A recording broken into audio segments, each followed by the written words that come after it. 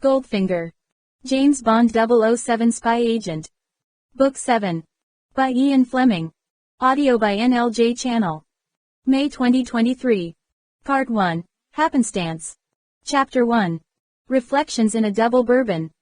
James Bond, with 2 double bourbons inside him, sat in the final departure lounge of Miami Airport and thought about life and death. It was part of his profession to kill people. He had never liked doing it, and when he had to kill he did it as well as he knew how and forgot about it. As a secret agent who held the rare 00 prefix, the license to kill in the Secret Service, it was his duty to be as cool about death as a surgeon. If it happened, it happened.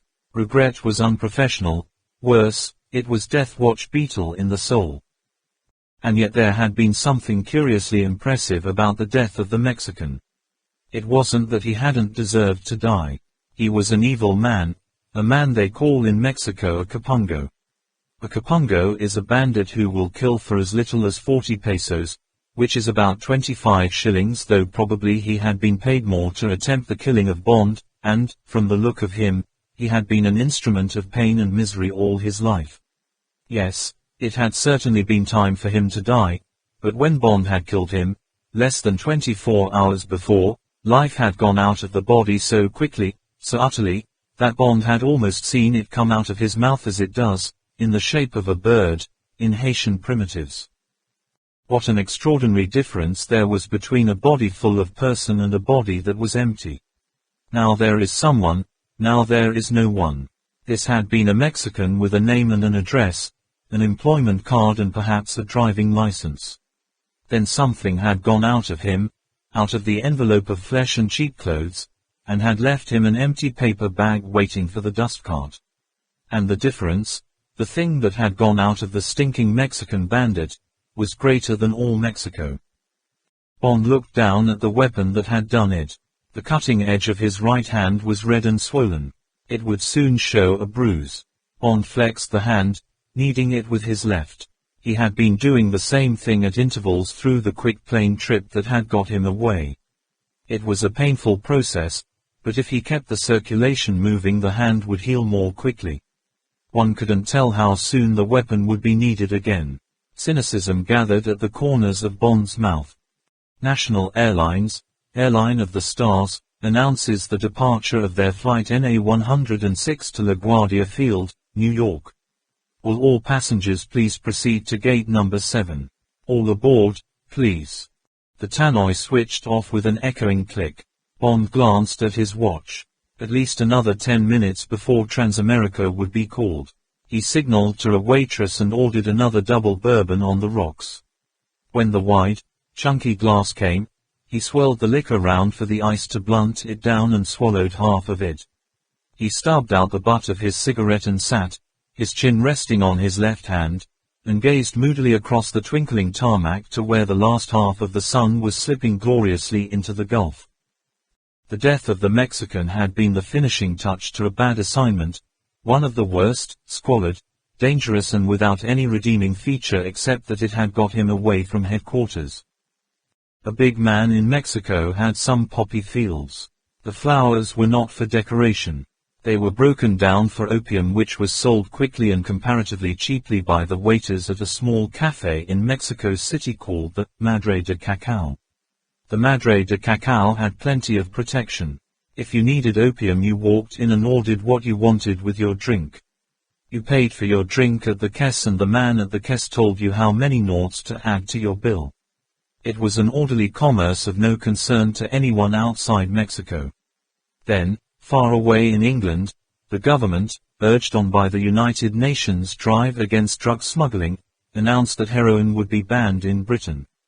There was alarm in Soho and also among respectable doctors who wanted to save their patients' agony. Prohibition is the trigger of crime. Very soon the routine smuggling channels from China, Turkey and Italy were ran almost dry by the illicit stockpiling in England. In Mexico City, a pleasant-spoken import and export merchant called Blackwell had a sister in England who was a heroin addict. He loved her and was sorry for her, and, when she wrote that she would die if someone didn't help, he believed that she wrote the truth and set about investigating the illicit dope traffic in Mexico. In due course, through friends and friends of friends, he got to the Madre de Cacao and on from there to the big Mexican grower. In the process, he came to know about the economics of the trade, and he decided that if he could make a fortune and at the same time help suffering humanity, he had found the secret of life. Blackwell's business was in fertilizers. He had a warehouse and a small plant and a staff of 3 for soil testing and plant research. It was easy to persuade the big Mexican that, behind this respectable front, Blackwell's team could busy itself extracting heroin from opium. Carriage to England was swiftly arranged by the Mexican. For the equivalent of £1,000 a trip, every month one of the diplomatic couriers of the Ministry of Foreign Affairs carried an extra suitcase to London. The price was reasonable. The contents of the suitcase, after the Mexican had deposited it at the Victoria Station left luggage office and had mailed the ticket to a man called Schwab, C.O. Books and Picks, Limited, WC1, were worth £20,000. Unfortunately, Schwab was a bad man, unconcerned with suffering humanity. He had the idea that if American juvenile delinquents could consume millions of dollars worth of heroin every year, so could their teddy boy and girl cousins. In 2 rooms in Pimlico, his staff watered the heroin with stomach powder and sent it on its way to the dance halls and amusement arcades. Schwab had already made a fortune when the Sid Ghost Squad got onto him. Scotland Yard decided to let him make a little more money while they investigated the source of his supply. They put a close tail on Schwab and in due course were led to Victoria Station and thence to the Mexican courier. At that stage, since a foreign country was concerned, the Secret Service had to be called in and Bond was ordered to find out where the courier got his supplies and to destroy the channel at source. Bond did as he was told. He flew to Mexico City and quickly got to the Madre de Cacao. Thence, posing as a buyer for the London traffic, he got back to the big Mexican. The Mexican received him amiably and referred him to Blackwell. Bond had rather taken to Blackwell. He knew nothing about Blackwell's sister, but the man was obviously an amateur and his bitterness about the heroin ban in England rang true. Bond broke into his warehouse one night and left a thermite bomb. He then went and sat in a cafe a mile away and watched the flames leap above the horizon of rooftops and listened to the silver cascade of the fire brigade bells. The next morning he telephoned Blackwell. He stretched a handkerchief across the mouthpiece and spoke through it. "Sorry you lost your business last night. I'm afraid your insurance won't cover those stocks of soil you were researching." "Who's that? Who's speaking?" "I'm from England. That stuff of yours has killed quite a lot of young people over there. Damaged a lot of others. Santos won't be coming to England anymore with his diplomatic bag. Schwab will be in jail by tonight. That fellow Bond you've been seeing, he won't get out of the net either. The police are after him now." Frightened words came back down the line. "All right, but just don't do it again. Stick to fertilizers." Bond hung up. Blackwell wouldn't have had the wits. It was obviously the big Mexican who had seen through the false trail. Bond had taken the precaution to move his hotel, but that night, as he walked home after a last drink at the Copacabana, a man suddenly stood in his way. The man wore a dirty white linen suit and a chauffeur's white cap that was too big for his head. There were deep blue shadows under Aztec cheekbones. In one corner of the slash of a mouth there was a toothpick and in the other a cigarette. The eyes were bright pinpricks of marijuana. "You like woman? Make jigger jig." "No." "Colored girl? Fine jungle tale?" "No." "Meb pictures?" The gesture of the hand slipping into the coat was so well known to Bond, so full of old dangers that when the hand flashed out and the long silver finger went for his throat, Bond was on balance and ready for it. Almost automatically, Bond went into the parry defense against underhand thrust, out of the book. His right arm cut across, his body swiveling with it. The 2 forearms met midway between the 2 bodies, banging the Mexican's knife arm off target and opening his guard for a crashing short-arm chin jab with Bond's left.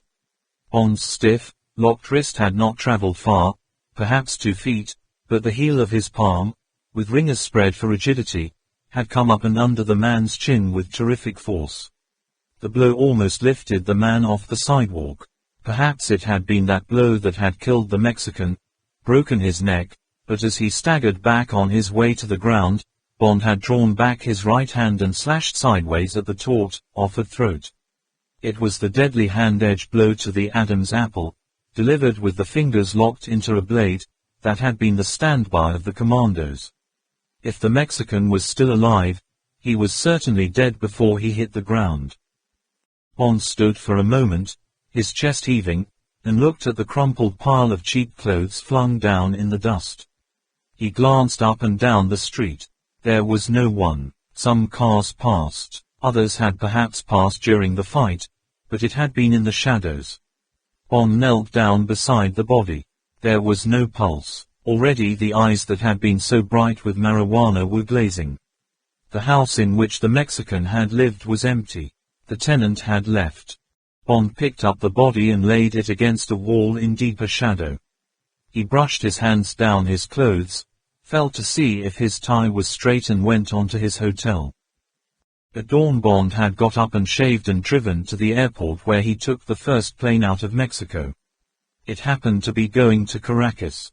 Bond flew to Caracas and hung about in the transit lounge until there was a plane for Miami, a Transamerica Constellation that would take him on that same evening to New York. Again the tannoy buzzed and echoed.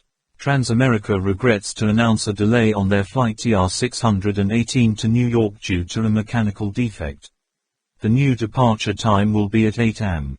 Will all passengers please report to the Transamerica ticket counter where arrangements for their overnight accommodation will be made. Thank you. So, that too, should he transfer to another flight or spend the night in Miami?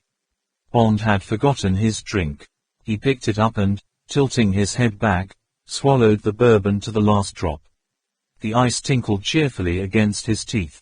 That was it. That was an idea. He would spend the night in Miami and get drunk, stinking drunk so that he would have to be carried to bed by whatever tart he had picked up. He hadn't been drunk for years. It was high time. This extra night, thrown at him out of the blue, was a spare night, a gone night. He would put it to good purpose. It was time he let himself go. He was too tense, too introspective. What the hell was he doing, glooming about this Mexican, this Capungo who had been sent to kill him? It had been kill or get killed. Anyway, people were killing other people all the time, all over the world. People were using their motor cars to kill with. They were carrying infectious diseases around, blowing microbes in other people's faces, leaving gas jets turned on in kitchens, pumping out carbon monoxide in closed garages. How many people, for instance, were involved in manufacturing H-bombs, from the miners who mined the uranium to the shareholders who owned the mining shares? Was there any person in the world who wasn't somehow, perhaps only statistically, involved in killing his neighbor? The last light of the day had gone. Below the indigo sky the flare paths twinkled green and yellow and threw tiny reflections off the oily skin of the tarmac. With a shattering roar a DC-7 hurtled down the main green lane. The windows in the transit lounge rattled softly. People got up to watch. Bond tried to read their expressions. Did they hope the plane would crash, give them something to watch, something to talk about, something to fill their empty lives? Or did they wish it well? Which way were they willing the 60 passengers? To live or to die? Bond's lips turned down. Cut it out. Stop being so damned morbid. All this is just reaction from a dirty assignment. You're stale, tired of having to be tough. You want a change. You've seen too much death. You want a slice of life, easy, soft, high. Bond was conscious of steps approaching. They stopped at his side. Bond looked up. It was a clean, rich-looking, middle-aged man. His expression was embarrassed, deprecating. Pardon me, but surely it's Mr. Bond. Mr. James Bond. Bond 7 Goldfinger. Chapter 2.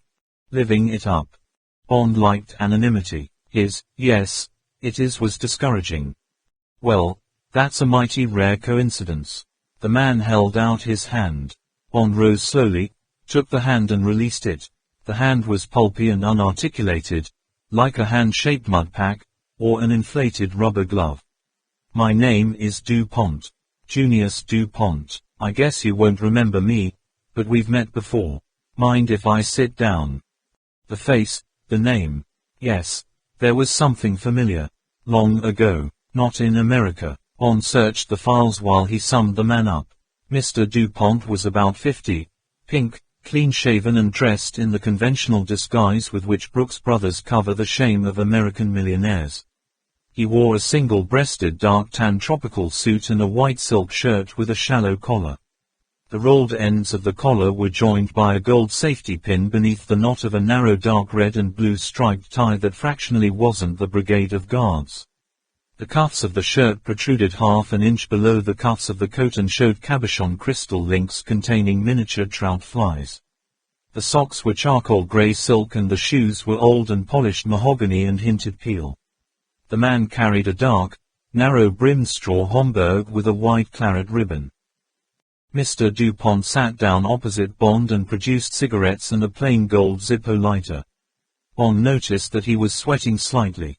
He decided that Mr. DuPont was what he appeared to be, a very rich American, mildly embarrassed. He knew he had seen him before, but he had no idea where or when. Smoke. Thank you. It was a parliament. Bond affected not to notice the offered lighter. He disliked held-out lighters. He picked up his own and lit the cigarette. Trance, 51, Royal Les Eaux. Mr. DuPont looked eagerly at Bond. That casino, Ethel, that's Mrs. DuPont, and me were next to you at the table the night you had the big game with the Frenchman. Bond's memory raced back. Yes, of course, the DuPonts had been nos 4 and 5 at the baccarat table. Bond had been 6. They had seemed harmless people. He had been glad to have such a solid bulwark on his left, on that fantastic night when he had broken Le Chiffre. Now Bond saw it all again. The bright pool of light on the green baize, the pink crab hands across the table scuttling out for the cards. He smelled the smoke and the harsh tang of his own sweat. That had been a night. Bond looked across at Mr. DuPont and smiled at the memory. Yes, of course I remember. Sorry I was slow, but that was quite a night. I wasn't thinking of much except my cards. Mr. DuPont grinned back, happy and relieved. Why, gosh, Mr. Bond. Of course I understand, and I do hope you'll pardon me for butting in. You see, he snapped his ringers for a waitress. But we must have a drink to celebrate. What'll you have? Thanks, bourbon on the rocks. And Dimple Hagen water. The waitress went away. Mr. DuPont leant forward, beaming. A whiff of soap or aftershave lotion came across the table. Lentheric, I knew it was you. As soon as I saw you sitting there. But I thought to myself, Junius, you don't often make an error over a face, but let's just go make sure. Well, I was flying Transamerican tonight and, when they announced the delay, I watched your expression and, if you'll pardon me, Mr. Bond, it was pretty clear from the look on your face that you had been flying Transamerican too. He waited for Bond to nod. He hurried on, so I ran down to the ticket counter and had me a look at the passenger list. Sure enough, there it was, J. Bond. Mr. DuPont sat back, pleased with his cleverness. The drinks came. He raised his glass. Your very good health, sir. This sure is my lucky day. Bond smiled non-committally and drank. Mr. DuPont leant forward again. He looked round. There was nobody at the nearby tables. Nevertheless he lowered his voice. I guess you'll be saying to yourself, well, it's nice to see Junius DuPont again, but what's the score? Why's he so particularly happy at seeing me on just this night? Mr. DuPont raised his eyebrows as if acting Bond's part for him. Bond put on a face of polite inquiry. Mr. DuPont leant still farther across the table. Now, I hope you'll forgive me, Mr. Bond. It's not like me to pry into other people's affairs, but, after that game at Royale, I did hear that you were not only a grand card player, but also that you were, how shall I put it? That you were a sort of, investigator. You know, kind of intelligence operative. Mr. Dufont's indiscretion had made him go very red in the face. He sat back and took out a handkerchief and wiped his forehead. He looked anxiously at Bond. Bond shrugged his shoulders. The grey-blue eyes that looked into Mr. Dufont's eyes, which had turned hard and watchful despite his embarrassment, held a mixture of candor, irony and self-deprecation. I used to dabble in that kind of thing. Hangover from the Dog War.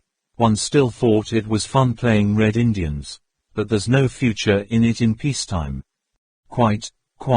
Mr. Dupont made a throwaway gesture with the hand that held the cigarette.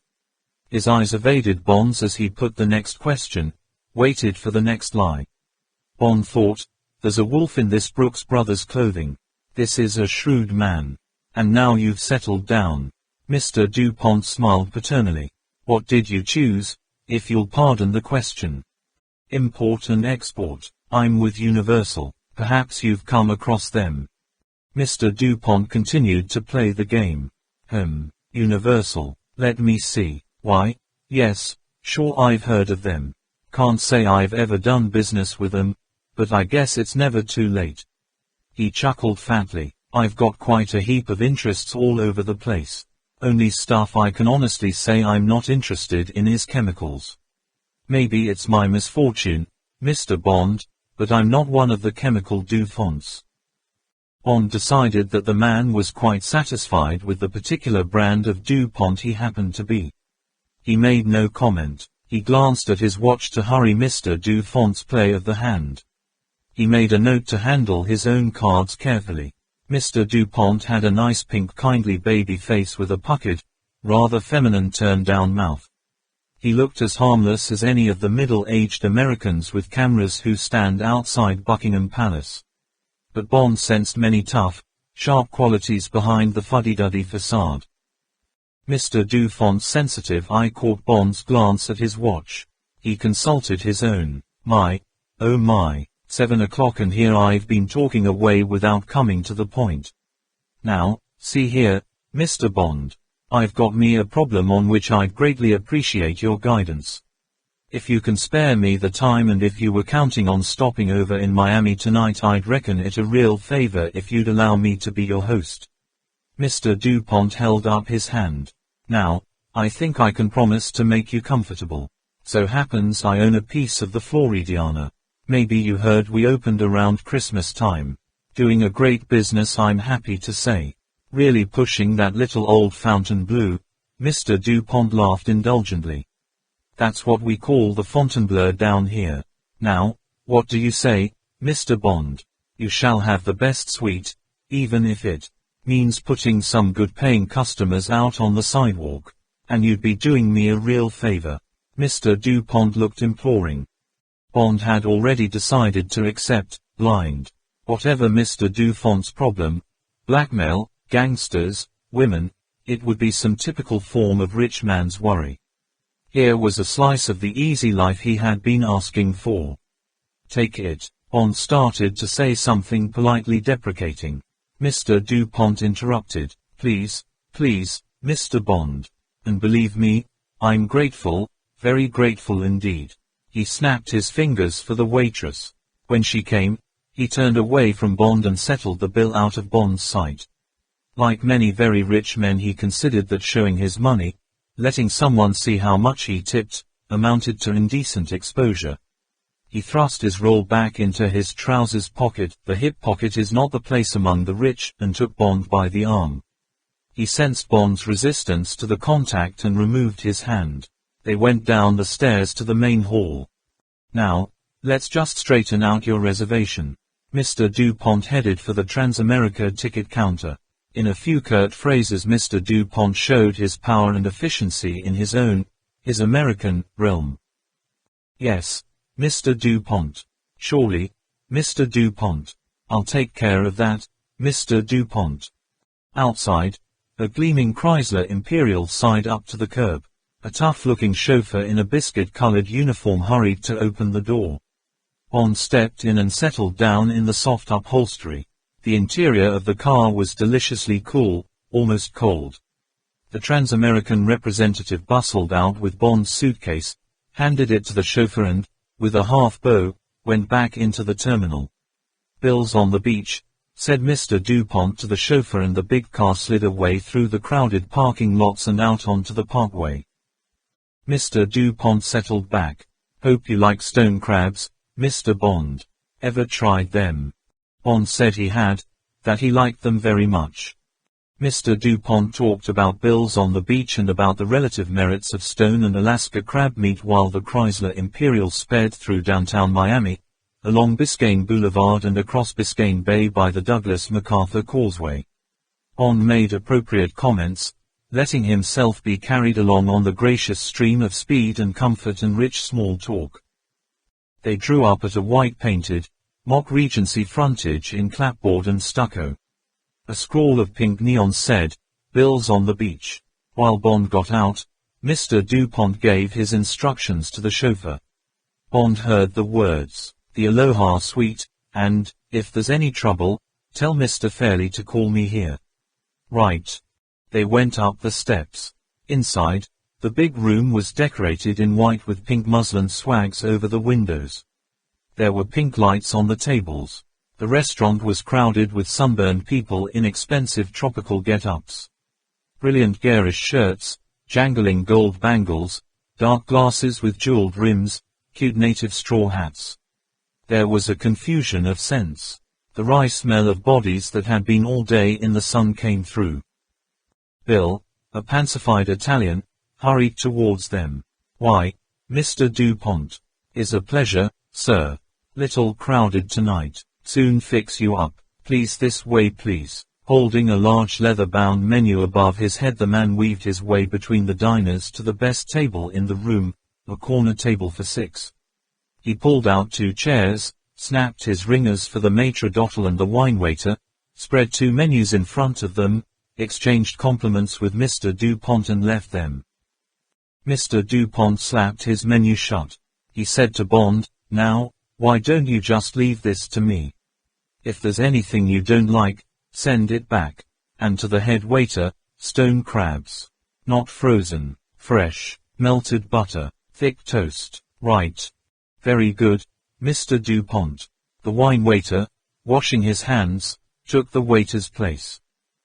2 pints of pink champagne. The Pommery, 50, silver tankards. "Right. Very good, Mr. DuPont. A cocktail to start." Mr. DuPont turned to Bond. He smiled and raised his eyebrows. Bond said, "Vodka martini, please. With a slice of lemon peel." "Make it 2, said Mr. DuPont. "Doubles." The wine waiter hurried off. Mr. DuPont sat back and produced his cigarettes and lighter. He looked round the room, answered 1 or 2 waves with a smile and a lift of the hand, and glanced at the neighboring tables. He edged his chair nearer to Bond's. "Can't help the noise, I'm afraid," he said apologetically. "Only come here for the crabs. They're out of this world. Hope you're not allergic to them. Once brought a girl here and fed her crabs and her lips swelled up like cycle tires." Bond was amused at the change in Mr. DuPont. This racy talk, the authority of manner. Once Mr. DuPont thought he had got Bond on the hook, on his payroll. He was a different man from the shy, embarrassed suitor who had solicited Bond at the airport. What did Mr. DuPont want from Bond? It would be coming any minute now, the proposition. Bond said, "I haven't got any allergies." "Good, good." There was a pause. Mr. DuPont snapped the lid of his lighter up and down several times. He realized he was making an irritating noise and pushed it away from him. He made up his mind. He said, speaking at his hands on the table in front of him, "You ever play canasta, Mr. Bond?" "Yes, it's a good game. I like it." "Two-handed canasta?" "I have done. It's not so much fun. If you don't make a fool of yourself, if neither of you do, it tends to even out. Law of averages in the cards. No chance of making much difference in the play." Mr. DuPont nodded emphatically.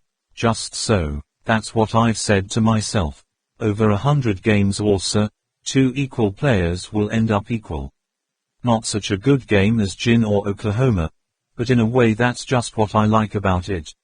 You pass the time, you handle plenty of cards, you have your ups and downs, no one gets hurt. Right. Bond nodded. The martinis came. Mr. DuPont said to the wine waiter, "Bring 2 more in 10 minutes. They drank. Mr. DuPont turned and faced Bond. His face was petulant, crumpled.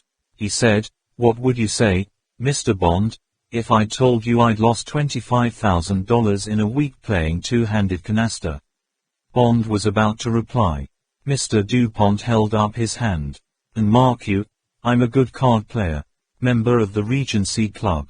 Play a lot with people like Charlie Gorin, Johnny Crawford, at bridge that is. But what I mean, I know my way around at the card table." Mr. DuPont probed Bond's eyes. "If you've been playing with the same man all the time, you've been cheated." "Exactly." Mr. DuPont slapped the tablecloth. He sat back. "Exactly. That's what I said to myself after I'd lost for 4 whole days. So I said to myself, this bastard is cheating me, and by golly I'll find out how he does it and have him hounded out of Miami. So I doubled the stakes and then doubled them again." He was quite happy about it. "And I watched every card he played, every movement. Nothing, not a hint or a sign. Cards not marked. New pack whenever I wanted one. My own cards. Never looked at my hand, couldn't, as I always sat dead opposite him. No kibitzer to tip him off. And he just went on winning and winning. Won again this morning, and again this afternoon. Finally I got so mad at the game, I didn't show it. Mind you, Bond might think he had not been a sport. I paid up politely. But, without telling this guy, I just packed my bag and got me to the airport and booked on the first plane to New York. Think of that." Mr. DuPont threw up his hands. "Running away. But 25 grand is 25 grand. I could see it getting to 50, 100. And I just couldn't stand another of these damned games, and I couldn't stand not being able to catch this guy out. So I took off. What do you think of that? Me, Junius DuPont, throwing in the towel because I couldn't take the licking anymore." Bond grunted sympathetically. The second round of drinks came. Bond was mildly interested. He was always interested in anything to do with cards. He could see the scene, the 2 men playing and the 1 man quietly shuffling and dealing away and marking up his score, while the other was always throwing his cards into the middle of the table with a gesture of controlled disgust. Mr. DuPont was obviously being cheated. "How?" Bond said. "$25,000's a lot of money. What stakes were you playing?" Mr. DuPont looked sheepish. "Quarter a point, then 50 cents, then $1. Pretty high, I guess, with the games averaging around 2,000 points. Even at a quarter, that makes $500 a game. At $1 a point, if you go on losing, it's murder. You must have won sometimes." "Oh sure, but somehow, just as I'd got the S.O.B. all set for a killing, he'd put down as many of his cards as he could meld. Got out of the bag. Sure, I won some small change, but only when he needed 120 to go down and I'd got all the wild cards. But you know how it is with canasta, you have to discard right. You lay traps to make the other guy hand you the pack. Well, darn it, he seemed to be psychic. Whenever I laid a trap, he'd dodge it, and almost every time he laid one for me I'd fall into it. As for giving me the pack, why, he'd choose the damnedest cards when he was pushed, discard singletons, aces, God knows what, and always get away with it. It was just as if he knew every card in my hand." "Any mirrors in the room?" "Heck, no, we always played outdoors. He said he wanted to get himself a sunburn. Certainly did that. Red as lobster. He'd only play in the mornings and afternoons. Said if he played in the evening he couldn't get to sleep." "Who is this man, anyway? What's his name?" "Goldfinger. First name?" "Ulrich. That means golden, doesn't it?" "He certainly is that. Got flaming red hair." "Nationality?" "You won't believe it, but he's a Britisher. domiciled in Nassau. You'd think he'd be a Jew from the name, but he doesn't look it. Were restricted at the Floridiana. Wouldn't have got in if he had been. Nassavian passport. Age 42. Unmarried. Profession, broker. Got all this from his passport. Had me a peek via the house detective when I started to play with him. What sort of broker?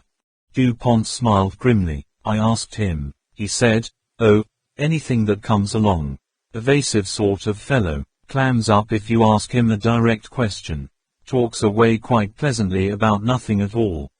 What's he worth? Ha, said Mr. DuPont explosively. That's the damnedest thing. He's loaded, but loaded. I got my bank to check with Nassau. He's lousy with it. Millionaires are a dime a dozen in Nassau. But he's rated either first or second among them. Seems he keeps his money in gold bars. Shifts them around the world a lot to get the benefit of changes in the gold price. Acts like a damn federal bank. Doesn't trust currencies. Can't say he's wrong in that. And seeing how he's one of the richest men in the world, there must be something to his system. But the point is, if he's as rich as that, what the hell does he want to take a lousy 25 grand off me for? Asterisk. A bustle of waiters round their table saved Bond having to think up a reply. With ceremony, a wide silver dish of crabs, big ones, their shells and claws broken, was placed in the middle of the table. A silver sauceboat brimming with melted butter and a long rack of toast was put beside each of their plates. The tankards of champagne frothed pink. Finally, with an oily smirk, the head waiter came behind their chairs and, in turn, tied round their necks long white silken bibs that reached down to the lap. Bond was reminded of Charles Lawton playing Henry VIII, but neither Mr. DuPont nor the neighboring diners seemed surprised at the hoggish display. Mr. DuPont, with a gleeful, every man for himself, raked several hunks of crab onto his plate, doused them liberally in melted butter and dug in. Bond followed suit and proceeded to eat, or rather devour, the most delicious meal he had had in his life.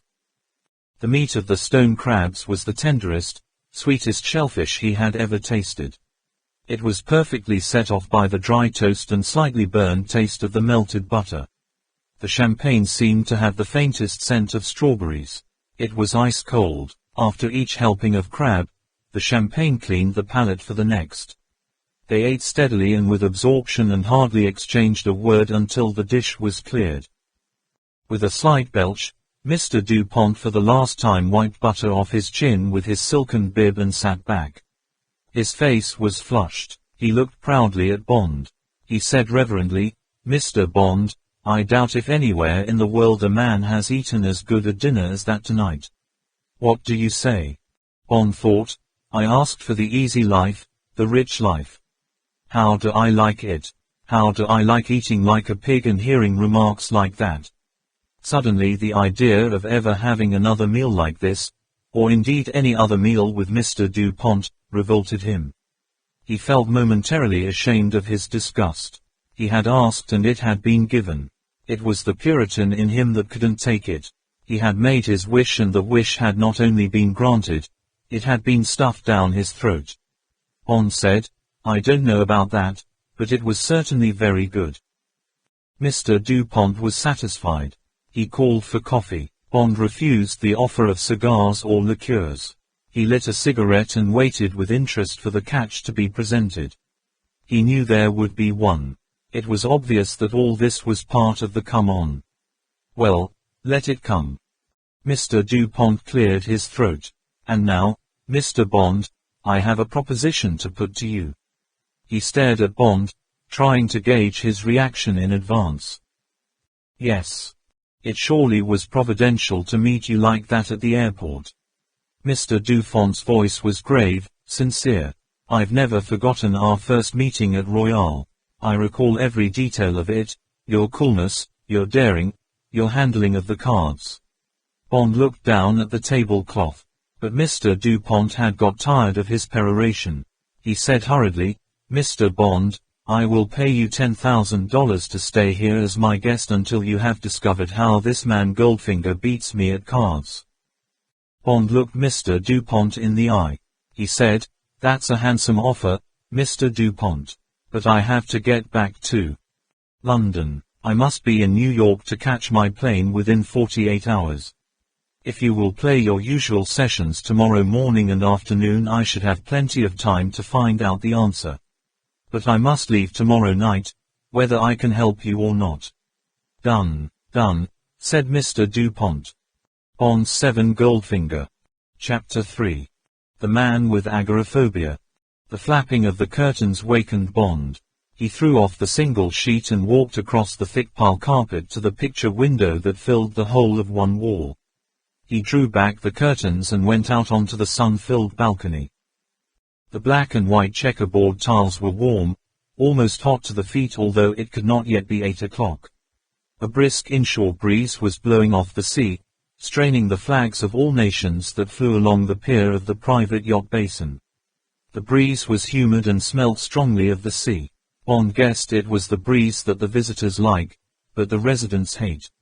It would rust the metal fittings in their homes, fox the pages of their books, rot their wallpaper and pictures, breed damp rot in their clothes. 12 stories down the formal gardens, dotted with palm trees and beds of bright croton and traced with neat gravel walks between avenues of bougainvillea, were rich and dull. Gardeners were working, raking the paths and picking up leaves with the lethargic slow motion of colored help. 2 mowers were at work on the lawns and, where they had already been, sprinklers were gracefully flinging handfuls of spray. Directly below Bond, the elegant curve of the Cabana Club swept down to the beach. 2 stories of changing rooms below a flat roof dotted with chairs and tables and an occasional red and white striped umbrella. Within the curve was the brilliant green oblong of the Olympic-length swimming pool, fringed on all sides by row upon row of mattressed steamer chairs on which the customers would soon be getting their $50 a day sunburn. White-jacketed men were working among them, straightening the lines of chairs, turning the mattresses and sweeping up yesterday's cigarette butts. Beyond was the long, golden beach and the sea, and more men, raking the tideline, putting up the umbrellas, laying out mattresses. No wonder the neat card inside Bond's wardrobe had said that the cost of the Aloha suite was $200 a day. Bond made a rough calculation. If he was paying the bill, it would take him just 3 weeks to spend his whole salary for the year. Bond smiled cheerfully to himself. He went back into the bedroom, picked up the telephone and ordered himself a delicious, wasteful breakfast, a carton of king-size Chesterfields and the newspapers. By the time he had shaved and had an ice-cold shower and dressed, it was 8 o'clock. He walked through into the elegant sitting room and found a waiter in a uniform of plum and gold laying out his breakfast beside the window. Bond glanced at the Miami Herald. The front page was devoted to yesterday's failure of an American ICBM at the nearby Cape Canaveral and a bad upset in a big race at Hialeah. Bond dropped the paper on the floor and sat down and slowly ate his breakfast and thought about Mr. DuPont and Mr. Goldfinger. His thoughts were inconclusive. Mr. DuPont was either a much worse player than he thought, which seemed unlikely on Bond's reading of his tough, shrewd character, or else Goldfinger was a cheat. If Goldfinger cheated at cards, although he didn't need the money, it was certain that he had also made himself rich by cheating or sharp practice on a much bigger scale. Bond was interested in big crooks. He looked forward to his first sight of Goldfinger. He also looked forward to penetrating Goldfinger's highly successful and, on the face of it, highly mysterious method of fleecing Mr. DuPont. It was going to be a most entertaining day. Idly Bond waited for it to get underway. The plan was that he would meet Mr. DuPont in the garden at 10 o'clock. The story would be that Bond had flown down from New York to try and sell Mr. DuPont a block of shares from an English holding in a Canadian natural gas property. The matter was clearly confidential and Goldfinger would not think of questioning Bond about details. Shares, natural gas, Canada. That was all Bond needed to remember. They would go along together to the roof of the Cabana Club where the game was played and Bond would read his paper and watch. After luncheon, during which Bond and Mr. DuPont would discuss the business, there would be the same routine. Mr. DuPont had inquired if there was anything else he could arrange. Bond had asked for the number of Mr. Goldfinger's suite and a passkey. He had explained that if Goldfinger was any kind of a professional card sharp, or even an expert amateur, he would travel with the usual tools of the trade, marked and shaved cards, the apparatus for the short-arm delivery, and so forth. Mr. Dupont had said he would give Bond the key when they met in the garden. He would have no difficulty getting one from the manager.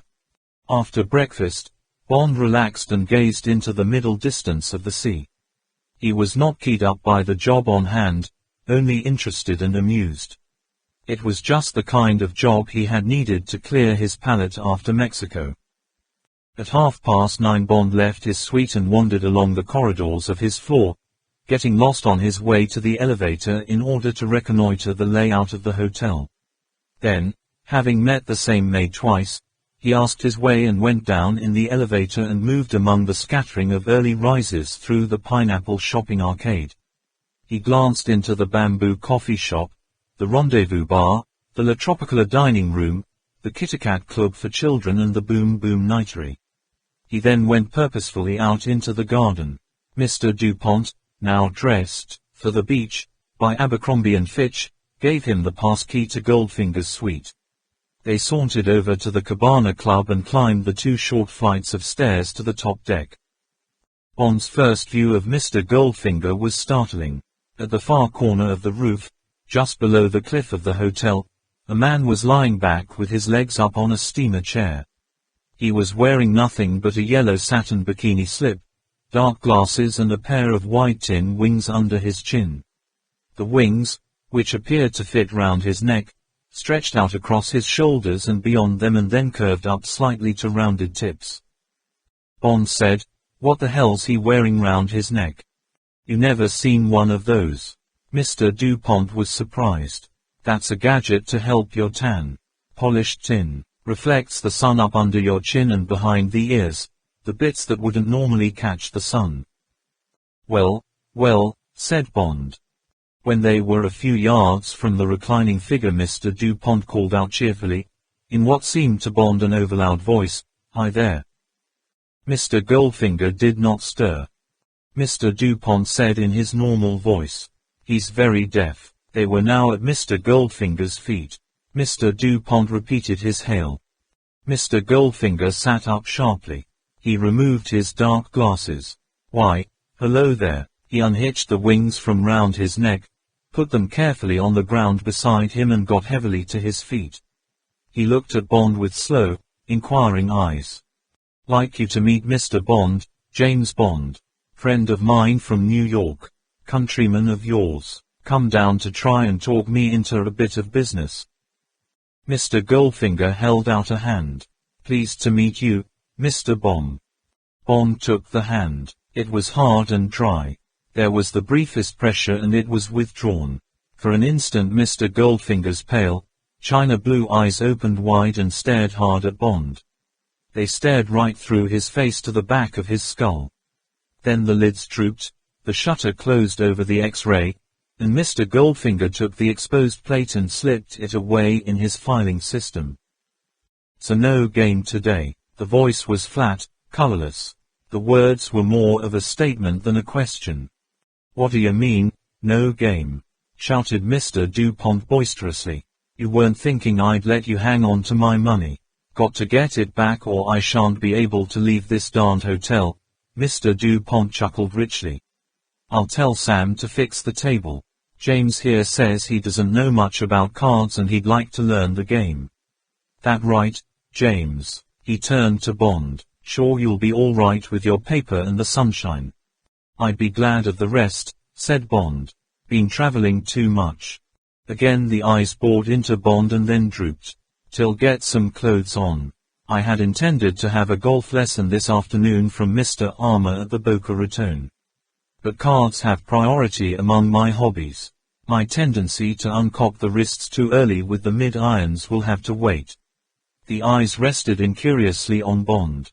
"You play golf, Mr. Bomb?" Bond raised his voice. "Occasionally, when I'm in England." "And where do you play?" "Huntercombe." "Ah, a pleasant little course. I have recently joined the Royal St. Mark's. Sandwich is close to one of my business interests. You know it. I have played there. What is your handicap? 9. That is a coincidence. So is mine. We must have a game one day. Mr. Goldfinger bent down and picked up his tin wings. He said to Mr. Dupont, I will be with you in 5 minutes. He walked slowly off towards the stairs. Bond was amused. This social sniffing at him had been done with just the right casual touch of the tycoon who didn't really care if Bond was alive or dead, but, since he was there and alive, might as well place him in an approximate category. Mr. Dupont gave instructions to a steward in a white coat. 2 others were already setting up a card table. Bond walked to the rail that surrounded the roof and looked down into the garden, reflecting on Mr. Goldfinger. He was impressed. Mr. Goldfinger was one of the most relaxed men Bond had ever met. It showed in the economy of his movement, of his speech, of his expressions. Mr. Goldfinger wasted no effort, yet there was something coiled, compressed, in the immobility of the man. When Goldfinger had stood up, the first thing that had struck Bond was that everything was out of proportion. Goldfinger was short, not more than 5 feet tall, and on top of the thick body and blunt, peasant legs, was set almost directly into the shoulders, a huge and it seemed exactly round head. It was as if Goldfinger had been put together with bits of other people's bodies. Nothing seemed to belong. Perhaps, Bond thought, it was to conceal his ugliness that Goldfinger made such a fetish of sunburn. Without the red-brown camouflage the pale body would be grotesque. The face, under the cliff of crew-cut carroty hair, was as startling, without being as ugly, as the body. It was moon-shaped without being moon-like. The forehead was fine and high and the thin sandy brows were level above the large light blue eyes fringed with pale lashes. The nose was fleshily aquiline between high cheekbones and cheeks that were more muscular than fat. The mouth was thin and dead straight, but beautifully drawn. The chin and jaws were firm and glinted with health. To sum up, thought Bond, it was the face of a thinker, perhaps a scientist, who was ruthless, sensual, stoical and tough. An odd combination. What else could he guess? Bond always mistrusted short men. They grew up from childhood with an inferiority complex. All their lives they would strive to be big, bigger than the others who had teased them as a child. Napoleon had been short, and Hitler. It was the short men that caused all the trouble in the world. And what about a misshapen short man with red hair and a bizarre face? That might add up to a really formidable misfit. One could certainly feel the repressions. There was a powerhouse of vitality humming in the man that suggested that if one stuck an electric bulb into Goldfinger's mouth it would light up. Bond smiled at the thought. Into what channels did Goldfinger release his vital force? Into getting rich, into sex, into power, probably into all 3. What could his history be? Today he might be an Englishman. What had he been born? Not a Jew, though there might be Jewish blood in him. Not a Latin or anything farther south. Not a Slav, perhaps a German, no, a Bate. That's where he would have come from. One of the old Baltic provinces. Probably got away to escape the Russians. Goldfinger would have been warned, or his parents had smelled trouble and they had got him out in time. And what had happened then? How had he worked his way up to being one of the richest men in the world? One day it might be interesting to find out. For the time being it would be enough to find out how he won at cards. All set, Mr. Dupont called to Goldfinger who was coming across the roof towards the card table. With his clothes on, a comfortably fitting dark blue suit, a white shirt open at the neck, Goldfinger cut an almost passable figure. But there was no disguise for the great brown and red football of a head, and the flesh-colored hearing aid plugged into the left ear was net an improvement. Mr. Dupont sat with his back to the hotel. Goldfinger took the seat opposite and cut the cards. Dupont won the cut, pushed the other pack over to Goldfinger, tapped them to show they were already shuffled and he couldn't bother to cut, and Goldfinger began the deal. Bond sauntered over and took a chair at Mr. Dupont's elbow. He sat back, relaxed. He made a show of folding his paper to the sports page and watched the deal. Somehow Bond had expected it, but this was no card sharp. Goldfinger dealt quickly and efficiently, but with no hint of the mechanic's grip, those vital three fingers curled round the long edge of the cards and the index finger at the outside short upper edge, the grip that means you are armed for dealing bottoms or seconds. And he wore no signet ring for pricking the cards, no surgical tape round a finger for marking them. Mr. Dupont turned to Bond. "Deal of 15 cards," he commented. "You draw 2 and discard 1. Otherwise straight Regency rules. No monkey business with the red trays counting 1, 3, 5, 8, or any of that European stuff." Mr. Dupont picked up his cards. Bond noticed that he sorted them expertly, not grading them according to value from left to right, or holding his wild cards, of which he had 2, at the left, a pattern that might help a watchful opponent. Mr. Dupont concentrated his good cards in the center of his hand with the singletons and broken melds on either side. The game began. Mr. Dupont drew first, a miraculous pair of wild cards. His face betrayed nothing. He discarded casually. He only needed 2 more good draws to go out unseen. But he would have to be lucky.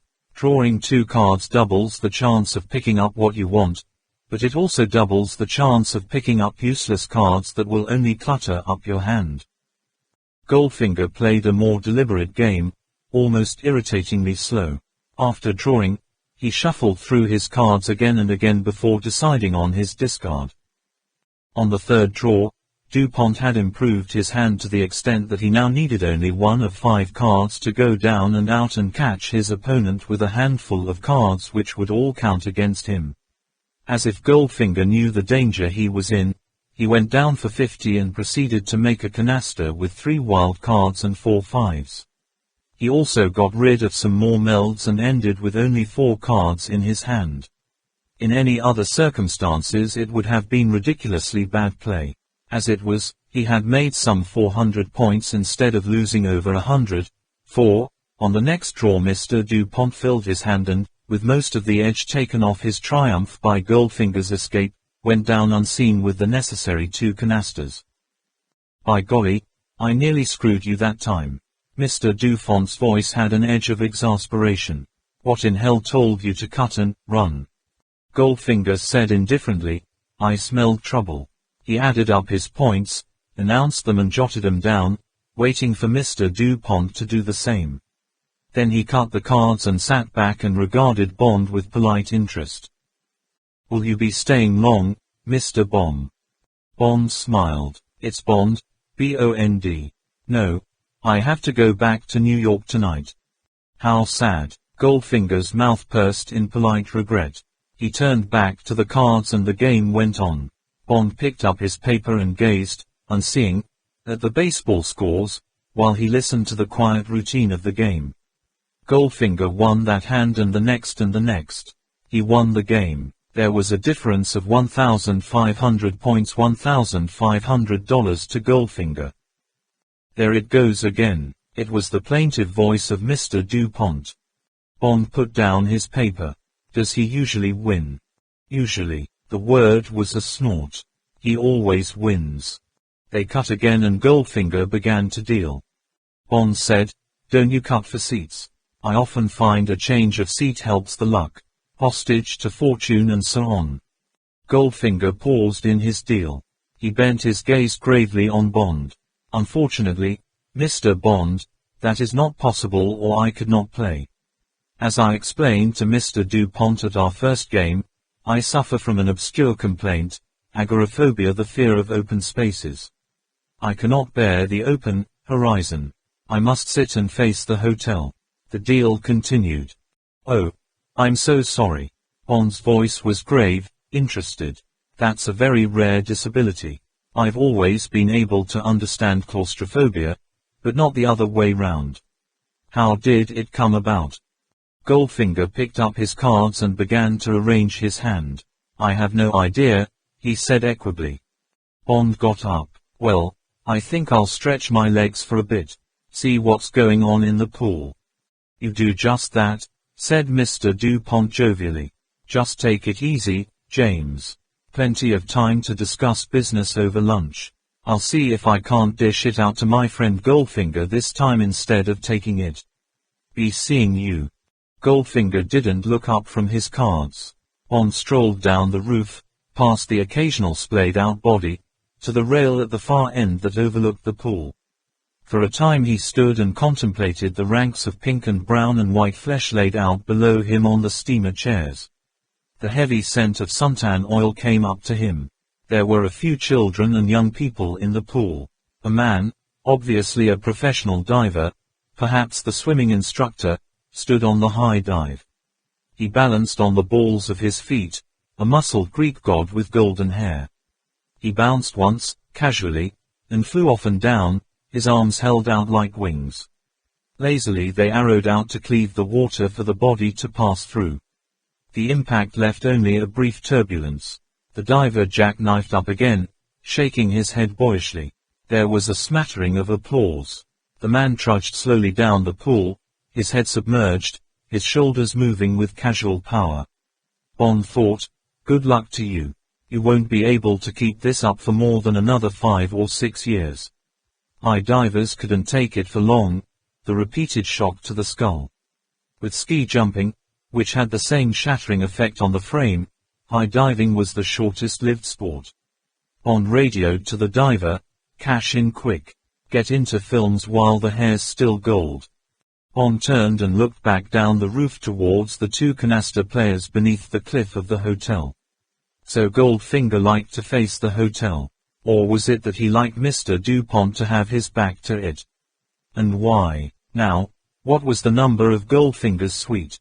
Number 200, the Hawaii suite. Bond's on the top floor was 1200. So, all things being equal, Goldfinger's would be directly below Bond's, on the second floor, 20 yards or so above the roof of the Cabana Club, 20 yards from the card table.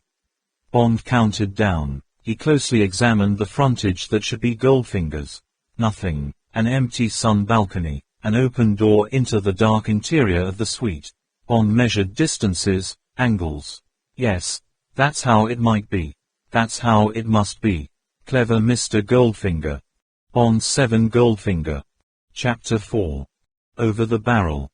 After luncheon the traditional shrimp cocktail, native, snapper with a minute paper cup of tartar sauce, roast prime ribs of beef au jus, and pineapple surprise, it was time for the siesta before meeting Goldfinger at 3 o'clock for the afternoon session. Mr. DuPont, who had lost a further $10,000 or more, confirmed that Goldfinger had a secretary. Never seen her. Sticks to the suite. Probably just some Corine he's brought down for the ride. He smiled wetly. I mean the daily ride. Why, you on to something? Bond was non-committal. Can't tell yet. I probably won't be coming down this afternoon. Say I got bored watching Gone into the Town. He paused. But if my idea's right, don't be surprised at what may happen. If Goldfinger starts to behave oddly, just sit quiet and watch. I'm not promising anything. I think I've got him, but I may be wrong. Mr. DuPont was enthusiastic. Good for you, boyo, he said effusively. I just can't wait to see that bastard over the barrel. Damn his eyes. Bond took the elevator up to his suite. He went to his suitcase and extracted an M3 Leica, an MC exposure meter, a K2 filter and a flash holder. He put a bulb in the holder and checked the camera. He went to his balcony, glanced at the sun to estimate where it would be at about 3:30 and went back into the sitting room, leaving the door to the balcony open. He stood at the balcony door and aimed the exposure meter. The exposure was 1/100th of a second. He set this on the Leica, put the shutter at f11, and the distance at 12 feet. He clipped on a lens hood and took one picture to see that all was working. Then he wound on the film, slipped in the flash holder and put the camera aside. Bond went to his suitcase and took out a thick book, the Bible designed to be read as literature, opened it and extracted his Walter PPK in the Burns Martin holster. He slipped the holster inside his trouser band to the left. He tried 1 or 2 quick draws. They were satisfactory. He closely examined the geography of his suite, on the assumption that it would be exactly similar to the Hawaii. He visualized the scene that would almost certainly greet him when he came through the door of the suite downstairs. He tried his pass key in the various locks and practiced opening the doors noiselessly. Then he pulled a comfortable chair in front of the open balcony door and sat and smoked a cigarette while he gazed out across the sea and thought of how he would put things to Goldfinger when the time came. At 3:15, Bond got up and went out onto the balcony and cautiously looked down at the two tiny figures across the square of green baize. He went back into the room and checked the exposure meter on the Leica. The light was the same. He slipped on the coat of his dark blue tropical worsted suit, straightened his tie and slung the strap of the Leica around his neck so that the camera hung at his chest. Then, with a last look round, he went out and along to the elevator. He rode down to the ground floor and examined the shop windows in the foyer. When the elevator had gone up again, he walked to the staircase and slowly climbed up 2 floors. The geography of the second floor was identical with the 12th. Room 200 was where he had expected it to be. There was no one in sight. He took out his pass key and silently opened the door and closed it behind him. In the small lobby, a raincoat, a light camel hair coat and a pale grey Homburg hung on hooks. Bond took his Leica firmly in his right hand, held it up close to his face and gently tried the door to the sitting room. It was not locked. Bond eased it open. Even before he could see what he expected to see, he could hear the voice. It was a low, attractive, girl's voice, an English voice. It was saying, "True 5 and 4. Completed canasta in 5s with 2 2s. Discarding 4. Has singletons in kings, knaves, 9s, 7s. Bond slid into the room. The girl was sitting on 2 cushions on top of a table which had been pulled up a yard inside the open balcony door. She had needed the cushions to give her height. It was at the top of the afternoon heat and she was naked except for a black brassiere and black silk briefs. She was swinging her legs in a bored fashion. She had just finished painting the nails on her left hand.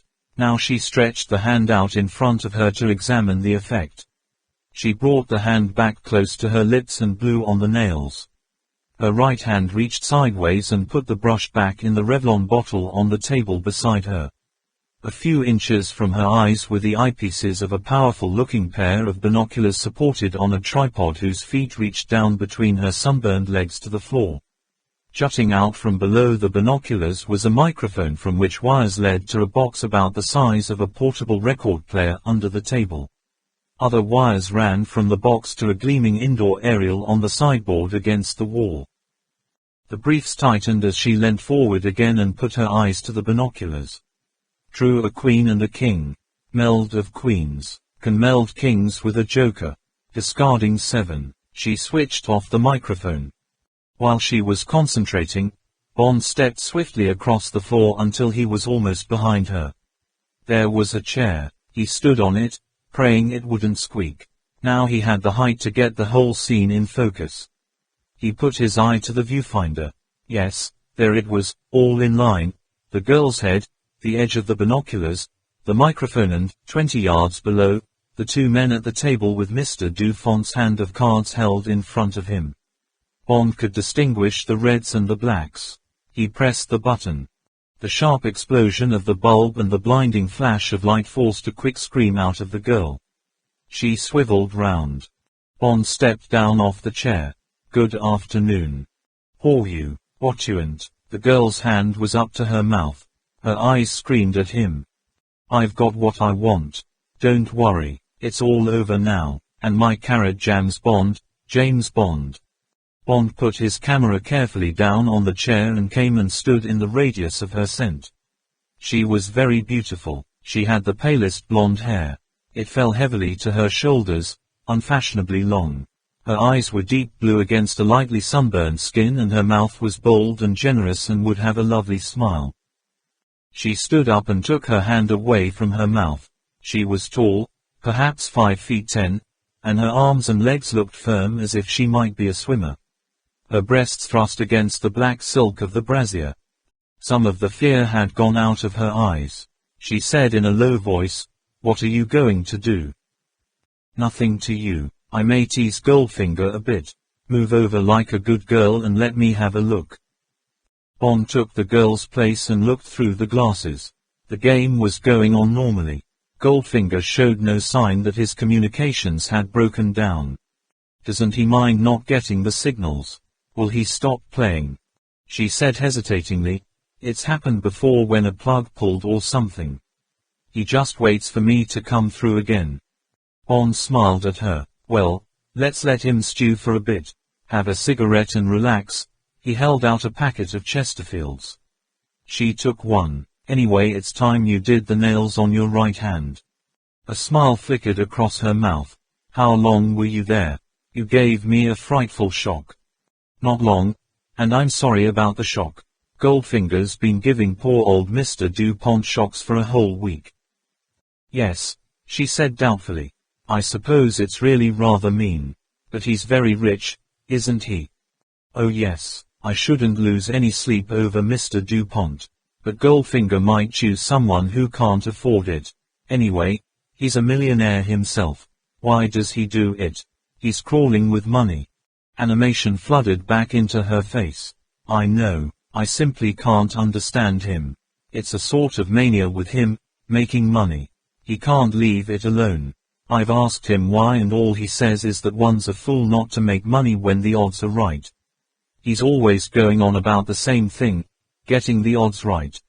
When he talked me into doing this," she waved her cigarette DT the binoculars, "and I asked him why on earth he bothered, took these stupid risks, all he said was, 'That's the second lesson.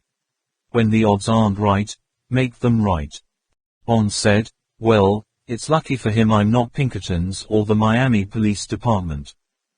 The girl shrugged her shoulders. "Oh, that wouldn't worry him. He'd just buy you off. He can buy anyone off. No one can resist gold." "What do you mean?"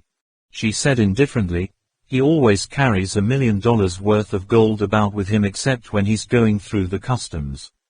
Then he just carries a belt full of gold coins round his stomach. Otherwise it's in thin sheets in the bottom and sides of his suitcases. They're really gold suitcases covered with leather. They must weigh a ton. He always travels by car, one with special springs. And his chauffeur is a huge man. He carries them. No one else touches them." "Why does he carry around all that gold?" "Just in case he needs it. He knows that gold will buy him anything he wants. It's all 24 karat. And anyway, he loves gold, really loves it like people love jewels or stamps or, well," she smiled, "women." Bond smiled back. "Does he love you?" She blushed and said indignantly, "Certainly not." Then, more reasonably, "Of course you can think anything you like. But really he doesn't. I mean, I think he likes people to think that that it's a question of love and all that. You know, he's not very prepossessing and I suppose it's a question of, well, of vanity or something." "Yes, I see. So you're just a kind of secretary." "Companion," she corrected him. "I don't have to type or anything." She suddenly put her hand up to her mouth. "Oh, but I shouldn't be telling you all this. You won't tell him, will you? He'd fire me." Fright came into her eyes. "Or something. I don't know what he'd do. He's the sort of man who might do anything." "Of course I won't tell. But this can't be much of a life for you. Why do you do it?" She said tartly, £100 a week and all this." She waved at the room. "Doesn't grow on trees. I save up. When I've saved enough I shall go." Bond wondered if Goldfinger would let her. Wouldn't she know too much? He looked at the beautiful face, the splendid, unself-conscious body. She might not suspect it, but, for his money, she was in very bad trouble with this man. The girl was fidgeting. Now she said with an embarrassed laugh, "I don't think I'm very properly dressed. Can't I go and put something on over these?" Bond wasn't sure he could trust her. It wasn't he who was paying the £100 a week. He said airily, "You look fine. Just as respectable as those hundreds of people round the pool." Anyway, he stretched, it's about time to fight a fire under Mr. Goldfinger. Bond had been glancing down at the game from time to time. It seemed to be proceeding normally. Bond bent again to the binoculars. Already Mr. Dupont seemed to be a new man. His gestures were expansive. The half-profile of his pink face was full of animation. While Bond watched, he took a fistful of cards out of his hand and spread them down, a pure canaster in kings. Bond tilted the binoculars up an inch. The big red-brown moon face was impassive, uninterested. Mr. Goldfinger was waiting patiently for the odds to adjust themselves back in his favor. While Bond watched, he put up a hand to the hearing aid, pushing the amplifier more firmly into his ear, ready for the signals to come through again. Bond stepped back. "Neat little machine," he commented. "What are you transmitting on?" "He told me, but I can't remember." She screwed up her eyes. 170 somethings. Would it be mega somethings? Megacycles. Might be. But I'd be surprised if he doesn't get a lot of taxicabs and police messages mixed up with your talk. Must have fiendish concentration. Bond grinned. "Now then, all set. It's time to pull the rug away." Suddenly she reached out and put a hand on his sleeve. There was a cladder ring on the middle finger. 2 gold hands clasped round a gold heart. There were tears in her voice. Can't you leave him alone? I don't know what he'll do to me.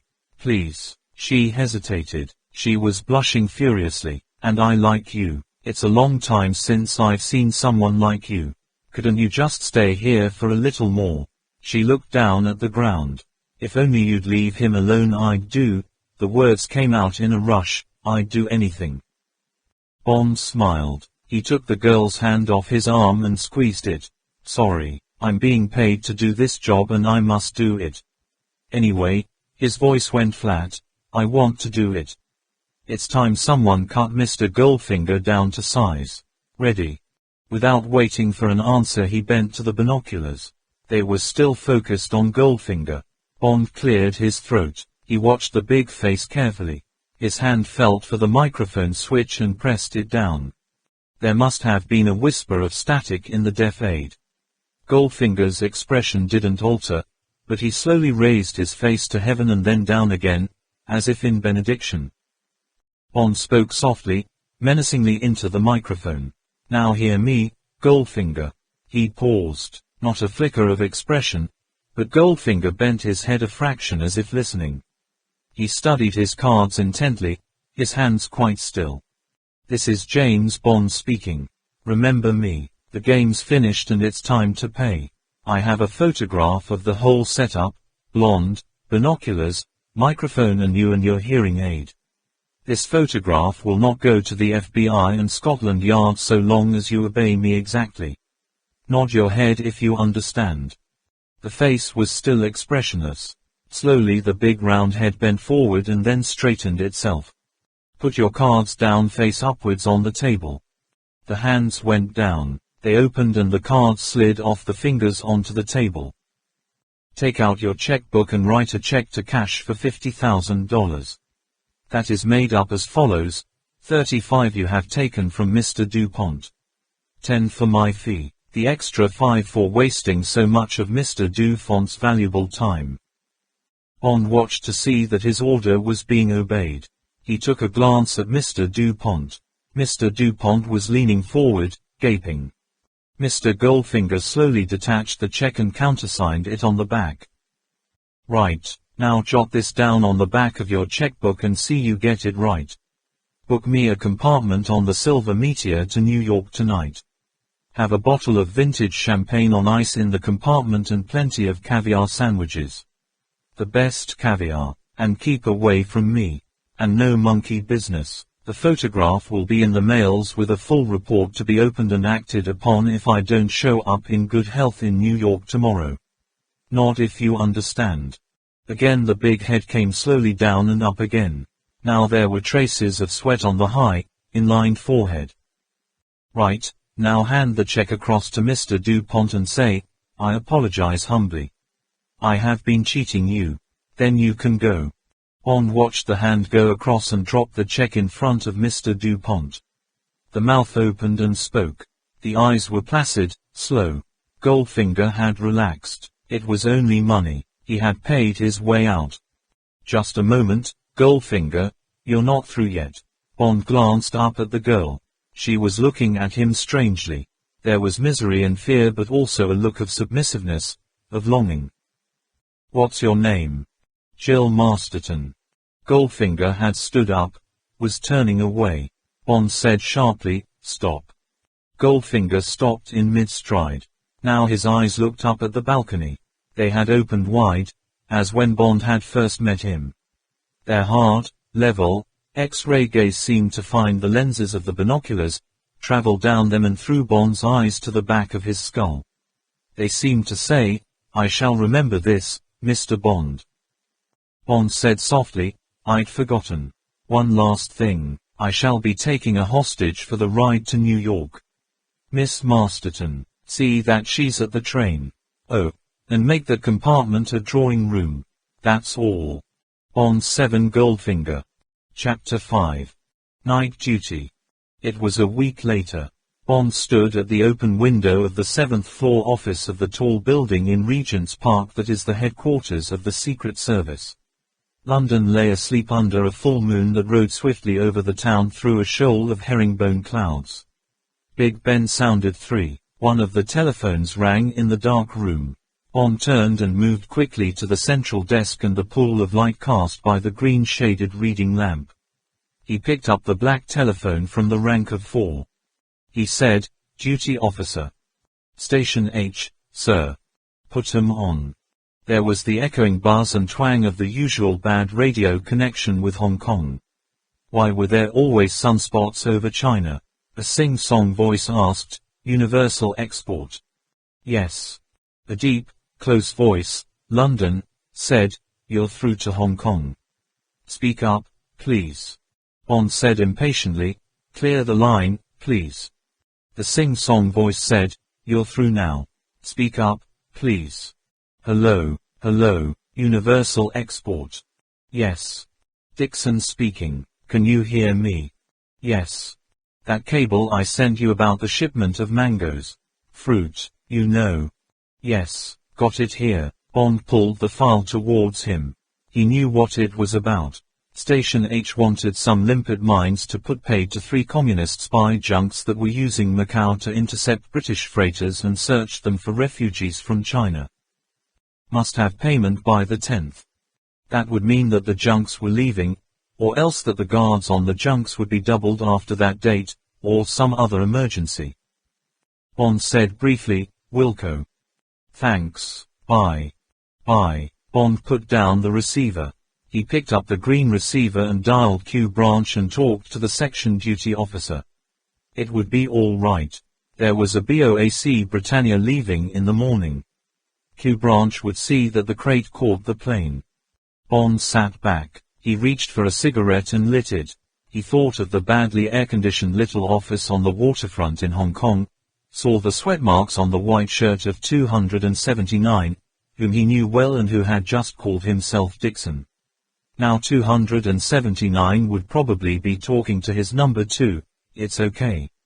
London says can do, let's just go over this ops schedule again. Bond smiled wryly, better they than he. He'd never liked being up against the Chinese. There were too many of them. Station H might be stirring up a hornet's nest, but M had decided it was time to show the opposition that the service in Hong Kong hadn't quite gone out of business. When, 3 days before, M had first told him his name was down for night duty, Bond hadn't taken to the idea. He had argued that he didn't know enough about the routine work of the stations, that it was too responsible a job to give a man who had been in the 00 section for 6 years and who had forgotten all he had ever known about station work. You'll soon pick it up, M had said unsympathetically. If you get in trouble there are the duty section officers or the chief of staff, or me, for the matter of that. Bond had smiled at the thought of waking M up in the middle of the night because some man in Cairo or Tokyo was in a flap. Anyway, I've decided. I want all senior officers to do their spell of routine. M had looked frostily across at Bond. Matter of fact, 007, I had the Treasury on to me the other day. Their liaison man thinks the 00 section is redundant. Says that kind of thing is out of date. I couldn't bother to argue. M's voice was mild. Just told him he was mistaken. Bond could visualize the scene. However, won't do any harm for you to have some extra duties now you're back in London. Keep you from getting stale. And Bond wasn't minding it. He was halfway through his first week and so far it had just been a question of common sense or passing routine problems on down to the sections. He rather liked the peaceful room and knowing everybody's secrets and being occasionally fed coffee and sandwiches by one of the pretty girls from the canteen. On the first night the girl had brought him tea. Bond had looked at her severely. I don't drink tea. I hate it. It's mud. Moreover, it's one of the main reasons for the downfall of the British Empire. Be a good girl and make me some coffee. The girl had giggled and scurried off to spread Bond's dictum in the canteen. From then on he had got his coffee. The expression, a cup of mud, was seeping through the building. The second reason why Bond enjoyed the long vacuum of night duty was that it gave him time to get on with a project he had been toying with for more than a year. A handbook of all secret methods of unarmed combat. It was to be called Stay Alive. It would contain the best of all that had been written on the subject by the secret services of the world. Bond had told no one of the project, but he hoped that, if he could finish it, M would allow it to be added to the short list of service manuals which contained the tricks and techniques of secret intelligence. Bond had borrowed the original textbooks, or where necessary, translations, from records. Most of the books had been captured from enemy agents or organizations. Some had been presented to M by sister services such as OSS, CIA and the DEXIM. Now Bond drew towards him a particular prize, a translation of the manual, entitled simply Defense, issued to operatives of SMERSH, the Soviet Organization of Vengeance and Death. That night he was halfway through Chapter 2, whose title, freely translated, was, Come Along and Restraint Holds. Now he went back to the book and read for half an hour through the sections dealing with the conventional, wrist come along, arm lock come along, forearm lock, head hold, and, use of neck pressure points. After half an hour, Bond thrust the typescript away from him. He got up and went across to the window and stood looking out. There was a nauseating toughness in the blunt prose the Russians used. It had brought on another of the attacks of revulsion to which Bond had succumbed 10 days before at Miami airport. What was wrong with him? Couldn't he take it any more? Was he going soft, or was he only stale? Bond stood for a while watching the moon riding, careering, through the clouds. Then he shrugged his shoulders and went back to his desk.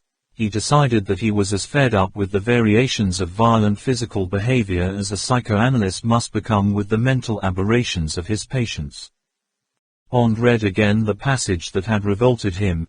A drunken woman can also usually be handled by using the thumb and forefinger to grab the lower lip. By pinching hard and twisting, as the pull is made, the woman will come along. Bond grunted. The obscene delicacy of that thumb and forefinger. Bond lit a cigarette and stared into the filament of the desk light, switching his mind to other things, wishing that a signal would come in or the telephone ring. Another 5 hours to go before the 9 o'clock report to the Chief of Staff or to M, if M happened to come in early.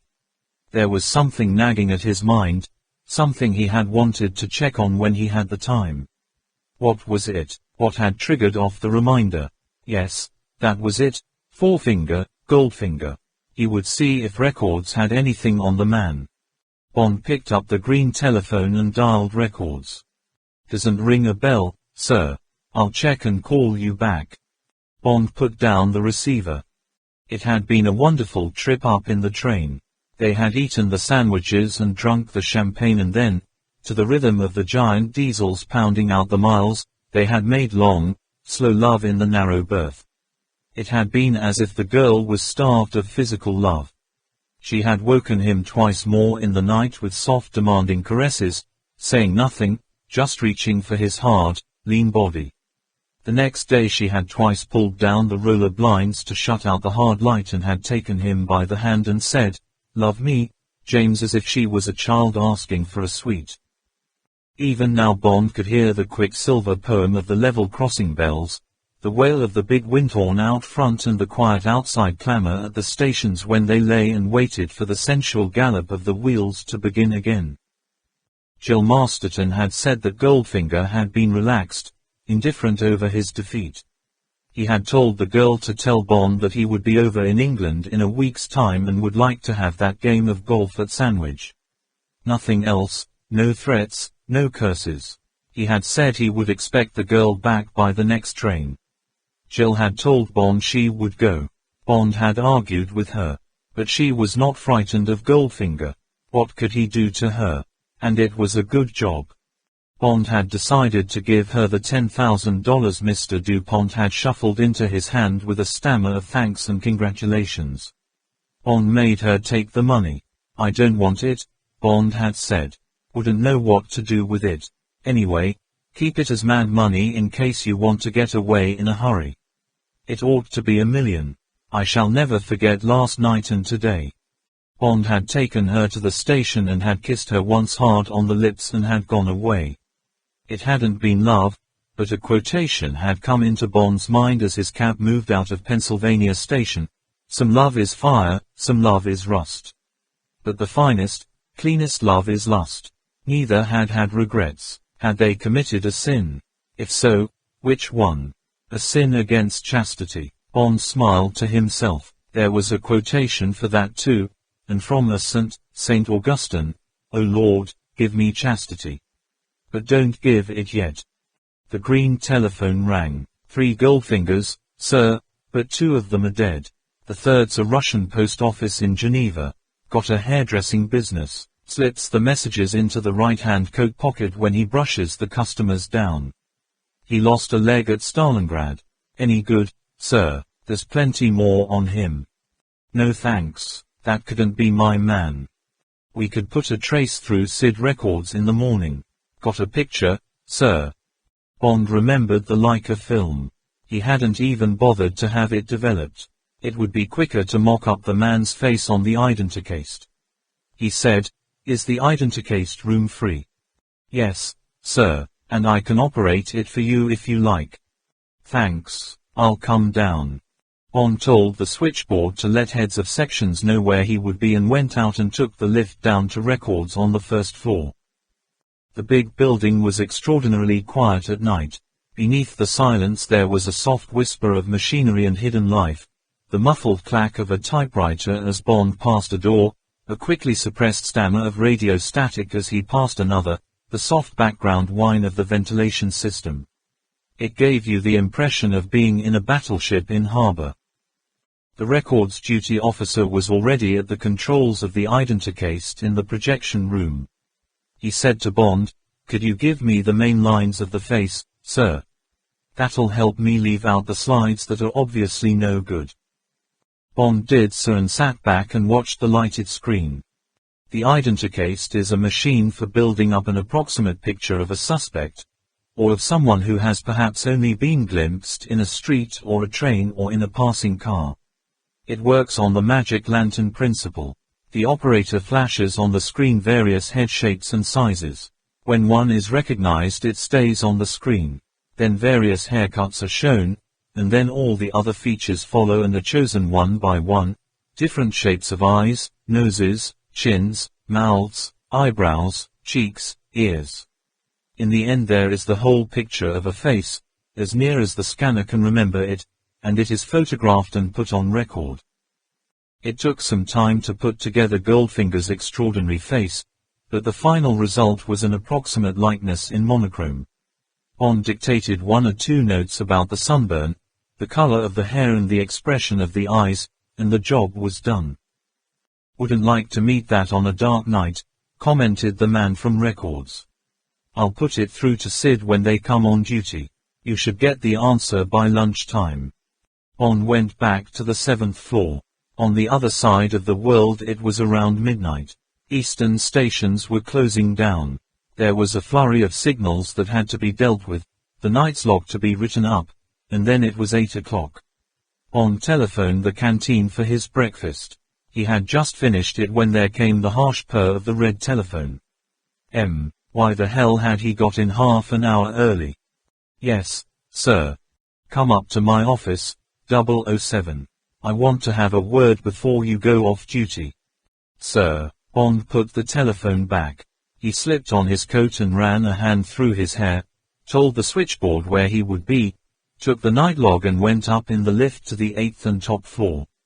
Neither the desirable Miss Moneypenny nor the Chief of Staff was on duty. Bond knocked on M's door and went in. Sit down, 007. M was going through the pipe lighting routine. He looked pink and well scrubbed.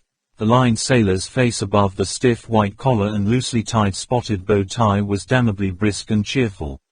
Bond was conscious of the black stubble on his own chin and of the all-night look of his skin and clothes. He sharpened his mind. Quiet night. M had got his pipe going. His hard, healthy eyes regarded Bond attentively. Pretty quiet, sir. Station H. M raised his left hand an inch or two. Never mind. I'll read all about it in the log. Here. I'll take it. Bond handed over the top secret folder. M put it to one side. He smiled one of his rare, rather sardonic, bitten-off smiles. Things change, 007. I'm taking you off night duty for the present. Bond's answering smile was taut. He felt the quickening of the pulse he had so often experienced in this room. M had got something for him. He said, I was just getting into it, sir. Quite. Have plenty of opportunity later on. Some things come up. Odd business. Not really your line of country, except for one particular angle which, M jerked his pipe sideways in a throwaway gesture, may not be an angle at all. Bond sat back. He said nothing, waiting. Had dinner with the governor of the bank last night. One's always hearing something new. At least, all this was new to me. Gold, the seamy side of the stuff. Smuggling, counterfeiting, all that. Hadn't occurred to me that the Bank of England knew so much about crooks. Suppose it's part of the bank's job to protect our currency. M jerked his eyebrows up. Know anything about gold? No, sir. Well, you will by this afternoon. You've got an appointment with a man called Colonel Smithers at the bank at 4 o'clock. That give you enough time to get some sleep? Yes, sir. Good. Seems that this man Smithers is head of the bank's research department. From what the governor told me, that's nothing more or less than a spy system. First time I knew they had one. Just shows what watertight compartments we all work in. Anyway, Smithers and his chaps keep an eye out for anything fishy in the banking world, particularly any monkeying about with our currency and bullion reserves and whatnot. There was that business the other day of the Italians who were counterfeiting sovereigns. Making them out of real gold. Right, carats and all that. But apparently a sovereign or a French Napoleon is worth much more than its melted down value in gold. Don't ask me why. Smithers can tell you that if you're interested. Anyway, the bank went after these people with a whole battery of lawyers. It wasn't technically a criminal offense, and, after losing in the Italian courts, they finally nailed them in Switzerland. You probably read about it. Then there was that business of dollar balances in Beirut. Made quite a stir in the papers. Couldn't understand it myself. Some crack in the fence we put round our currency. The White City boys had found it. Well, it's Smithers's job to smell out that kind of racket. The reason the governor told me all this is because for years, almost since the war apparently, Smithers has had a bee in his bonnet about some big gold leak out of England. Mostly deduction, plus some kind of instinct. Smithers admits he's got damned little to go on, but he's impressed the governor enough for him to get permission from the PM to call us in. M broke off. He looked quizzically at Bond. Ever wondered who are the richest men in England? No, sir. Well, have a guess. Or rather, put it like this, who are the richest Englishmen? Bond searched his mind. There were a lot of men who sounded rich or who were made to sound rich by the newspapers. But who really had it? Liquid, in the bank. He had to say something. He said hesitatingly, "Well, sir, there's essays soon." Then that shipping man who keeps to himself, Ellerman. They say Lord Cowdray is very rich.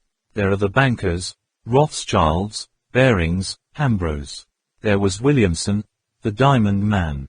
Oppenheimer in South Africa. Some of the dukes may still have a lot of money. Bond's voice trailed away. Not bad at all, but you've missed out the joker in the pack. Man I'd never thought of until the governor brought up his name. He's the richest of the lot. Man called Goldfinger, Auric Goldfinger. Bond couldn't help himself. He laughed sharply. What's the matter? M's voice was testy. What the hell is there to laugh about? I'm sorry, sir. Bond got hold of himself. The truth is, only last night I was building his face up on the Identicast. He glanced at his watch. In a strangled voice he said, "Be on its way to Sid Records." Asked for a trace on him. M was getting angry. What the hell's all this about? Stop behaving like a bloody schoolboy. Bond said soberly, "Well, sir, it's like this." Bond told the story, leaving nothing out. M's face cleared. He listened with all his attention, leaning forward across the desk. When Bond had finished, M sat back in his chair.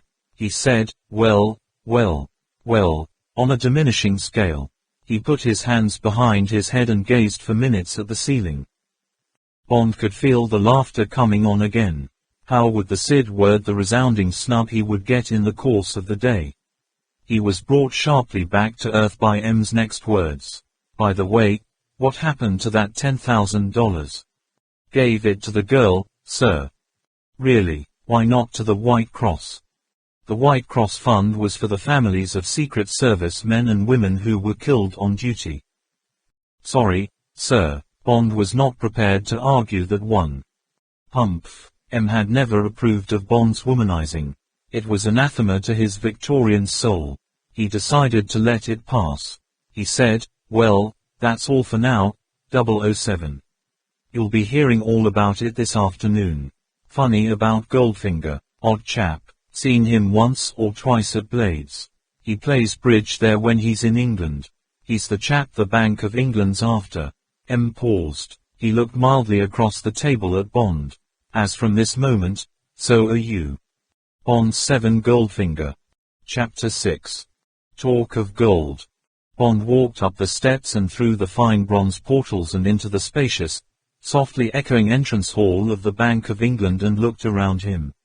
Under his feet glittered the brilliant golden patterns of the Boris Henrique mosaics. Beyond, through 20 feet high arched windows, green grass and geraniums blazed in the central courtyard.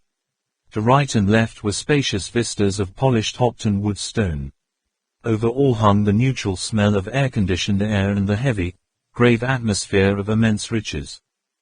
One of the athletic-looking, pink frock-coated commissionaires came up to him. "Yes, sir." "Colonel Smithers." "Commander Bond, sir. This way please." The commissionaire moved off to the right between the pillars. The bronze doors of a discreetly hidden lift stood open. The lift rose a few feet to the first floor. Now there was a long paneled corridor ending in a tall Adam window. The floor was close carpeted in beige Wilton. The commissionaire knocked at the last of several finely carved oak doors that were just so much taller and more elegant than ordinary doors. A grey-haired woman was sitting at a desk. She looked as if she had once taken a double first. The walls of the room were lined with grey metal filing cabinets. The woman had been writing on a quarto pad of yellow memorandum paper. She smiled with a hint of conspiracy, picked up a telephone and dialed a number. "Commander Bond is here." She put the telephone back and stood up. "Will you come this way?" She crossed the room to a door covered with green baize and held it open for Bond to go through. Colonel Smithers had risen from his desk.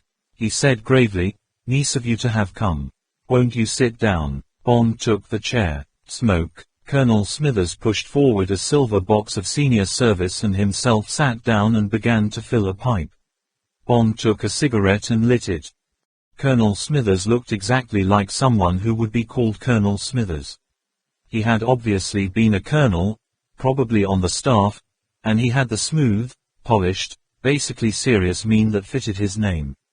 But for his horn-rimmed glasses, he might have been an efficient, not very well-fed courtier in a royal household.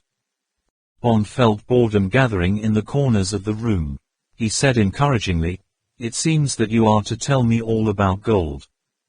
"So I understand. I had a note from the governor. I gather I need keep nothing from you.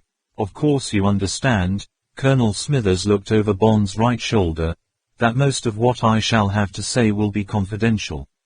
The eyes swept quickly across Bond's face. Bond's face was stony. Colonel Smithers felt the silence that Bond had intended he should feel. He looked up, saw that he had put his foot in it, and tried to make amends. "Obviously I needn't have mentioned the point. A man with your training," Bond said, "we all think our own secrets are the only ones that matter. You're probably right to remind me. Other people's secrets are never quite as important as one's own. But you needn't worry. I shall discuss things with my chief but with no one else." Quite nice of you to take it that way. In the bank one gets into the habit of being over-discreet.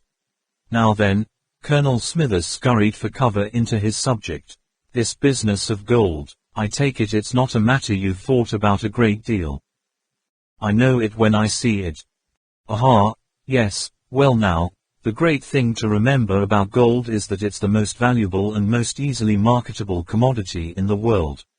You can go to any town in the world, almost to any village, and hand over a piece of gold and get goods or services in exchange." "Right," Colonel Smithers's voice had taken on a new briskness. His eyes were alight. He had his lecture pat. Bond sat back. He was prepared to listen to anyone who was master of his subject, any subject. "And the next thing to remember," Colonel Smithers held up his pipe in warning, "is that gold is virtually untraceable. Sovereigns have no serial numbers. If gold bars have mint marks stamped on them, the marks can be shaved off or the bar can be melted down and made into a new bar. That makes it almost impossible to check on the whereabouts of gold, or its origins, or its movements round the world.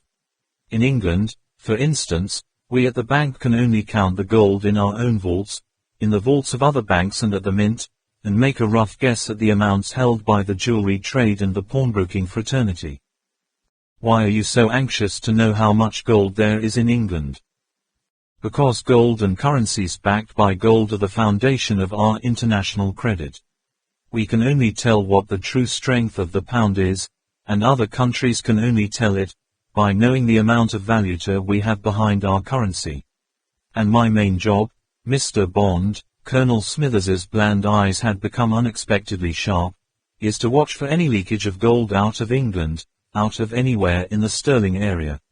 And when I spot a leakage, an escape of gold towards some country where it can be exchanged more profitably than at our official buying price, it is my job to put the SID Gold Squad onto the fugitive gold and try to get it back into our vaults, plug the leak and arrest the people responsible. And the trouble is, Mr. Bond," Colonel Smithers gave a forlorn shrug of the shoulders, "that gold attracts the biggest, the most ingenious criminals. They are very hard indeed, to catch. Isn't all this only a temporary phase? Why should this shortage of gold go on? They seem to be digging it out of Africa fast enough. Isn't there enough to go round? Isn't it just like any other black market that disappears when the supplies are stepped up, like the penicillin traffic after the war?" "I'm afraid not, Mr. Bond. It isn't quite as easy as that. The population of the world is increasing at the rate of 5,400 every hour of the day. A small percentage of those people become gold hoarders, people who are frightened of currencies, who like to bury some sovereigns in the garden or under the bed. Another percentage needs gold fillings for their teeth. Others need gold-rimmed spectacles, jewelry, engagement rings. All these new people will be taking tons of gold off the market every year. New industries need gold wire, gold plating, amalgams of gold. Gold has extraordinary properties which are being put to new uses every day. It is brilliant, malleable, ductile, almost unalterable and more dense than any of the common metals except platinum. There's no end to its uses. But it has two defects. It isn't hard enough. It wears out quickly, leaves itself on the linings of our pockets and in the sweat of our skins. Every year, the world's stock is invisibly reduced by friction. I said that gold has two defects. Colonel Smithers looked sad. The other and by far the major defect is that it is the talisman of fear.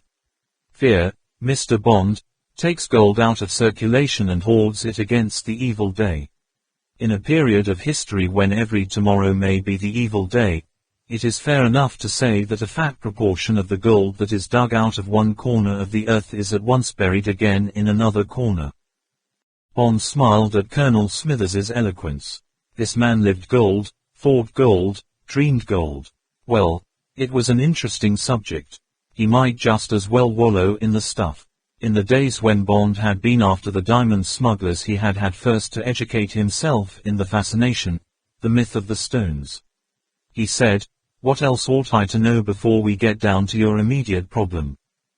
"You're not bored." "Well, you were suggesting that gold production was so vast nowadays that it ought to take care of all these various consumers. Unfortunately, that is not so. In fact, the gold content of the world is being worked out. You may think that large areas of the world have still to be explored for gold. You would be mistaken. Broadly speaking, there only remains the land under the sea and the sea itself, which has a notable gold content. People have been scratching the surface of the world for gold for thousands of years. There were the great gold treasures of Egypt and Mycenae, Montezuma and the Incas. Croesus and Midas emptied the Middle Eastern territories of gold. Europe was worked for it, the valleys of the Rhine and the Po, Malaga and the plains of Granada. Cyprus was emptied, and the Balkans. India got the fever. Ants coming up from under the earth carrying grains of gold led the Indians to their alluvial fields. The Romans worked Wales and Devon and Cornwall. In the Middle Ages there were the finds in Mexico and Peru. These were followed by the opening up of the Gold Coast, then called Negro Land, and after that came the Americas. The famous gold rushes of the Yukon and El Dorado, and the rich strikes at Eureka sounded off the first modern gold age. Meanwhile, in Australia, Bendigo and Ballarat had come into production, and the Russian deposits at Lena and in the Urals were making Russia the largest gold producer in the world in the middle of the 19th century. Then came the second modern gold age, the discoveries on the Witwatersrand. These were helped by the new method of cyaniding instead of separation of the gold from the rock by mercury. Today we are in the third gold age with the opening up of the Orange Free State deposits. Colonel Smithers threw up his hands. Now, gold is pouring out of the earth. Why, the whole production of the Klondike and the Homestake and El Dorado, which were once the wonder of the world, would only add up to 2 or 3 years of today's production from Africa. Just to show you, from 1500 to 1900, when approximate figures were kept, the whole world produced about 18,000 tons of gold. From 1900 to today we have dug up 41,000 tons. At this rate, Mr. Bond, Colonel Smithers leaned forward earnestly, and please don't quote me, but I wouldn't be surprised if in 50 years' time we have not totally exhausted the gold content of the earth. Bond, smothered by this cataract of gold history, found no difficulty in looking as grave as Colonel Smithers. He said, "You certainly make a fascinating story of it. Perhaps the position isn't as bad as you think. They're already mining oil under the sea. Perhaps they'll find a way of mining gold. Now, about this smuggling." The telephone rang. Colonel Smithers impatiently snatched up the receiver. Smithers speaking. He listened, irritation growing on his face. "I'm sure I sent you a note about the summer fixtures, Miss Philby. The next match is on Saturday against the discount houses." He listened again. "Well, if Mrs. Flake won't play goals, I'm afraid she'll have to stand down. It's the only position on the field we've got for her. Everybody can't play center forward." "Yes, please do. Say I'll be greatly obliged if just this once. I'm sure she'll be very good, right figure and all that." "Thank you, Miss Philby." Colonel Smithers took out a handkerchief and mopped his forehead. Sorry about that. Sports and welfare are becoming almost too much of a fetish at the bank. I've just had the women's hockey team thrown into my lap. As if I hadn't got enough to do with the annual gymkhana coming on. However, Colonel Smithers waved these minor irritations aside. As you say, time to get on to the smuggling. Well, to begin with, and taking only England and the Sterling area, it's a very big business indeed. We employ 3,000 staff at the bank, Mr. Bond, and of those no less than 1,000 work in the exchange control department. Of those at least 500, including my little outfit, are engaged in controlling the illicit movements of valuta, the attempts to smuggle or to evade the exchange control regulations. That's a lot. Bond measured it against the Secret Service, which had a total force of 2,000. Can you give me an example of smuggling? In gold. I can't understand these dollar swindles. All right. Colonel Smithers now talked in the soft, tired voice of an overworked man in the service of his government. It was the voice of the specialist in a particular line of law enforcement. It said that he knew most things connected with that line and that he could make a good guess at all the rest. Bond knew the voice well, the voice of the first-class civil servant.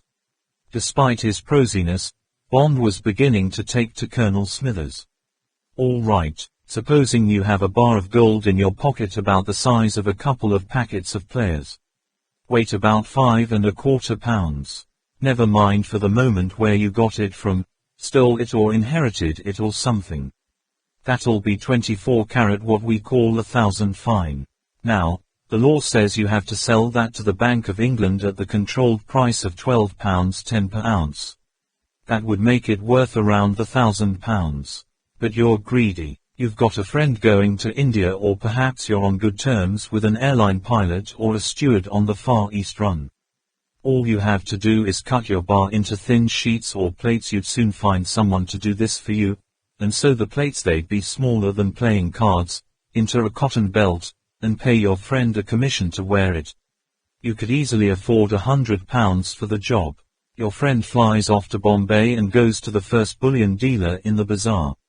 He will be given £1,700 for your £5 bar, and you're a richer man than you might have been. Mark you, Colonel Smithers waved his pipe airily, that's only 70% profit. Just after the war you could have got 300%. If you'd done only half a dozen little operations like that every year, you'd be able to retire by now. Why the high price in India? Bond didn't really want to know. He thought M might ask him. It's a long story. Briefly, India is shorter of gold, particularly for her jewelry trade, than any other country. What's the size of this traffic? Huge. To give an idea, the Indian Intelligence Bureau and their customs captured 43,000 ounces in 1955. Doubt if that's 1% of the traffic. Gold's been coming into India from all points of the compass. Latest dodge is to fly it in from Macau and drop it by parachute to a reception committee, a ton at a time, like we used to drop supplies to the resistance during the war. I see. Is there anywhere else I can get a good premium for my gold bar? You could get a small premium in most countries, Switzerland, for instance, but it wouldn't be worth your while. India's still the place. All right, said Bond. Think I've got the picture. Now what's your particular problem? He sat back and lit a cigarette. He was greatly looking forward to hearing about Mr. Auric Goldfinger. Colonel Smithers's eyes took on their hard, foxy look. He said, "There's a man who came over to England in 1937. He was a refugee from Riga. Name of Auric Goldfinger. He was only 20 when he arrived, but he must have been a bright lad because he smelled that the Russians would be swallowing his country pretty soon. He was a jeweler and goldsmith by trade, like his father and grandfather who had refined gold for Fabergé. He had a little money and probably one of those belts of gold I was telling you about. Stole it from his father, I dare say.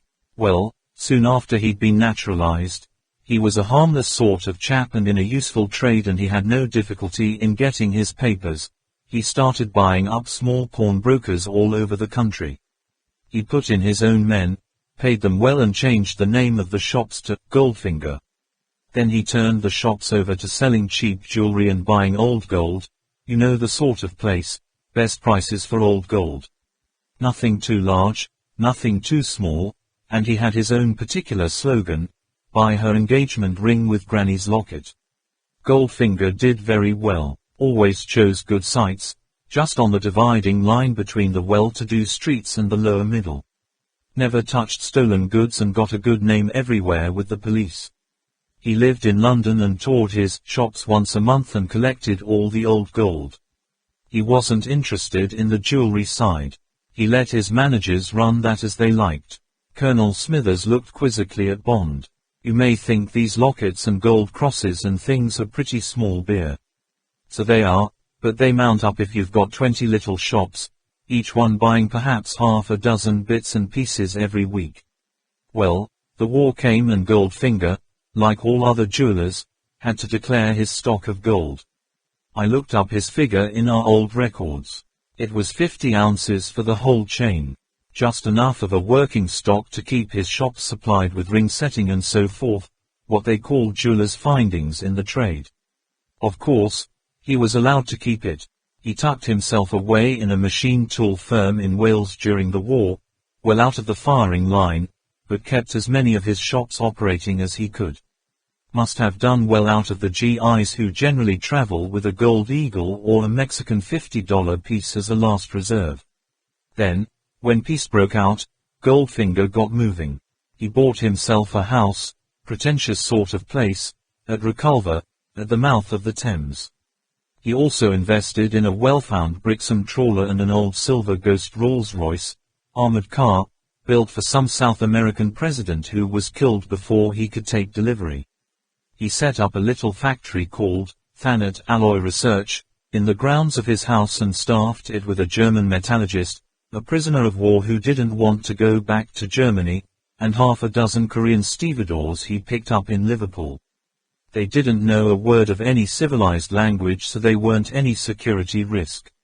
Then, for 10 years, all we know is that he made one trip a year to India in his trawler and a few trips in his car every year to Switzerland. Set up a subsidiary of his alloy company near Geneva. He kept his shops going. Gave up collecting the old gold himself. Used one of his Koreans whom he had taught to drive a car. All right.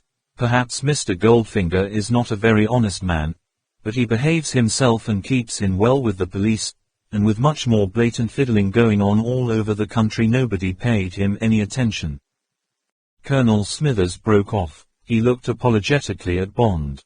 I'm not boring you. I do want you to get the picture of the sort of man this is, quiet, careful, law-abiding and with the sort of drive and single-mindedness we all admire. We didn't even hear of him until he suffered a slight misfortune. In the summer of 1954, his trawler, homeward bound from India, went ashore on the Goodwins and he sold the wreck for a song to the Dover Salvage Company. When this company started breaking the ship up and got as far as the hold, they found the timbers impregnated with a sort of brown powder which they couldn't put a name to. They sent a specimen to a local chemist. They were surprised when he said the stuff was gold. I won't bother you with the formula, but you see gold can be made to dissolve in a mixture of hydrochloric and nitric acids, and reducing agents, sulfur dioxide or oxalic acid, precipitate the metal as a brown powder. This powder can be reconstituted into gold ingots by melting at around 1000 degrees centigrade. Have to watch the chlorine gas, but otherwise it's a simple process. The usual nosy Parker in the salvage firm gossiped to one of the Dover customs men, and in due course a report filtered up through the police and the CID to me, together with a copy of the cargo clearance papers for each of Goldfinger's trips to India. These gave all the cargoes as mineral dust base for crop fertilizers, all perfectly credible because these modern fertilizers do use traces of various minerals in their makeup. The whole picture was clear as crystal. Goldfinger had been refining down his old gold, precipitating it into this brown powder and shipping it to India as fertilizer. But could we pin it on him? We could not. Had a quiet look at his bank balance and tax returns. £20,000 at Barclays in Ramsgate. Income tax and super tax paid promptly each year. Figures showed the natural progress of a well-run jewelry business.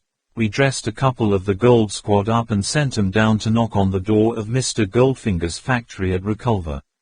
Sorry, sir, routine inspection for the small engineering section of the Ministry of Labour. We have to make sure the factory acts are being observed for safety and health. Come in, come in. Mr. Goldfinger positively welcomed them.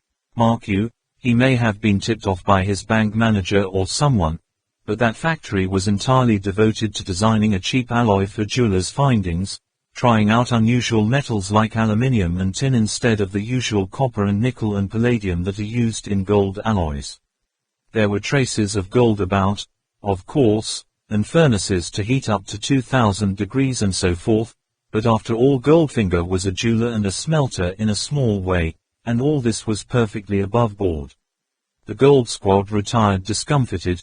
Our legal department decided the brown dust in the trawler's timbers was not enough to prosecute on without supporting evidence, and that was more or less that, except, Colonel Smithers slowly wagged the stem of his pipe, that I kept the file open and started sniffing around the banks of the world. Colonel Smithers paused. The rumble of the city came through the half-open window high up in the wall behind his chair. Bond glanced surreptitiously at his watch. 5 o'clock. Colonel Smithers got up from his chair. He placed both hands palm downwards on the desk and leant forward.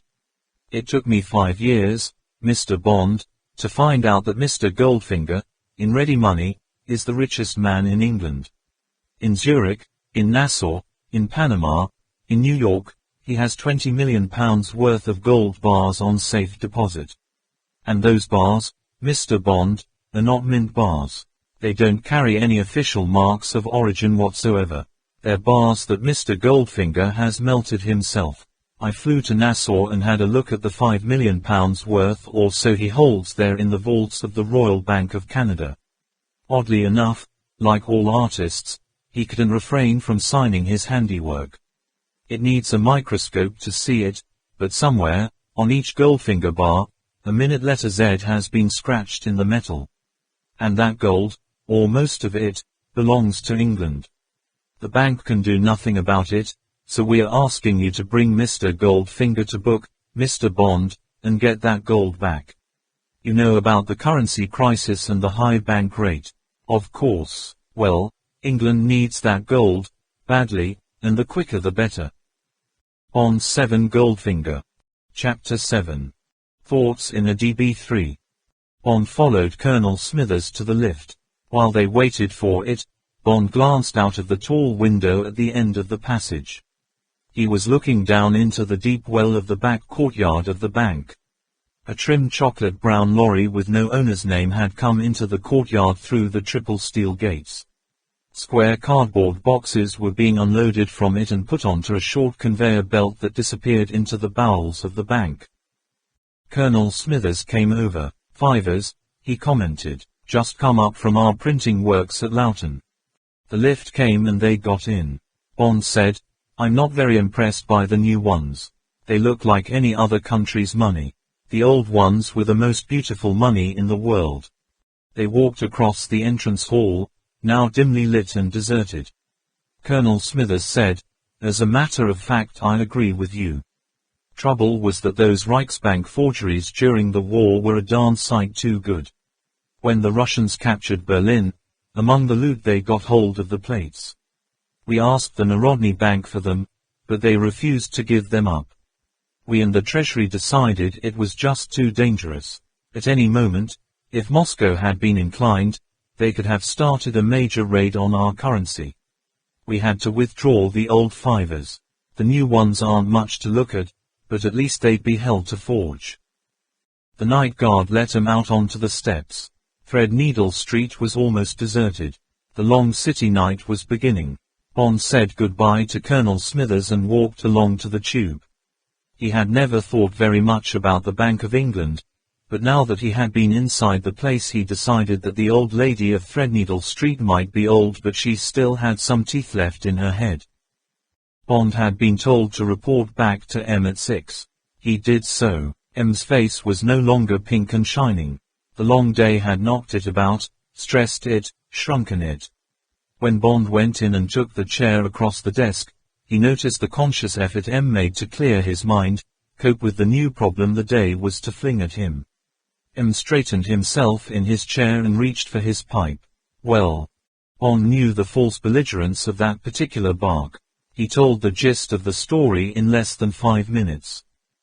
When he had finished, M said thoughtfully, "Suppose we've got to take it on. Don't understand a thing about the pound and bank rate and all that, but everyone seems to be taking it damn seriously. Personally, I should have thought the strength of the pound depended on how hard we all worked rather than how much gold we got. Germans didn't have much gold after the war. Look where they've got in 10 years. However, that's probably too easy an answer for the politicians, or more likely too difficult. Got any ideas how to tackle this chap Goldfinger? Any way of getting closer to him, offering to do some dirty work for him or something like that?" Bond said thoughtfully, "I wouldn't get anywhere sucking up to him, asking him for a job or something of that sort, sir. I should say he's the sort of man who only respects people who are tougher or smarter than he is. I've given him one beating and the only message I got from him was that he'd like me to play golf with him.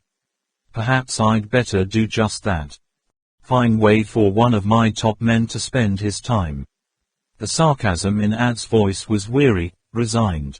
"All right, go ahead, but if what you say is right, you'd better see that you beat him. What's your cover story?" Bond shrugged. "I hadn't thought, sir. Perhaps I'd better be thinking of leaving Universal Export. No future in it, having a holiday while I look round. Thinking of emigrating to Canada. Fed up here. Something like that, but perhaps I'd better play it the way the cards fall. I wouldn't think he's an easy man to fool. All right, report progress, and don't think I'm not interested in this case." M's voice had changed, so had his expression. His eyes had become urgent, commanding. "Now I'll give you one piece of information the bank didn't give you. It just happens that I also know what Mr. Goldfinger's gold bars look like. As a matter of fact, I was handling one today, scratched Z and all. It had come in with that haul we made last week when the Redland resident director's office caught fire in Tangier. You'll have seen the signals.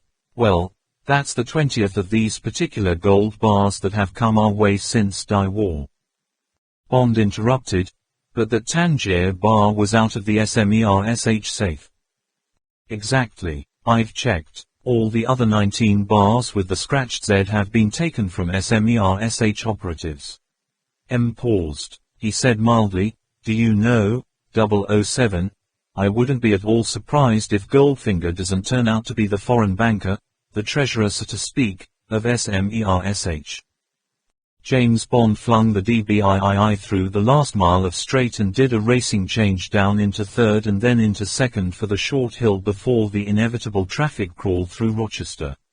Leashed in by the velvet claw of the front discs, the engine muttered its protest with a mild back popple from the twin exhausts. Bond went up into third again, beat the lights at the bottom of the hill and slid resignedly up to the back of the queue that would crawl on for a quarter of an hour, if he was lucky, through the sprawl of Rochester and Chatham. Bond settled back into second and let the car idle. He reached for the wide gunmetal case of Moreland cigarettes on the neighboring bucket seat, fumbled for one and lit it from the dashboard. He had chosen the A2 in preference to the A20 to Sandwich because he wanted to take a quick look at Goldfinger Land, Reculver and those melancholy forsaken reaches of the Thames which Goldfinger had chosen for his parish. He would then cross the Isle of Thanet to Ramsgate and leave his bag at the Channel Packet, have an early lunch and be off to Sandwich. The car was from the pool. Bond had been offered the Aston Martin or a Jaguar 3.4. He had taken the DBIII. Either of the cars would have suited his cover, a well-to-do, rather adventurous young man with a taste for the good, the fast things of life. But the DB3 had the advantage of an up-to-date triptych, an inconspicuous color, battleship gray and certain extras which might or might not come in handy. These included switches to alter the type and color of Bond's front and rear lights if he was following or being followed at night, reinforced steel bumpers, fore and aft, in case he needed to ram, a long-barreled Colt .45 in a trick compartment under the driver's seat, a radio pickup tuned to receive an apparatus called the Homer, and plenty of concealed space that would fox most customs men. Bond saw a chance and picked up 50 yards, sliding into a 10-yard gap left by a family saloon of slow reactions. The man at the wheel, who wore that infallible badge of the bad driver, a hat clamped firmly on the exact center of his head, hooted angrily. Bond reached out of the window and raised an enigmatically clenched fist. The hooting stopped. And now what about this theory of M's? It made sense. The Russians were notoriously incompetent payers of their men. Their centers were always running out of funds, their men complaining to Moscow that they couldn't afford a square meal. Perhaps SMERSH couldn't get the valuta out of the Ministry of Home Security. Or perhaps the Ministry of Home Security couldn't get the money out of the Ministry of Finance. But it had always been the same, endless money troubles that resulted in missed chances, broken promises and waste of dangerous radio time. It would make sense to have a clever financial brain somewhere outside Russia who could not only transmit funds to the centers but also, in this case, make profits large enough to run the SMERSH centers abroad without any financial assistance from Moscow.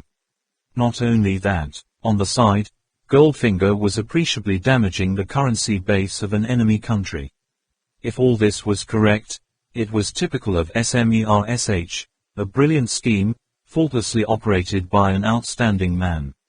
And that, reflected Bond as he roared up the hill into Chatham, putting half a dozen cars behind him, would partly explain Goldfinger's greed for more and still more money.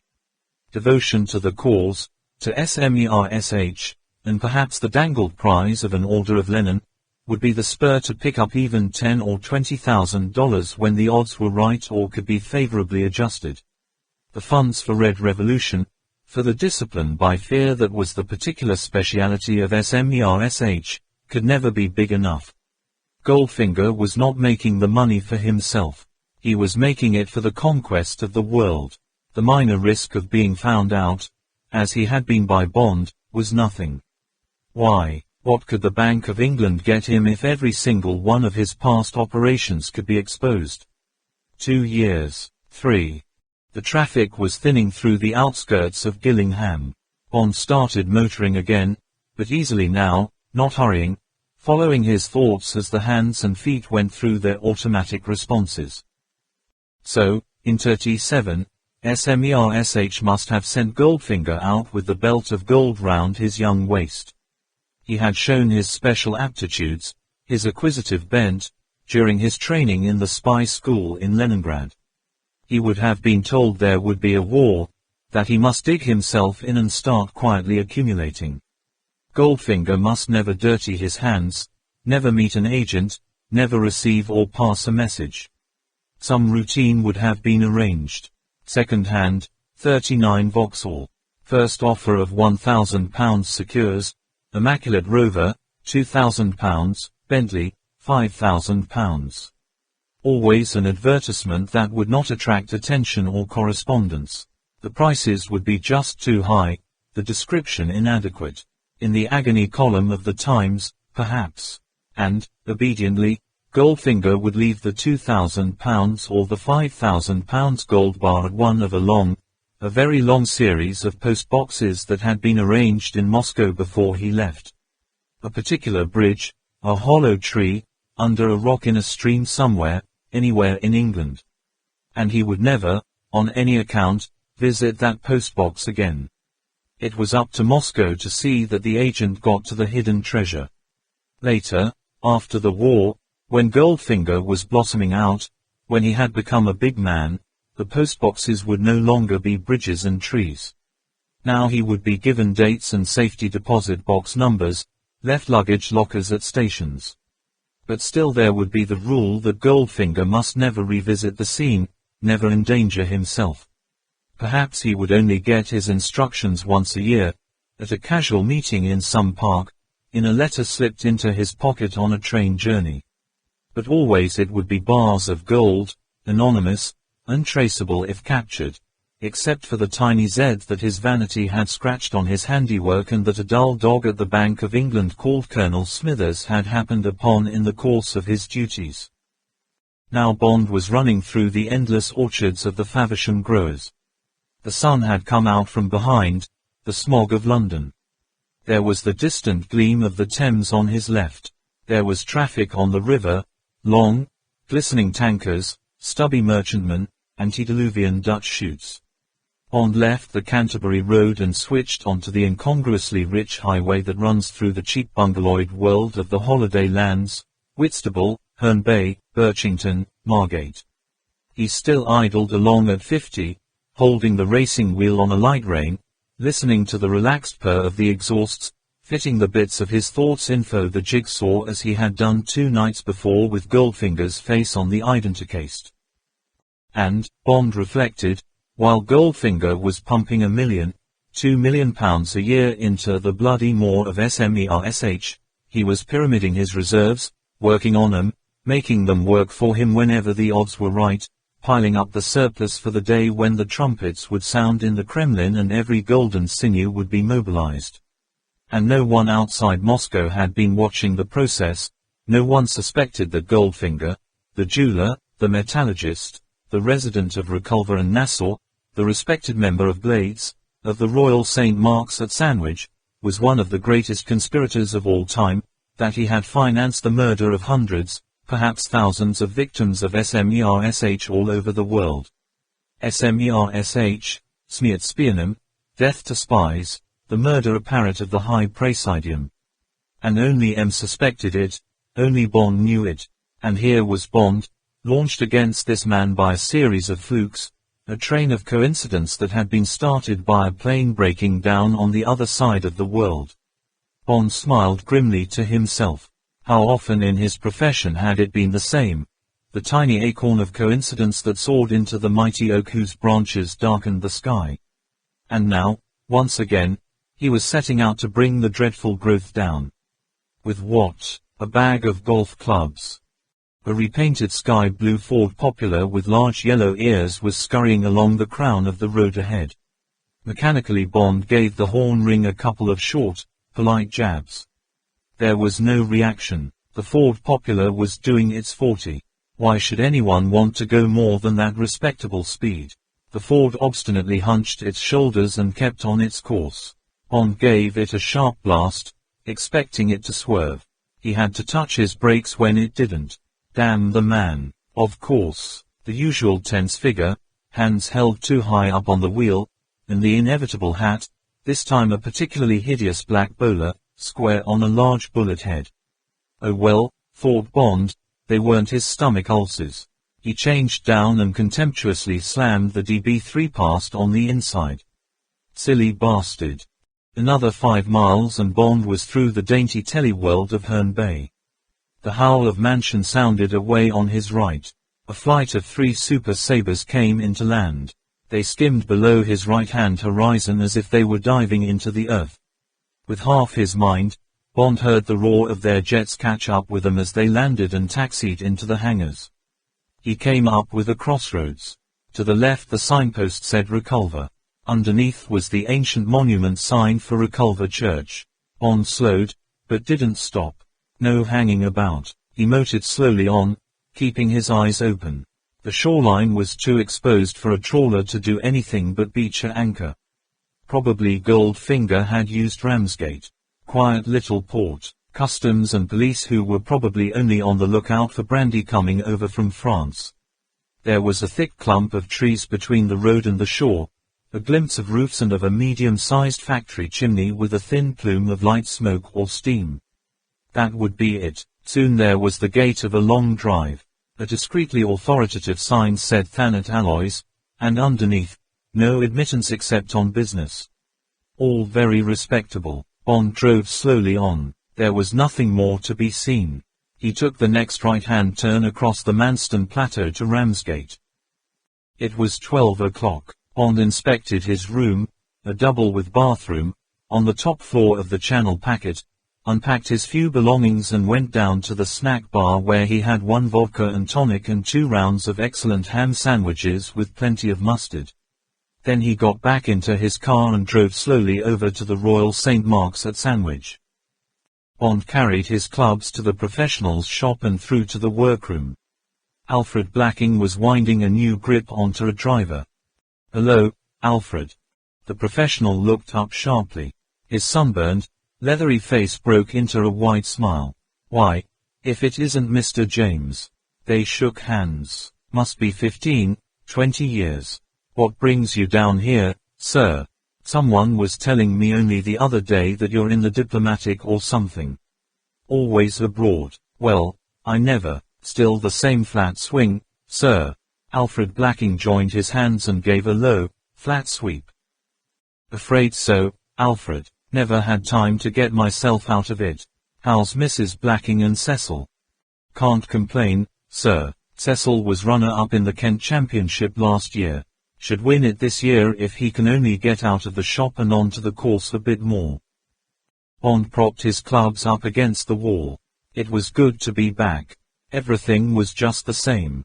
There had been a time in his teens when he had played 2 rounds a day every day of the week at St. Mark's. Blacking had always wanted to take him in hand. "A bit of practice, Mr. James, and you'd be scratch." "No fooling. You really would. What do you want to hang around at 6'4"? It's all there except for that flat swing and wanting to hit the ball out of sight when there's no point in it. And you've got the temperament. A couple of years, perhaps only 1, and I'd have you in the amateur." But something had told Bond that there wasn't going to be a great deal of golf in his life, and if he liked the game he'd better forget about lessons and just play as much of it as he could. Yes. It would be about 20 years since he had played his last round on St. Mark's. He'd never been back even when there had been that bloody affair of the Moonraker at Kingsdown, 10 miles down the coast. Perhaps it had been sentimentality. Since St. Mark's, Bond had got in a good deal of weekend golf when he was at headquarters. But always on the courses round London, Huntercombe, Swinley, Sunningdale, the Berkshire. Bond's handicap had gone up to 9. But he was a real 9, had to be with the games he chose to play, the 10-pound Nassaus with the tough cheery men who were always so anxious to stand you a couple of double cummels after lunch. "Any chance of a game, Alfred?" The professional glanced through his back window at the parking space round the tall flagpole.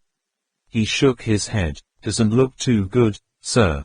Don't get many players in the middle of the week at this time of year." "What about you?" "Sorry, sir, I'm booked, playing with a member. It's a regular thing, every day at 2 o'clock. And the trouble is that Cecil's gone over to Prince's to get in some practice for the championship." "What a dashed nuisance." Alfred never used a stronger oath. "It would happen like that. How long are you staying, sir?" "Not long. Never mind. I'll knock a ball round with a caddy." "Who's this chap you're playing with?" "A Mr. Goldfinger, sir." Alfred looked discouraging. "Oh, Goldfinger, I know the chap. Met him the other day in America." "You did, sir?" Alfred obviously found it difficult to believe that anyone knew Mr. Goldfinger. He watched Bond's face carefully for any further reaction. "Any good?" So, sir. Pretty useful off 9. Must take his game damn seriously if he plays with you every day." "Well, yes, sir." The professional's face had the expression Bond remembered so well. It meant that Blacking had an unfavorable view of a particular member but that he was too good a servant of the club to pass it on. Bond smiled. He said, "You haven't changed, Alfred. What you mean is that no one else will play wide-eye him. Remember Farquharson, slowest player in England. I remember you going round and round with him 20 years ago. Come on, what's the matter with Goldfinger?" The professional laughed. He said, "It's you that hasn't changed, Mr. James. You always were dashed inquisitive." He came a step closer and lowered his voice. "The truth is, sir, some members think Mr. Goldfinger is just a little bit hot. You know, sir, improves his lie and so forth." The professional took the driver he was holding, took up a stance, gazed towards an imaginary hole and banged the head of the club up and down on the floor as if addressing an imaginary ball. Let me see now, is this a brassy lie? What do you think, caddy? Alfred Blacking chuckled. Well, of course, by the time he's finished hammering the ground behind the ball's been raised an inch and it is a brassy lie. Alfred Blacking's face closed up again. He said non-committally, but that's only gossip, sir. I've never seen anything. Quiet-spoken gentleman. He's got a place at Reculver. Used to come here a lot. But for the last few years he's only been coming to England for a few weeks at a time. Rings up and asks if anyone's wanting a game, and when there isn't anyone he books Cecil or me. Rang up this morning and asked if there was anyone about. There's sometimes a stranger drops in. Alfred Blacking looked quizzically at Bond. I suppose you wouldn't care to take him on this afternoon. It'll look odd you being here and short of a game. And you knowing him and all. He might think I'd been trying to keep him to myself or something. That wouldn't do. Nonsense, Alfred. And you've got your living to make. Why don't we play a 3-ball? He won't play them, sir, says the too slow. And I agree with him. And don't you worry about my fee. There's a lot of work to do in the shop, and 1 foot you be glad of an afternoon to get down to it. Alfred Blacking glanced at his watch. He'll be along any minute now. I've got a caddy for you. Remember Hawker? Alfred Blacking laughed indulgently. Still the same old Hawker. He'll be another that'll be glad to see you down here again. Bond said, well thanks, Alfred. I'd be interested to see how this chap plays. But why not leave it like this? Say I've dropped in to get a dub made up. Old member. Used to play here before the war. And I need a new number 4 wood anyway. Your old one has started to give at the seams a bit. Just be casual. Don't say you've told me he's about. I'll stay in the shop so it'll give him a chance to take his choice without offending me. Perhaps he won't like my face or something. Right. Very good, Mr. James. Leave it to me. That's his car coming now, sir. Blacking pointed through the window. Half a mile away, a bright yellow car was turning off the road and coming up the private drive. Funny-looking contraption. Sort of motor car we used to see here when I was a boy. Bond watched the old silver ghost sweep majestically up the drive towards the club. She was a beauty. The sun glittered off the silver radiator and off the engine-turned aluminium shield below the high perpendicular glass cliff of the windscreen.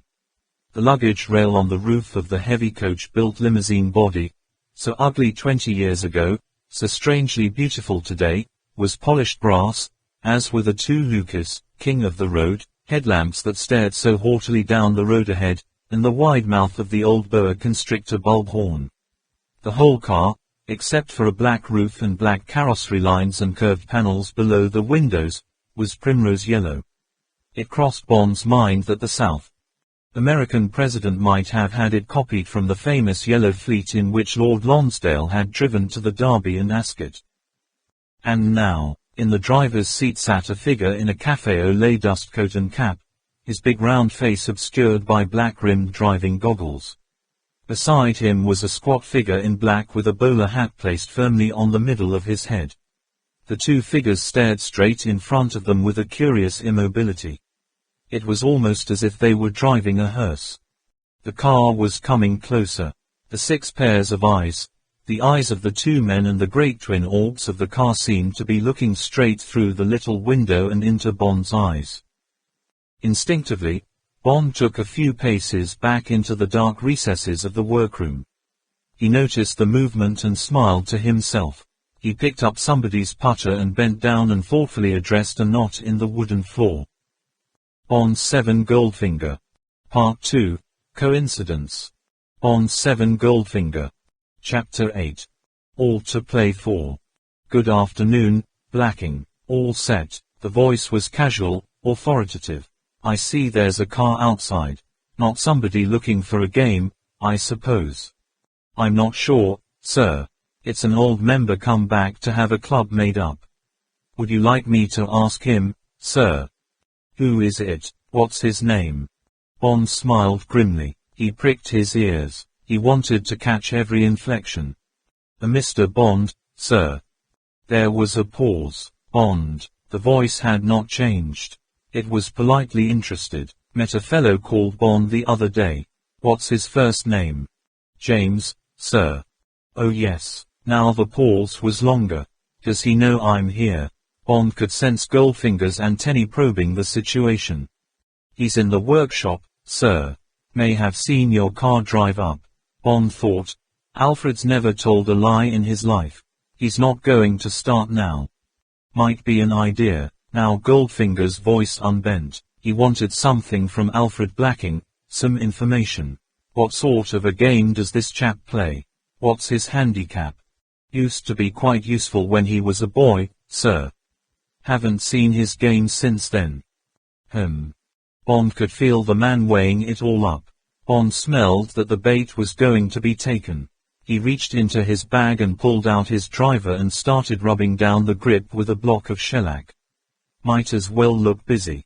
A board in the shop creaked. Bond honed away industriously, his back to the open door. I think we've met before. The voice from the doorway was low, neutral. Bond looked quickly over his shoulder. My God, you made me jump. Why, recognition dawned. It's Goldman. Goldfinger. He hoped he wasn't overplaying it. He said with a hint of dislike, or mistrust, where have you sprung from? I told you I played down here.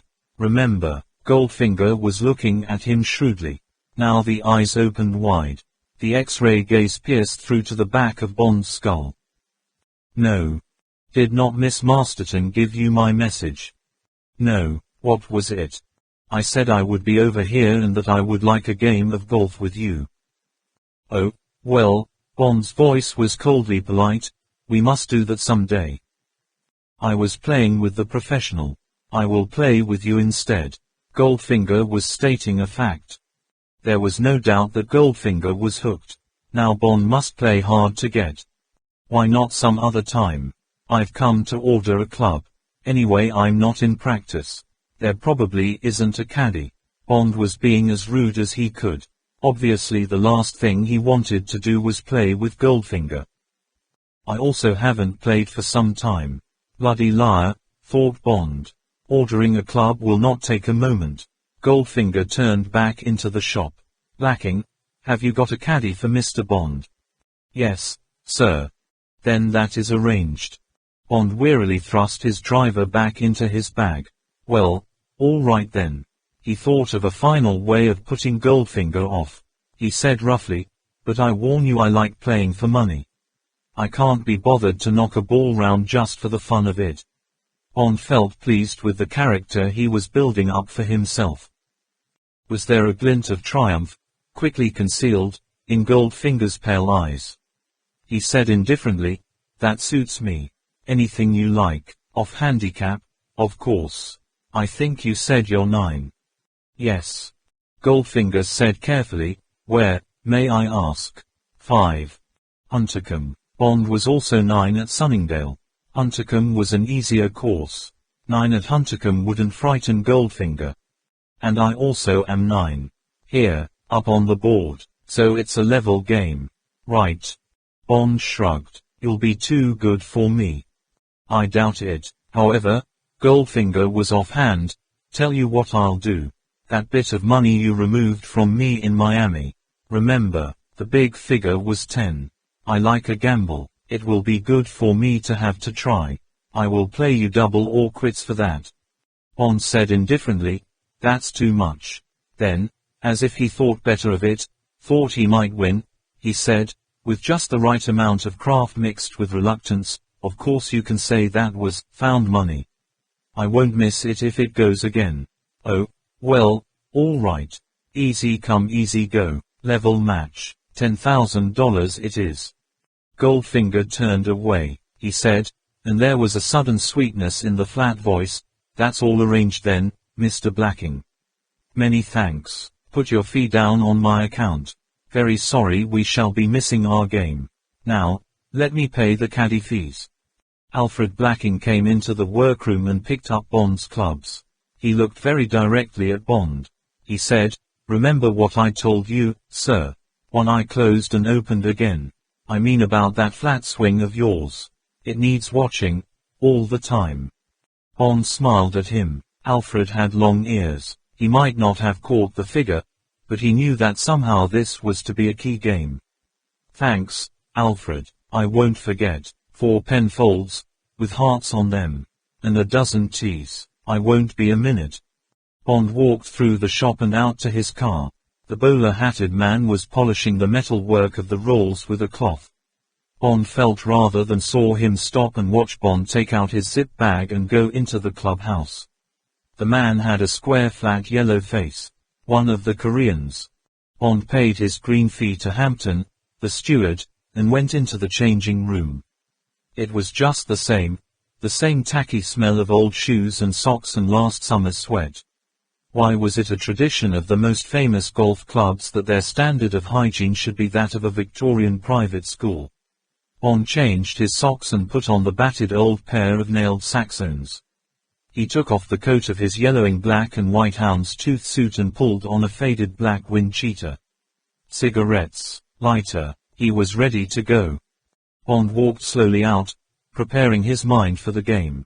On purpose he had needled this man into a high, tough match so that Goldfinger's respect for him should be increased and Goldfinger's view of Bond, that he was the type of ruthless, hard adventurer who might be very useful to Goldfinger, would be confirmed. Bond had thought that perhaps £100 Nassau would be the form. But $10,000, there had probably never been such a high singles game in history except in the finals of American championships or in the big amateur Calcutta sweeps where it was the backers rather than the players who had the money on. Goldfinger's private accounting must have taken a nasty dent. He wouldn't have liked that. He would be aching to get some of his money back. When Bond had talked about playing high, Goldfinger had seen his chance. So be it, but one thing was certain. For 100 reasons Bond could not afford to lose. He turned into the shop and picked up the balls and tees from Alfred Blacking. "Hawker's got the clubs, sir." Bond strolled out across the 500 yards of shaven seaside turf that led to the first tee. Goldfinger was practicing on the putting green. His caddy stood nearby, rolling ball to him. Goldfinger putted in the new fashion, between his legs with a mallet putter. Bond felt encouraged. He didn't believe in the system. He knew it was no good practicing himself. His old Hickory Calamity Jane had its good days and its bad. There was nothing to do about it. He knew also that the St. Mark's practice green bore no resemblance, in speed or texture, to the greens on the course. Bond caught up with the limping, insouciant figure of his caddy who was sauntering along chipping at an imaginary ball with Bond's blaster. "Afternoon, Hawker." "Afternoon, sir." Hawker handed Bond the blaster and threw down 3 used balls. His keen sardonic poacher's face split in a wry grin of welcome. "How've you been keepin', sir? Played any golf in the last 20 years? Can you still put them on the roof of the starter's hut?" This referred to the day when Bond, trying to do just that before a match, had put 2 balls through the starter's window. "Let's see." Bond took the blaster and hefted it in his hand, gauging the distance. The tap of the balls on the practice green had ceased. Bond addressed the ball, swung quickly, lifted his head and shanked the ball almost at right angles. He tried again. This time it was a dunch. A foot of turf flew up. The ball went 10 yards. Bond turned to Hawker, who was looking his most sardonic. "It's all right, Hawker. Those were for show. Now then, one for you." He stepped up to the third ball, took his club back slowly and whipped the club head through. The ball soared 100 feet, paused elegantly, dropped 80 feet onto the thatched roof of the starter's hut and bounced down. Bond handed back the club. Hawker's eyes were thoughtful, amused. He said nothing. He pulled out the driver and handed it to Bond.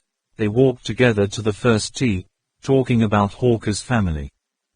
Goldfinger joined them, relaxed, impassive. Bond greeted Goldfinger's caddy, an obsequious, talkative man called Folks whom Bond had never liked. Bond glanced at Goldfinger's clubs. They were a brand new set of American Ben Hogans with smart St. Mark's leather covers for the woods. The bag was one of the stitched black leather holdalls favored by American pros. The clubs were in individual cardboard tubes for easy extraction. It was a pretentious outfit, but the best. Toss for honor. Goldfinger flicked a coin. Tails. It was heads. Goldfinger took out his driver and unpeeled a new ball. He said, Dunlop 65. Number 1. Always use the same ball. What's yours? Tenfold. Hearts. Goldfinger looked keenly at Bond. Strict rules of golf. Naturally. Right. Goldfinger walked onto the tee and teed up. He took one or two careful, concentrated practice swings. It was a type of swing Bond knew well, the grooved, mechanical, repeating swing of someone who had studied the game with great care, read all the books and spent £5,000 on the finest pro teachers. It would be a good, scoring swing which might not collapse under pressure. Bond envied it. Goldfinger took up his stance, wagged gracefully, took his club head back in a wide slow arc and, with his eyes glued to the ball, broke his wrists correctly. He brought the club head mechanically, effortlessly, down and through the ball and into a rather artificial, copybook finish. The ball went straight and true about 200 yards down the fairway. It was an excellent, uninspiring shot. Bond knew that Goldfinger would be capable of repeating the same swing with different clubs again and again round the 18 holes. Bond took his place, gave himself a lowish tee, addressed the ball with careful enmity and, with a flat, racket player's swing in which there was just too much wrist for safety, lashed the ball away. It was a fine, attacking drive that landed past Goldfinger's ball and rolled on 50 yards. But it had had a shade of draw and ended on the edge of the left-hand rough. They were two good drives. As Bond handed his club to Hawker and strolled off in the wake of the more impatient Goldfinger, he smelled the sweet smell of the beginning of a knockdown and drag-out game of golf on a beautiful day in May with the larks singing over the greatest seaside course in the world. The first hole of the Royal St. Mark's is 450 yards long, 450 yards of undulating fairway with one central bunker to trap a miss-hit second shot and a chain of bunkers guarding 3/4 of the green to trap a well-hit one. You can slip through the unguarded quarter, but the fairway slopes to the right there and you are more likely to end up with a nasty first chip of the day out of the rough. Goldfinger was well placed to try for this opening. Bond watched him take what was probably a spoon, make his two practice swings and address the ball.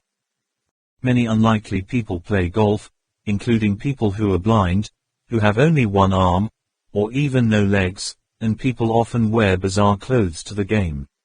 Other golfers don't think them odd, for there are no rules of appearance or dress at golf. That is one of its minor pleasures. But Goldfinger had made an attempt to look smart at golf, and that is the only way of dressing that is incongruous on a links. Everything matched in a blaze of rust-colored tweed from the buttoned, golfer's cap, centered on the huge, flaming red hair, to the brilliantly polished, almost orange shoes. The +4 suit was too well cut and the +4s themselves had been pressed down the sides. The stockings were of a matching heather mixture and had green garter tabs. It was as if Goldfinger had gone to his tailor and said, "Dress me for golf, you know, like they wear in Scotland." Social errors made no impression on Bond, and for the matter of that he rarely noticed them. With Goldfinger it was different. Everything about the man had grated on Bond's teeth from the first moment he had seen him. The assertive blatancy of his clothes was just part of the malevolent animal magnetism that had affected Bond from the beginning. Goldfinger executed his mechanical, faultless swing. The ball flew true but just failed to make the slope and curled off to the right to finish pin-high off the green in the short rough. Easy 5. A good chip could turn it into a 4, but it would have to be a good one. Bond walked over to his ball. It was lying cocked up, just off the fairway. Bond took his number 4 wood. Now for the all-air route, a soaring shot that would carry the cross bunkers and give him 2 putts for a 4. Bond remembered the dictum of the pros, it carrot s never too early to start winning. He took it easy, determined not to press for the long but comfortable carry. As soon as Bond had hit the shot he knew it wouldn't do. The difference between a good golf shot and a bad one is the same as the difference between a beautiful and a plain woman, a matter of millimeters. In this case, the club face had gone through just that 1 millimeter too low under the ball. The arc of flight was high and soft, no legs. Why the hell hadn't he taken a spoon or a 2-iron off that lie? The ball hit the lip of the far bunker and fell back. Now it was the blaster, and fighting for a half. Bond never worried too long about his bad or stupid shots. He put them behind him and thought of the next. He came up with the bunker, took his blaster and measured the distance to the pin. 20 yards. The ball was lying well back. Should he splash it out with a wide stance and an outside-in swing, or should he blast it and take plenty of sand? For safety's sake he would blast it out. Bond went down into the bunker. Head down and follow well through. The easiest shot in golf. Try and put it dead. The wish, halfway down his bait swing, hurried the hands in front of the club head. The loft was killed and there was the ball rolling back off the face. Get it out, you bloody fool, and hole a long putt. Now Bond took too much sand. He was out, but barely on the green.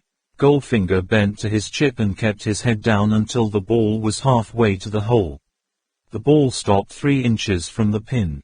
Without waiting to be given the putt, Goldfinger turned his back on Bond and walked off towards the second tee. Bond picked up his ball and took his driver from Hawker. What does he say his handicap is, sir? 9. It's a level match. Have to do better than that though. Ought to have taken my spoon for the second. Hawker said encouragingly, it's early days yet, sir. Bond knew it wasn't. It was always too early to start losing. Bond 7 Goldfinger. Chapter 9. The Cup and the Lip. Goldfinger had already teed up. Bond walked slowly behind him, followed by Hawker. Bond stood and leant on his driver. He said, I thought you said we would be playing the strict rules of golf. But I'll give you that putt. That makes you 1 up. Goldfinger nodded curtly. He went through his practice routine and hit his usual excellent, safe drive. The second hole is a 370-yard dogleg to the left with deep cross bunkers daring you to take the tiger's line. But there was a light helping breeze. For Goldfinger it would now be a 5-iron for his second. Bond decided to try and make it easier for himself and only have a wedge for the green. He laid his ears back and hit the ball hard and straight for the bunkers. The breeze got under the slight draw and winged the ball on and over. The ball pitched and disappeared down into the gully just short of the green. A 4, chance of a 3. Goldfinger strode off without comment. Bond lengthened his stride and caught up. How's the agoraphobia? Doesn't all this wide open space bother it? No. Goldfinger deviated to the right. He glanced at the distant, half-hidden flag, planning his second shot. He took his 5-iron and hit a good, careful shot which took a bad kick short of the green and ran down into the thick grass to the left. Bond knew that territory. Goldfinger would be lucky to get down in 2. Bond walked up to his ball, took the wedge and flicked the ball onto the green with plenty of stop. The ball pulled up and lay a yard past the hole. Goldfinger executed a creditable pitch but missed the 12-foot putt. Bond had 2 for the hole from a yard.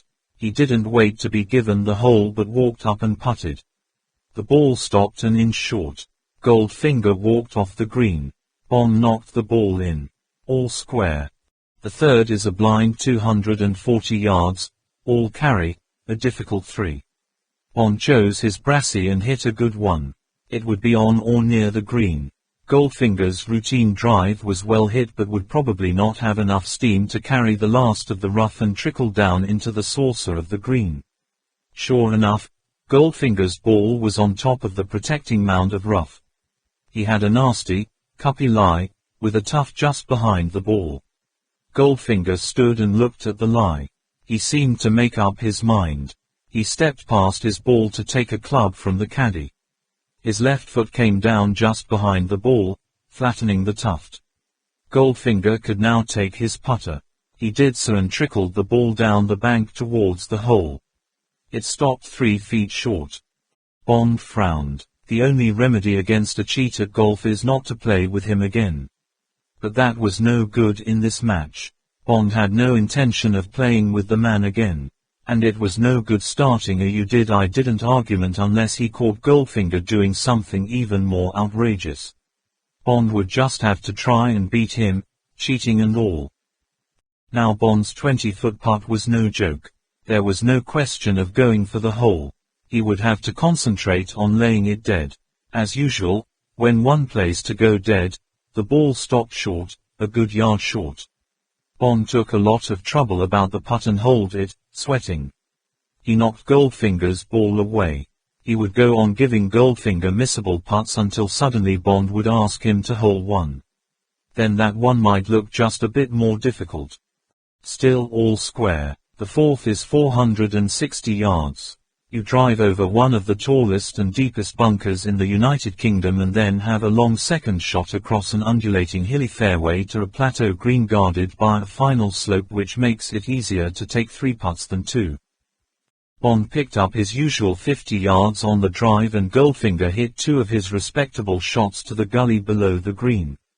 Bond, determined to get up, took a brassey instead of a spoon and went over the green and almost up against the boundary fence. From there he was glad to get down in 3 for a half. The fifth was again a long carry, followed by Bond's favorite second shot on the course, over bunkers and through a valley between high sand dunes to a distant, taunting flag. It is a testing hole for which the first essential is a well-placed drive. Bond stood on the tee, perched high up in the sandhills, and paused before the shot while he gazed at the glittering distant sea and at the faraway crescent of white cliffs beyond Pegwell Bay. Then he took up his stance and visualized the tennis court of turf that was his target. He took the club back as slowly as he knew how and started down for the last terrific acceleration before the club head met the ball. There was a dull clang on his right. It was too late to stop. Desperately Bond focused the ball and tried to keep his swing all in one piece. There came the ugly clonk of a mishit ball. Bond's head shot up. It was a lofted hook. Would it have the legs? Get on, get on. The ball hit the top of a mountain of rough and bounced over. Would it reach the beginning of the fairway?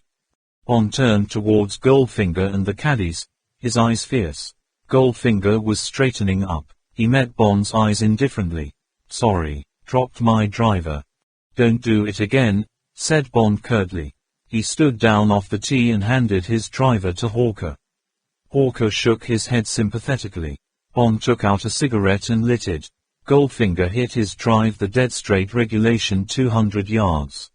They walked down the hill in a silence which Goldfinger unexpectedly broke. What is the firm you work for? Universal Export. And where do they hang out? London, Regent's Park. What do they export? Bond woke up from his angry ruminations. Here, pay attention. This is work, not a game. All right, he put you off your drive, but you've got your cover to think about.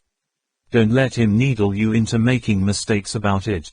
Build up your story. Bond said casually, oh, everything from sewing machines to tanks. What's your speciality? Bond could feel Goldfinger's eyes on him. He said, I look after the small arms side. Spend most of my time selling miscellaneous ironmongery to sheikhs and rajas. Anyone the Foreign Office decides doesn't want the stuff to shoot at us with. Interesting work. Goldfinger's voice was flat, bored. Not very. I'm thinking of quitting. Came down here for a week's holiday to think it out. Not much future in England. Rather like the idea of Canada. Indeed. They were past the rough and Bond was relieved to find that his ball had got a forward kick off the hill onto the fairway.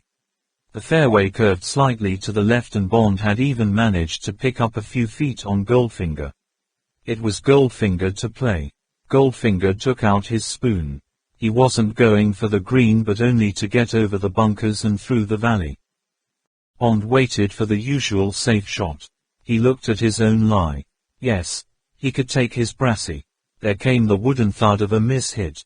Goldfinger's ball, hit off the heel, sped along the ground and into the stony wastes of Hell Bunker, the widest bunker and the only unkempt one, because of the pebbles on the course.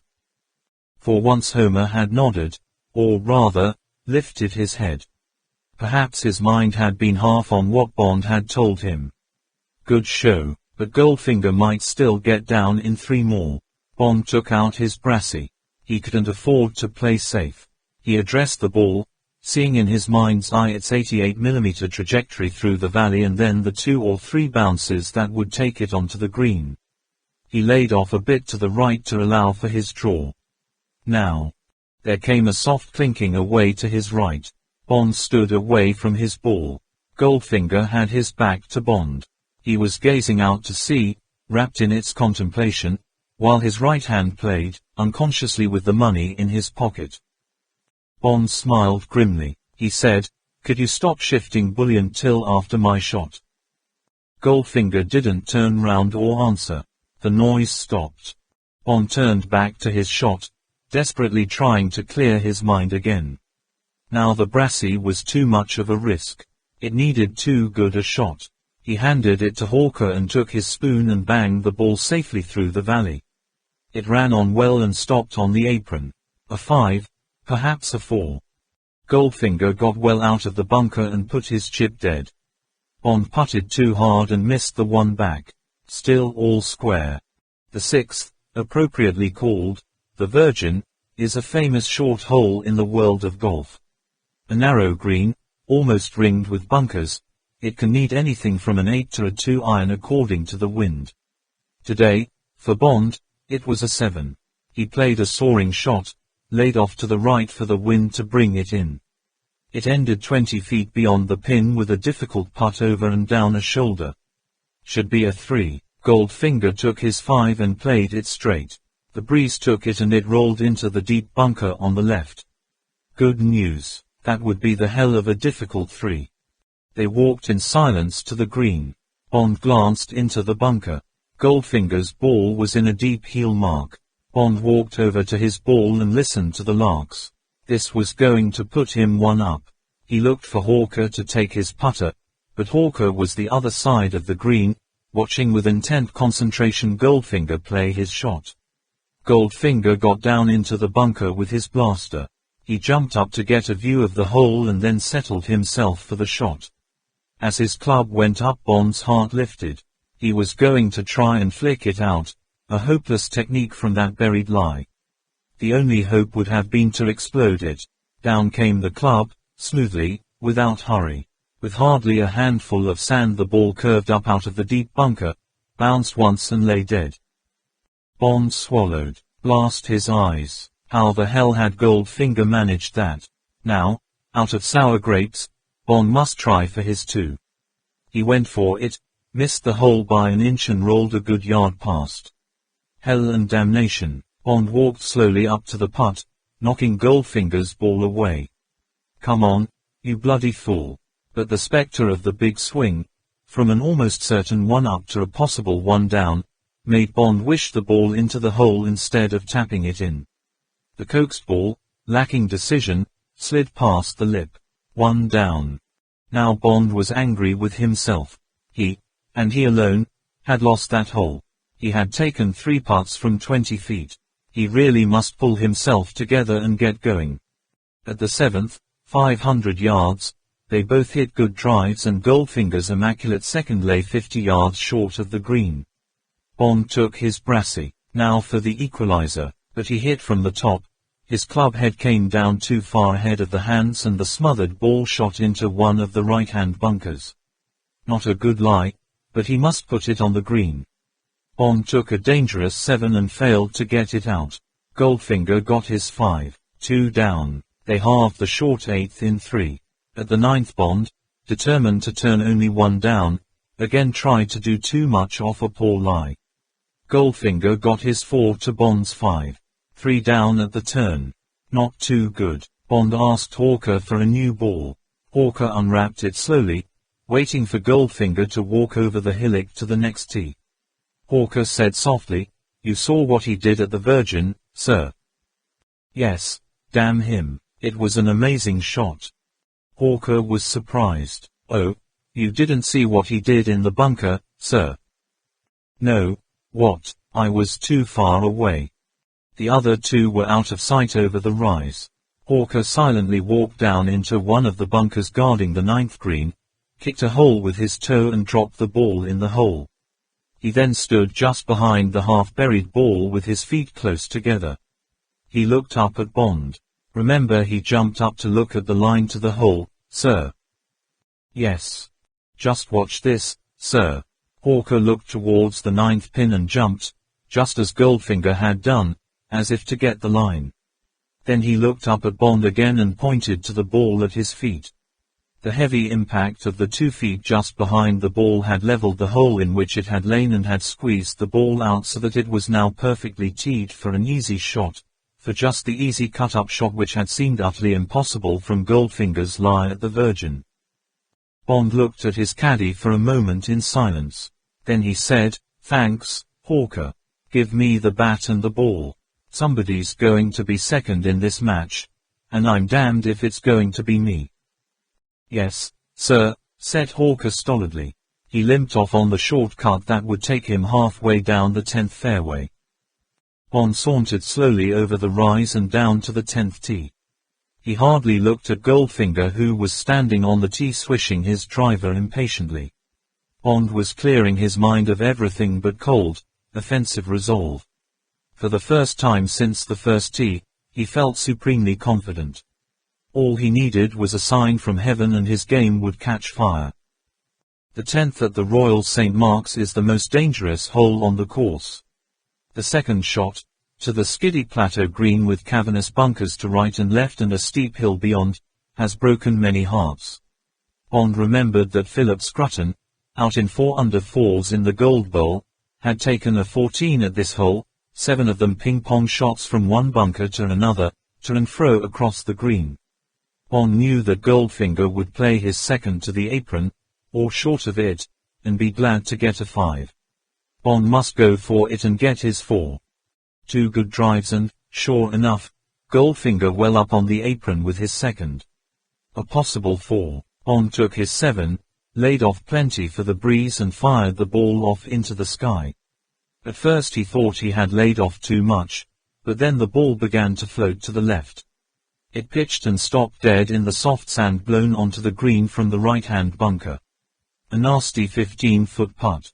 Bond would now be glad to get a half. Sure enough, Goldfinger putted up to within a yard. That, thought Bond as he squared up to his putt, he will have to hole. He hit his own putt fairly smartly to get it through the powdering of sand and was horrified to see it going like lightning across the skiddy green. God, he was going to have not a yard, but a 2-yard putt back. But suddenly, as if drawn by a magnet, the ball swerved straight for the hole, hit the back of the tin, bounced up and fell into the cup with an audible rattle. The sign from heaven. Bond went up to Hawker, winked at him and took his driver.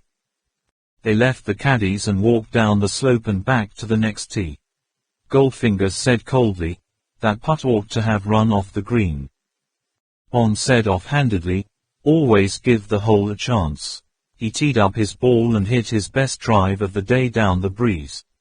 Wedge and 1 putt. Goldfinger hit his regulation shot and they walked off again. Bond said, "By the way, what happened to that nice Miss Masterton?" Goldfinger looked straight in front of him. "She left my employ." Bond thought, "Good for her." He said, "Oh, I must get in touch with her again." "Where did she go to?" "I couldn't say." Goldfinger walked away from Bond towards his ball. Bond's drive was out of sight, over the ridge that bisected the fairway. It wouldn't be more than 50 yards from the pin. Bond thought he knew what would be in Goldfinger's mind, what is in most golfers' minds when they smell the first scent of a good lead melting away. Bond wouldn't be surprised to see that grooved swing quicken a trifle. It did. Goldfinger hooked into a bunker on the left of the green. Now was the moment when it would be the end of the game if Bond made a mistake, let his man off the hook. He had a slightly downhill lie, otherwise an easy chip, but to the trickiest green on the course. Bond played it like a man. The ball ended 6 feet from the pin. Goldfinger played well out of his bunker, but missed the longish putt. Now Bond was only 1 down. They halved the dog-leg 12th in inglorious 5s and the longish 13th also in 5s, Goldfinger having to hole a good putt to do so. Now a tiny cleft of concentration had appeared on Goldfinger's massive, inlined forehead. He took a drink of water from the tap beside the 14th tee. Bond waited for him. He didn't want a sharp clang from that tin cup when it was out of bounds over the fence to the right and the drive into the breeze favoring a slice. Bond brought his left hand over to increase his draw and slowed down his swing. The drive, well to the left, was only just adequate, but at least it had stayed in bounds. Goldfinger, apparently unmoved by the out-of-bounds hazard, hit his standard shot. They both negotiated the transverse canal without damage and it was another half in 5. Still 1 down and now only 4 to play. The 460 yards 15th is perhaps the only hole where the long hitter may hope to gain 1 clear shot. 2 smashing woods will just get you over the line of bunkers that lie right up against the green. Goldfinger had to play short of them with his second. He could hardly improve on a 5 and it was up to Bond to hit a really godlike second shot from a barely adequate drive. The sun was on its way down and the shadows of the 4 men were beginning to lengthen. Bond had taken up his stance. It was a good lie. He had kept his driver. There was dead silence as he gave his 2 incisive waggles. This was going to be a vital stroke. Remember to pause at the top of the swing, come down slow and whip the club head through at the last second. Bond began to take the club back. Something moved at the corner of his right eye. From nowhere the shadow of Goldfinger's huge head approached the ball on the ground, engulfed it and moved on. Bond let his swing take itself to pieces in sections. Then he stood away from his ball and looked up. Goldfinger's feet were still moving. He was looking carefully up at the sky. "Shades please, Goldfinger." Bond's voice was furiously controlled. Goldfinger stopped and looked slowly at Bond. The eyebrows were raised a fraction in inquiry. He moved back and stood still, saying nothing. Bond went back to his ball. "Now then, relax. To hell with Goldfinger. Slam that ball onto the green. Just stand still and hit it." There was a moment when the world stood still, then somehow Bond did hit it, on a low trajectory that mounted gracefully to carry the distant surf of the bunkers. The ball hit the bank below the green, bounced high with the impact and rolled out of sight into the saucer round the pin. Hawker came up and took the driver out of Bond's hand. They walked on together. Hawker said seriously, "That's one of the finest shots I've seen in 30 years. He lowered his voice. "I thought he'd fixed you then, sir." "He damn nearly did, Hawker. It was Alfred Blacking that hit that ball, not me." Bond took out his cigarettes, gave one to Hawker and lit his own. He said quietly, "All square and 3 to play. We've got to watch those next 3 holes. Know what I mean?" "Don't you worry, sir. I'll keep my eye on him." They came up with the green. Goldfinger had pitched on and had a long putt for a 4, but Bond's ball was only 2 inches away from the hole. Goldfinger picked up his ball and walked off the green. They halved the short 16th in good 3s. Now there were the 2 long holes home. 4s would win them. Bond hit a fine drive down the center. Goldfinger pushed his far out to the right into deep rough. Bond walked along trying not to be too jubilant, trying not to count his chickens. A win for him at this hole and he would only need a half at the 18th for the match. He prayed that Goldfinger's ball would be unplayable or, better still, lost. Hawker had gone on ahead. He had already laid down his bag and was busily, far too busily to Bond's way of thinking, searching for Goldfinger's ball when they came up. It was bad stuff, jungle country, deep thick luxuriant grass whose roots still held last night's dew. Unless they were very lucky, they couldn't hope to find the ball. After a few minutes search Goldfinger and his caddy drifted away still wider to where the rough thinned out into isolated tufts. "That's good," thought Bond. That wasn't anything like the line. Suddenly he trod on something. Hell and damnation. Should he stamp it in? He shrugged his shoulders, bent down and gently uncovered the ball so as not to improve the lie. Yes, it was a Dunlop 65. Here you are, he called grudgingly. Oh no, sorry, you play with a number 1, don't you? Yes, came back Goldfinger's voice impatiently. Well, this is a number 7. Bond picked H up and walked over to Goldfinger. Goldfinger gave the ball a cursory glance. He said, not mine, and went on poking among the tufts with the head of his driver. It was a good ball, unmarked and almost new. Bond put it in his pocket and went back to his search. He glanced at his watch. The statutory 5 minutes was almost up. Another half minute and by God he was going to claim the hole. Strict rules of golf, Goldfinger had stipulated. All right my friend, you shall have them. Goldfinger was casting back towards Bond, diligently prodding and shuffling through the grass. Bond said, nearly time, I'm afraid.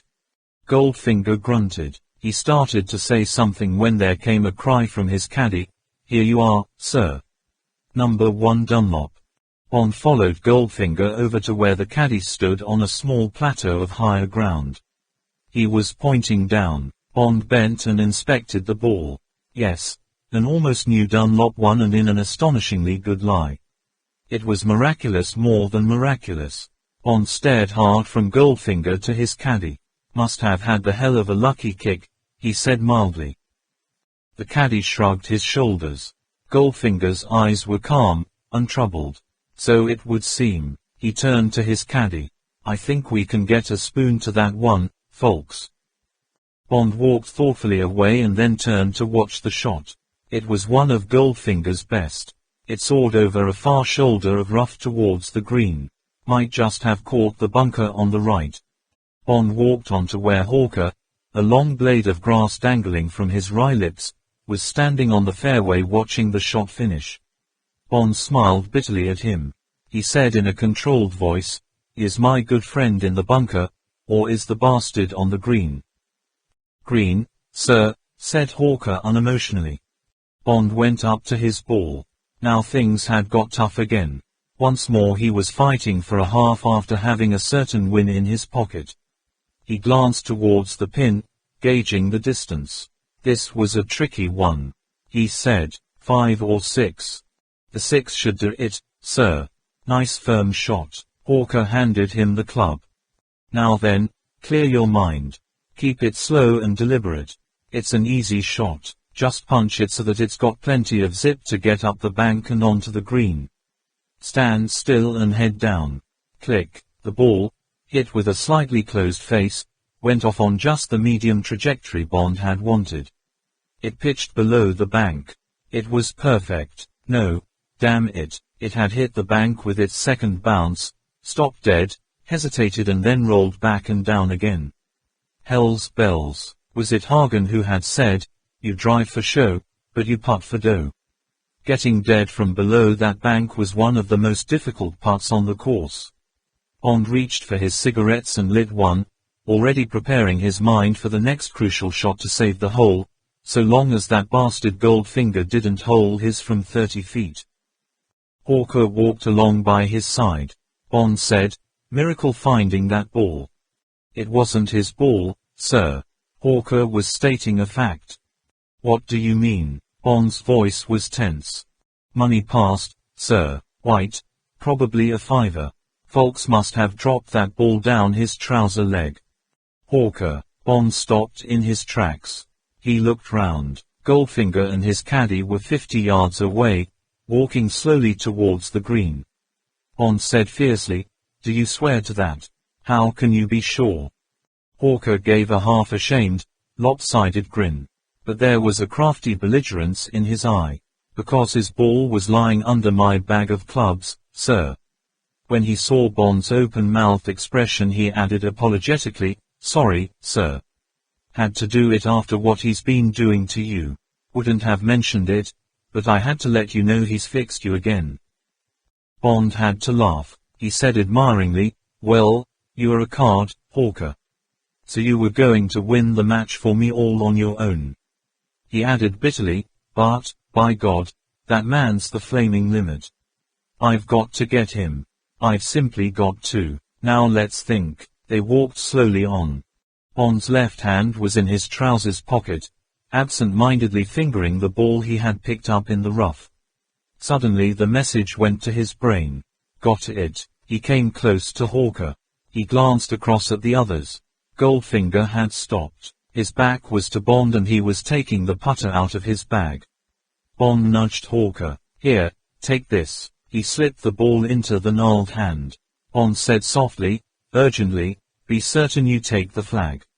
When you pick up the balls from the green, whichever way the hole has gone, give Goldfinger this one.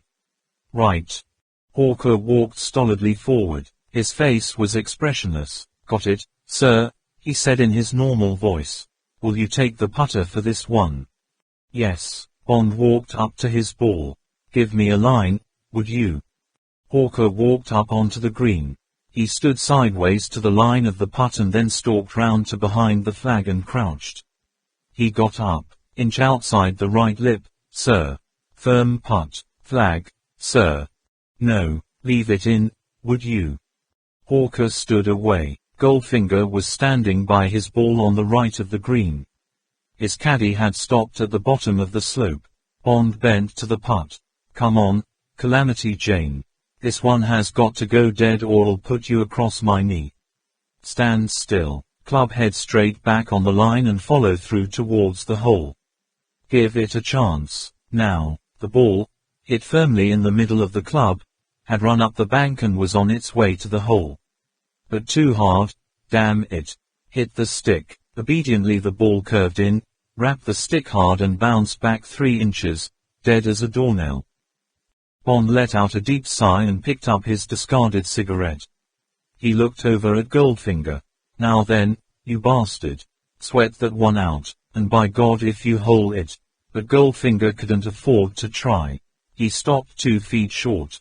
All right, said Bond generously. All square and 1 to go.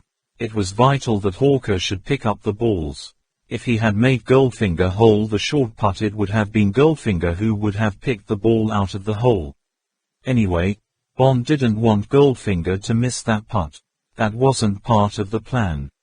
Hawker bent down and picked up the balls. He rolled one towards Bond and handed the other to Goldfinger. They walked off the green, Goldfinger leading as usual. Bond noticed Hawker's hand go to his pocket. Now, so long as Goldfinger didn't notice anything on the tee. But, with all square and 1 to go, you don't scrutinize your ball. Your motions are more or less automatic.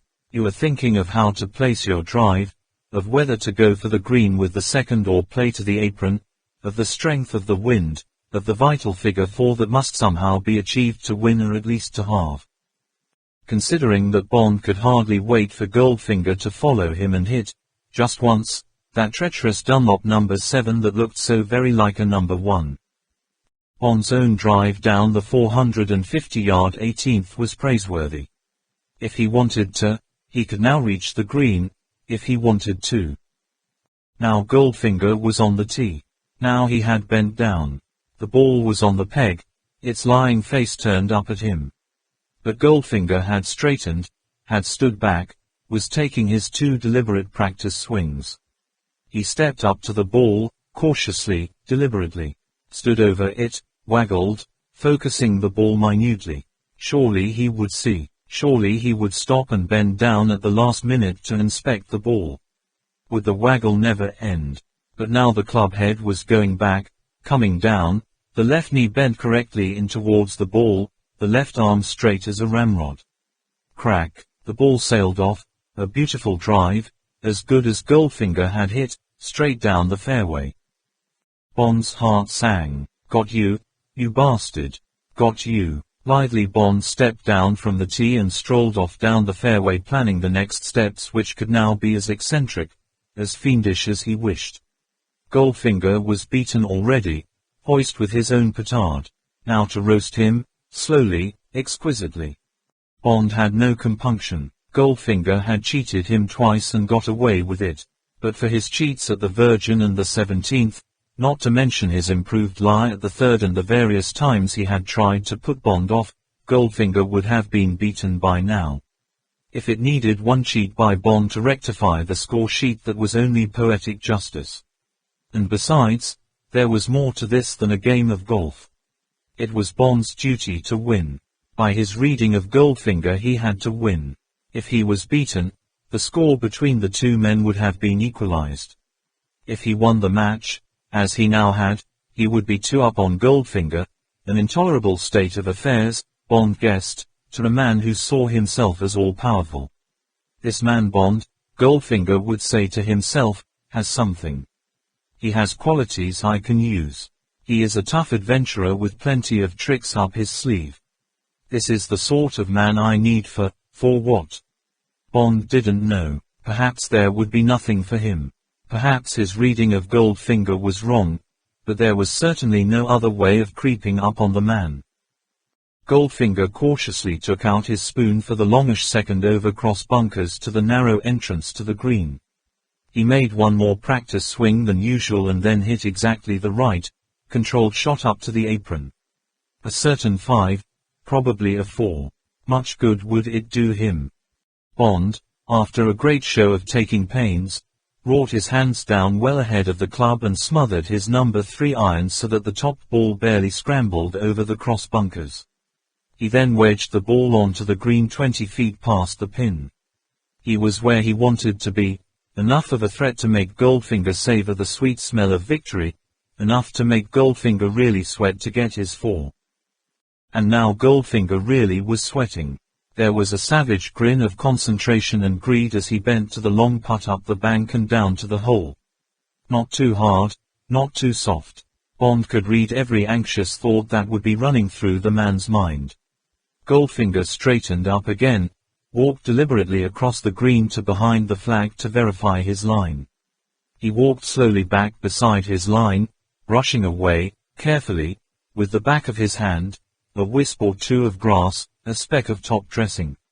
He bent again and made 1 or 2 practice swings and then stood to the putt, the veins standing out on his temples, the cleft of concentration deep between his eyes. Goldfinger hit the putt and followed through on the line. It was a beautiful putt that stopped 6 inches past the pin. Now Goldfinger would be sure that unless Bond sank his difficult 20-footer, the match was his. Bond went through a long rigmarole of sizing up his putt.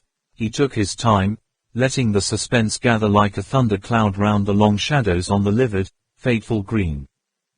Flag out, please. I'm going to sink this one. Bond charged the words with a deadly certitude, while debating whether to miss the hole to the right or the left or leave it short. He bent to the putt and missed the hole well on the right. Missed it, by God. Bond put bitterness and rage into his voice. He walked over to the hole and picked up the 2 balls, keeping them in full view. Goldfinger came up. His face was glistening with triumph. Well, thanks for the game. Seems I was just too good for you after all. You're a good 9 handicap, said Bond with just sufficient soreness. He glanced at the balls in his hand to pick out Goldfinger's and hand it to him. He gave a start of surprise. Hello, he looked sharply at Goldfinger. You play a number 1 Dunlop, don't you? Yes, of course. A sixth sense of disaster wiped the triumph off Goldfinger's face. What is it? What's the matter? Well, said Bond apologetically. Afraid you've been playing with the wrong ball. Here's my Penfold Hearts and this is a number 7 Dunlop. He handed both balls to Goldfinger. Goldfinger tore them off his palm and examined them feverishly. Slowly the color flooded over Goldfinger's face. He stood, his mouth working, looking from the balls to Bond and back to the balls. Bond said softly, too bad we were playing to the rules. Afraid that means you lose the hole. And, of course, the match. Bond's eyes observed Goldfinger impassively. But, this was what Bond had been looking forward to, the cup dashed from the lips. He stood and waited, saying nothing. Rage suddenly burst Goldfinger's usually relaxed face like a bomb. It was a Dunlop 7 you found in the rough. It was your caddy that gave me this ball. On the 17th green. He gave me the wrong ball on purpose, the damn Che. Here, steady on, said Bond mildly. You'll get a slander action on your hands if you aren't careful. Hawker, did you give Mr. Goldfinger the wrong ball by mistake or anything? No, sir. Hawker's face was stolid. He said indifferently, if you want my opinion, sir, the mistake may have been made at the 17th when the gentleman found his ball pretty far off the line we'd all marked it on. A 7 looks very much like a 1. I'd say that's what happened, sir. It would have been a miracle for the gentleman's ball to have ended up as wide as where it was found. Tommy rot. Goldfinger gave a snort of disgust. He turned angrily on Bond. You saw that was a number 1 my caddy found. Bond shook his head doubtfully. I didn't really look closely, I'm afraid. However, Bond's voice became brisk, businesslike. It's really the job of the player to make certain he's using the right ball, isn't it? I can't see that anyone else can be blamed if you tee the wrong ball up and play 3 shots with it. Anyway, he started walking off the green. Many thanks for the match. We must have it again one day. Goldfinger, lit with glory by the setting sun, but with a long black shadow tied to his heels, followed Bond slowly, his eyes fixed thoughtfully on Bond's back. Bond 7 Goldfinger. Chapter 10. Up at the Grange. There are some rich men who use their riches like a club. Bond, luxuriating in his bath, thought that Goldfinger was one of them. He was the kind of man who thought he could flatten the world with his money, bludgeoning aside annoyances and opposition with his heavy wad. He had thought to break Bond's nerve by playing him for $10,000, a flea bite to him but obviously a small fortune to Bond. In most circumstances he might have succeeded. It needs an iron nerve to, wait for it, on your swing, to keep your head down on the short putts, when big money hangs on every shot, over 18 long holes. The pros, playing for their own bread and butter and for their families, know the cold breath of the poorhouse on the back of their necks as they come to the 18th tee all square. That is why they lead careful lives, not smoking or drinking, and why the one that wins is usually the one with the least imagination. But, in Bond's case, Goldfinger could not have known that high tension was Bond's natural way of life and that pressure and danger relaxed him. And he could not have known that Bond wanted to play Goldfinger for the highest possible stakes and that he would have the funds of the Secret Service behind him if he lost. Goldfinger, so used to manipulating others, had been blind to the manipulation for once being practiced upon himself. Or had he been? Thoughtfully Bond got out of the bath and dried himself. That powerful dynamo inside the big round head would be humming at this very moment, wondering about Bond, knowing he had been out-cheated, asking itself how it came about that twice Bond had appeared out of the blue and twice queered his pitch. Had Bond played his cards right? Had he made himself appear an interesting challenge? Or would Goldfinger's sensitive nose smell a threat? In the latter case there would be no follow-up by Goldfinger and Bond would have to bow out of the case and leave it to M to devise a new approach. How soon would he know if the big fish was hooked? This one would take plenty of time sniffing the bait. It would be good to have just one small bite to tell him he had chosen the right lure. There was a knock on the door of his bedroom. Bond wrapped the towel round him and walked through. He opened the door. It was the hall porter. Yes. Telephone message from a Mr. Goldfinger, sir. His compliments and would you care to come to his house for dinner tonight? It's the Grange over at Reculver, sir. 6:30 for drinks beforehand and not to bother to dress. Please thank Mr. Goldfinger and say I shall be delighted. Bond shut the door and walked across to the open window and stood looking out across the quiet evening sea. Well, talk of the devil. Bond smiled to himself, and then go and sup with him. What was that about a long spoon? At 6 o'clock Bond went down to the bar and had a large vodka and tonic with a slice of lemon peel. The bar was empty save for a group of American Air Force officers from Mansion. They were drinking whiskey and water and talking baseball. Bond wondered if they had spent the day toting a hydrogen bomb round the skies over Kent, over the 4 little dots in the dunes that had been his match with Goldfinger. He thought wryly, not too much of that whiskey, cousins, paid for his drink, and left. He motored slowly over to Reculver, savoring the evening and the drink inside him and the quiet bubble of the twin exhausts. This was going to be an interesting dinner party. Now was the moment to sell himself to Goldfinger. If he put a foot wrong he was out, and the pitch would have been badly queered for his successor. He was unarmed. It would be fatal for Goldfinger to smell that kind of rat. He felt a moment's qualm. But that was going too fast. No state of war had been declared, the opposite if anything. When they had parted at the golf club, Goldfinger had been cordial in a rather forced, oily fashion. He had inquired where he should send Bond's winnings and Bond had given him the address of Universal Export. He had asked where Bond was staying and Bond had told him and added that he would only be at Ramsgate a few days while he made up his mind about his future. Goldfinger hoped that they would one day have a return match but, alas, he was leaving for France tomorrow and wasn't certain when he would be back. Flying, yes, taking the air ferry from Lyd. Well, thanks for the match. And thank you, Mr. Bond. The eyes had given Bond one last X-ray treatment, as if fixing him for a last time in Goldfinger's filing system, and then the big yellow car had sighed away. Bond had had a good look at the chauffeur. He was a chunky flat-faced Japanese, or more probably Korean, with a wild, almost mad glare in dramatically slanting eyes that belonged in a Japanese film rather than in a Rolls-Royce on a sunny afternoon in Kent. He had the snout-like upper lip that sometimes goes with a cleft palate, but he said nothing and Bond had no opportunity of knowing whether his guess was right. In his tight, almost bursting black suit and farcical bowler hat he looked rather like a Japanese wrestler on his day off. But he was not a figure to make one smile. If one had been inclined to smile, a touch of the sinister, the unexplained, in the tight shining patent leather black shoes that were almost dancing pumps, and in the heavy black leather driving gloves, would have changed one's mind.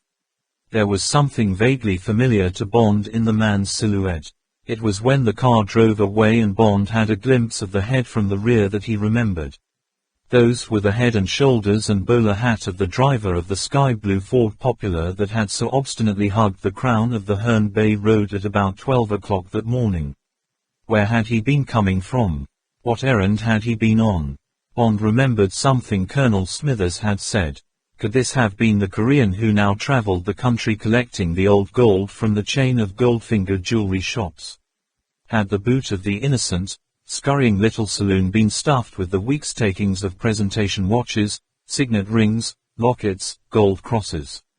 As he watched the high, primrose yellow silhouette of the silver ghost disappearing towards Sandwich, Bond thought the answer was yes.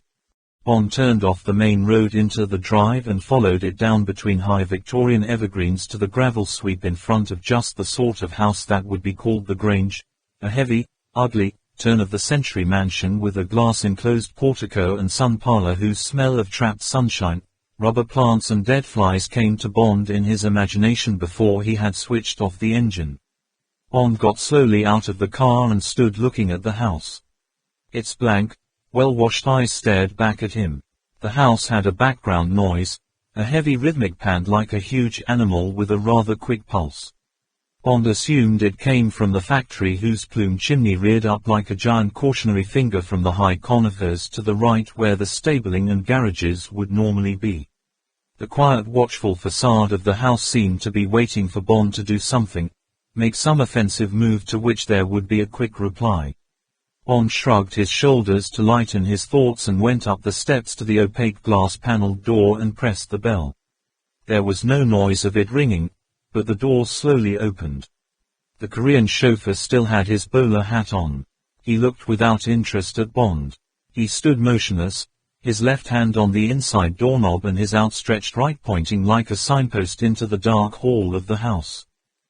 Bond walked past him, vanquishing a desire either to stamp on his neat black feet or hit him very hard indeed in the center of his tightly buttoned black stomach. This Korean matched up with what he had always heard about Koreans, and anyway Bond wanted to do something violent to the heavy, electric atmosphere of the house. The gloomy hall was also the main living room. A meager fire flickered behind the fire irons in the wide hearth, and 2 club chairs and a knoll sofa stood impassively watching the flames. Between them on a low settee was a well-stocked drink tray. The wide spaces surrounding this spark of life were crowded with massive Rothschildian pieces of furniture of the Second Empire, and ormolu, tortoiseshell, brass and mother-of-pearl winked back richly at the small fire. Behind this orderly museum, dark paneling ran up to a first-floor gallery which was reached by a heavy curved stairway to the left of the hall. The ceiling was laced with the somber wood-carving of the period. Bond was standing taking all this in when the Korean came silently up. He flung out his signpost of an arm towards the drink tray and the chairs. Bond nodded and stayed where he was. The Korean walked past him and disappeared through a door into what Bond assumed were the servants' quarters. The silence, helped by the slow iron tick of a massively decorated grandfather clock, gathered and crept nearer. Bond walked over and stood with his back to the poor fire. He stared offensively back at the room. What a dump, what a bloody awful deathly place to live in. How could one, live in this rich heavy morgue among the conifers and evergreens when 100 yards away there was light and air and wide horizons? Bond took out a cigarette and lit it. What did Goldfinger do for enjoyment, for fun, for sex? Perhaps he didn't need these things. Perhaps the pursuit of gold slaked all his thirsts. Somewhere in the distance a telephone rang. The bell shrilled twice and stopped. There was the murmur of a voice, then steps echoed down a passage and a door under the stairway opened. Goldfinger came through and quietly closed the door behind him. He was wearing a plum-colored velvet dinner jacket. He came slowly across the polished wood floor. He didn't hold out his hand. He said, smiling with his mouth, "It was kind of you to come at such short notice, Mr. Bond. You were alone and so was I, and it occurred to me that we might discuss the price of corn." It was the sort of remark that rich men make to each other. Bond was amused at being made a temporary member of the club. He said, "I was delighted to get the invitation. I was already bored with worrying over my problems. Ramsgate hasn't much to offer." "No, and now I have an apology to make. I have had a telephone call. One of my staff, I employ Koreans, by the way, has had some minor trouble with the Margate police and I must go over and straighten it out. Some incident at the fun fair, I understand. These people get easily overexcited. My chauffeur will drive me and we should not be more than half an hour. Meanwhile I fear I must leave you to your own devices. Please help yourself to drinks. There are magazines to read. Will you forgive me? Not more than half an hour, I assure you." That's quite all right. Bond felt there was something fishy in this. He couldn't put his finger on what it was. "Well then, au revoir." Goldfinger went to the front door. "But I must give you some light. It's really very dark in here." Goldfinger brushed his hand down a wall plate of switches and suddenly lights blazed all over the hall, from standard lamps, wall brackets, and 4 clusters in the ceiling. Now the room was as bright as a film studio. It was an extraordinary transformation. Bond, half dazzled, watched Goldfinger open the front door and stride out. In a minute he heard the sound of a car, but not the rolls, rev up noisily, change gear and go off fast down the drive. On an instinct, Bond walked over to the front door and opened it. The drive was empty. In the distance he saw the lights of the car turn left-handed on the main road and make off in the direction of Margate. He turned back into the house and closed the door. He stood still, listening. The silence, except for the heavy clock tick, was complete. He walked across to the service door and opened it. A long dark passage disappeared towards the back of the house. Bond bent forward, all his senses alert. Silence, dead silence. Bond shut the door and looked thoughtfully round the brilliantly lit hall. He had been left alone in Goldfinger's house, alone with its secrets. Why? Bond walked over to the drink tray and poured himself a strong gin and tonic. There certainly had been a telephone call, but it could easily have been an arranged call from the factory. The story of the servant was plausible and it was reasonable that Goldfinger should go himself to bail the man out and take his chauffeur with him. Goldfinger had twice mentioned that Bond would be alone for half an hour, during which he would be left to his own devices. This could be innocent, or it could be an invitation for Bond to show his hand, commit some indiscretion. Was somebody watching him? How many of these Koreans were there and what were they doing? Bond glanced at his watch. 5 minutes had gone. He made up his mind. Trap or no trap, this was too good a chance to miss. He would have a quick look round, but an innocent one, with some sort of a cover story to explain why he had left the hall. Where should he begin? A. Look at the factory. His story, that his car had given trouble on the way over, choked petrol feed probably, and that he had gone to see if there was a mechanic who could give him a hand. Flimsy, but it would do. Bond downed his drink and went purposefully to the service door and walked through. There was a light switch. He turned on the light and walked swiftly down a long passage. It ended with a blank wall and 2 doors to right and left. He listened for an instant at the left-hand one and heard muffled kitchen noises. He opened the right-hand door and found himself in the paved garage yard he might have expected. The only odd thing about it was that it was brilliantly lit by arc lights. The long wall of the factory occupied the far side, and now the rhythmic engine thump was very loud. There was a plain wooden door low down in the wall opposite. Bond walked across the yard to it, looking around him with casual interest. The door was unlocked. He opened it with discretion and walked through, leaving the door ajar. He found himself in a small empty office lit by one naked bulb hanging from the ceiling. There was a desk with papers on it, a time clock, a couple of filing cabinets and a telephone. Another door led from the office into the main factory space, and there was a window beside the door for keeping an eye on the workmen. It would be the foreman's office. Bond walked to the window and looked through. Bond didn't know what he had expected, but there seemed to be the usual accoutrements of a small metal working business. Facing him were the open mouths of 2 blast furnaces, their fires now drawn. Beside these stood a row of kilns for the molten metal, of which sheets of different sizes and colors stood against the wall nearby. There was the polished steel table of a circular saw, a diamond saw presumably, for cutting the sheets, and to the left in the shadows a big oil engine connected to a generator pounding away making power. To the right, under arc lights, a group of 5 men in overalls, 4 of them Koreans, were at work on, of all things, Goldfinger's Rolls-Royce. It stood there gleaming under the lights, immaculate save for the right-hand door which had been taken off its hinges and now lay across 2 nearby benches minus its door panel. As Bond watched, 2 men picked up the new door panel, a heavy, discolored sheet of aluminium-colored metal, and placed it on the door frame. There were 2 hand riveters on the floor, and soon, Bond thought, the men would rivet the panel into place and paint it to match the rest of the car. All perfectly innocent and above board. Goldfinger had dented the panel that afternoon and had had a quick repair job done in preparation for his trip tomorrow. Bond gave a quick, sour look round, withdrew from the window and went out by the factory door and closed it softly behind him. Nothing there, damn it. And now what was his story? That he had not wanted to disturb the men at their work, perhaps after dinner, if one of them had a moment. Bond walked unhurriedly back the way he had come and regained the hall without misadventure.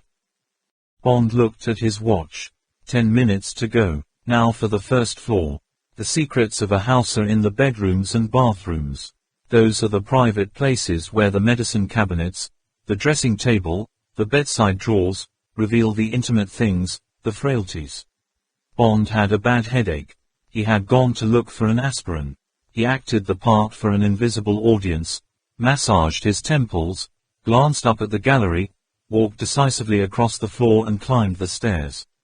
The gallery gave onto a brightly lit passage. Bond walked down it, opening the doors and glancing in. But they were spare bedrooms, the beds not made up. They held a smell of must and shut windows. A large ginger cat appeared from nowhere and followed him, mewing and rubbing itself against his trouser legs. The end room was the one. Bond went in and closed the door to a crack. All the lights were on. Perhaps one of the servants was in the bathroom. Bond walked boldly across to the communicating door and opened it. More lights, but no one.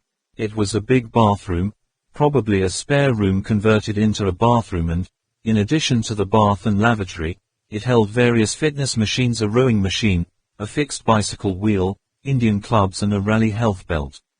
The medicine cabinet contained nothing except a great variety of purges, Cenopods, Cascara, Calculettes, Enos and various apparatus for the same purpose. There were no other drugs and no aspirin. Bond went back into the bedroom and again drew a blank. It was a typical man's room, comfortable, lived in, with plenty of fitted cupboards.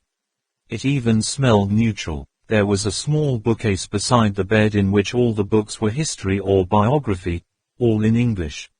The drawer of the bedside table yielded a solitary indiscretion, a yellow-backed copy of The Hidden Sight of Love, Palladium Publications, Paris.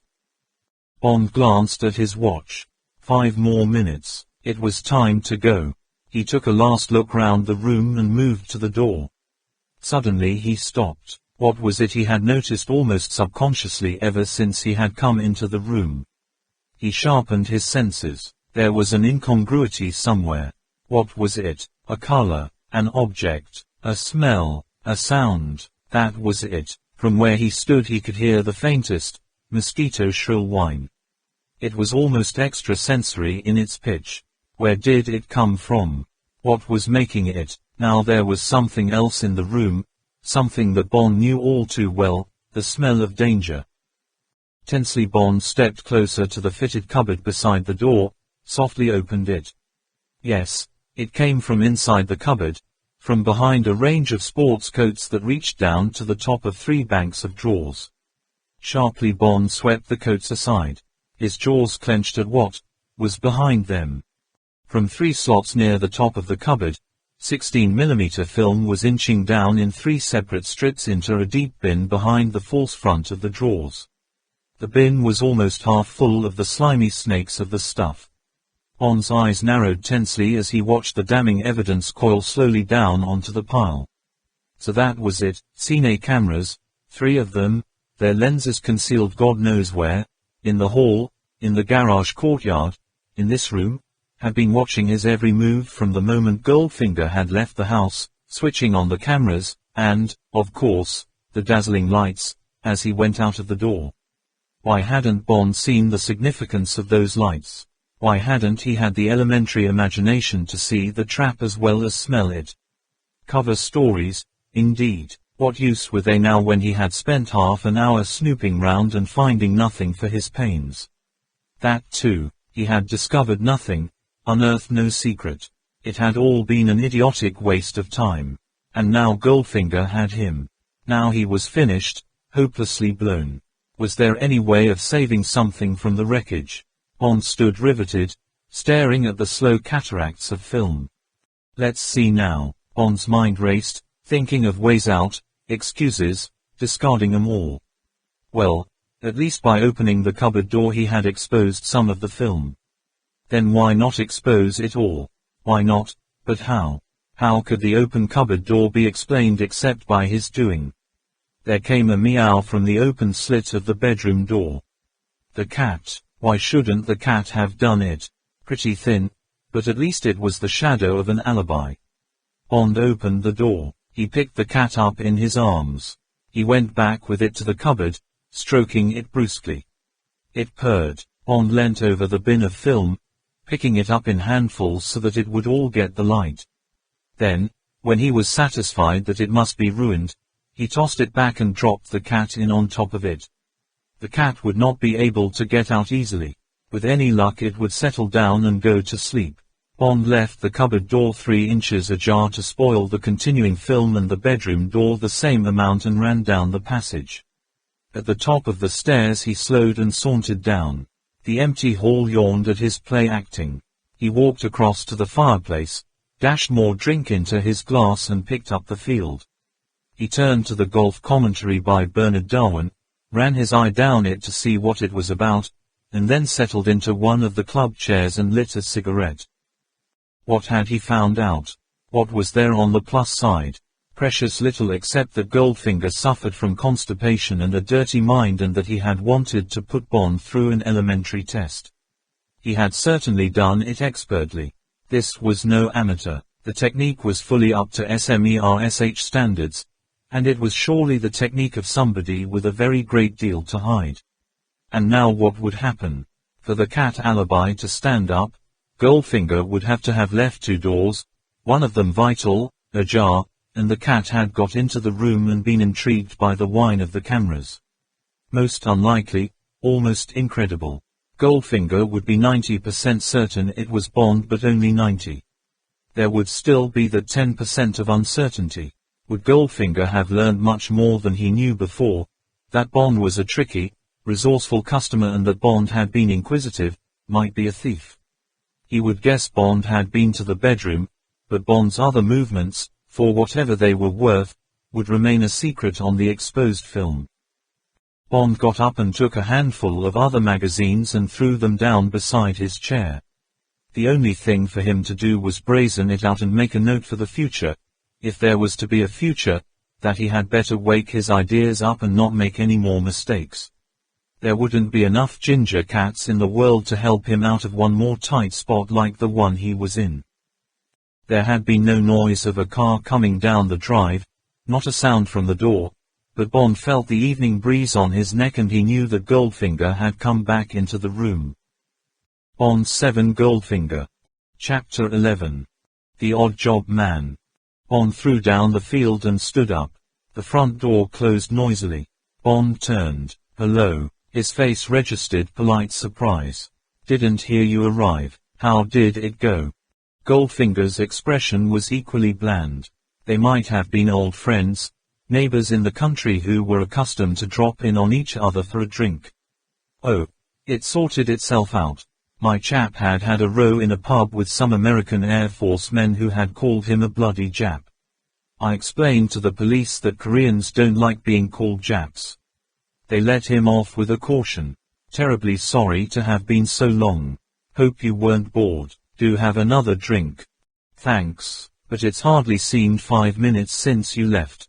Been reading what Darwin has to say about the 14 Club rule. Interesting point of view. Bond launched into a detailed review of the article, adding his own comments on the rule. Goldfinger stood patiently until it was over.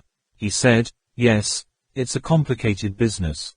Of course you play rather a different game from me, more workmanlike. With my kind of swing, I find I need all the clubs I'm allowed. Well, I'll just go up and wash and then we'll have dinner. Shan't be a moment. Bond busied himself noisily with pouring another drink, sat down and picked up Country Life. He watched Goldfinger climb the stairs and disappear down the corridor. He could visualize every step. He found he was reading the periodical upside down. He turned it round and stared blindly at a fine photograph of Blenheim Palace. There was dead silence upstairs. Then a distant lavatory chain was pulled and a door clicked shut. Bond reached for his drink, took a deep swallow and put the glass down beside his chair. Goldfinger was coming down the stairs. Bond turned the pages of Country Life and flicked ash off his cigarette into the grate. Now Goldfinger was crossing the floor towards him. Bond lowered his paper and looked up. Goldfinger was carrying the ginger cat tucked carelessly under one arm. He reached the fireplace, bent forward and pressed the bell. He turned towards Bond. Do you like cats? His gaze was flat, incurious. Sufficiently. The service door opened. The chauffeur stood in the frame. He still wore his bowler hat and his shiny black gloves. He gazed impassively at Goldfinger. Goldfinger crooked a finger. The chauffeur approached and stood within the circle by the fire. Goldfinger turned to Bond. He said conversationally, "This is my handy man." He smiled thinly. That is something of a joke. Odd job. Show Mr. Bond your hands. He smiled again at Bond. I call him Odd Job because that describes his functions on my staff. The Korean slowly pulled off his gloves and came and stood at arm's length from Bond and held out his hands palm upwards. Bond got up and looked at them. They were big and fat with muscle. The fingers all seemed to be the same length. They were very blunt at the tips and the tips glinted as if they were made of yellow bone. Turn 'em over and show Mr. Bond the sides. There were no fingernails. Instead there was this same, yellowish carapace. The man turned the hands sideways. Down each edge of the hands was a hard ridge of the same bony substance. Bond raised his eyebrows at Goldfinger. Goldfinger said, "We will have a demonstration." He pointed at the thick oak banisters that ran up the stairs. The rail was a massive 6 inches by 4 thick. The Korean obediently walked over to the stairs and climbed a few steps. He stood with his hands at his sides, gazing across at Goldfinger like a good retriever. Goldfinger gave a quick nod.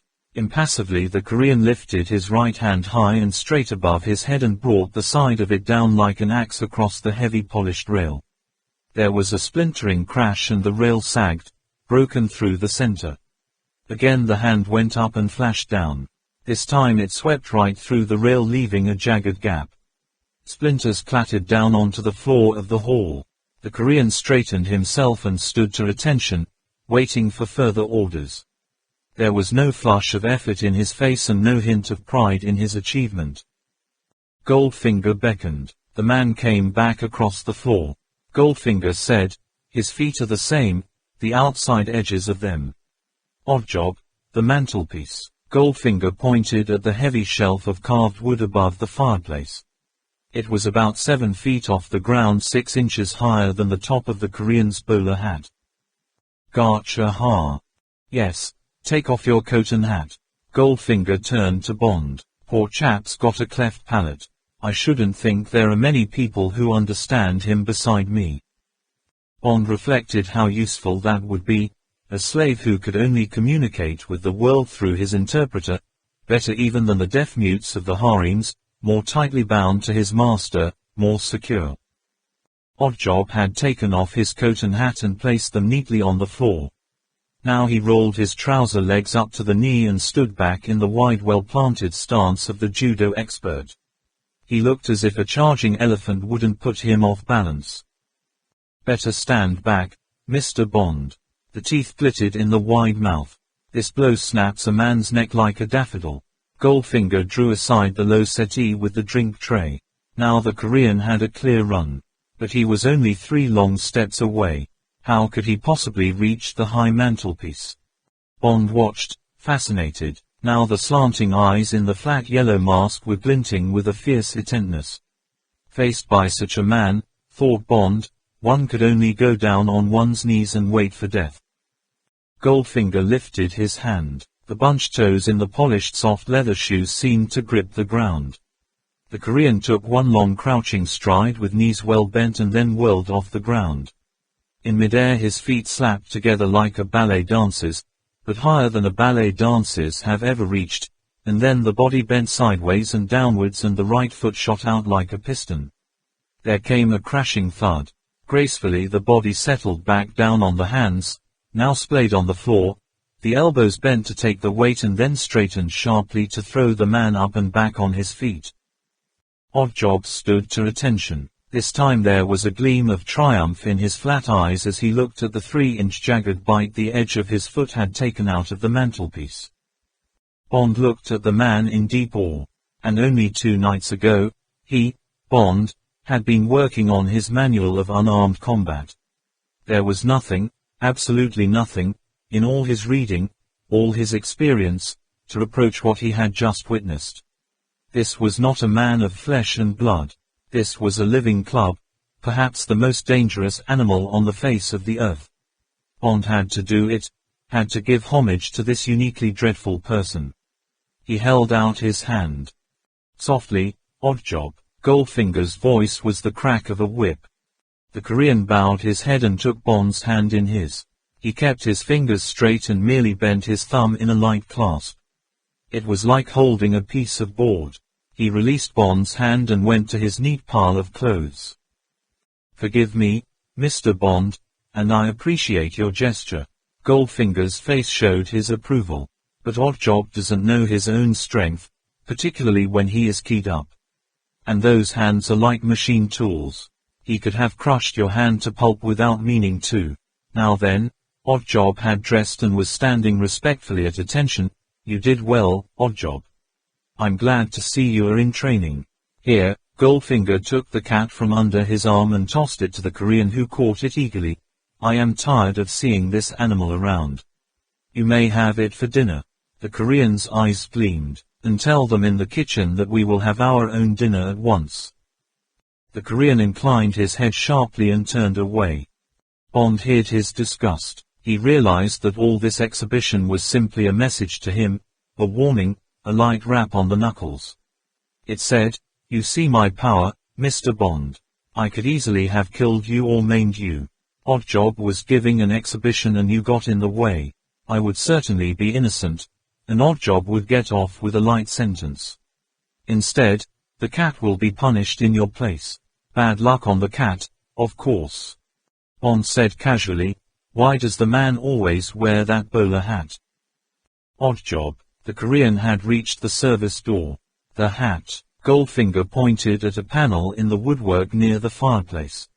Still holding the cat under his left arm, Oddjob turned and walked stolidly back towards them. When he was halfway across the floor, and without pausing or taking aim, he reached up to his hat, took it by the rim and flung it sideways with all his force. There was a loud clang. For an instant the rim of the bowler hat stuck an inch deep in the panel Goldfinger had indicated, then it fell and clattered on the floor. Goldfinger smiled politely at Bond. "A light but very strong alloy, Mr. Bond. I fear that will have damaged the felt covering, but Oddjob will put on another. He's surprisingly quick with a needle and thread. As you can imagine, that blow would have smashed a man's skull or half-severed his neck. A homely and a most ingeniously concealed weapon, I'm sure you'll agree." "Yes, indeed." Bond smiled with equal politeness. "Useful chap to have around." Oddjob had picked up his hat and disappeared. There came the boom of a gong.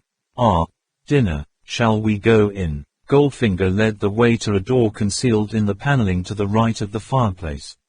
He pressed a hidden latch and they walked through. The small dining room matched the heavy wealth of the hall.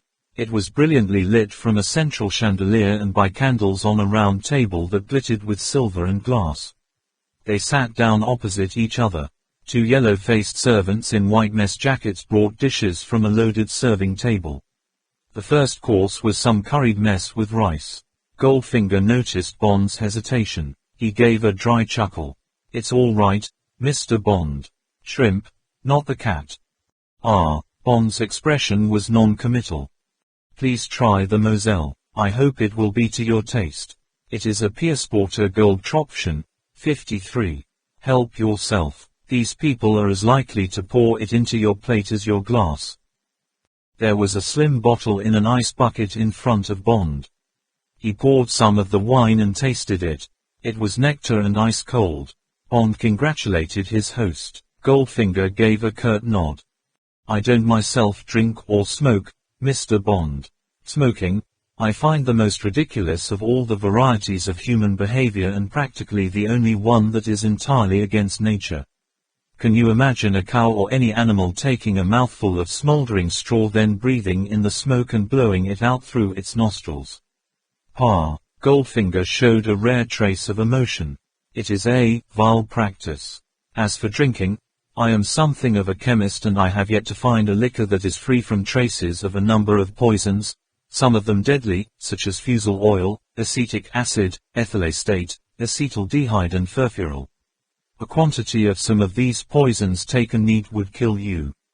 In the small amounts you find in a bottle of liquor they produce various ill effects, most of which are lightly written off as a hangover." Goldfinger paused with a forkful of curried shrimp halfway to his mouth. "Since you are a drinker, Mr. Bond, I will give you one word of good advice.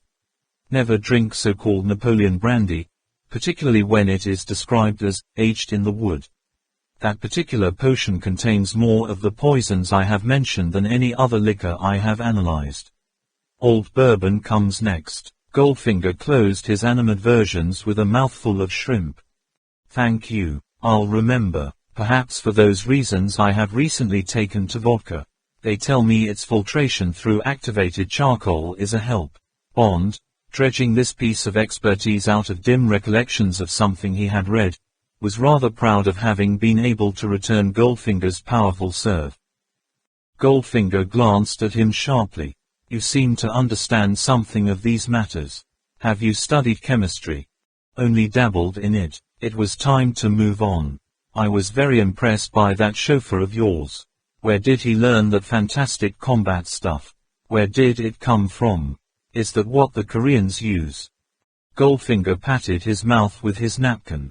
He snapped his fingers. The two men cleared away the plates and brought roast duckling and a bottle of Mouton Rothschild 1947 for Bond.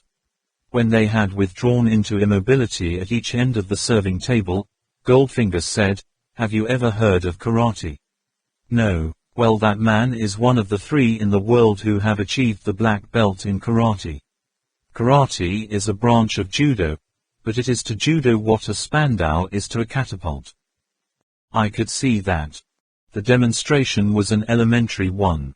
"Mr. Bond," Goldfinger held up the drumstick he had been gnawing, "I can tell you that if Oddjob had used the appropriate single blow on any one of 7 spots on your body, you would, now be dead." Goldfinger bit at the side of the drumstick with relish. Bond said seriously, "That's interesting. I only know 5 ways of killing Oddjob with 1 blow." Goldfinger seemed not to hear the comment.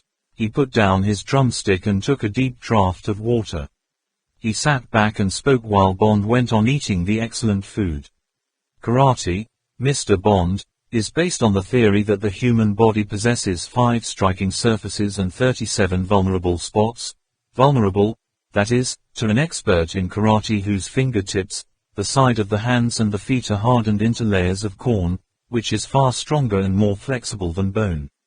Every day of his life, Mr. Bond, Oddjob spends 1 hour hitting either sacks of unpolished rice or a strong post whose top is wound many times round with thick rope.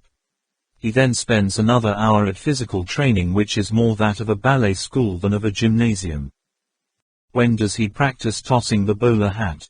Bond had no intention of succumbing to this psychological warfare. Goldfinger frowned at the interruption. "I have never inquired," he said without humor. "But I think you can take it that Oddjob keep his eye in at all his skills. However, you were asking where karate originated. It originated in China, where wandering Buddhist priests became an easy prey for footpads and bandits. Their religion did not allow them to carry weapons, so they developed their own form of unarmed combat. The inhabitants of Okinawa refined the art to its present form when the Japanese forbade them to carry weapons. They developed the 5 striking surfaces of the human body: the fist, the edge of the hand, the fingertips, the ball of the foot and the elbows, and toughened them until they were enveloped in layers of corn. There is no follow-through in a karate blow. The entire body is stiffened at the moment of impact, with the emphasis on the hips, and then instantly relaxed so that balance is never lost. It is astonishing what Oddjob can do. I have seen him hit a brick wall with his entire force and not hurt his hand. He can split 3 half-inch thick boards, piled one upon the other, with 1 blow of the hand. You have seen what he can do with his foot." Bond took a deep draught of the delicious claret. "All this must be rather hard on your furniture." Goldfinger shrugged. "I have no more use for this house. I thought a demonstration would amuse you. I hope you agree that Oddjob earned his cat." The X-ray eyes blazed briefly across the table. "Does he train on cats?" "He regards them as a great delicacy. He acquired the taste during a famine in his country when he was young." Bond thought it was time to delve rather more deeply. "Why do you need such a man? He can't be very good company."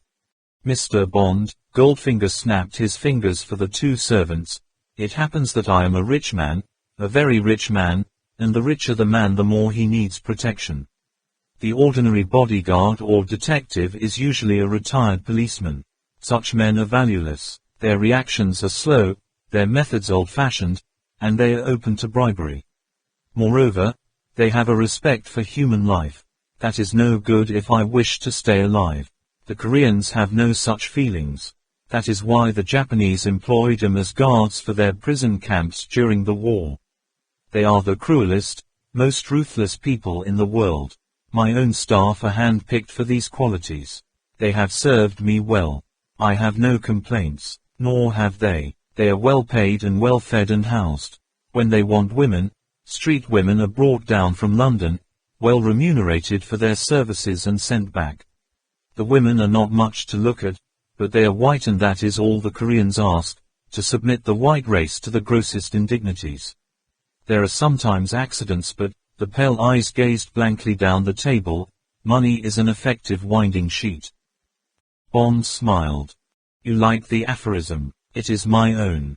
An excellent cheese soufflé came and was followed by coffee. They ate in silence, both apparently comfortable and relaxed by these confidences. Bond certainly was. Goldfinger, obviously by design, was letting his hair down, not farther than his shoulders, but he was showing Bond one of his private faces, presumably the one to which he thought Bond would respond, the ruthlessly efficient, cold-blooded tycoon. Perhaps, after all, Bond's spying in the house, which Goldfinger must at least presume, had revealed something about Bond that Goldfinger was pleased to know, that Bond had a crooked side to him, that he wasn't a gentleman, in more than appearance. Now there should be more probing, and then, with luck, the proposition would follow. Bond sat back and lit a cigarette. He said, "That's a beautiful car you've got. Must be about the last of the series. About 1925, wasn't it? 2 blocks of 3 cylinders with 2 plugs for each cylinder, one set fired from the mag, and the other from the coil." You are correct, but in other respects, I have had to introduce some modifications. I have added 5 leaves to the springs and fitted disc brakes to the rear wheels to increase the braking power. The servo-operated front wheel brakes were not sufficient. Oh, why not? The top speed wouldn't be more than 50. The body can't be all that heavy. Goldfinger raised his eyebrows. You think not? 1 ton of armor plating and armor-plated glass make a big difference. Bond smiled. Ah, I see. You certainly do take good care of yourself. But how does that work flying the channel? Doesn't the car go through the floor of the plane?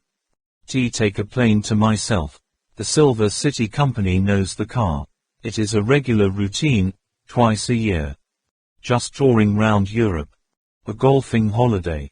Great fun. Always wanted to do it myself. Goldfinger didn't take the bait. You can afford to now. Bond smiled. Oh, that extra $10,000. But I may need that if I decide to move to Canada. You think you could make money there? Do you want to make a lot of money? Bond's voice was eager. Very much. There's no other point in working. Unfortunately, most ways of making big money take a long time. By the time one has made the money, one is too old to enjoy it. That's the trouble. I'm always on the lookout for shortcuts. You won't find them here. Taxation's too heavy. Quite. And the laws are strict. Yes, I found that out. Indeed. Got on the fringe of the heroin racket. Only just got out without burning my fingers. Of course this'll go no further. Goldfinger shrugged his shoulders. Mr. Bond, someone said that law is the crystallized prejudices of the community. I agree with that definition. It happens to apply most strongly to the traffic in drugs. Even if it didn't, I am not concerned with assisting the police. Well, it was like this. Bond launched into the story of the Mexican traffic, swapping roles with Blackwell. He ended up, I was lucky to get away with it, but it didn't make me particularly popular with Universal Export. I dare say not. An interesting story. You seem to have shown resource. You are not tempted to continue in the same line of business. Bond shrugged his shoulders. A bit too tricky. To judge by this Mexican, the big men in the business aren't quite big enough when it comes to the pinch. When things got tough, he didn't fight back, except with his mouth. Well, Mr. Bond, Goldfinger got up from the table and Bond followed suit. It's been an interesting evening. I don't know that I would go back into heroin. There are safer ways of making big money.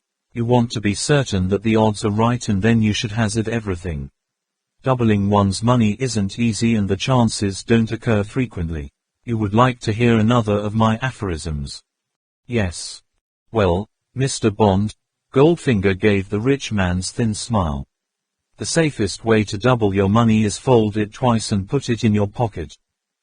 Bond, the bank clerk bargaining to the bank manager, smiled dutifully but made no comment. This just wasn't good enough. He was getting nowhere, but instinct told him not to put his foot down on the accelerator. They went back into the hall. Bond held out his hand. Well, many thanks for the excellent dinner. Time I went and got some sleep. Perhaps we shall run into each other again some day. Goldfinger pressed Bond's hand briefly and pushed it away from him. It was another mannerism of the millionaire subconsciously afraid if they touch. He looked hard at Bond. He said enigmatically, I shouldn't be at all surprised, Mr. Bond. On his way across the Isle of Thanet in the moonlight, Bond turned the phrase over and over in his mind. He undressed and got into bed thinking of it, unable to guess its significance. It could mean that Goldfinger intended to get in touch with Bond, or it could mean that Bond must try and keep in touch with Goldfinger. Heads the former, tails the latter. Bond got out of bed and took a coin from the dressing table and tossed it. It came down tails, so it was up to him to keep close to Goldfinger. So be it, but his cover would have to be pretty darn good the next time they ran into each other. Bond got back into bed and was instantly asleep. Bond 7 Goldfinger. Chapter 12. Long Tale on a Ghost. Punctually at 9 the next morning Bond got onto the Chief of Staff. James here. I've had a look at the property. Been all over it. Had dinner last night with the owner. I can say pretty well for certain that the managing director's view is right. Something definitely wrong about the property. Not enough facts to send you a surveyor's report. Owner's going abroad tomorrow, flying from Ferryfield. Wish I knew his departure time. Like to have another sight of his rolls. Thought I'd make him a present of a portable wireless set. I'll be going over a bit later in the day. Could you get Miss Ponsonby to book me? Destination unknown for the present. I'll be keeping in touch. Anything your end. How did the game of golf go? I won. There was a chuckle at the other end. Thought you had. Pretty big stakes, weren't they? How did you know? Had Mr. Scotland on last night. Said he'd had a tip on the telephone that someone of your name was in possession of a large amount of undeclared dollars. Had we got such a person and was it true? Chap wasn't very senior and didn't know about Universal. Told him to have a word with the commissioner and we got an apology this morning about the same time as your secretary found an envelope containing $10,000 in your mail. Pretty sly of your man, wasn't it? Bond smiled. Typical of Goldfinger to have thought of a way of getting him into trouble over the dollars. Probably made the call to Scotland Yard directly after the game. He had wanted to show Bond that if you gave Goldfinger a knock you'd get at least a thorn in your hand. But the Universal export cover seemed to have stuck. Bond said, that's pretty hot. The twister, you might tell the managing director that this time it goes to the White Cross. Can you fix the other things? Of course. Call you back in a few minutes. But watch your step abroad and call us at once if you get bored and need company. So long. Bye. Bond put down the receiver. He got up and set about packing his bag. He could see the scene in the Chief of Staff's office as the conversation was played back off the tape while the Chief of Staff translated the call to Miss Moneypenny. Says he agrees that Goldfinger is up to something big but he can't make out what. G is flying this morning with his rolls from Ferryfield. 007 wants to follow. Let's say 2 hours later to let G get well away on the other side. Fix the reservation, would you? He wants us to have a word with customs so that he can take a good look at the rolls and plant a Homer in the boot. Fix that too, please. He'll keep in touch through stations in case he needs help. And so forth. It was an efficient machine. Bond finished packing and, when the London call came giving him his various clearances, he went downstairs, paid his bill and got quickly out of Ramsgate onto the Canterbury Road. London had said that Goldfinger was booked on a special flight leaving at 12. Bond got to Ferryfield by 11, made himself known to the chief passport control and the customs officers who were expecting him, had his car taken out of sight into an empty hangar and sat and smoked and talked minor shop with the passport men. They thought he was from Scotland Yard. He let them go on thinking it. No, he said, Goldfinger was all right. It was possible that one of his servants was trying to smuggle something out of the country. Rather confidential. If Bond could just be left alone with the car for 10 minutes. He wanted to have a look at the toolkit. Would the customs give the rest of the rolls the grader going over for hidden compartments? They'd be glad to do so. At 11:45 one of the customs men put his head round the door. He winked at Bond. Coming in now, chauffeur on board, going to ask both to board the plane before the car. Tell them it's something to do with the weight distribution. Not so phony as it sounds. We know this old crate. She's armor-plated, weighs about 3 tons. Call you when we're ready. Thanks. The room emptied. Bond took the fragile little parcel out of his pocket. It contained a dry cell battery wired to a small vacuum tube. He ran his eye over the wiring and put the apparatus back in his coat pocket and waited. At 11:55 the door opened. The officer beckoned. No trouble, they're on the plane. The huge gleaming silver Ghost stood in the customs bay out of sight of the plane. The only other car was a dove grey Triumph TR3 convertible with its hood down. Bond went to the back of the rolls.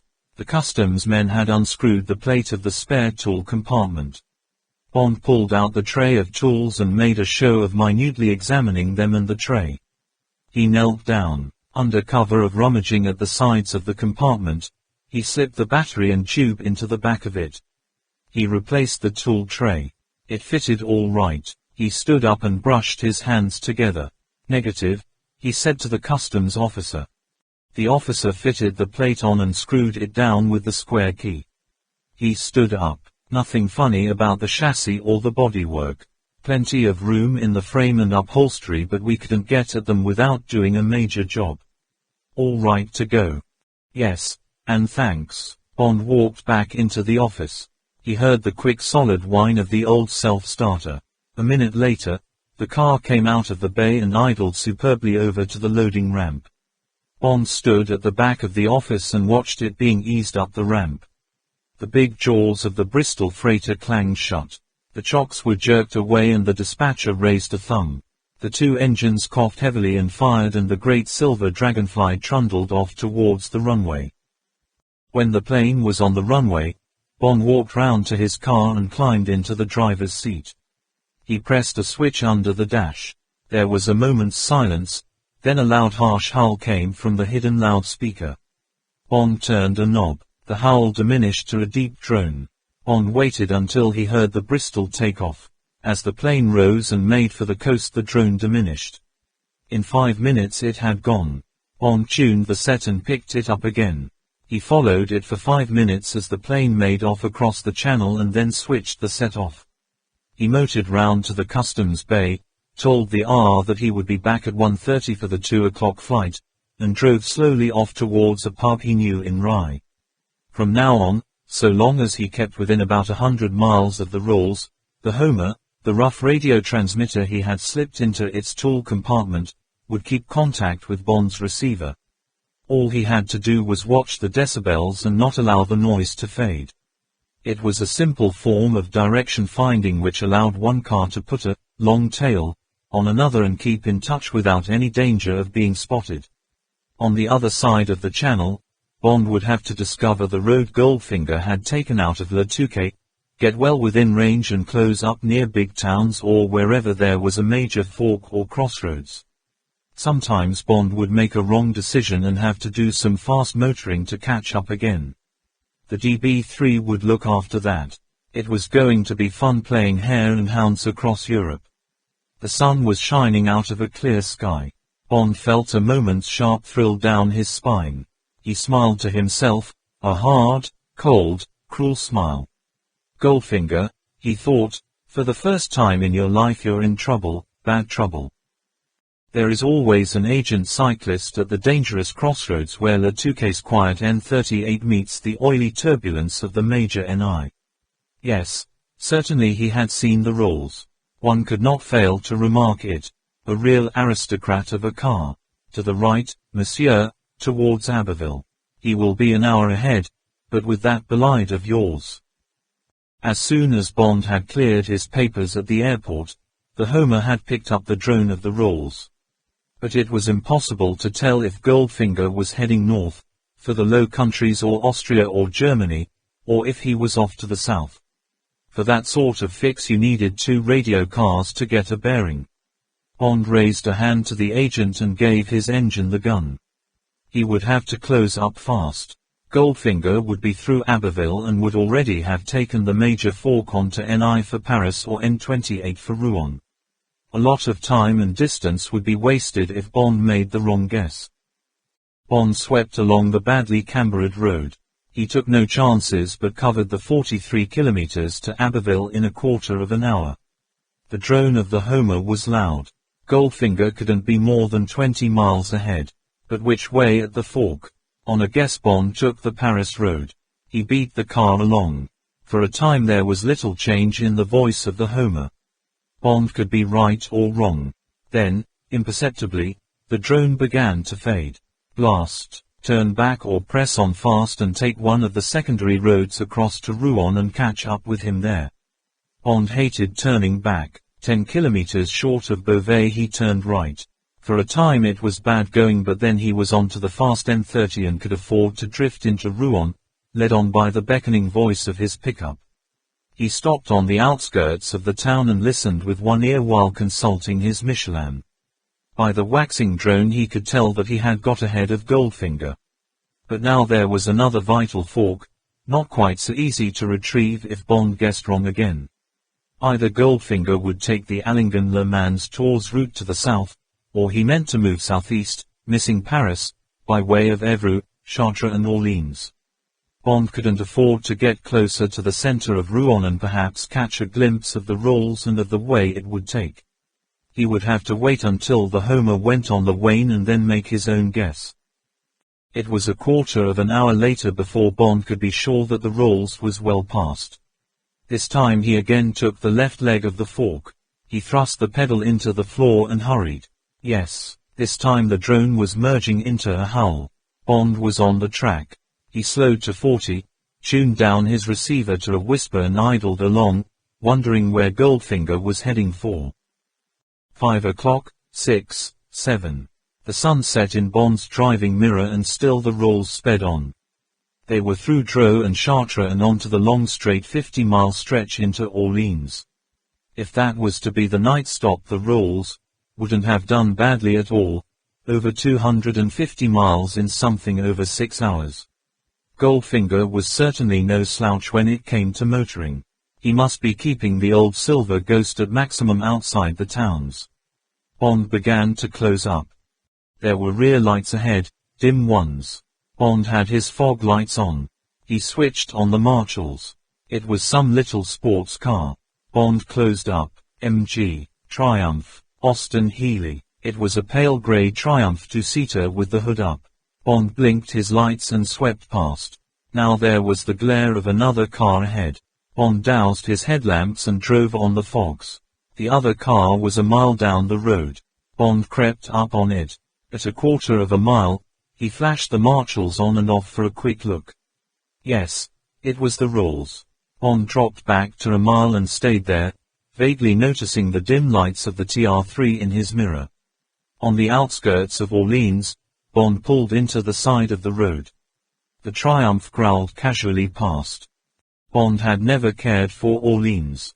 It was a priest and myth-ridden town without charm or gaiety. It was content to live off Joan of Arc and give the visitor a hard, holy glare while it took his money.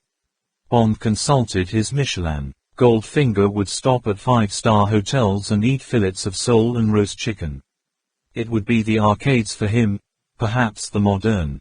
Bond would have liked to stay outside the town and sleep on the banks of the Loire in the excellent Auberge de la Montespan, his belly full of quenelles de broquette. He would have to stick closer to his fox. He decided on the Hotel de la Gare and dinner at the station buffet. When in doubt, Bond always chose the station hotels. They were adequate, there was plenty of room to park the car, and it was better than even chances that the Buffet de la Gare would be excellent. And at the station one could hear the heartbeat of the town. The night sounds of the trains were full of its tragedy and romance. The drone on the receiver had stayed constant for 10 minutes. Bond noted his way to the 3 hotels and cautiously crept into the town. He went down to the river and along the lighted quays. He had been right. The Rolls was outside the arcades. Bond turned back into the town and made for the station. The Hotel de la Gare was all he had expected, cheap, old-fashioned, solidly comfortable. Bond had a hot bath, went back to his car to make sure the Rolls hadn't moved, and walked into the station restaurant and ate one of his favorite meals, 2F's cocotte à la crème, a large sole meunière. Orleans was close enough to the sea. The fish of the Loire are inclined to be muddy, and an adequate camembert. He drank a well-iced pint of Rose d'Anjou and had a Hennessy's 3-star with his coffee. At 10:30 he left the restaurant, checked on the Rolls and walked the virtuous streets for an hour.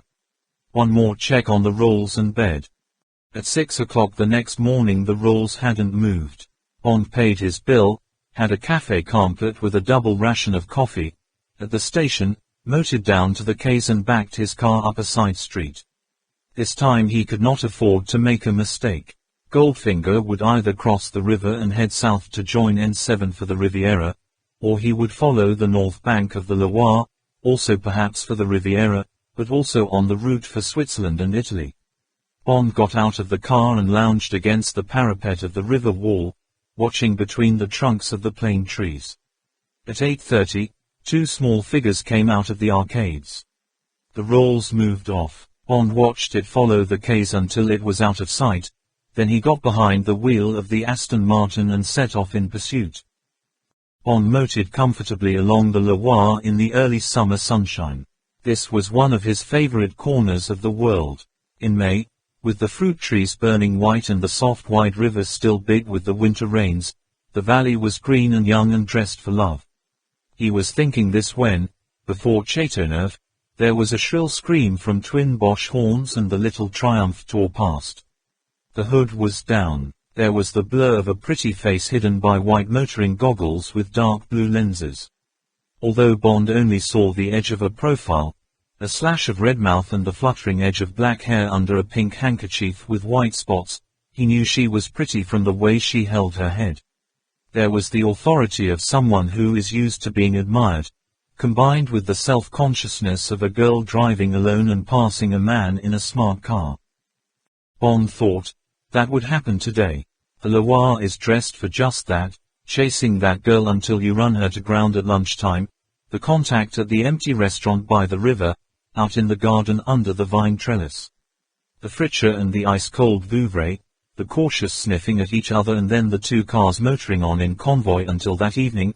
Well, down to the south, there would be the place they had agreed on at lunch, olive trees, crickets singing in the indigo dusk, the discovery that they liked each other and that the destinations could wait. Then, next day, no, not tonight. I don't know you well enough, and besides I'm tired. They would leave her car in the hotel garage and go off in his at a tangent, slowly, knowing there was no hurry for anything, driving to the west, away from the big roads. What was that place he had always wanted to go to, simply because of the name? Yes, Entre-deux-Seines, a village near Lesbos. Perhaps there wasn't even an inn there. Well, then they would go on to Lesbos itself, at the Bouches du Rhône on the edge of the Camargue. There they would take adjoining rooms, not a double room. It would be too early for that in the fabulous Balmeniere, the only hotel-restaurant in France with Michelin's supreme accolade.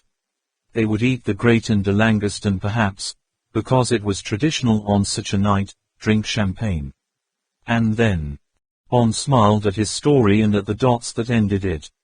Not today. Today you're working. Today is for Goldfinger, not for love. Today the only scent you may smell is Goldfinger's expensive aftershave lotion, not. What would she use? English girls made mistakes about scent. He hoped it would be something slight and clean. Balmain's Vent perhaps, or Karen's Magay. Bond tuned up his receiver for reassurance, then hushed it and motored on, relaxed, playing with his thoughts of the girl, filling in the details. Of course he might meet up with her again.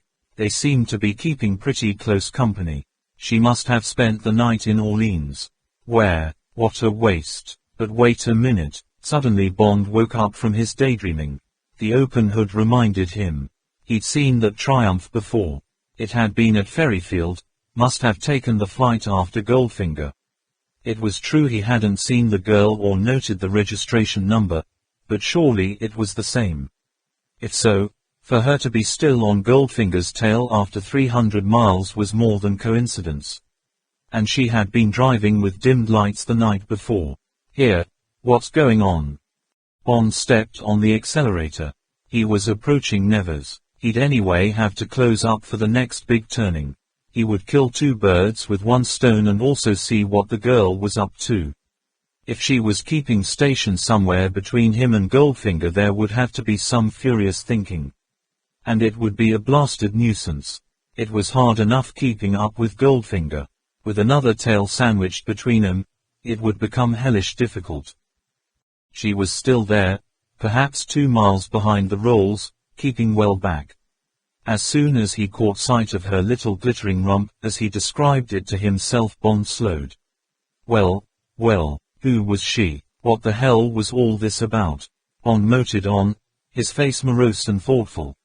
The little convoy kept on, still following the wide black sheen of N7 that runs like a thick, dangerous nerve down through the heart of France.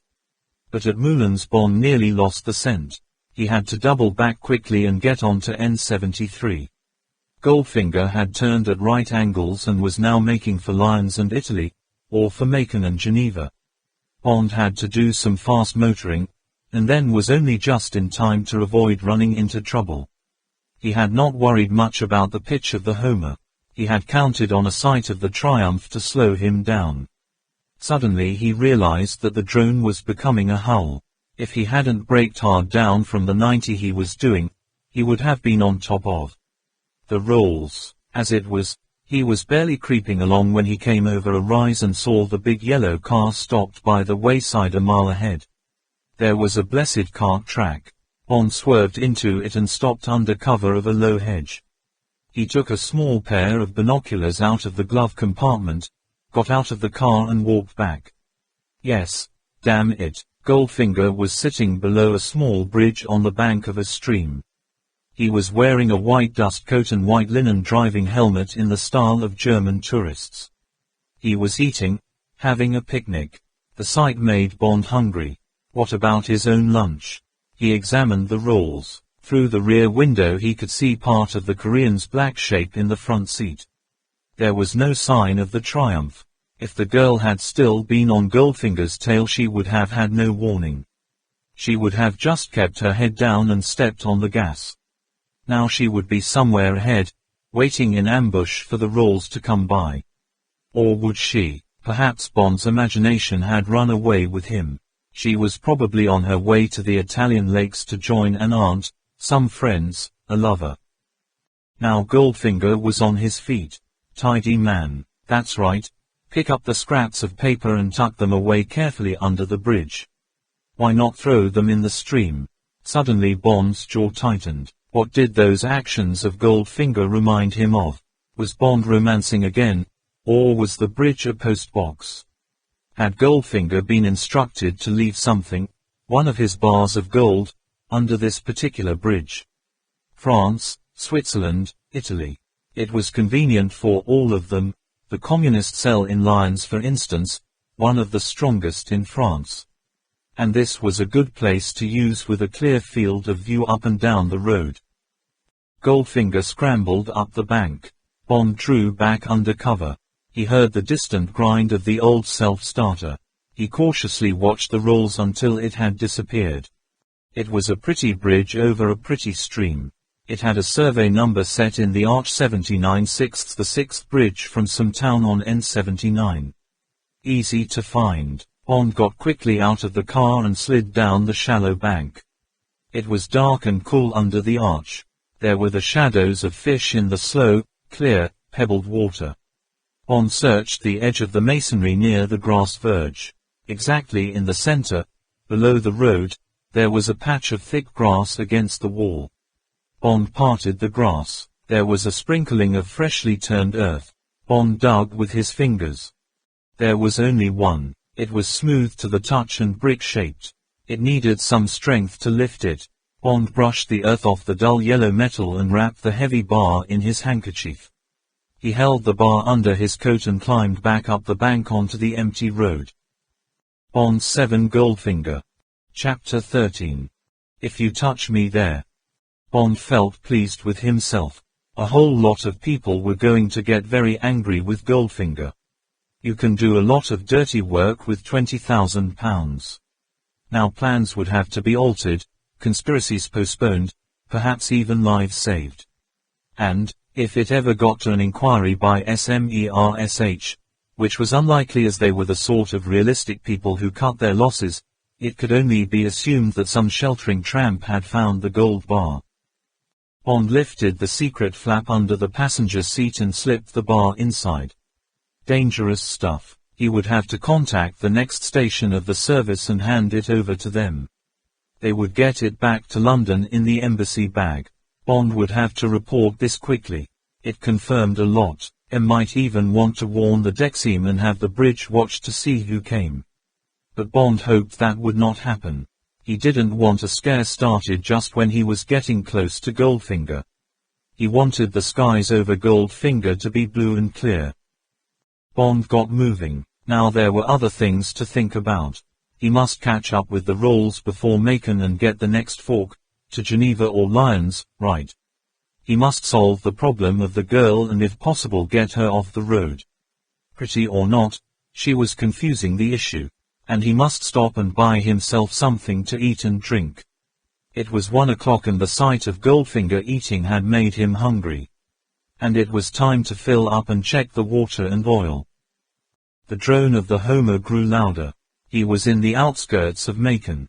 He must close up and take the risk of being spotted. The busy traffic would hide his low-slung car. It was vital to know if the rolls crossed the Saône for the Bourg Road or if it turned right at the bridge and joined the N6 for Lyons. Far down the Rue Rambuteau there was a glimpse of yellow. Over the railway bridge and through the little square. The high yellow box kept on towards the river.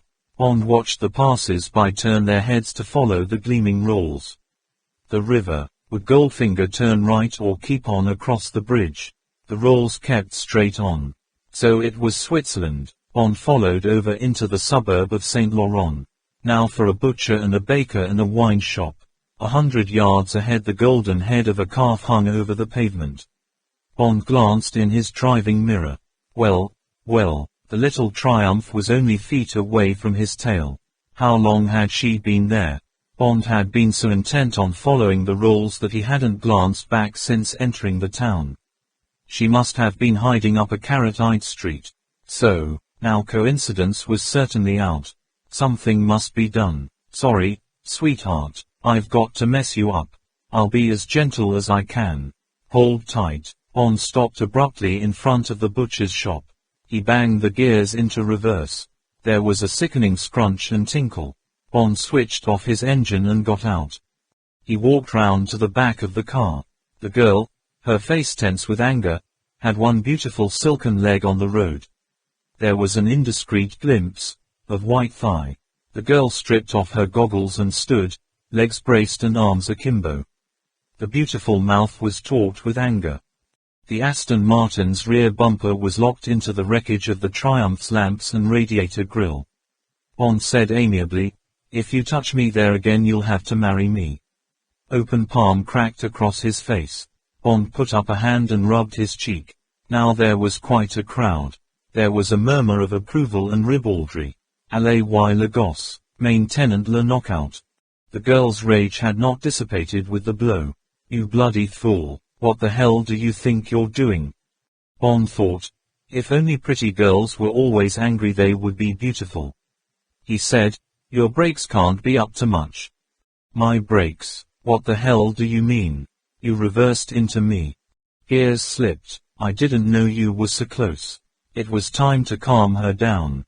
I'm most frightfully sorry. I'll pay for all the repairs and everything. It really is bad luck. Let's see what the damage is. Try and back away. Doesn't look as if our bumpers have overridden. Bond put a foot on the Triumph's bumpers and rocked. Don't you dare touch my car.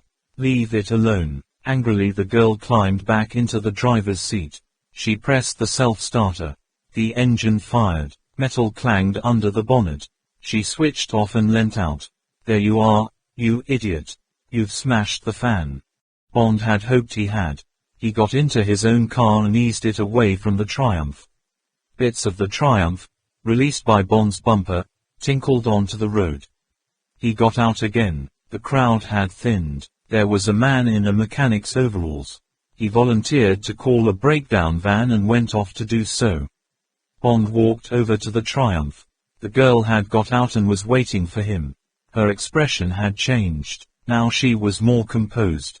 Bond noticed that her eyes, which were dark blue, watched his face carefully. Bond said, "It really won't be too bad. Probably knocked the fan out of alignment. They'll put temporary headlamps in the sockets and straighten up the chrome. You'll be off again by tomorrow morning." Now, Bond reached into his pocket for his notecase. "This is maddening for you and I'll certainly take all the blame. Here's 100,000 francs to cover the damage and your expenses for the night and telephoning your friends and so on.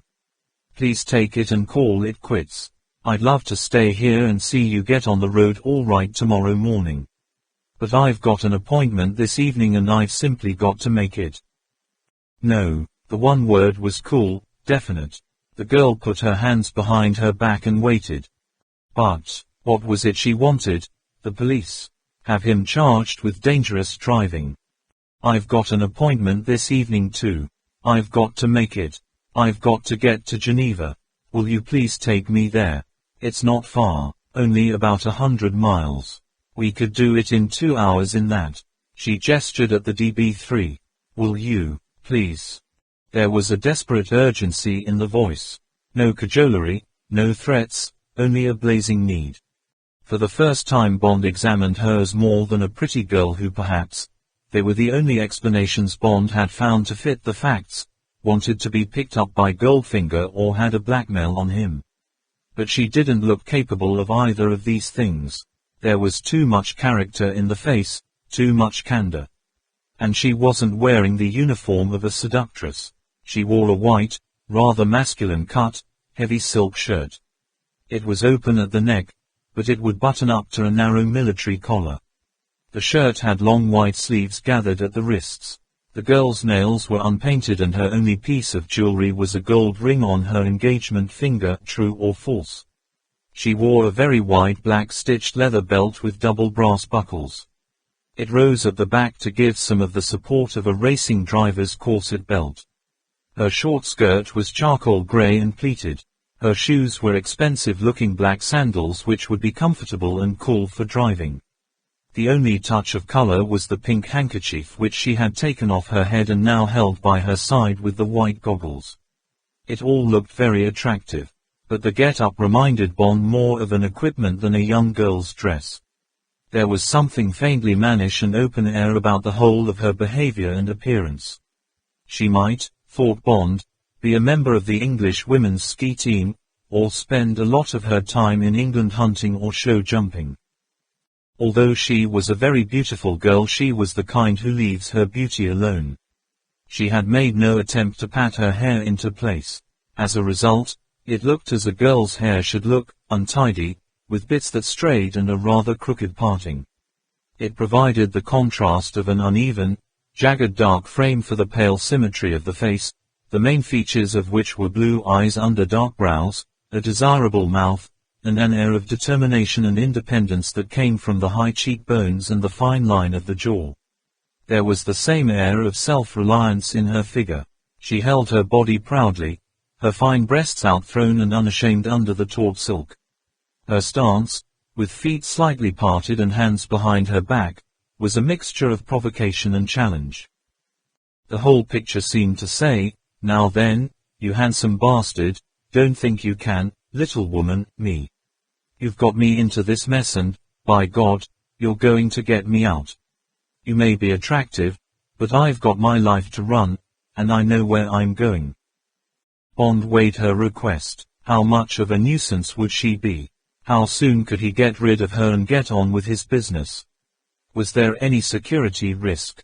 Against the disadvantages, there was his curiosity about her and what she was up to, the memory of the fable he had spun round her and which had now taken its first step towards realization, and, finally, the damsel in distress business, any woman's appeal for help. Bond said curtly, "I'll be glad to take you to Geneva. Now then," he opened up the back of the Aston Martin, "let's get your things in. While I fix up about the garage, here's some money. Please buy us lunch, anything you like for yourself. For me, 6 inches of Lyon sausage, a loaf of bread, butter, and half a liter of macon with the cork pulled." Their eyes met and exchanged a flurry of masculine, feminine master-slave signals. The girl took the money. "Thank you. I'll get the same things for myself." She went to the boot of the Triumph and unlocked it. "No, don't bother. I can manage these." She hauled out a bag of golf clubs with a cover zipped shut and a small, expensive-looking suitcase. She brought 'em over to the Aston Martin and, rejecting Bond's offer of help, fitted them in alongside Bond's suitcase. She watched him lock the back of the car and went back to the Triumph. She took out a wide, black stitched leather shoulder bag. Bond said, "What name and address shall I give?" "What?" Bond repeated his question, wondering if she would lie about the name or the address, or both. She said, "I shall be moving about. Better say the Bergs at Geneva. The name's Soames, Miss Tilly Soames." There was no hesitation. She went into the butcher's shop. A quarter of an hour later they were on their way. The girl sat upright and kept her eyes on the road. The drone on the Homer was faint. The rolls must have gained 50 miles.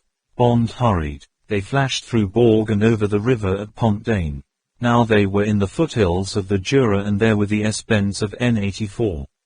Bond went at them as if he was competing in the Alpine trials. After the girl had swayed against him twice, she kept her hand on the handle on the dash and rode with the car as if she were his spare driver. Once, after a particularly sharp dry skid that almost took them over the side, Bond glanced at her profile. Her lips were parted and her nostrils slightly flared. The eyes were alight. She was enjoying herself. They came to the top of the pass and there was the run down towards the Swiss frontier. Now the Homer was sending out a steady howl. Bond thought, "I must take it easy or we shall be running into them at the customs." He put his hand under the dash and tuned the noise down. He pulled into the side of the road. They sat in the car and ate a polite but almost silent picnic, neither making any attempt at conversation, both, it seemed, with other things on their minds. After 10 minutes, Bond got going again. He sat relaxed, motoring easily down the curving road through the young whispering pines. The girl said, "What's that noise?" "Magneto whine. Gets worse when I hurry. Started at Orleans. Have to get it fixed tonight." She seemed satisfied with this mumbo-jumbo. She said diffidently, "Where are you heading for? I hope I haven't taken you very far out of your way." Bond said in a friendly voice, "Not at all. As a matter of fact, I'm going to Geneva too. But I may not stop there tonight. May have to get on. Depends on my meeting." "How long will you be there?" "I don't know. I'm playing golf. There's the Swiss Women's Open Championship at Devon. I'm not really that class, but I thought it would be good for me to try. Then I was going to play on some of the other courses." Fair enough. No reason why it shouldn't be true. But Bond was certain it wasn't the whole truth. He said, "Do you play a lot of golf? What's your home course?" "Quite a lot, Temple." It had been an obvious question. Was the answer true, or just the first golf course she had thought of? "Do you live near there?" "I've got an aunt who lives at Henley." "What are you doing in Switzerland?" "Holiday." "Business, import and export." "Oh." Bond smiled to himself. It was a stage conversation. The voices were polite stage voices. He could see the scene, beloved of the English theatre, the drawing room, sunshine on hollyhocks outside French windows, the couple sitting on the sofa, on the edge of it, she pouring out the tea. Do you take sugar? They came out into the foothills. There was a long straight stretch of road and in the distance the small group of buildings of the French customs. The girl gave him no chance to get a glimpse of her passport. As soon as the car stopped she said something about tidying up and disappeared into the dames. Bond had gone through the control and was dealing with the triptych when she reappeared, her passport stamped. At the Swiss customs she chose the excuse of getting something out of her suitcase. Bond hadn't got time to hang about and call her bluff. Bond hurried on into Geneva and pulled up at the imposing entrance of the Bergs. The baggages took her suitcase and golf clubs. They stood together on the steps. She held out her hand. Goodbye. There was no melting of the candid blue eyes. And thank you. You drive beautifully. Her mouth smiled. I'm surprised you got into the wrong gear at Macon. Bond shrugged. It doesn't often happen. I'm glad I did. If I can get my business finished, perhaps we could meet again. That would be nice. The tone of voice said it wouldn't be. The girl turned and went in through the swing doors. Bond ran down to his car. To hell with her. Now to pick up Goldfinger. Then to the little office on the K. Wilson. He tuned the Homer and waited a couple of minutes. Goldfinger was close, but moving away. He could either be following the right or the left bank of the lake. From the pitch of the Homer, he was at least a mile outside the town. Which way? To the left towards Lausanne. To the right towards Evian. The DB3 was already on the left-hand road. Bond decided to follow its nose. He got moving. Bond caught up with the high yellow silhouette just before Coppet, the tiny lakeside hamlet made famous by Madame de Stael. He hid behind a lorry. At his next reconnaissance the rolls had disappeared. Bond motored on, watching to the left. At the entrance to the village, big solid iron gates were closing in a high wall. Dust hung in the air. Above the wall was a modest placard. It said, in faded yellow on blue, ENTREPRISES Auric AG. The fox had gone to earth. Bond went on until he found a turning to the left. He followed this until there was a lane which led back through the vineyards to the woods behind Coppet and to the chateau of Madame de Stael. Bond stopped among the trees. Now he should be directly above the Enterprises Auric. He took his binoculars, got out and followed a footpath down towards the village. Soon, on his right, was a spiked iron railing. There was rolled barbed wire along its top. 100 yards lower down the hill the railing merged into a high stone wall. Bond walked slowly back up the path looking for the secret entrance the children of Coppet would have made to get at the chestnut trees. He found it. 2 bars of the railing widened to allow a small body through.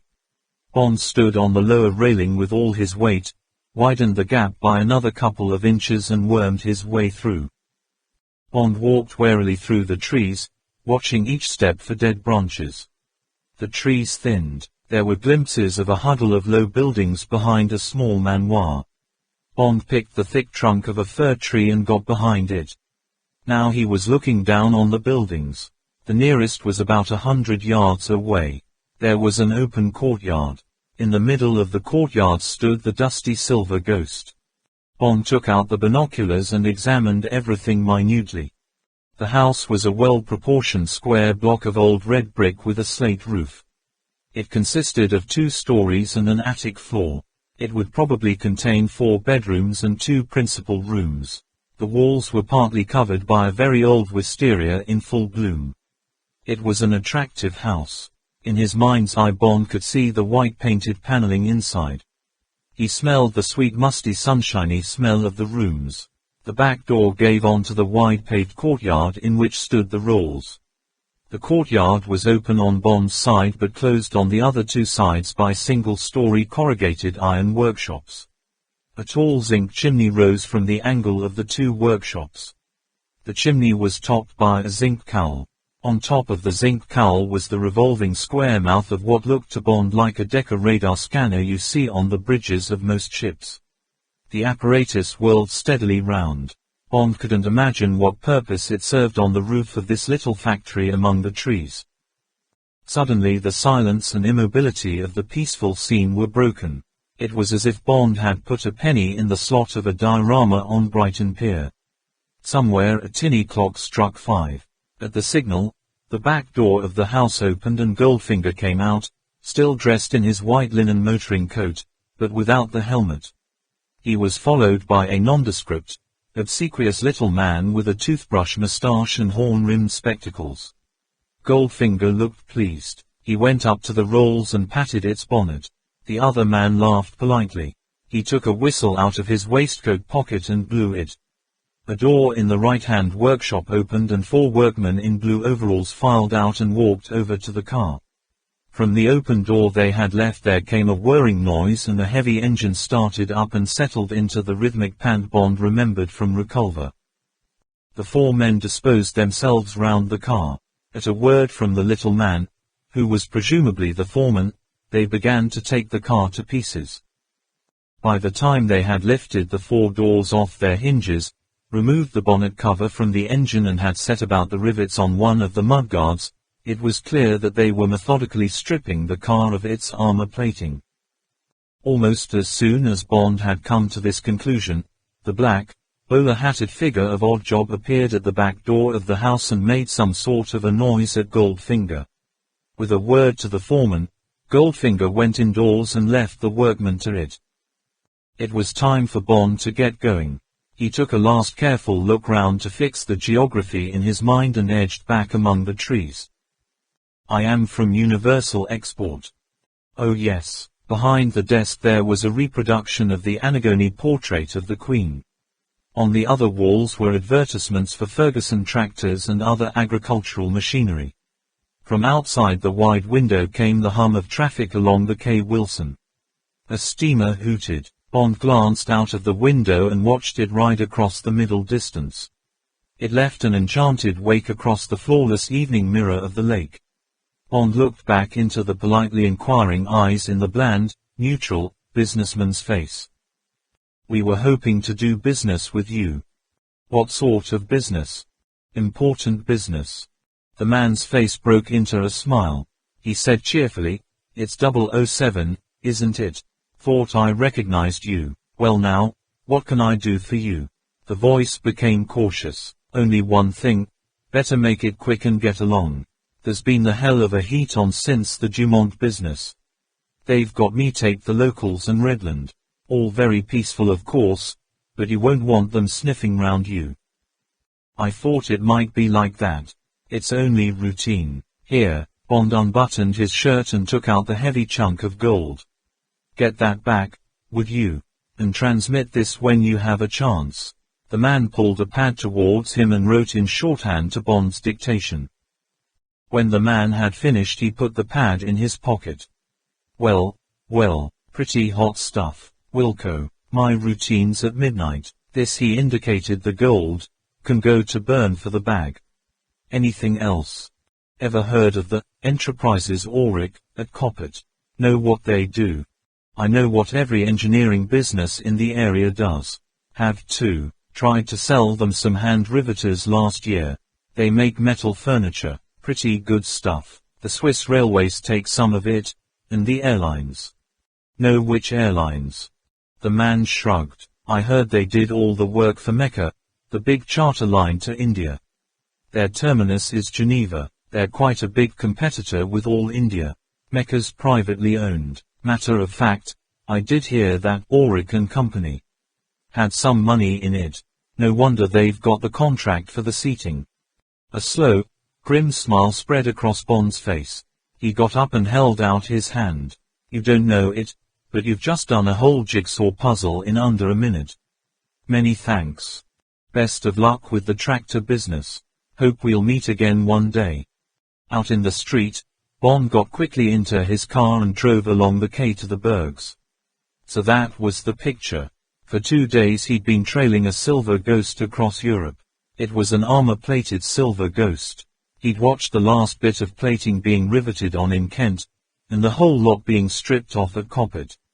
Those sheets would already be in the furnaces at Coppet, ready to be modeled into 70 chairs for a mecha constellation. In a few days' time those chairs would be stripped off the plane in India and replaced with aluminium ones. And Goldfinger would have made what? £500,000. £1 million. For the silver ghost wasn't silver at all. It was a golden ghost, all the 2 tons of its bodywork. Solid, 18-carat, white gold. Bond 7 Goldfinger. Chapter 14. Things that go thump in the night.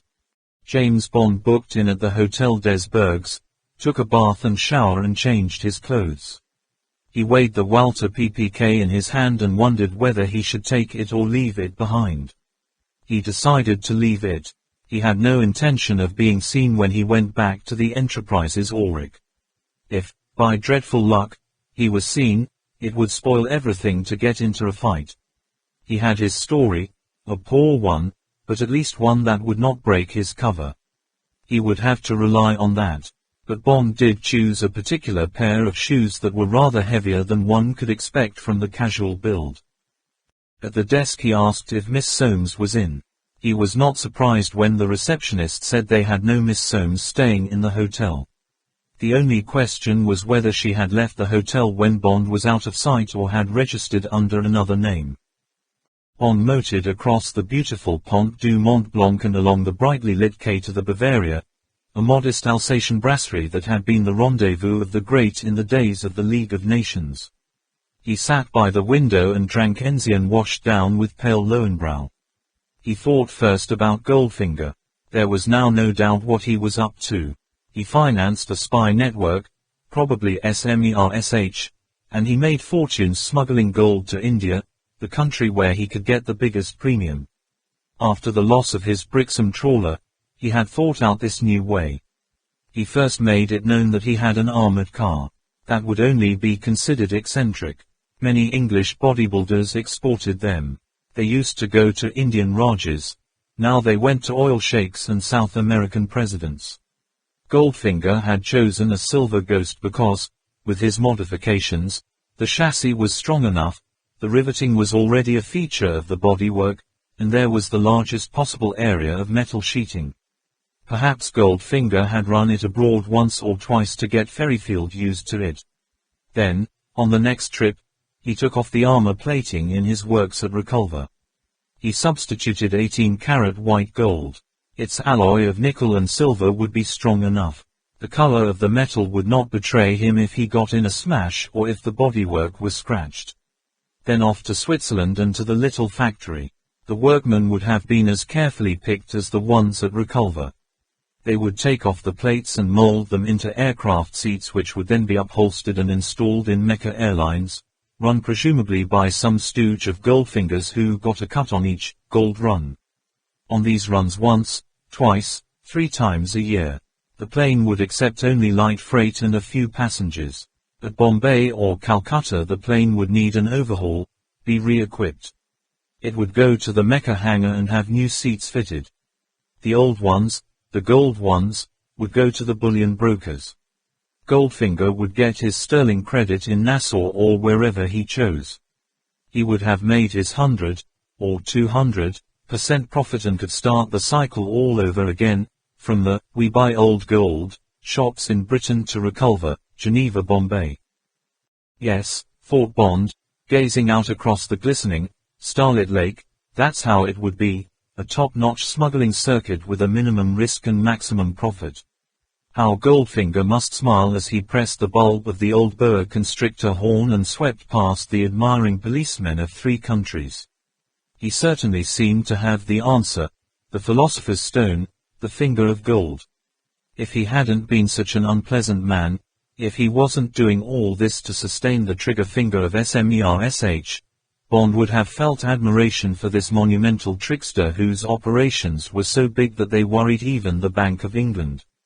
As it was, Bond only wanted to destroy Goldfinger, seize his gold, get him behind bars.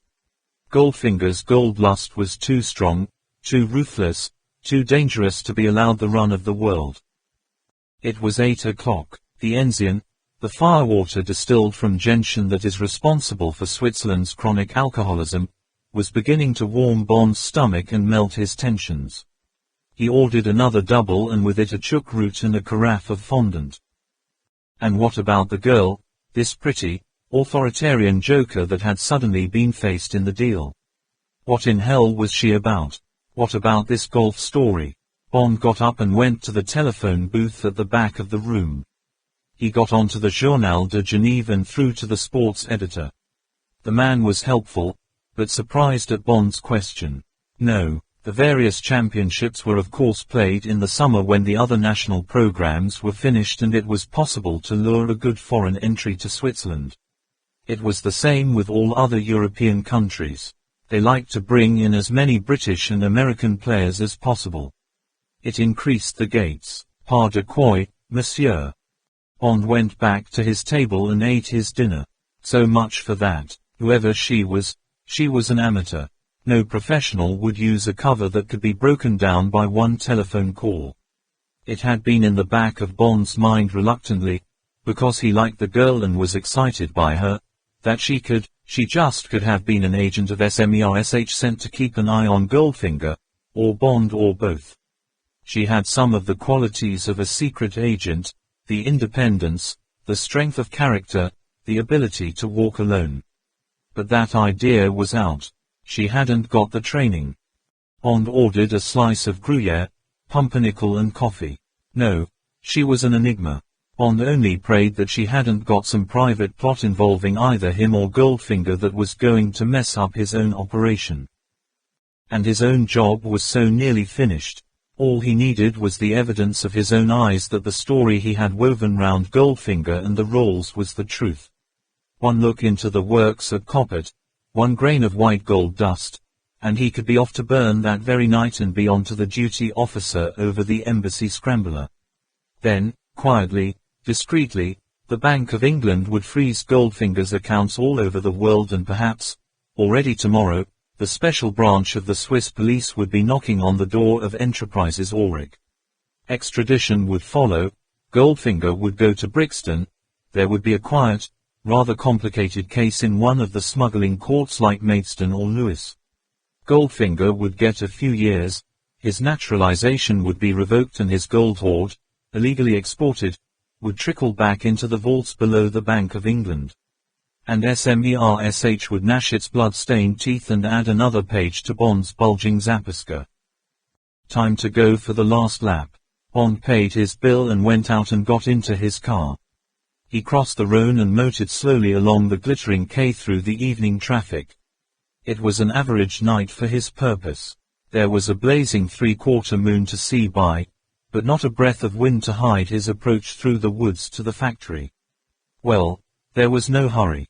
They would probably be workerigged through the night. He would have to take it very easily and carefully.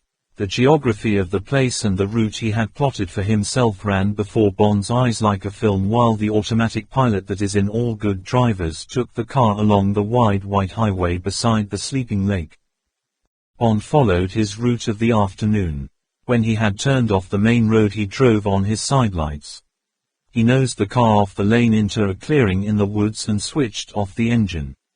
He sat and listened. In the heavy silence there was only a soft ticking from the hot metal under the bonnet and the hasty trip of the dashboard clock. Bond got out, eased the door shut and walked softly down the little path through the trees. Now he could hear the soft heavy pant of the generator engine. Thumper, thumper, thumper. It seemed a watchful, rather threatening noise. Bond reached the gap in the iron bars, slipped through and stood, straining his senses forward through the moon-dappled trees. Thumper, thumper, thumpah. The great iron puffs were on top of him, inside his brain. Bond felt the skin-crawling tickle at the groin that dates from one's first game of hide-and-seek in the dark. He smiled to himself at the animal danger signal. What primeval chord had been struck by this innocent noise coming out of the tall zinc chimney? The breath of a dinosaur in its cave. Bond tightened his muscles and crept forward foot by foot, moving small branches carefully out of his way, placing each step as cautiously as if he was going through a minefield. The trees were thinning. Soon he would be up with the big sheltering trunk he had used before. He looked for it and then stood frozen, his pulse racing. Below the trunk of his tree, spread-eagled on the ground, was a body. Bond opened his mouth wide and breathed slowly in and out to release the tension. Softly he wiped his sweating palms down his trousers. He dropped slowly to his hands and knees and stared forward, his eyes widened like camera lenses. The body under the tree moved, shifted cautiously to a new position. A breath of wind whispered in the tops of the trees. The moonbeams danced quickly across the body and then were still. There was a glimpse of thick black hair, black sweater, narrow black slacks. And something else, a straight gleam of metal along the ground. It began beneath the clump of black hair and ran past the trunk of the trees into the grass. Bond slowly, wearily bent his head and looked at the ground between his spread hands. It was the girl, Tilly. She was watching the buildings below. She had a rifle that must have been among the innocent golf clubs, ready to fire on them. Damn and blast the silly bitch. Bond slowly relaxed. It didn't matter who she was or what she was up to. He measured the distance, planned each stride, the trajectory of the final spring, left hand to her neck, right to the gun. Now. Bond's chest skidded over the hump of the buttocks and thudded into the small of the girl's back. The impact emptied the breath out of her with a soft grunt. The fingers of Bond's left hand flew to the throat and found the carotid artery. His right hand was on the waist of the rifle's stock. He prized the fingers away, felt that the safety catch was on and reached the rifle far to one side. Bond eased the weight of his chest off the girl's back and moved his fingers away from her neck. He closed them softly over her mouth. Beneath him, he felt the body heave, the lungs laboring for breath. She was still out. Carefully Bond gathered the two hands behind the girl's back and held them with his right. Beneath him the buttocks began to squirm. The legs jerked. Bond pinned the legs to the ground with his stomach and thighs, noting the strong muscles bunched under him. Now the breath was rasping through his fingers. Teeth gnawed at his hand. Bond inched carefully forwards along the girl. He got his mouth through her hair to her ear. He whispered urgently, "Tilly, for Christ's sake, stay still. This is me, Bond. I'm a friend. This is vital. Something you don't know about. Will you stay still and listen?" The teeth stopped reaching for his fingers. The body relaxed and lay soft under his. After a time, the head nodded once. Bond slid off her. He lay beside her, still holding her hands prisoned behind her back. He whispered, "Get your breath. But tell me, were you after Goldfinger?" The pale face glanced sideways and away. The girl whispered fiercely into the ground, "I was going to kill him." Some girl Goldfinger had put in the family way. Bond let go her hands. She brought him up and rested her head on them. Her whole body shuddered with exhaustion and released nerves. The shoulders began to shake softly. Bond reached out a hand and smoothed her hair, quietly, rhythmically. His eyes carefully went over the peaceful, unchanged scene below. Unchanged. There was something. The radar thing on the cowl of the chimney. It wasn't going round anymore. It had stopped with its oblong mouth pointing in the direction. The fact had no significance for Bond. Now the girl wasn't crying anymore. Bond nuzzled his mouth close to her ear. Her hair smelled of jasmine. He whispered, "Don't worry. I'm after him too, and I'm going to damage him far worse than you could have done. I've been sent after him by London. They want him. What did he do to you?" She whispered, almost to herself, "He killed my sister. You knew her, Jill Masterton." Bond said fiercely, "What happened?" "He has a woman once a month. Jill told me this when she first took the job. He hypnotizes them, then he paints them gold." "Christ, why?" "I don't know. Jill told me he's mad about gold. I suppose he sort of thinks he's sort of possessing gold. You know, marrying it. He gets some Korean servant to paint them. The man has to leave their backbones unpainted.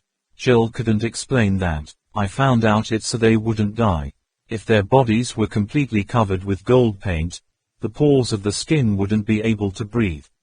Then they'd die. Afterwards, they're washed down by the Korean with resin or something. Goldfinger gives them $1,000 and sends them away. Bond saw the dreadful Oddjob with his pot of gold paint, Goldfinger's eyes gloating over the glistening statue, the fierce possession. What happened to Jill? She cabled me to come. She was in an emergency ward in a hospital in Miami. Goldfinger had thrown her out. She was dying. The doctors didn't know what was the matter.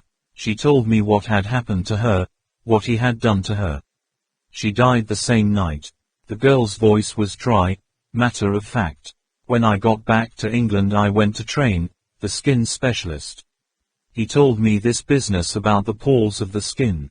It had happened to some cabaret girl who had to pose as a silver statue. He showed me details of the case and the autopsy. Then I knew what had happened to Jill. Goldfinger had had her painted all over. He had murdered her. It must have been out of revenge for going with you. There was a pause. The girl said dully, she told me about you. She liked you. She told me if ever I met you I was to give you this ring. Bond closed his eyes tight, fighting with a wave of mental nausea. More death, more blood on his hands. This time, as the result of a careless gesture, a piece of bravado that had led to 24 hours of ecstasy with a beautiful girl who had taken his fancy and, in the end, rather more than his fancy. And this petty sideswipe at Goldfinger's ego had been returned by Goldfinger 1,000, a millionfold. She left my employ, the flat words in the sunshine at Sandwich 2 days before. How Goldfinger must have enjoyed saying that. Bond's fingernails dug into the palms of his hands. By God, he'd pin this murder on Goldfinger if it was the last act of his life. As for himself, Bond knew the answer. This death he would not be able to excuse as being part of his job. This death he would have to live with. The girl was pulling at her finger, at the cladder ring, the entwined hands round the gold heart. She put her knuckle to her mouth. The ring came off. She held it up for Bond to take. The tiny gold circle, silhouetted against the trunk of the tree, glittered in the moonlight. The noise in Bond's ear was something between a hiss and a shrill whistle. There was a dry, twanging thud. The aluminium feathers of the steel arrow trembled like a hummingbird's wings in front of Bond's eyes. The shaft of the arrow straightened. The gold ring tinkled down the shaft until it reached the bark of the tree. Slowly, almost incuriously, Bond turned his head. 10 yards away, half in moonlight, half in shadow, the black melon-headed figure crouched, its legs widely straddled in the judo stance. The left arm, thrust forward against the glinting semicircle of the bow, was straight as a duelist's. The right hand, holding the feathers of the second arrow, was rigid against the right cheek. Behind the head, the taut right elbow lanced back in frozen suspense. The silver tip of the second arrow pointed exactly between the two pale raised profiles. Bond breathed the words, "Don't move an inch." Aloud he said, "Hello, Oddjob. Damned good shot." Oddjob jerked the tip of the arrow upwards. Bond got to his feet, shielding the girl. He said softly, out of the corner of his mouth, he mustn't see the rifle. He said to Oddjob, speaking casually, peaceably, "Nice place Mr. Goldfinger has here. Want to have a word with him sometime. Perhaps it's a bit late tonight. You might tell him I'll be along tomorrow." Bond said to the girl, "Come on, darling. We've had our walk in the woods. Time to get back to the hotel." He took a step away from Oddjob towards the fence. Oddjob stamped his forward foot. The point of the second arrow swung to the center of Bond's stomach. On. Oddjob jerked his head sideways and downwards towards the house. "Oh, you think he'd like to see us now? All right, you don't think we'll be disturbing him? Come on, darling." Bond led the way to the left of the tree, away from the rifle that lay in the shadowed grass. As they went slowly down the hill, Bond talked softly to the girl, briefing her. "You're my girlfriend. I brought you out from England. Seemed surprised and interested by our little adventure. We're in a tough spot. Don't try any tricks." Bond jerked back his head. "This man's a killer." The girl said angrily, "If only you hadn't interfered." "Same to you," said Bond shortly. He took it back. "I'm sorry, Tilly, didn't mean that, but I don't think you could have got away with it. I had my plans. I'd have been over the frontier by midnight." Bond didn't answer. Something had caught his eye.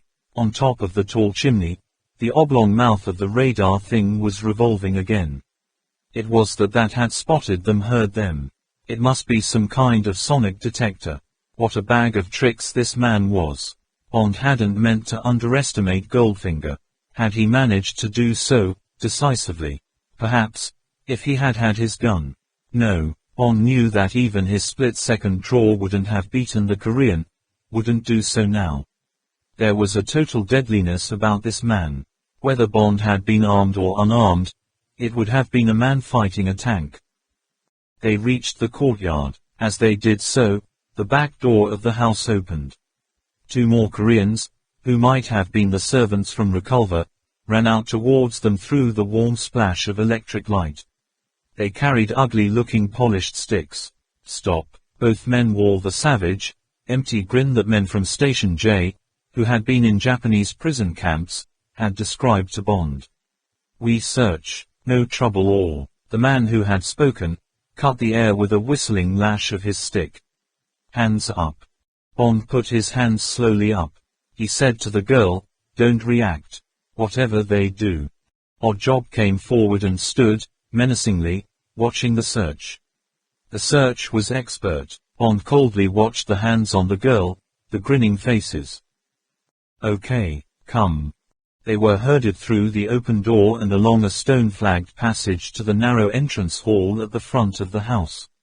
The house smelled as Bond had imagined it would, musty and fragrant and summery. There were white-paneled doors. Oddjob knocked on one of them. "Yes." Oddjob opened the door. They were prodded through. Goldfinger sat at a big desk. It was neatly encumbered with important-looking papers. The desk was flanked by grey metal filing cabinets. Beside the desk, within reach of Goldfinger's hand, stood a short-wave wireless set on a low table.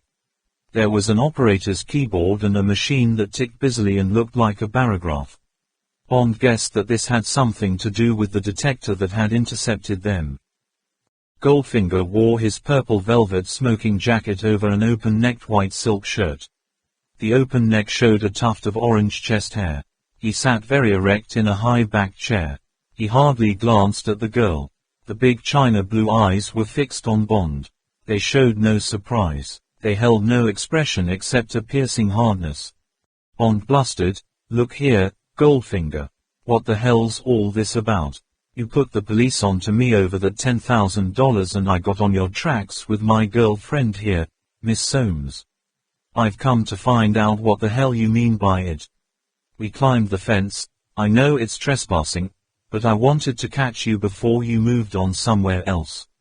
Then this ape of yours came along and damn near killed one of us with his bow and arrow. Two more of your bloody Koreans held us up and searched us. What the hell's going on?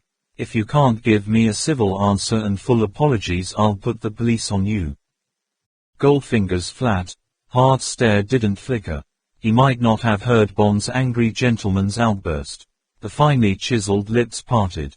He said, "Mr. Bond, they have a saying in Chicago, once is happenstance. Twice is coincidence. The third time it's enemy action. Miami, Sandwich and now Geneva. I propose to wring the truth out of you." Goldfinger's eyes slid slowly past Bond's head. Oddjob, the pressure room. Bond 7 Goldfinger. Part 3. Enemy action. Bond 7 Goldfinger. Chapter 15. The pressure room. Bond's reaction was automatic. There was no reason behind it. He took one quick step forward and hurled himself across the desk at Goldfinger. His body, launched in a shallow dive, hit the top of the desk and plowed through the litter of papers. There was a heavy thud as the top of his head crashed into Goldfinger's breastbone. The momentum of the blow rocked Goldfinger in his chair. Bond kicked back at the edge of the desk, got a purchase and rammed forward again. As the chair toppled backwards and the two bodies went down in the splintering woodwork, Bond's fingers got to the throat and his thumbs went into its base and downwards with every ounce of his force. Then the whole house fell on Bond. A baulk of timber hit him at the base of the neck and he rolled sluggishly off Goldfinger onto the floor and lay still. The vortex of light through which Bond was whirling slowly flattened into a disk, a yellow moon, and then into a burning cyclops eye. Something was written round the fiery eyeball. It was a message, an important message for him. He must read it. Carefully, one by one, Bond spelled out the tiny letters. The message said, Société Anonyme Mazda. What was its significance? A hard bolt of water hit Bond in the face. The water stung his eyes and filled his mouth. He retched desperately and tried to move. He couldn't. His eyes cleared, and his brain. There was a throbbing pain at the back of his neck. He was staring up into a big enameled light bowl with one powerful bulb. He was on some sort of a table and his wrists and ankles were bound to its edges. He felt with his fingers. He felt polished metal. A voice, Goldfinger's voice, flat, uninterested, said, "Now we can begin."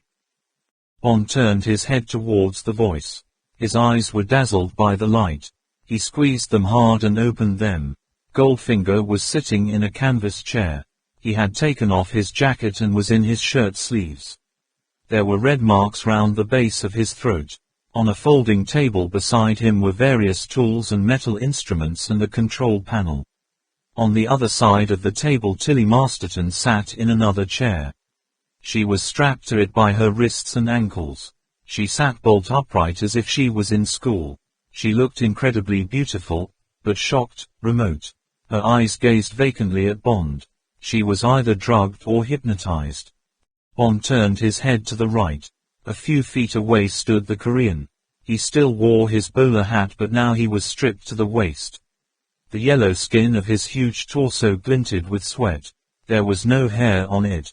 The flat pectoral muscles were as broad as dinner plates and the stomach was concave below the great arch of the ribs. The biceps and forearms, also hairless, were as thick as thighs. The 10 minutes to 2 oil slicks of the eyes looked pleased, greedy. The mouthful of blackish teeth formed an oblong grin of anticipation. Bond raised his head. The quick look round hurt. They were in one of the factory workrooms. White light blazed round the iron doors of 2 electric furnaces. There were bluish sheets of metal stacked in wooden frames. From somewhere came the whir of a generator. There was a distant, muffled sound of hammering, and, behind the sound, the faraway iron pant of the power plant. Bond glanced down the table on which he lay spread-eagled. He let his head fall back with a sigh. There was a narrow slit down the center of the polished steel table. At the far end of the slit, like a foresight framed in the V of his parted feet, were the glinting teeth of a circular saw. Bond lay and stared up at the little message on the lamp bulb. Goldfinger began to speak in a relaxed conversational voice. Bond pulled the curtains tight across the ghastly peep show of his imagination and listened. Mr. Bond, the word, pain, comes from the Latin pena meaning, penalty, that which must be paid. You must now pay for the inquisitiveness which your attack upon me proves, as I suspected, to be inimical. Curiosity, as they say, killed the cat. This time it will have to kill 2 cats, for I fear I must also count this girl an enemy. She tells me she is staying at the Bergs. One telephone call proved that to be false. Oddjob was sent to where you were both hidden and recovered her rifle and also a ring which it happens that I recognize. Under hypnotism the rest came out. This girl came here to kill me. Perhaps you did too. You have both failed. Now must come the pena. Mr. Bond, the voice was weary, bored. I have had many enemies in my time. I am very successful and immensely rich, and riches, if I may inflict another of my aphorisms upon you, may not make you friends but they greatly increase the class and variety of your enemies. That's very neatly put. Goldfinger ignored the interruption. If you were a free man, with your talent for inquiry, you would be able to find round the world the relics of those who have wished me ill, or who have tried to thwart me. There have, as I said, been many of these people and you would find, Mr. Bond, that their remains resemble those of hedgehogs squashed upon the roads in summertime. Very poetic simile. By chance, Mr. Bond.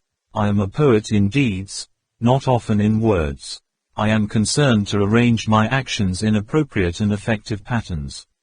But that is by the way. I wish to convey to you that it was a most evil day for you when you first crossed my path and, admittedly in a very minor fashion, thwarted a minuscule project upon which I was engaged. On that occasion it was someone else who suffered the pena that should have been meted out to you. And I was taken for the eye, but it was not yours.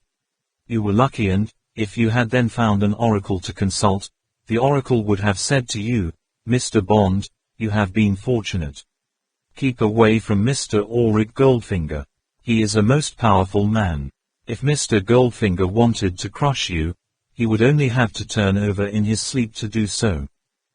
You express yourself most vividly. Bond turned his head. The great brown and orange football of a head was bent slightly forward. The round moon face was bland, indifferent. Casually, one hand reached out to the control panel and pressed down a switch. There came a slow metallic growl from the end of the table on which Bond lay. It curved quickly up to a harsh whine and then to a shrill high whistle that was barely audible. Bond turned his head wearily away. How soon could he manage to die? Was there any way he could hasten death? A friend of his had survived the Gestapo. He had described to Bond how he had tried to commit suicide by holding his breath. By superhuman willpower, after a few minutes without breathing, unconsciousness had come. But, with the blackout of the senses, will and intention had also left the body. At once reason was forgotten. The body's instinct to live manned the pumps and got breath back into the body again. But Bond could try it. There was nothing else to help him through the pain barrier before the blessing of death. For death was the only exit. He knew he could never squeal to Goldfinger and live with himself again, even in the unlikely event that Goldfinger could be bought off with the truth. No, he must stick to his thin story and hope that the others who would now follow him on Goldfinger's trail would have better luck. Who would M choose? Probably 008, the second killer in the small section of 3. He was a good man, more careful than Bond. M would know that Goldfinger had killed Bond and he would give 008 license to kill in return. 258 in Geneva would put him onto the scent that would end with Bond's inquiry about the Entreprise's Auric. Yes, fate would catch up with Goldfinger if Bond could only keep his mouth shut. If he gave the least clue away, Goldfinger would escape. That was unthinkable. Now then, Mr. Bond, Goldfinger's voice was brisk. Enough of these amiabilities. Sing, as my Chicago friends put it, and you will die quickly and painlessly. The girl also, sing not, and your death will be one long scream. The girl I shall then give to Oddjob, as I did that cat, for supper. Which is it to be? Bond said, don't be a fool, Goldfinger. I told my friends at Universal where I was going and why. The girl's parents know that she went with me. I made inquiries about this factory of yours before we came here. We shall be traced here very easily. Universal is powerful. You will have the police after you within days of our disappearance. I will make a deal with you. Let us go and nothing more will be heard of the matter. I will vouch for the girl. You are making a stupid mistake. We are two perfectly innocent people. Goldfinger said in a bored voice, I'm afraid you don't understand, Mr. Bond. Whatever you have managed to find out about me, which I suspect is very little, can only be a grain of the truth. I am engaged upon gigantic enterprises. To take the gamble of letting either of you leave here alive would be quite ludicrous. It is out of the question. As for my being bothered by the police, I shall be delighted to receive them if they come. Those of my Koreans who can speak won't do so, nor will the mouths of my electric furnaces which will have vaporized you both and all your belongings at 2000 degrees centigrade. No, Mr. Bond, make your choice. Perhaps I can encourage you. There came the noise of a lever moving across iron teeth. The saw is now approaching your body at about an inch every minute. Meanwhile, He glanced at Oddjob and held up one finger, a little massage from Oddjob. To begin with, only grade 1. Grades 2 and 3 are still more persuasive. Bond closed his eyes. The sickly zoo smell of Oddjob enveloped him. Big, rasping fingers set to work on him carefully, delicately. A pressure here, combined with a pressure there, a sudden squeeze, a pause, and then a quick, sharp blow. Always the hard hands were surgically accurate. Bond ground his teeth until he thought they would break. The sweat of pain began to form pools in the sockets of his closed eyes. The shrill whine of the saw was getting louder. It reminded Bond of the sawdust-scented sounds of long-ago summer evenings at home in England. Home. This was his home. This cocoon of danger he had chosen to live in. And here he would be buried, in some corner of a foreign blast furnace that is forever 2000 degrees centigrade. God rest ye merry gentlemen of the Secret Service. What should he give himself as an epitaph? What should be his famous last words? That you have no choice about your birth, but you can choose the way you die. Yes, it would look well on a tombstone, not savoir vivre but savoir mourir. Mr. Bond. Goldfinger's voice held an ounce of urgency. Is this really necessary? Just tell me the truth. Who are you? Who sent you here? What do you know? Then it will be so easy. You shall both have a pill. There will be no pain. It will be like taking a sleeping draught. Otherwise it will be so messy and distressing. And are you being fair to the girl? Is this the behavior of an English gentleman? Oddjob's torment had stopped. Bond turned his head slowly towards the voice and opened his eyes. He said, Goldfinger, there is nothing more to tell because there is nothing. If you will not accept my first bargain I will make you another. The girl and I will work for you. How about that? We are capable people. You could put us to good use. And get a knife, 2 knives in my back. Thank you no, Mr. Bond. Bond decided it was time to stop talking. It was time to start winding up the mainspring of willpower that must not run down again until he was dead. Bond said politely, then you can go and yourself. He expelled all the breath from his lungs and closed his eyes. Even I am not capable of that, Mr. Bond, said Goldfinger with good humor. And now, since you have chosen the stony path instead of the smooth, I must extract what interest I can from your predicament by making the path as stony as possible. Oddjob, grade 2. The lever on the table moved across iron teeth. Now Bond could feel the wind of the saw between his knees. The hands came back. Bond counted the slowly pounding pulse that utterly possessed his body. It was like the huge panting power plant in the other part of the factory, but, in his case, it was slowly decelerating. If only it would slow down quicker. What was this ridiculous will to live that refused to listen to the brain? Who was making the engine run on although the tank was dry of fuel? But he must empty his mind of thought, as well as his body of oxygen. He must become a vacuum, a deep hole of unconsciousness. Still the light burned red through his eyelids. Still he could feel the bursting pressure in his temples. Still the slow drum of life beat in his ears. A scream tried to force its way through the clamped teeth. Die damn you die, die damn you die, damn you die, damn you die, damn you die. On 7 Goldfinger. Chapter 16. The last and the biggest. The wings of a dove, the heavenly choir, hark the herald angels sing. What else ought he to remember about paradise? It was also exactly like what he had been told in the nursery. This sensation of flying, the darkness, the drone of the million harps. He really must try and remember the dope about the place. Let's see now. One got to the pearly gates. A deep fatherly voice said, almost in his ear, this is your captain speaking. Well, who was this? Saint Peter, we are coming into land now. Will you please fasten your seat belts and extinguish your cigarettes? Thank you. There must be a whole lot of them, going up together. Would Tilly be on the same trip? Bond squirmed with embarrassment. How would he introduce her to the others, to Vesper for instance? And when it came to the point, which would he like the best? But perhaps it would be a big place with countries and towns. There was probably no more reason why he should run into one of his former girlfriends here than there had been on Earth. But still there were a lot of people he'd better avoid until he got settled in and found out the form.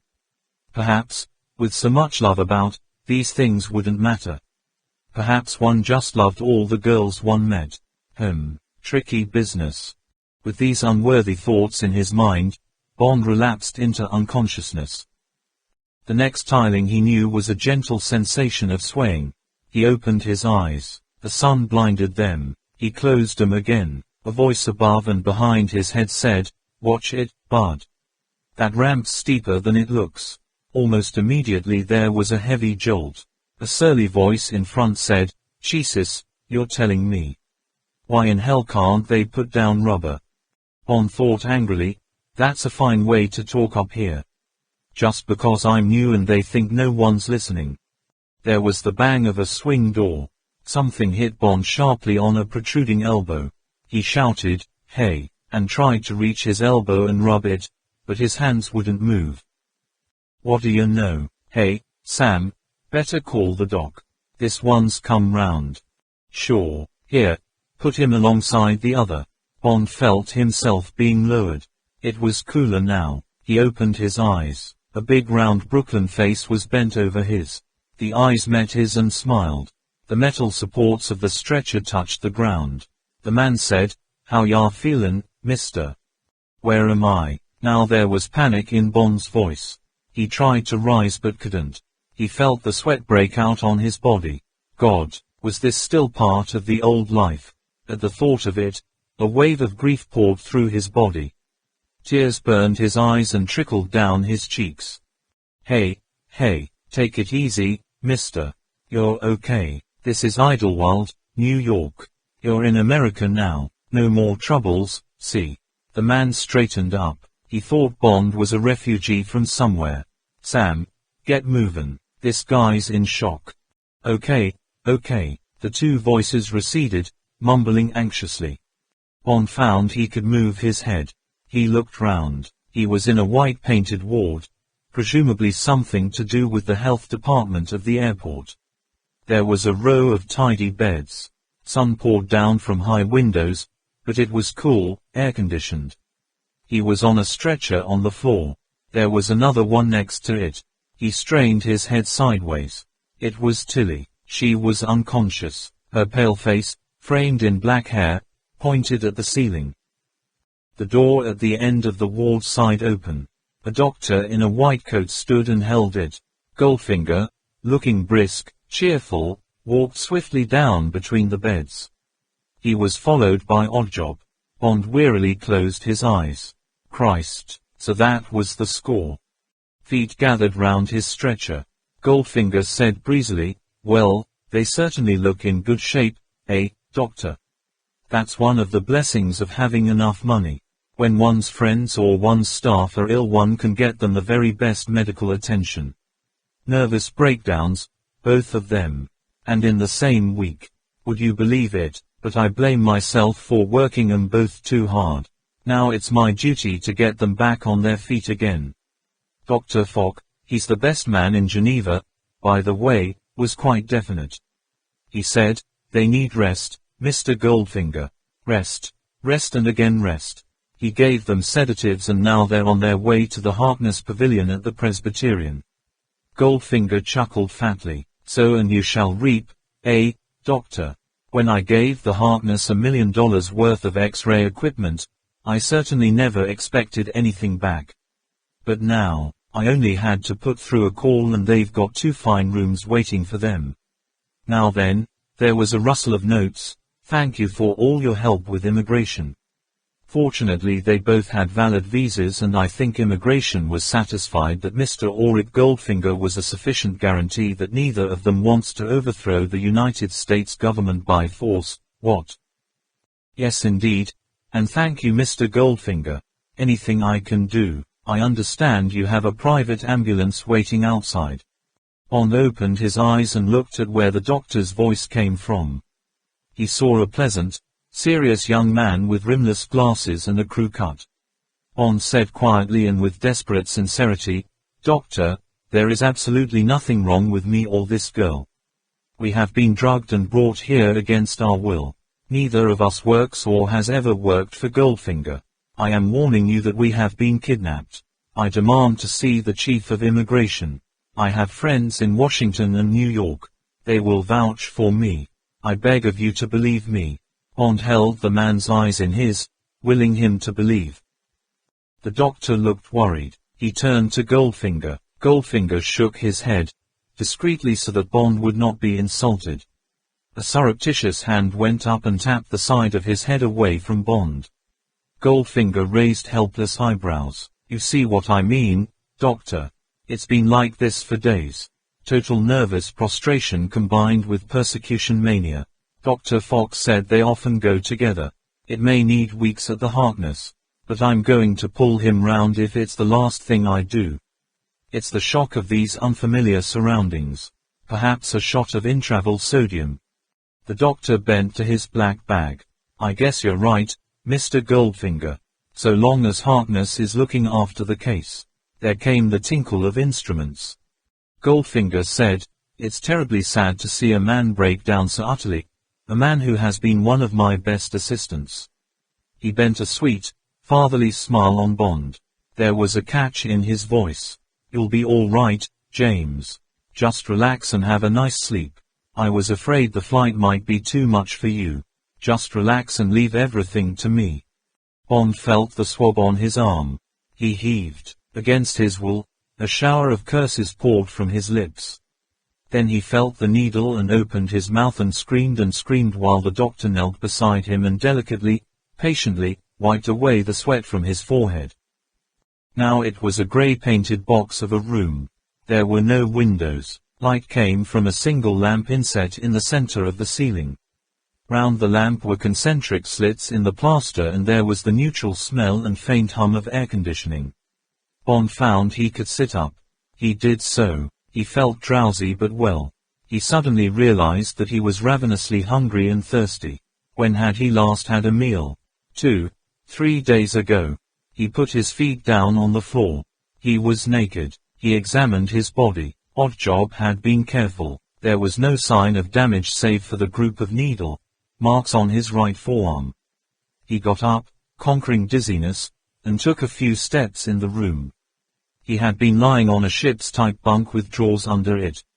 The only other furniture in the room was a plain deal table and an upright wooden chair. Everything was clean, functional, Spartan. Bond knelt to die drawers under the bunk and opened them. They contained all the contents of his suitcase except his watch and the gun. Even the rather heavy shoes he had been wearing on his expedition to Enterprise's Auric with air. He twisted one of the heels and pulled. The broad double-sided knife slid smoothly out of its scabbard in the sole. With the fingers wrapped round the locked heel it made a workmanlike stabbing dagger. Bond verified that the other shoe held its knife and clicked the heels back into position. He pulled out some clothes and put them on. He found his cigarette case and lighter and lit a cigarette. There were 2 doors of which one had a handle. He opened this one. It led into a small, well-appointed bathroom and lavatory. His washing and shaving things were neatly laid out. There were a girl's things beside them. Bond softly opened the other door into the bathroom. It was a similar room to his own. Tilly Masterton's black hair showed on the pillow of the bunk. Bond tiptoed over and looked down. She was sleeping peacefully, a half-smile on the beautiful mouth. Bond went back into the bathroom, softly closed the door and went to the mirror over the basin and looked at himself. The black stubble looked more like 3 days than 2. He set to work to clean himself up. Half an hour later, Bond was sitting on the edge of his bunk thinking, when the door without a handle opened abruptly. Oddjob stood in the entrance. He looked incuriously at Bond. His eyes nickered carefully round the room. Bond said sharply, "Oddjob, I want a lot of food, quickly. And a bottle of bourbon, soda and ice. Also a carton of Chesterfields, king size, and either my own watch or another one as good as mine. Quick march, chop chop, and tell Goldfinger I want to see him, but not until I've had something to eat." Come on, jump to it, don't stand there looking inscrutable. I'm hungry. Oddjob looked redly at Bond as if wondering which piece to break. He opened his mouth, uttered a noise between an angry bark and a belch, spat dryly on the floor at his feet and stepped back, whirling the door shut. When the slam should have come, the door decelerated abruptly and closed with a soft, decisive, double click. The encounter put Bond in good humor. For some reason Goldfinger had decided against killing him. He wanted him alive. Soon Bond would know why he wanted him alive, but, so long as he did, Bond intended to stay alive on his own terms. Those terms included putting Oddjob and any other Korean firmly in his place, which, in Bond's estimation, was rather lower than eights in the mammalian hierarchy. By the time an excellent meal together with everything else, including his watch, Bond had asked for, had been brought by one of the Korean servants, Bond had learned nothing more about his circumstances except that his room was close to water and not far from a railway bridge. Assuming his room was in New York, it was either on the Hudson or the East River. The railway was electric and sounded like a subway, but Bond's New York geography was not good enough to place it. His watch had stopped. When he asked the time he got no answer. Bond had eaten all the food on the tray and was smoking and sipping a solid bourbon and soda when the door opened. Goldfinger came in alone. He was wearing a regulation businessman's clothes and looked relaxed and cheerful. He closed the door behind him and stood with his back to it. He looked searchingly at Bond. Bond smoked and looked politely back. Goldfinger said, "Good morning, Mr. Bond. I see you are yourself again. I hope you prefer being here to being dead. So as to save you the trouble of asking a lot of conventional questions, I will tell you where you are and what has happened to you. I will then put to you a proposition to which I require an unequivocal reply. You are a more reasonable man than most, so I need only give you one brief warning. Do not attempt any dramatics. Do not attack me with a knife or a fork or that bottle. If you do, I shall shoot you with this." A small caliber pistol grew like a black thumb out of Goldfinger's right fist. He put the hand with the gun back in his pocket. "I very seldom use these things. When I have had to, I have never needed more than 1-25 caliber bullet to kill. I shoot at the right eye, Mr. Bond. And I never miss." Bond said, "Don't worry, I'm not as accurate as that with a bourbon bottle." He hitched up the knee of his trousers and put one leg across the other. He sat relaxed. "Go ahead. Mr. Bond." Goldfinger's voice was amiable. "I am an expert in many other materials beside metals, and I have a keen appreciation of everything that is 1000 fine, as we say of the purest gold. In comparison with that degree of purity, of value, human material is of a very low grade indeed. But occasionally one comes across a piece of this stuff that can at least be put to the lower forms of use. Oddjob is an example of what I mean: simple, unrefined clay, capable of limited exploitation. At the last moment my hand hesitated to destroy a utensil with the durability I observed in yourself. I may have made a mistake in staying my hand. In any case I shall take the fullest steps to protect myself from the consequences of my impulse. It was something you said that saved your life. You suggested that you and Miss Masterton would work for me. Normally I would have no use for either of you, but it just happens that I am on the brink of a certain enterprise in which the services of both of you could be of a certain minimal assistance. So I took the gamble. I gave you both the necessary sedatives. Your bills were paid and your things fetched from the Bergs, where Miss Masterton turned out to be registered under her real name. I sent a cable in your name to Universal Export. You had been offered employment in Canada. You were flying over to explore the prospects. You were taking Miss Masterton as your secretary. You would write further details. A clumsy cable, but it will serve for the short period I require your services. It won't, thought Bond, unless you included in the text one of the innocent phrases that would tell M that the cable was authentic. By now, the service would know he was working under enemy control. Wheels would be turning very fast indeed. And in case you think, Mr. Bond, that my precautions were inadequate, that you will be traced, let me tell you that I am no longer in the least interested about your true identity nor the strength and resources of your employers. You and Miss Masterton have utterly disappeared, Mr. Bond. So have I, so have all my staff. The airport will refer inquiries to the Harkness Pavilion at the Presbyterian Hospital. The hospital will never have heard of Mr. Goldfinger nor of his patients. The FBI and the CIA have no record of me, for I have no criminal history. No doubt the immigration authorities will have details of my comings and goings over the years, but these will not be helpful. As for my present whereabouts, and yours, Mr. Bond, we are now in the warehouse of the High Speed Trucking Corporation, a formerly respectable concern which I own through nominees and which has been equipped, most thoroughly, as the secret headquarters for the enterprise of which I spoke. You and Miss Masterton will be confined to these quarters. Here you will live and work and possibly, though personally I have doubts about Miss Masterton's inclinations in that respect, make love. And what will our work consist of? Mr. Bond, for the first time since Bond had known Goldfinger, the big, bland face, always empty of expression, showed a trace of life. A look almost of rapture illuminated the eyes. The finely chiseled lips pursed into a thin, beetic curve. Mr. Bond, all my life I have been in love. I have been in love with gold. I love its color, its brilliance, its divine heaviness. I love the texture of gold, that soft sliminess that I have learned to gauge so accurately by touch that I can estimate the fineness of a bar to within 1 carat. And I love the warm tang it exudes when I melt it down into a true golden syrup. But, above all, Mr. Bond, I love the power that gold alone gives to its owner, the magic of controlling energy, exacting labor, fulfilling one's every wish and whim and, when need be, purchasing bodies, minds, even souls. Yes, Mr. Bond, I have worked all my life for gold and, in return, gold has worked for me and for those enterprises that I have espoused. I ask you, Goldfinger gazed earnestly at Bond, is there any other substance on earth that so rewards its owner? Many people have become rich and powerful without possessing an ounce of the stuff. But I see your point.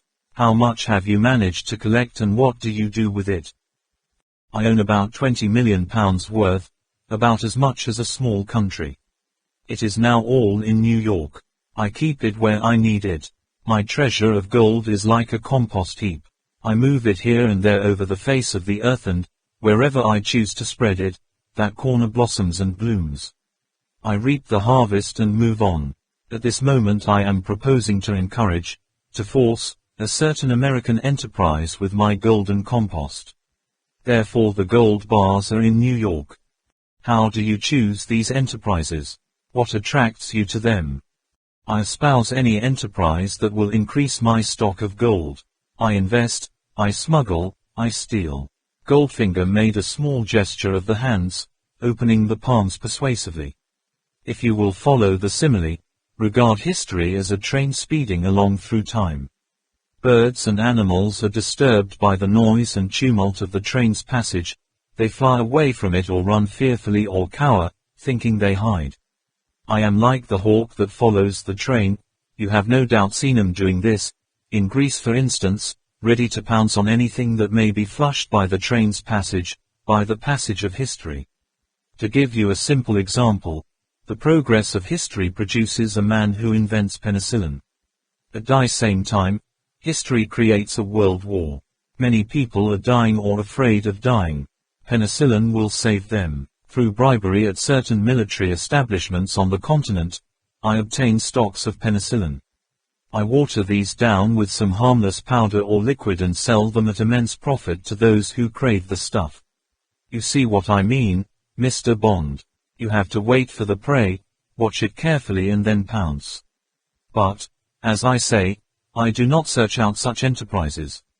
I affio the train of history to flush them towards me. What's the latest one? What have Miss Masterton and I got to do with it? The latest, only Mr. Bond, is the last one. It is also the biggest. Goldfinger's eyes were now blank, focused inwards. His voice became low, almost reverential at what he saw. Man has climbed Everest and he has scraped the depths of the ocean. He has fired rockets into outer space and split the atom. He has invented, devised, created in every realm of human endeavor, and everywhere he has triumphed, broken records, achieved miracles. I said in every realm, but there is one that has been neglected, Mr. Bond. That one is the human activity loosely known as crime. The so-called criminal exploits committed by individual humans. I do not of course refer to their idiotic wars, the clumsy destruction of each other, or of miserable dimensions, little bank robberies, tiny swindles, picayune forgeries. And yet, ready to hand, a few hundred miles from here, opportunity for the greatest crime in history stands waiting. The stage is set, the gigantic prize is offered. Only the actors are missing. But the producer is at last here, Mr. Bond. Goldfinger raised a finger and tapped his chest, and he has chosen his cast. This very afternoon the script will be read to the leading actors. Then rehearsals will begin and, in 1 week, the curtain will go up for the single, the unique performance. And then will come the applause for the greatest extra-legal coup of all time. And, Mr. Bond, the world will rock with that applause for centuries. Now a dull fire burned in Goldfinger's big pale eyes and there was a touch of extra color in his red-brown cheeks. But it was still calm, relaxed, profoundly convinced. There's no trace here, reflected Bond, of the madman, the visionary. Goldfinger had some fantastic exploit in mind, but he had gauged the odds and knew they were right. Bond said, "Well, come on. What is it, and what do we have to do about it?" "It is a robbery, Mr. Bond. A robbery against no opposition, but one that will need detailed execution. There will be much paperwork, many administrative details to supervise. I was going to do this myself until you offered your services. Now you will do it, with Miss Masterton as your secretary. You have already been partly remunerated for this work with your life. When the operation is successfully completed you will receive £1 million in gold. Miss Masterton will receive $500,000. Bond said enthusiastically, "Now you're talking. What are we going to do? Rob the end of the rainbow?" "Yes," Goldfinger nodded. "That is exactly what we are going to do. We are going to burgle $15 billion worth of gold bullion, approximately half the supply of mined gold in the world. We are going, Mr. Bond, to take Fort Inox." Bond 7 Goldfinger. Chapter 17. Hoods, Congress. Fort Knox. Bond shook his head seriously. "Isn't that rather a tall order for 2 men and a girl?" Goldfinger shrugged impatiently. "Please put away your sense of humor for 1 week, Mr. Bond. Then laugh as much as you please. I shall have under my command approximately 100 men and women. These people will be hand-picked from the 6 most powerful gangster groups in the United States. This force will amount to the toughest and most compact fighting unit that has ever been assembled in peacetime." "All right, how many men guard the vault at Fort Knox?" Goldfinger slowly shook his head. He knocked once on the door behind him. The door flicked open. Oddjob stood on the threshold, crouching, alert. When he saw that the meeting was still peaceful he straightened himself and waited. Goldfinger said, "You will have many questions to ask, Mr. Bond. They will all be answered this afternoon, beginning at 2:30. It is now exactly 12 o'clock. Bond glanced at his watch and adjusted it. "You and Miss Masterton will attend the meeting at which the proposition will be put to the heads of the 6 organizations I have mentioned. No doubt these people will ask the same questions as occurred to you. Everything will be explained. Afterwards you will settle down to detailed work with Miss Masterton. Ask for what you want. Oddjob will see to your welfare and also be on permanent guard. Do not be obstreperous or you will instantly be killed. And do not waste time trying to escape or to contact the outside world. I have hired your services and I shall require every ounce of them. Is that a bargain?" Bond said dryly, "I've always wanted to be a millionaire." Goldfinger didn't look at him. He looked at his fingernails. Then he gave Bond one last hard glance and went out and shut the door behind him. Bond sat and gazed at the closed door. He brusquely ran both hands through his hair and down over his face. He said, well, aloud to the empty room, got up and walked through the bathroom to the girl's bedroom. He knocked on the door. Who is it? Me. Are you visible? Yes. The voice was unenthusiastic. Come in. She was sitting on the edge of the bed, pulling on a shoe. She was wearing the things Bond had first seen her in. She looked cool and collected and unsurprised by her surroundings. She looked up at Bond. Her eyes were aloof, disdainful. She said coldly, precisely, you've got us into this. Get us out. Bond said amiably, I may be able to. I got us out of our graves. After getting us into them. Bond looked thoughtfully at the girl. He decided it would be ungallant to spank her, so to speak, on an empty stomach. He said, this won't get us anywhere. We're in this together, whether we like it or not. What do you want for breakfast or lunch? It's 12:15. I've eaten. I'll order yours and then come back and tell you the score. There's only one way out of here, and Oddjob, that Korean ape, is guarding it. Now then, breakfast or lunch? She unbent an inch. Thank you. Scrambled eggs and coffee, please. And toast and marmalade. Cigarettes? No, thank you. I don't smoke. Bond went back to his room and knocked on the door. It opened an inch. Bond said, all right, Oddjob. I'm not going to kill you yet. The door opened farther. Oddjob's face was impassive. Bond gave the order. The door closed. Bond poured himself a bourbon and soda. He sat on the edge of the bed and wondered how he was going to get the girl on his side. From the beginning she had resented him. Was that only because of her sister? Why had Goldfinger made that cryptic remark about her inclinations? What was there about her that he himself felt, something withdrawn, inimical? She was beautiful, physically desirable. But there was a cold, hard center to her that Bond couldn't understand or define. Oh well, the main thing was to get her to go along. Otherwise life in prison would be intolerable. Bond went back into her room. He left both doors open so that he could hear. She was still sitting on the bed wrapped in a coiled immobility. She watched Bond carefully. Bond leaned against the jamb of the door. He took a long pull at his whiskey. He said, looking her in the eye, you'd better know that I'm from Scotland Yard. The euphemism would serve. We're after this man Goldfinger. He doesn't mind. He thinks no one can find us for at least a week. He's probably right. He saved our lives because he wants us to work for him on a crime. It's big business, pretty scatter-brained, but there's a lot of planning and paperwork. We've got to look after that side. Can you do shorthand and typing? Yes. Her eyes were alight. What's the crime?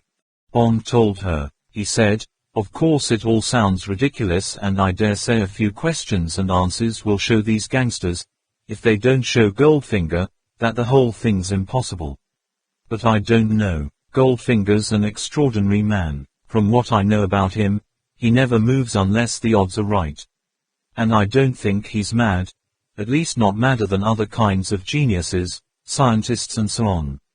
And there's no doubt he's a genius in his particular field.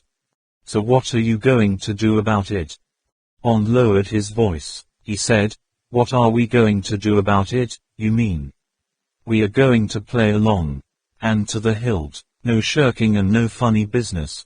We're going to be greedy for the money, and we're going to give him absolutely top-notch service. Apart from saving our lives, which mean less than nothing to him, it's the only hope we, or rather I, because that's my line of country, can have of a chance to queer his pitch. How are you going to do that? I haven't the faintest idea. Something may turn up. And you expect me to go along with you? Why not? Any other suggestions? She pursed her lips obstinately. Why should I do what you say? Bond sighed. There's no point in being a suffragette about this. It's either that or get yourself killed after breakfast. It's up to you. The mouth turned down with distaste. She shrugged her shoulders. She said ungraciously, "Oh, all right then." Suddenly her eyes flared. "Only don't ever touch me or I shall kill you."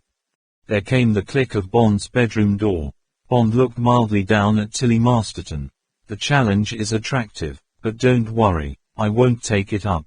He turned and strolled out of the room. One of the Koreans passed him carrying the girl's breakfast. In his room another Korean had brought in a typist's desk and chair and a Remington portable. He arranged them in the corner away from the bed. Oddjob was standing in the doorway. He held out a sheet of paper. Bond went up to him and took it.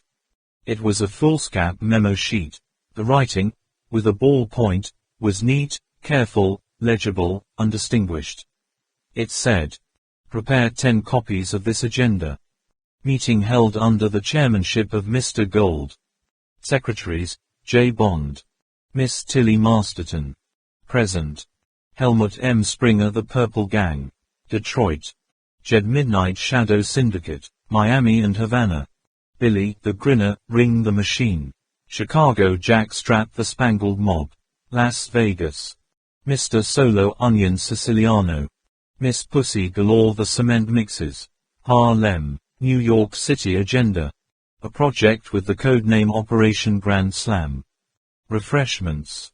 At the end of this was written, "You and Miss Masterton will be fetched at 2.20. Both will be prepared to take notes. Formal dress, please. 5. Bond smiled. The Koreans left the room. He sat down at the desk, slipped paper and carbons into the typewriter and set to. At least he would show the girl that he was prepared to do his stint. Gosh, what a crew. Even the Mafia had come in. How had Goldfinger persuaded them all to come? And who in heaven's name was Miss Pussy Galore? Bond had the copies finished by 2 o'clock. He went into the girl's room and gave them to her together with a shorthand notebook and pencils. He also read her Goldfinger's note. He said, "You'd better get these names in your head. They probably won't be hard to identify.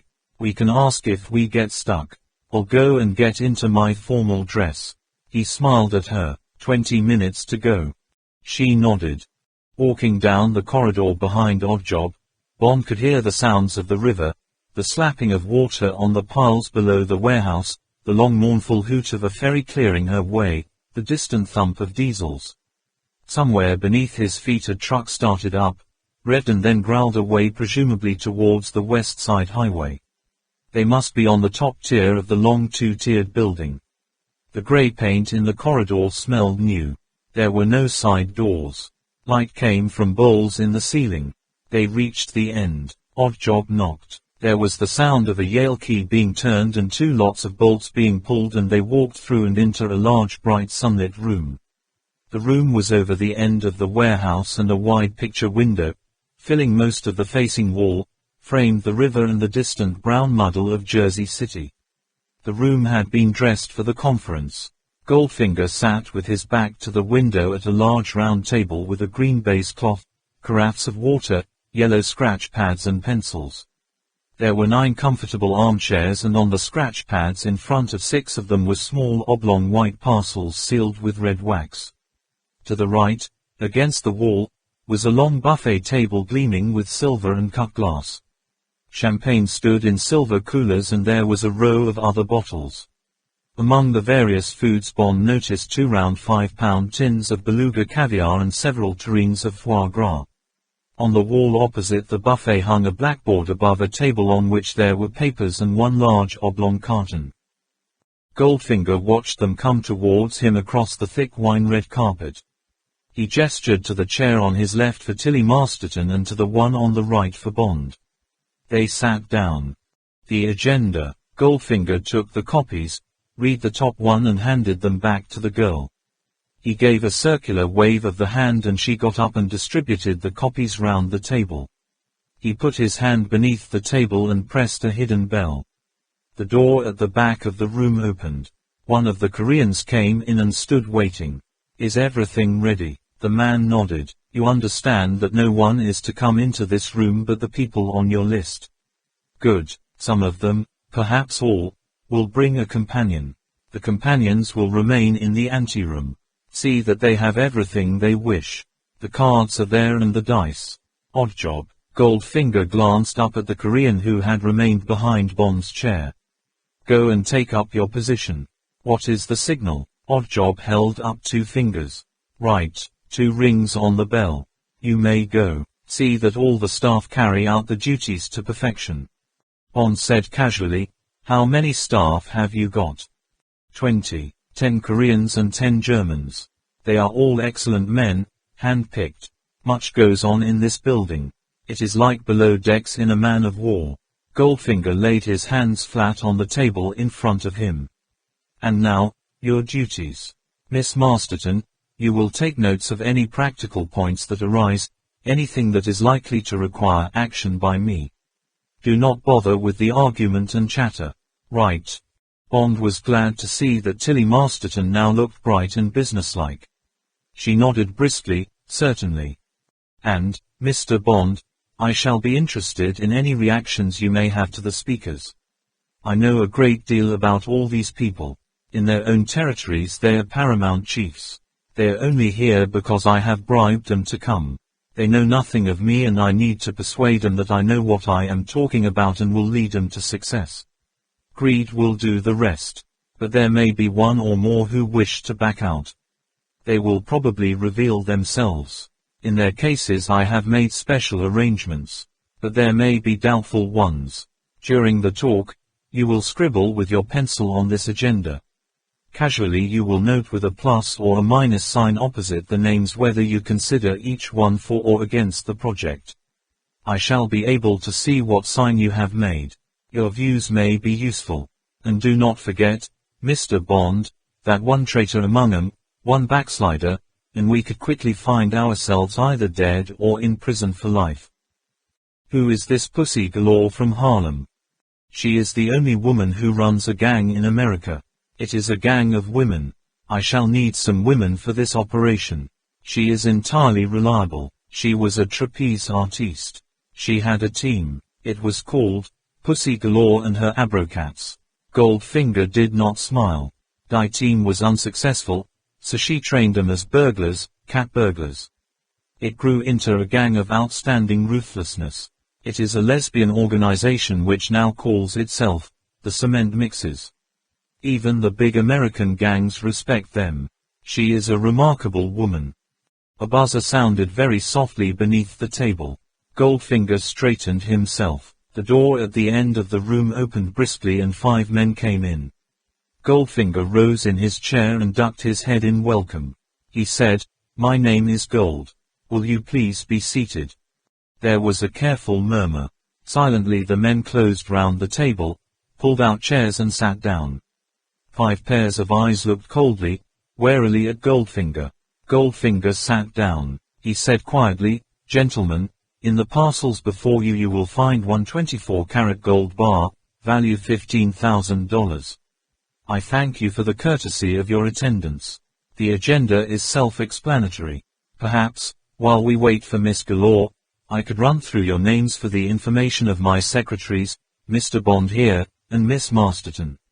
No notes will be made of this meeting, except on action you may wish me to take, and I can assure you there are no microphones. Now then, Mr. Bond, on your right is Mr. Jed Midnight of the Shadow Syndicate operating out of Miami and Havana.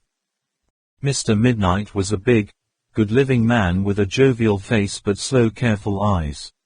He wore a light blue tropical suit over a white silk shirt ornamented with small green palm trees. The complicated gold watch on his wrist must have weighed nearly half a pound. He smiled tautly at Bond and said, "Howdo." Then we have Mr. Billy Ring who controls the famous Chicago machine. Bond thought he had never seen anyone who was less of a Billy. It was a face out of a nightmare and, as the face turned towards Bond, it knew it was, and watched Bond for his reactions. It was a pale, pear-shaped, baby face with downy skin and a soft thatch of straw-colored hair, but the eyes, which should have been pale blue, were a tawny brown.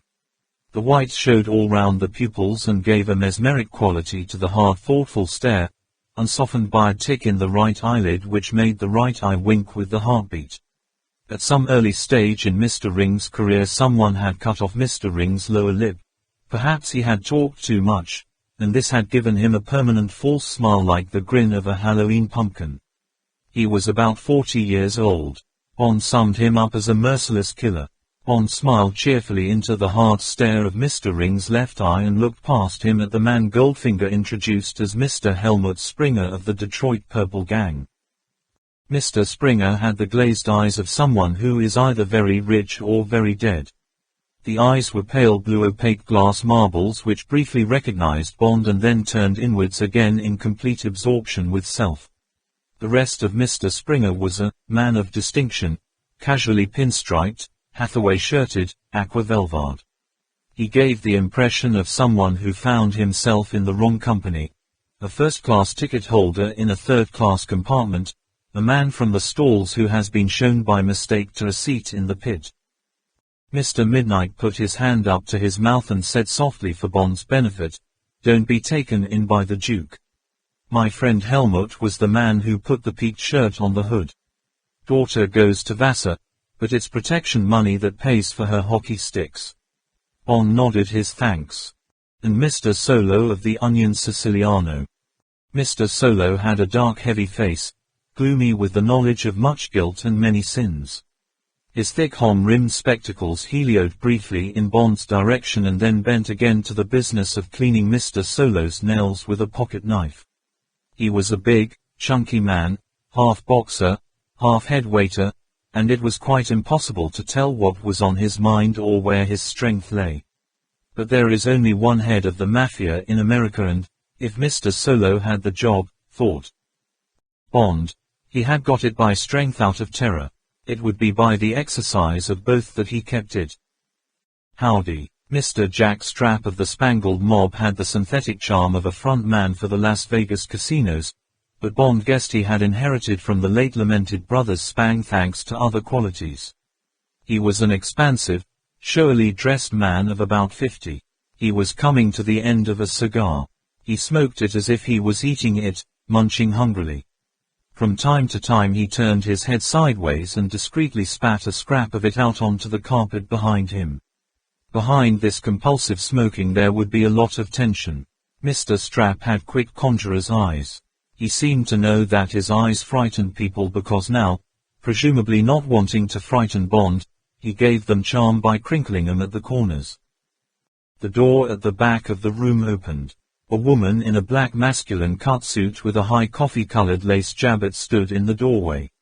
She walked slowly, unself-consciously down the room and stood behind the empty chair. Goldfinger had got to his feet. She examined him carefully and then ran her eyes round the table. She said a collective, bawled, "Hi," and sat down.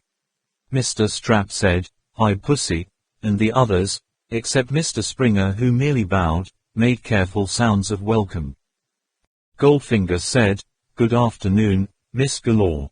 We have just been through the formality of introductions.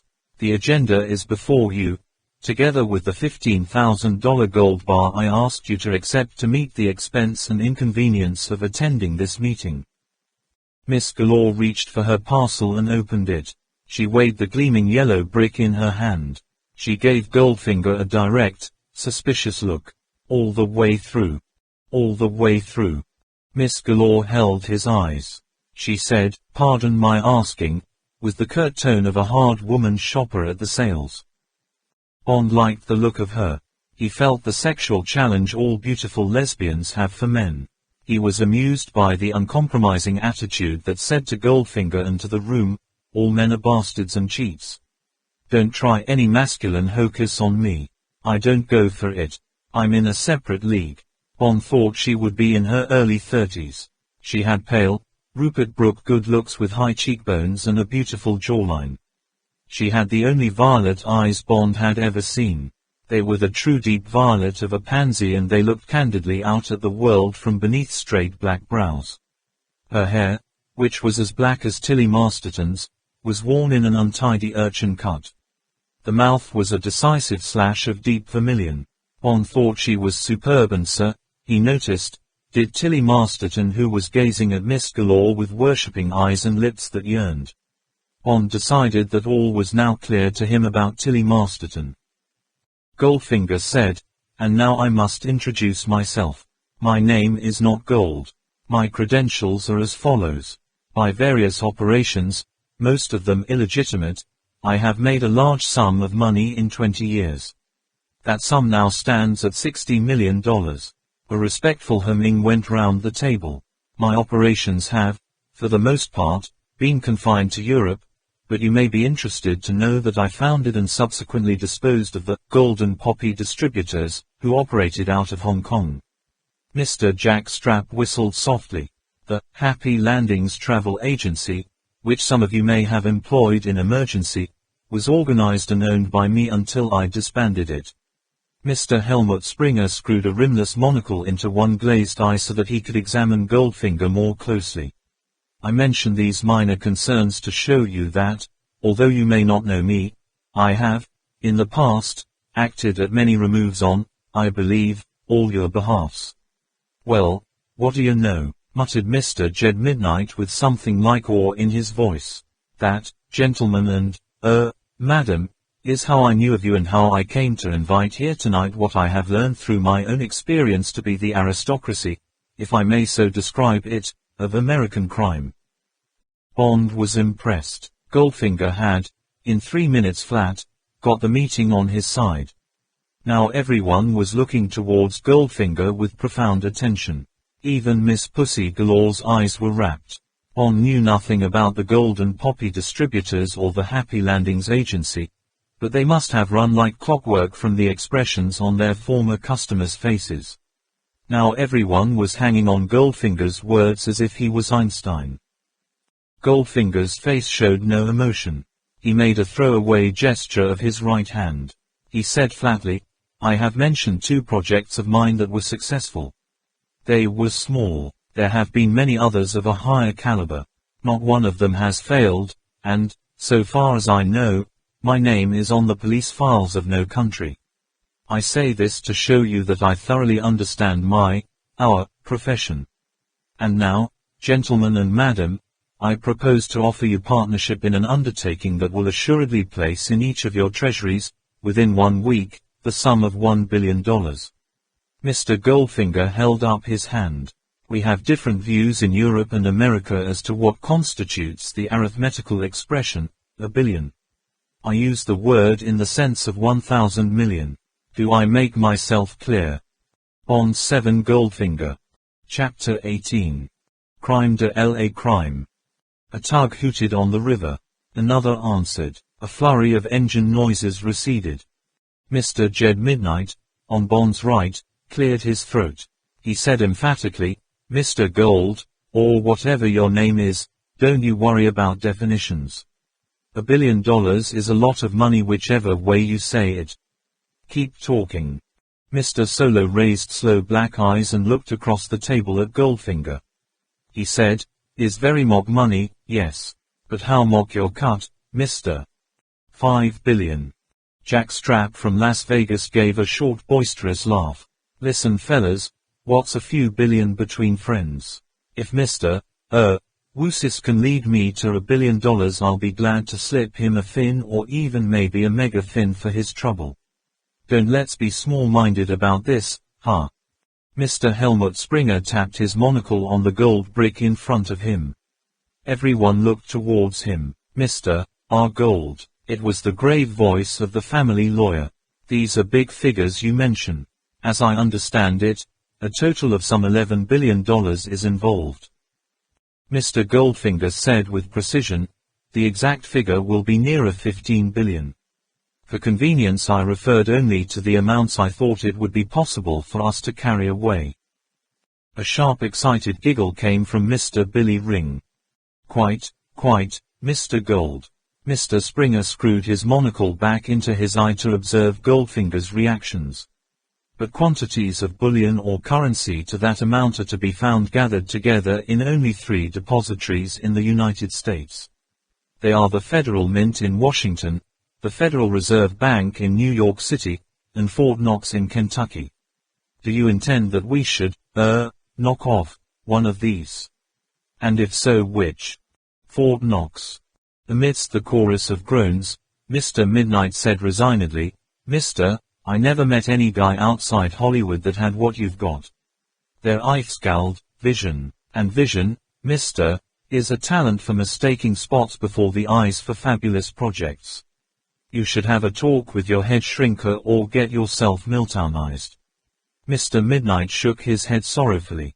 "Too bad. That billion sure felt good while I had it." Miss Pussy Galore said in a deep, bored voice, "Sorry mister, none of my set of bent pins could take that kind of piggy bank." She made to get up. Goldfinger said amiably, "Now hear me through, gentlemen and, madam. Your reaction was not unexpected. Let me put it this way, Fort Knox is a bank like any other bank. But it is a much bigger bank and its protective devices are correspondingly stronger and more ingenious. To penetrate them will require corresponding strength and ingenuity. That is the only novelty in my project, that it is a big one. Nothing else. Fort Knox is no more impregnable than other fortresses. No doubt we all thought the Brink organization was unbeatable until half a dozen determined men robbed a Brink armored car of $1 million back in 1950. It is impossible to escape from Sing Sing, and yet men have found ways of escaping from it. No, gentlemen. Fort Knox is a myth like other myths. Shall I proceed to the plan?" Billy Ring hissed through his teeth, like a Japanese, when he talked. He said harshly, "Listen, Seamus, maybe I didn't know it, but the 3rd Armored is located at Fort Knox. If that's a myth, why don't the Ruskies come and take the United States the next time they have a team over here playing ice hockey?" Goldfinger smiled thinly. "If I may correct you without weakening your case, Mr. Ring, the following is the order of battle of the military units presently quartered at Fort Knox. Of the 3rd Armored Division, there is only the Spearhead, but there are also the 6th Armored Cavalry Regiment, the 15th Armor Group, the 160th Engineer Group, and approximately half a division from all units of the United States Army currently going through the Armored Replacement Training Center and Military Human Research Unit No. 1. There is also a considerable body of men associated with Continental Armored Command Board No. 2, the Army Maintenance Board, and various activities connected with the Armored Center.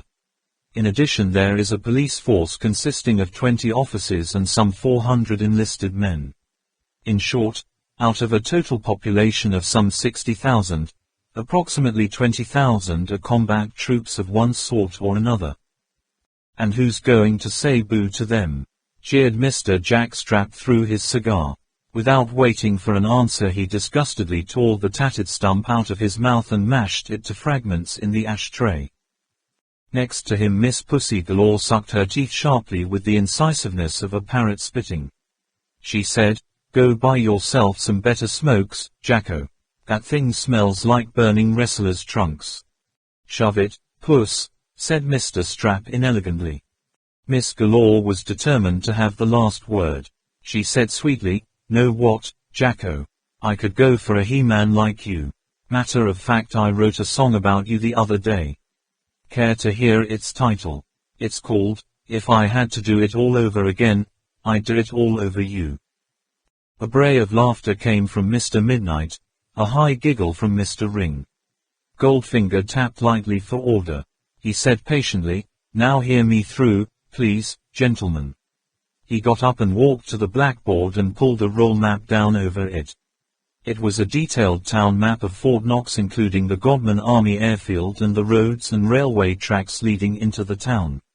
The committee members on the right of the table swiveled their chairs. Goldfinger pointed to the bullion depository. It was down on the left-hand corner, enclosed in a triangle formed by the Dixie Highway, Bullion Boulevard, and Vine Grove Road. Goldfinger said, "I will show you a detailed plan of the depository in just a moment." He paused. "Now, gentlemen, allow me to point out the main features of this fairly straightforward township. Here," he ran his finger from the top center of the map down through the town and out beyond the bullion depository, runs the line of the Illinois Central Railroad from Louisville, 35 miles to the north, through the town and on to Elizabethtown 18 miles to the south.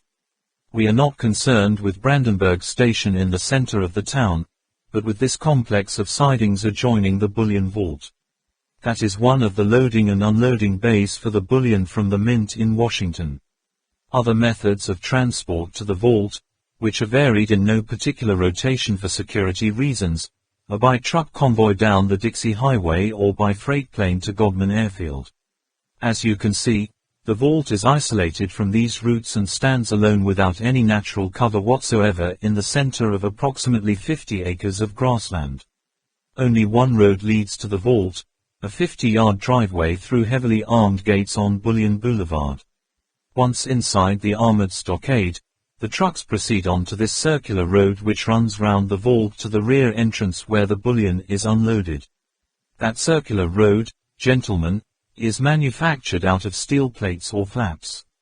These plates are on hinges and in an emergency the entire steel surface of the road can be raised hydraulically to create a second internal stockade of steel. Not so obvious to the eye, but known to me, is that an underground delivery tunnel runs below the plain between Bullion Boulevard and Vine Grove Road. This serves as an additional means of access to the vault through steel doors that led from the wall of the tunnel to the first sub-ground floor of the depository. Goldfinger paused and stood away from the map. He looked round the table. All right, gentlemen. There is the vault and those are the main approaches to it with the exception of its front door which is purely an entrance to the reception hall and offices. Any questions? There were none. All eyes were on Goldfinger, waiting. Once again the authority of his words had gripped them. This man seemed to know more about the secrets of Fort Knox than had ever been released to the outside world. Goldfinger turned back to the blackboard and pulled down a second map over the first. This was the detailed plan of the gold vault. Goldfinger said, "Well, gentlemen, you can see that this is an immensely solid two-story building somewhat like a square, two-layered cake. You will notice that the roof has been stepped for bomb protection, and you will observe the 4 pillboxes on the ground at the 4 corners. These are of steel and are connected with the interior of the building. The exterior dimensions of the vault are 105 by 121 feet. The height from ground level is 42 feet. The construction is of Tennessee granite, steel-lined. The exact constituents are 16,000 cubic feet of granite, 4,000 cubic yards of concrete, 750 tons of reinforcing steel and 760 tons of structural steel. Right, now, within the building, there is a 2-story steel and concrete vault divided into compartments. The vault door weighs more than 20 tons and the casing of the vault is of steel plates, steel I-beams and steel cylinders laced with hoop bands and encased in concrete. The roof is of similar construction and is independent of the roof of the building. A corridor encircles the vault at both levels and gives access both to the vault and to the offices and storerooms that are housed in the outer wall of the building. No one person is entrusted with the combination to the door of the vault. Various senior members of the depository staff must separately dial combinations known only to each of them. Naturally, the building is equipped with the latest and finest protective devices. There is a strong guard post within the building and immensely powerful reinforcements are at all times available from the armored center less than a mile distant. Do you follow me? Now, as to the actual content of the vault, these amount, as I said earlier, to some $15 billion worth of standard mint bars 1,000 fine. Each bar is double the size of the one before you and contains 400 troy ounces, the avoirdupois weight being some 27.5 pounds. These are stored without wrappings in the compartments of the vault. Goldfinger glanced round the table. And that, gentlemen and madam, he concluded flatly, is all I can tell you, and all I think we need to know, about the nature and contents of Fort Knox Depository. Unless there are any questions at this stage, I will proceed to a brief explanation of how this depository may be penetrated and its contents seized. There was silence. The eyes round the table were rapt, intent. Nervously, Mr. Jack Strapp took a medium-sized cigar out of his vest pocket and stuffed it in the corner of his mouth. Pussy Galore said sternly, "If you set fire to that thing I swear I'll KO you with my gold brick." She took a threatening hold of the bar. "Take it easy, kid," said Mr. Strap out of the corner of his mouth. Mr. Jed Midnight commented decisively, "Mister, if you can heist that joint, you got yourself a summon cum laude. Go ahead and tell. This is either a bust or the crime de la crime." Goldfinger said indifferently, "Very well, gentlemen. You shall hear the plan." He paused and looked carefully round the table and into each pair of eyes in turn. "But I hope you understand that total security must now prevail. What I have said so far, if repeated, would be taken for the maunderings of a lunatic. What I am about to say will involve all of us in the greatest peacetime conspiracy in the history of the United States. May I take it that we are all bound by an oath of absolute secrecy?" Almost instinctively, Bond watched the eyes of Mr. Helmut Springer from Detroit. While affirmatives in various tones of voice came from the others, Mr. Springer veiled his eyes. His portentous, "You have my solemn word," rang hollow. To Bond, the candor was as false as a second-hand motor salesman's. Casually he drew a short straight minus line beside Mr. Springer's name on the agenda. "Very well then." Goldfinger returned to his seat at the table. He sat down, picked up his pencil and began talking to it in a thoughtful, conversational voice. "First, and in some ways most difficult, is the question of disposal. $1 billion of gold bullion weighs approximately 1,000 tons. To transport this amount would require 110-ton trucks or some 26-wheel heavy industry road transporters. I recommend the latter vehicles. I have a list of the charter companies who hire out this type of vehicle, and I recommend that, if we are to be partners, you should proceed immediately after this meeting to contracting with the relevant companies in your territories. For obvious reasons you will all wish to engage your own drivers, and this I must leave in your hands." No doubt, Mr. Goldfinger allowed himself the ghost of a smile. "The Teamsters Union will prove a fruitful source for reliable men, and you will perhaps consider recruiting ex-drivers from the Negro Red Ball Express that served the American armies during the war.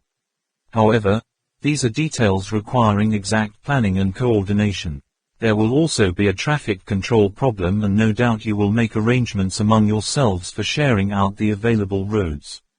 Transport aircraft will be a subsidiary source of mobility, and arrangements will be made to keep open the north-south runway on the Godman Airfield. Your subsequent disposal of the bullion will, of course, be your own affair.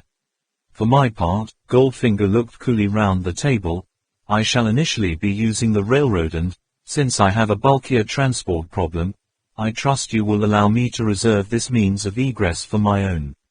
Goldfinger did not wait for comment. He continued in an even tone, "Compared with this problem of transport, the other arrangements will be relatively simple. To begin with, on D1, one proposed to put the entire population, military and civilian, of Fort Knox temporarily out of action. Exact arrangements have been made and only await my signal. Briefly, the town is supplied with all drinking and other water supplies by 2 wells and 2 filter plants yielding just under 7 million gallons per day. These are under the control of the post engineer. This gentleman has been pleased to accept a visit from the superintendent and deputy superintendent of the Tokyo Municipal Waterworks, who wish to study the workings of a plant of this size for installation in a new suburb planned for the environs of Tokyo. The post engineer has been much flattered by this request, and the Japanese gentleman will be accorded all facilities. These 2 gentlemen, who are, of course, members of my staff, will be carrying on their persons relatively small quantities of a highly concentrated opiate devised by the German chemical warfare experts for just this purpose during the last war. This substance disseminates rapidly through a volume of water of this magnitude, and, in its consequent highly diluted form, has the effect of instant but temporary narcosis of any person drinking half a tumbler of the infected water. The symptoms are a deep and instant sleep from which the victim awakens much refreshed in approximately 3 days. Gentlemen, Goldfinger held out one hand palm upwards. In the month of June in Kentucky, I consider it out of the question that a single resident is able to go through 24 hours without consuming half a glass of water. There may perhaps be a handful of confirmed alcoholics on their feet on D-Day, but I anticipate that we shall enter a town in which virtually the entire population has fallen into a deep sleep where they stand. What was that fairy tale? Miss Galore's eyes were shining with the vision. Puss in Boots, said Mr. Jack Strap in a surly voice. Go ahead, mister, this is good. How do we get into the town? We come in, said Goldfinger, on a special train that will have left New York City on the night of DL. There will be approximately 100 of us and we shall be attired as Red Cross workers. Miss Galore will, I hope, provide the necessary contingent of nurses. It is to fill this minor but important role that she has been invited to this meeting. Miss Galore said enthusiastically, Wilco, Roger, over and out. My girls'll look sweet in starch. What do you say, Jacko? She leant sideways and nudged Mr. Strap in the ribs. I say they'd look better in cement overcoats, said Mr. Strap impatiently. What do you have to keep on butting in for? Keep going, mister. At Louisville, 35 miles from Fort Knox, I myself and an assistant will ask to be allowed to ride in the leading diesel. We shall have delicate instruments. We shall say that it will be necessary for us to sample the air as we approach Fort Knox for, by this time, news of the mysterious affliction that has struck down the inhabitants will have reached the outer world and there is likely to be some panic in the surrounding area, and indeed in the country as a whole. Rescue planes may be expected to approach shortly after our arrival at dawn and an early task will be to man the control tower at Godman Airfield, declare the base closed and reroute all planes to Louisville. But, to go back for a moment, shortly after leaving Louisville, my assistant and I will dispose of the driver and fireman by as humane methods as are possible, I bet, thought Bond, and I shall personally bring the train. I may say that I have the requisite knowledge of these locomotives, through Fort Knox to the bullion sidings alongside the depository. Goldfinger paused. He looked widgeage slow, grave eyes round the circle. Satisfied with what he saw, he continued in the same even tone. By this time, gentlemen and madam, your transport convoys should be arriving. The traffic controller will dispose them in the neighborhood of the depository according to a prearranged plan.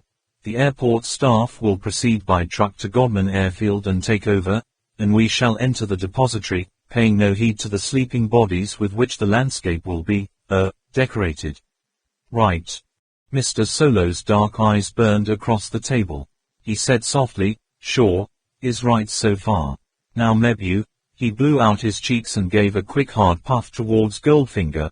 Like this and the 20-ton door he fall down. Yes. Yes, said Goldfinger equably. Almost exactly like that. He rose and went to the table under the blackboard, lifted up the big ungainly carton and carried it carefully back and placed it on the table in front of him. It seemed to be very heavy. He sat down and continued, while 10 of my trained assistants are making preparations for the vault to be opened, stretcher teams will enter the depository and remove to safety as many of the inmates as can be located. Bond thought he noticed a treacherous purr underlying Goldfinger's next words. I am sure you will all agree, gentlemen and madam, that all unnecessary loss of life should be avoided. Thus far, I hope you notice that there have been no casualties with the exception of 2 employees of the Illinois Central Railroad who have received sore heads. Goldfinger didn't wait for comment but went on. Now, he reached out and placed his hand on the carton. When you, gentlemen, and your associates have needed weapons, other than the conventional small arms, where have you found them? At military establishments, gentlemen. You have purchased submachine guns and other heavy equipment from quartermaster storekeepers at nearby military bases. You have achieved this by the use of pressure, blackmail or money. I have done the same. Only one weapon would be powerful enough to blast open the bullion vault at Fort Knox and I obtained one, after much seeking, from a certain Allied military base in Germany. It cost me exactly $1 million. This, gentlemen, is an atomic warhead designed for use with the Corporal Intermediate Range Guided Missile. Jesus Christ. Jed Midnight's hands reached for the edge of the table beside Bond and gripped it. All the faces round the table were pale. Bond could feel the skin taut over his own tense jaw. To break his tension he reached inside his coat pocket for the Chesterfields and lit one. He slowly blew out the flame and put the lighter back in his pocket. God Almighty, what had he got himself into? Bond looked back down the vista of his knowledge of Goldfinger. The first meeting with the naked brown body on the roof of the Floridiana Cabana Club. The casual way he had rapped Goldfinger's knuckles. The interview with M. The meeting at the bank at which it had been a question of tracking down a gold smuggler. Admittedly a big one and one who worked for the Russians, but still only a man-sized criminal, someone Bond had taken trouble to beat at golf and then had pursued coolly, efficiently, but still as only one more quarry like so many others. And now it was not a rabbit in the rabbit hole, not even a fox, it was a king cobra, the biggest, most deadly inhabitant of the world. Bond sighed wearily, once more into the breach, dear friends. This time it really was St. George and the dragon. And St. George had better get a move on and do something before the dragon hatched the little dragon's egg he was now nesting so confidently. Bond smiled tautly. Do what? What in God's name was there he could do? Goldfinger held up his hand. Gentlemen and madam, believe me, this object is an entirely harmless lump of machinery. It is not armed. If I hit it with a hammer it would not explode. Nothing can make it explode until it is armed, and that will not happen until the day. Mr. Billy Ring's pale face was shiny with sweat. The words trembled slightly as they hissed out through the false grin. Mr. What about this thing they call, fallout? Fallout will be minimal, Mr. Ring, and extremely localized. This is the latest model, the so-called clean atomic bomb. But protection suits will be issued to the squad that first enters the ruins of the building. They will form the first in the human chain that will remove the gold and pass it to the waiting trucks. Flying debris, Mr. Chunks of concrete and steel and so forth. Mr. Midnight's voice came from somewhere in his stomach. We shall take shelter behind the outer steel stockade of the depository, Mr. Midnight. All personnel will wear earplugs. There may be minor damage to some of the trucks, but that hazard must be accepted. D.A. sleeping guys. Mr. Solo's eyes were greedy. Maybe Jess sleeps a little longer. Mr. Solo obviously didn't worry too much about the sleeping guys. We shall move as many as possible to safety. We must, I am afraid, accept minor damage to the town. I estimate that casualties among the population will approximately equal 3 days' toll on the roads of Fort Knox. Our operation will merely serve to keep road accident statistics at a steady level. Damn nice of us. Mr. Midnight's nerves had now recovered. Any more questions? Goldfinger's voice was bland. He had read out the figures, estimated the prospects for the business. Now it was time to put the meeting to the vote. Details remain to be worked out exactly. In that, my staff here, he turned first to Bond and then to Miss Masterton, will be assisting me. This room will be our operations room to which you will all have access by day or by night. The code word for the project is, Operation Grand Slam, which will always be used in referring to the project. May I suggest that those of you who wish to participate should brief one, and only one, of your most trusted lieutenants. Other staff can be trained for their functions as if this were a run-of-the-mill bank robbery. On DL a slightly wider briefing of staff will be necessary. I know I can rely on you, gentlemen and madam, if you decide to participate, to treat this whole project as an operation of war. Inefficiency or insecurity will of course have to be dealt with decisively. And now, gentlemen and madam, I will ask you to reply on behalf of your respective organizations. Which of you wishes to enter this race? The prize is gigantic, the risks are minimal. Mr. Midnight. Goldfinger turned his head an inch to die right. Bond saw the wide-open X-ray gaze devour his neighbor. Yes. There was a pause. Or no. Bond 7 Goldfinger. Chapter 19. Secret Appendix.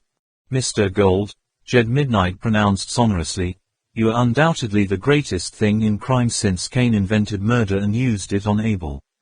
He paused and added emphatically, I shall count it an honor to be associated with you in this enterprise. Thank you, Mr. Midnight. And you, Mr. Ring. Bond was doubtful about Mr. Billy Ring. He had scrawled pluses against all the names except Ring and Helmut Springer. To Mr. Ring he had allotted a naught, to Springer a minus sign. He had come to his conclusions by watching eyes, mouths, hands, but nothing had been betrayed by the grinner's unwavering false smile. The wink in his right eye had been as steady on the pulse beat as a metronome, and he had kept his hands below the table. Now Billy Ring brought his hands up from below the table and formed a cat's cradle with them on the green baize in front of him. For a moment he watched the two thumbs twirling, then he raised his nightmare face to Goldfinger's. The tick in his right eye had stopped. The two rows of teeth began to operate like a ventriloquist's dummy. Mr. One he found difficulty with his B's, M's and P's and produced them by bringing his upper lip down over his teeth like a horse does when it takes sugar out of your hand. Long time now my friends and I been back in legal. What I mean, the old days of leaving corpses strewn all over the landscape went out with the 40s. Me and my associates, we do all right with the girls, the hemp, and the racetrack, and when we're short there's our good friends the union to slip us the odd fin. Ya see, mister, the grinner opened his hands and then put them back into the cradle, we figure the old days are gone. Big Jim Colosimo, Johnny Torrio, Dion O'Banion, Al Capone, where are those guys today, huh? Mister, they're pushing up the morning glory by the fence. Maybe you weren't around in the days when we used to hide up between fights in Little Bohemia up behind Milwaukee. Well, siree, in those days, people were shooting at each other so fast you'd often need a program to tell the act from the spectators. So all right, people got tired of it, those that hadn't already got tired to death, if you get my meaning, and when the 50s come along and I take over the team, it's unanimous that we get out of the fireworks business. And now what, mister? Now you come along and put it to me that me and my friends assist you to let off the biggest fizzbung in history. So what do I figure to say to your proposition, Mr. Woosis? Well, I tell you, mister, everybody's got his price, see, and for $1 billion it's a deal. We'll put away the marbles and bring out the slingshots. We're in. Grinner, you sure take one hell of a long time to say yes, commented Mr. Midnight sourly. Goldfinger said cordially, thank you for your most interesting statement, Mr. Ring. I am very happy to welcome you and your associates, Mr. Solo. Mr. Solo prefaced his reply by reaching into his coat pocket and taking out a battery shaver. He switched it on. The room filled with the noise of angry bees. Mr. Solo leant his head back and began running the machine thoughtfully up the right side of his face while his uptilted eyes sought decision in the ceiling. Suddenly he switched the razor off, put it down on the table in front of him and jerked his head down and forward like a snake striking. The black gun muzzles of his eyes pointed threateningly across the table at Goldfinger and moved slowly from feature to feature of the big moon face. Half Mr. Solo's own face now looked naked.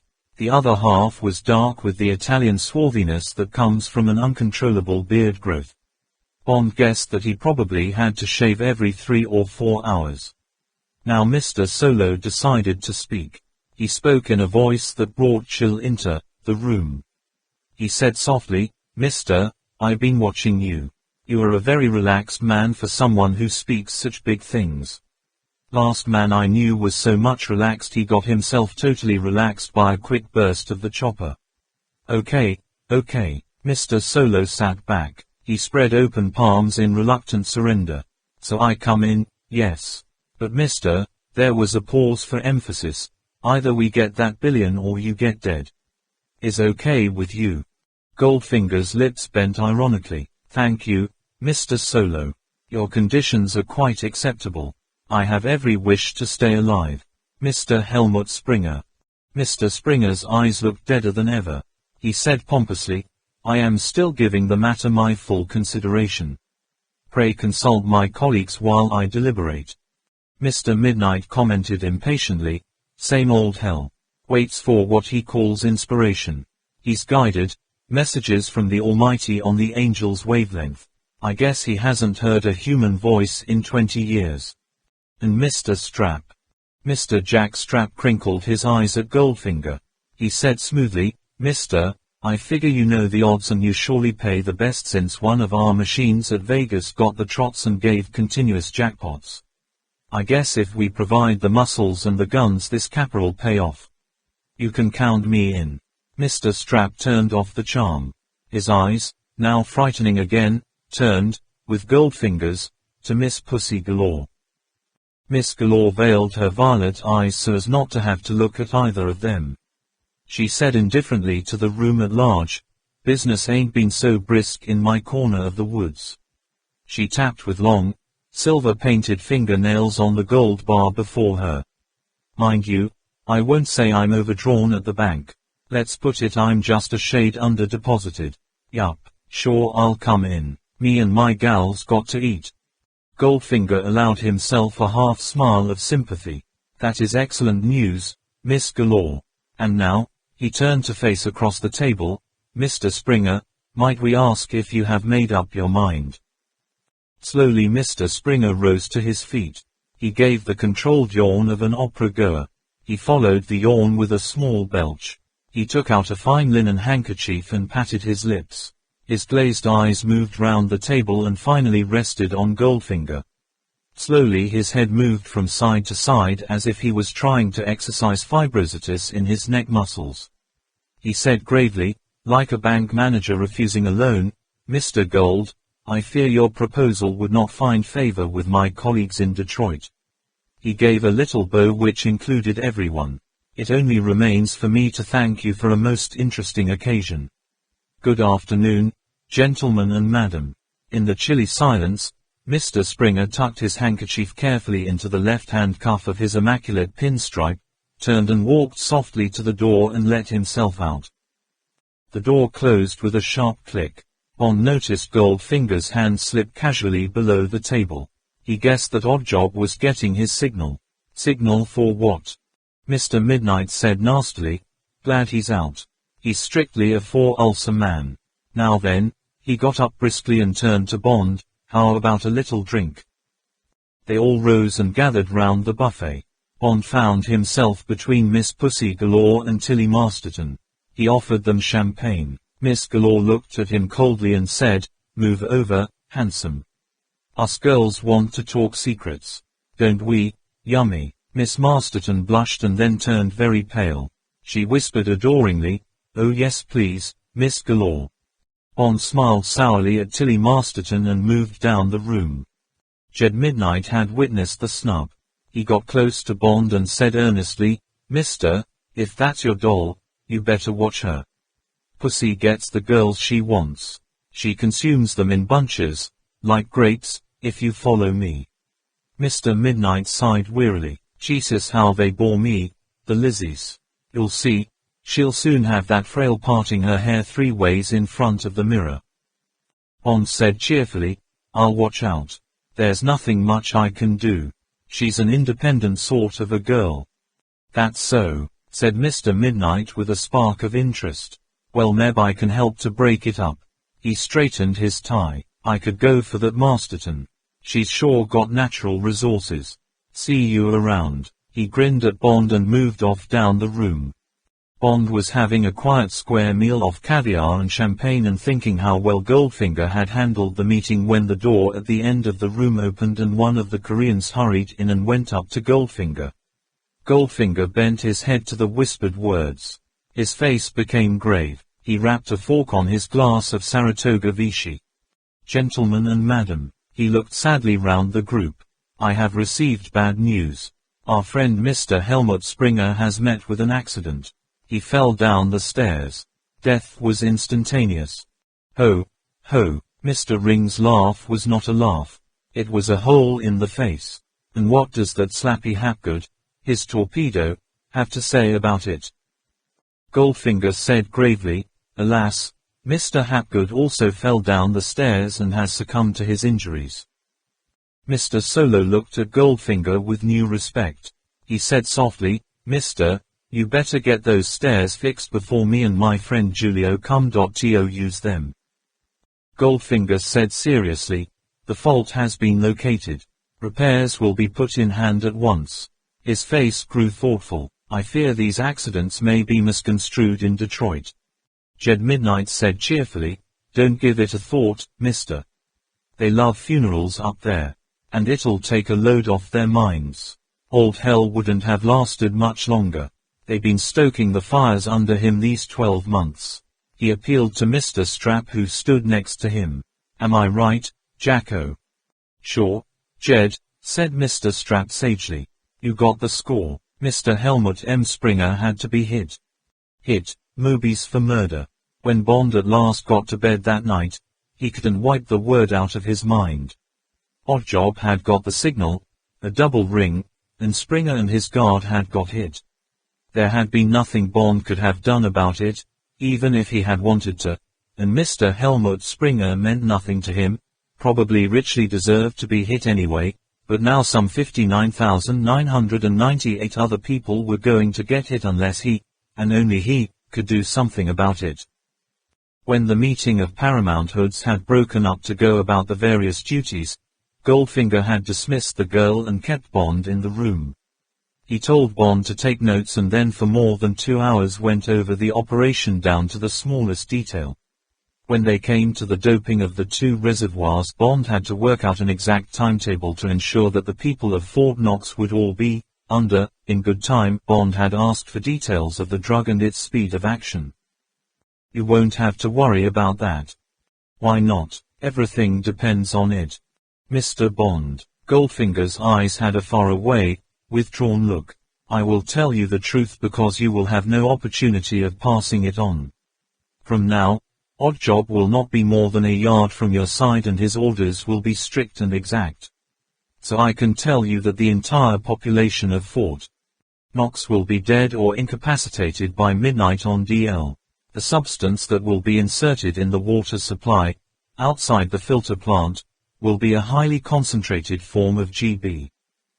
"You're mad. You don't really mean you're going to kill 60,000 people?" "Why not? American motorists do it every 2 years." Bond stared into Goldfinger's face in fascinated horror. It couldn't be true. He couldn't mean it. He said tensely, "What's this GB?" GB is the most powerful of the Trelone group of nerve poisons. It was perfected by the Wehrmacht in 1943, but never used for fear of reprisals. In fact, it is a more effective instrument of destruction than the hydrogen bomb. Its disadvantage lies in the difficulty of applying it to the populace. The Russians captured the entire German stocks at Diehernfurth on the Polish frontier. Friends of mine were able to supply me with the necessary quantities. Introduction through the water supply is an ideal method of applying it to a densely populated area." Bond said, "Goldfinger, you're a lousy bastard. Don't be childish. We have work to do." Later, when they had got to the problem of transporting the tons of gold out of the town, Bond had one last try. He said, "Goldfinger, you're not going to get this stuff away. Nobody's going to get their 100 tons of gold out of the place, let alone 500. You'll find yourself tearing down the Dixie Highway in a truck with a few gold bars loaded with gamma rays and the American Army on your tail. And you'll have killed 60,000 people for that. The thing's farcical. Even if you do get a ton or 2 away, where the hell do you think you're going to hide it?" "Mr. Bond." Goldfinger's patience was infinite. "It just happens that a Soviet cruiser of the Sverdlovsk class will be visiting Norfolk, Virginia, on a goodwill cruise at that time. It sails from Norfolk on D+1, initially by train and then by transport convoy. My gold will arrive on board the cruiser by midnight on D-Day. I shall sail in the cruiser for Kronstadt. Everything has been carefully planned, every possible hitch has been foreseen. I have lived with this operation for 5 years. Now the time has come for the performance. I have tidied up my activities in England and Europe. Such small debris as remains of my former life can go to the scavengers who will shortly be sniffing on my trail. I shall be gone. I shall have emigrated and, Mr. Bond, I shall have taken the golden heart of America with me. Naturally, Goldfinger was indulgent. This unique performance will not be immaculate. There has not been enough time for rehearsals. I need these clumsy gangsters with the guns and their men, but I could not bring them into the plan until the last moment. They will make mistakes. Conceivably they will have much trouble getting their own loot away. Some will be caught, others killed. I couldn't care less. These men are amateurs who were needed, so to speak, for the crowd scenes. They're extras, Mr. Bond, brought in off the streets. What happens to them after the play is of no interest to me whatsoever. And now, on with the work. I shall need 7 copies of all this by nightfall. Where were we? So in fact, reflected Bond feverishly, this was not only a Goldfinger operation with SMERSH in the background. SMERSH had even got the High Presidium to play. This was Russia versus America with Goldfinger as the spearhead. Was it an act of war to steal something from another country? But who would know that Russia had the gold? No one, if the plan went off as Goldfinger intended. None of the gangsters had an inkling.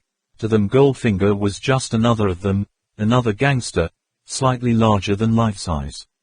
And Goldfinger's staff, his drivers for the Golden Convoy to the coast.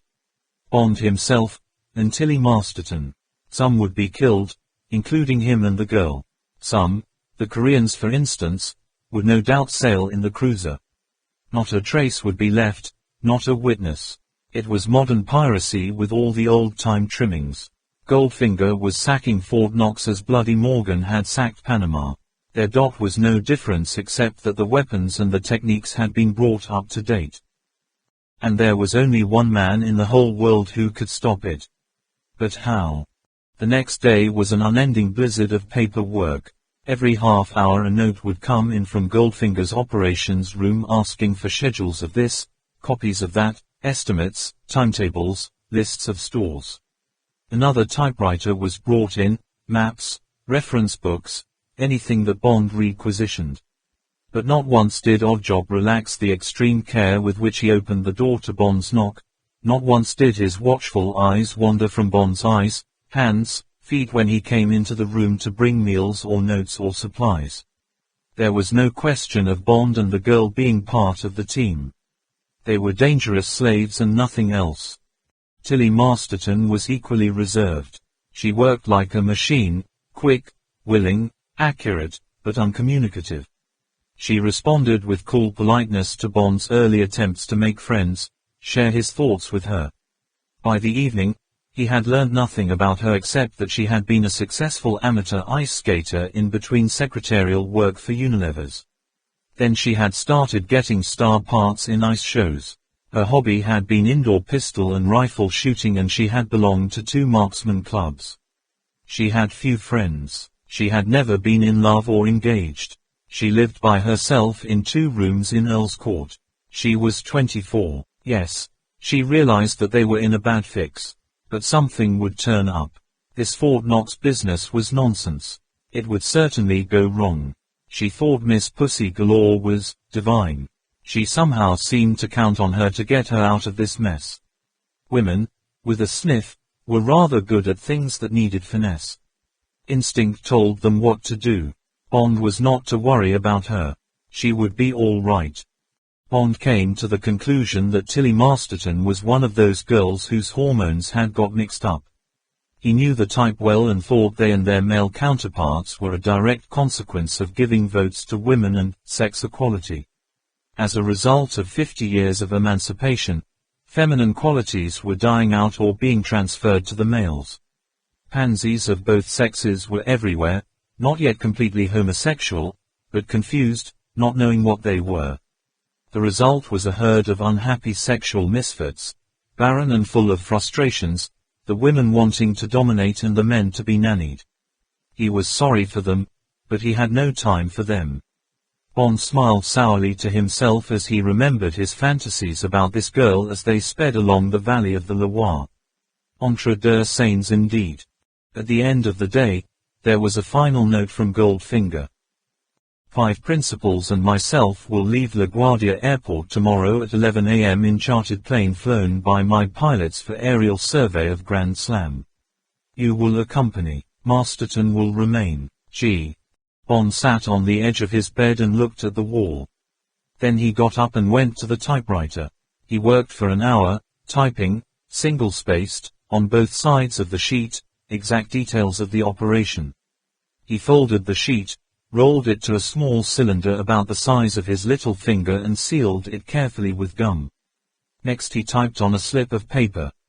Urgent and vital. Reward of $5,000 is guaranteed with no questions asked to the finder. WHO delivers this message unopened to Felix Letter Care, Pinkerton's Detective Agency, 154 Nassau Street, New York City.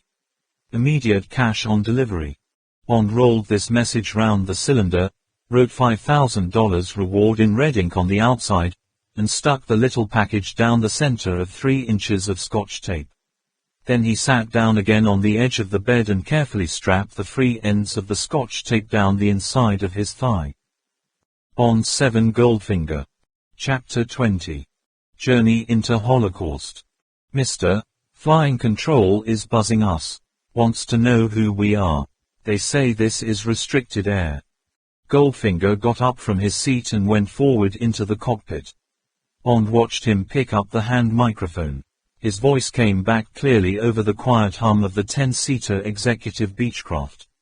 Good morning. This is Mr. Gold of Paramount Pictures Corporation. We are carrying out an authorized survey of the territory for a forthcoming picture of the famous Confederate raid of 1861 which resulted in the capture of General Sherman at Muldraugh Hill. Yes, that's right. Gary Grant and Elizabeth Taylor in the lead. What's that? Clearance. Sure, we've got clearance. Let me see now. Goldfinger consulted nothing. Yes, here it is. Signed by Chief of Special Services at the Pentagon. Sure. The commanding officer at the Armored Center will have a copy. Okay, and thanks. Hope you'll enjoy the picture. Bye. Goldfinger wiped the breezy expression off his face, handed over the microphone and came back into the cabin. He braced his legs and stood looking down at his passengers. Well, gentlemen and madam, do you think you've seen enough? I think you'll agree it's all pretty clear and conforms with your copies of the town plan. I don't want to go much lower than 6,000. Perhaps we could make one more circuit and be off. Odd job. Get out the refreshments. There was a mumble of comment and questions which Goldfinger dealt with one by one. Oddjob got up from Bond's side and walked down to the rear.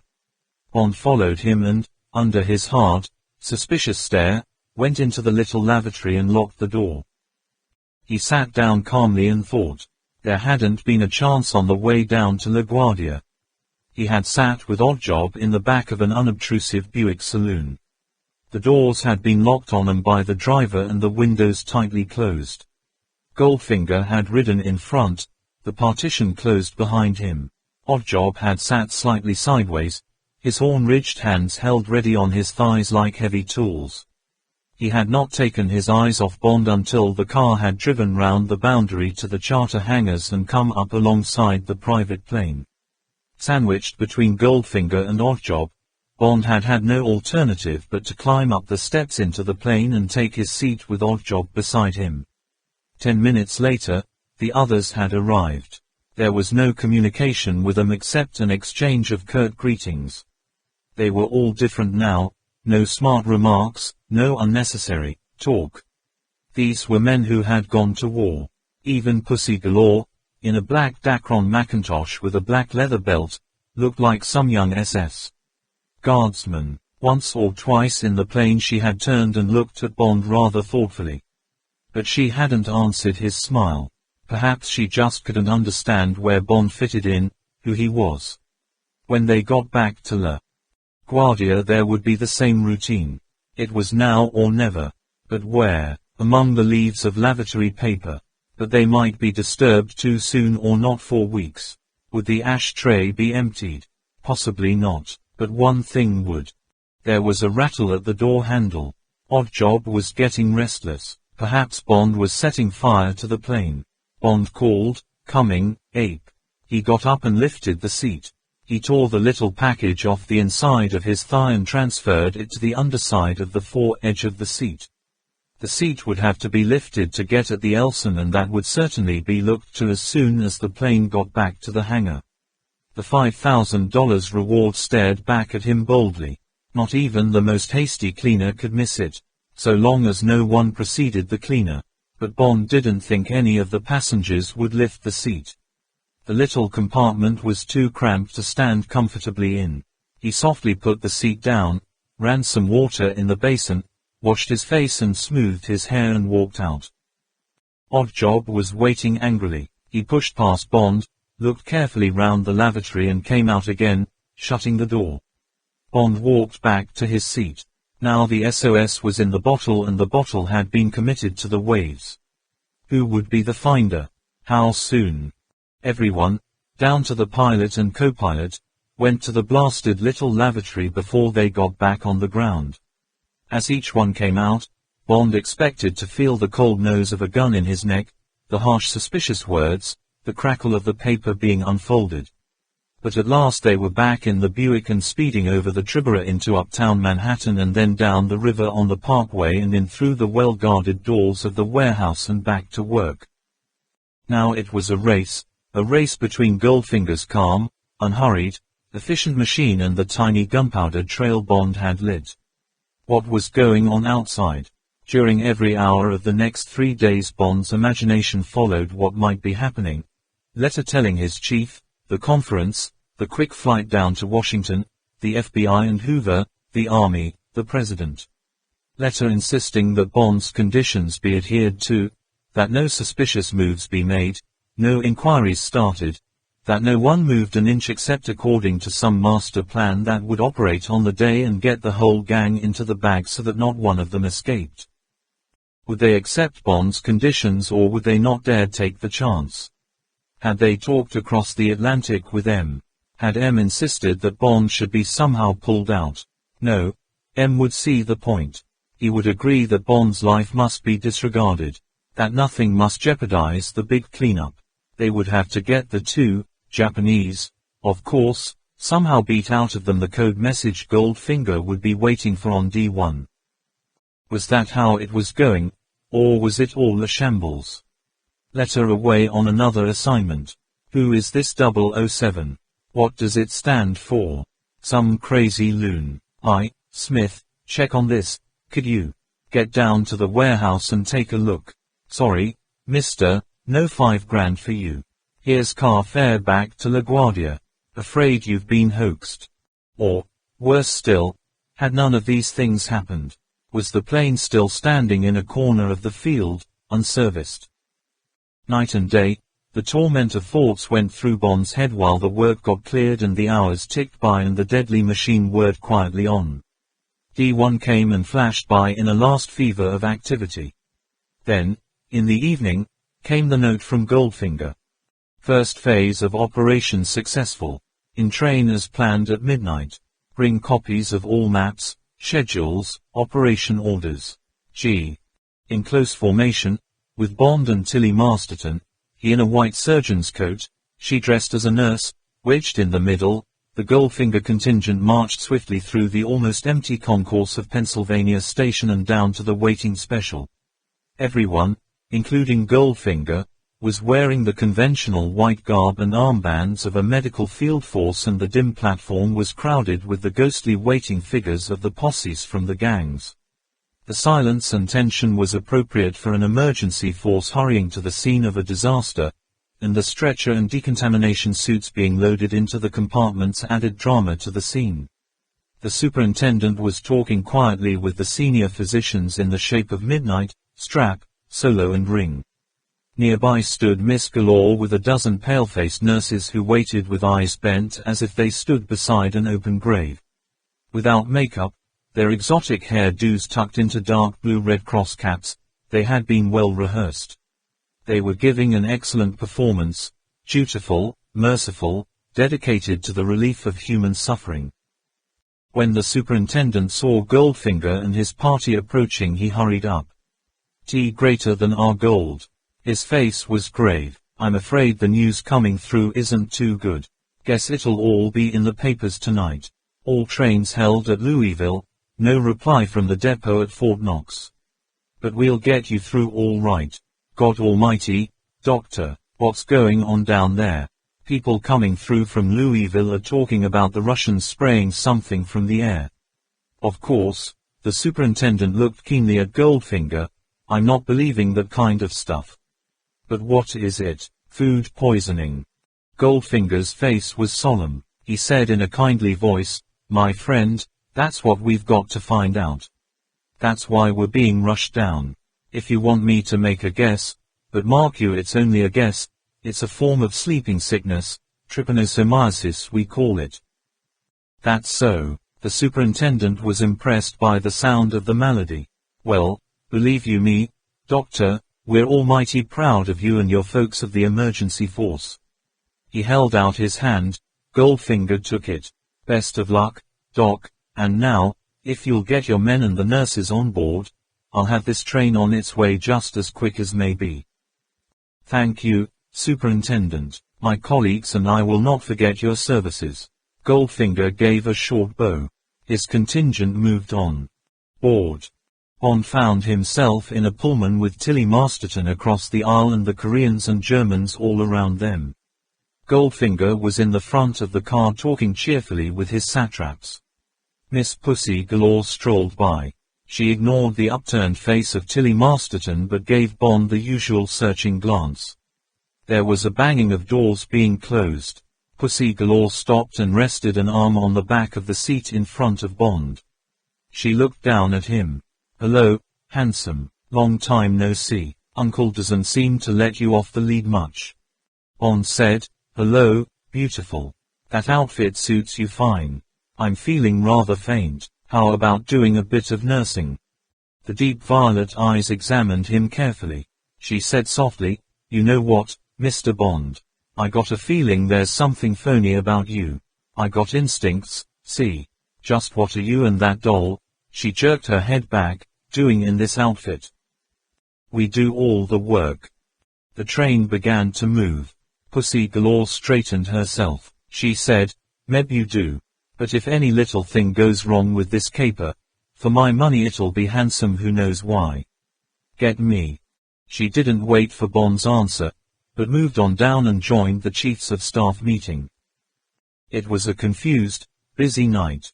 Appearances had to be kept up before the inquisitive, sympathetic eyes of the conductors. Last-minute conferences up and down the train had to wear the appearance of serious medical conclaves: no cigar smoking, no swearing, no spitting. Jealousies and competition between the gangs had to be kept under rigid control.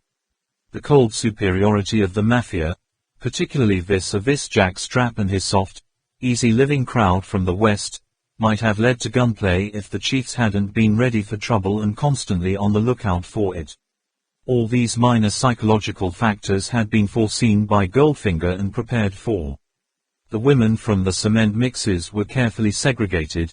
There was no drinking and the gang chiefs kept their men occupied with further exact briefings, dummy exercises with maps and lengthy discussions about their escape plans with the gold.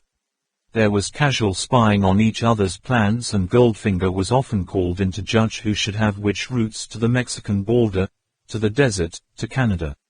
To Bond it was amazing that 100 of the toughest crooks in America, on edge with excitement and greed, could be kept as quiet as they were. It was Goldfinger who had achieved the miracle. Apart from the calm, dangerous quality of the man, it was the minuteness of the planning and the confidence he exuded that calmed the battle nerves and created some sort of a team spirit among the rival mobs. As the iron gallop of the train stretched itself out through the flatlands of Pennsylvania, gradually the passengers fell into an uneasy, troubled sleep. But not Goldfinger or Oddjob. They remained awake and watchful and soon Bond gave up any idea he might have had of using one of his hidden knives on Oddjob and making a bid for freedom when the train slowed through a station or on an up gradient. Bond dozed fitfully, wondering, imagining, puzzling over the superintendent's words. The superintendent had certainly thought they were the truth, knew that Fort Knox was in emergency. Was his news from Louisville the truth or part of the giant cover plan that would be necessary to get every member of the conspiracy in the bag? If it was a cover plan, how meticulously had it been prepared? Would someone slip up? Would there be some ghastly bungle that would warn Goldfinger in time? Or if the news was true, if the poison had been successful, what did there remain for Bond to do?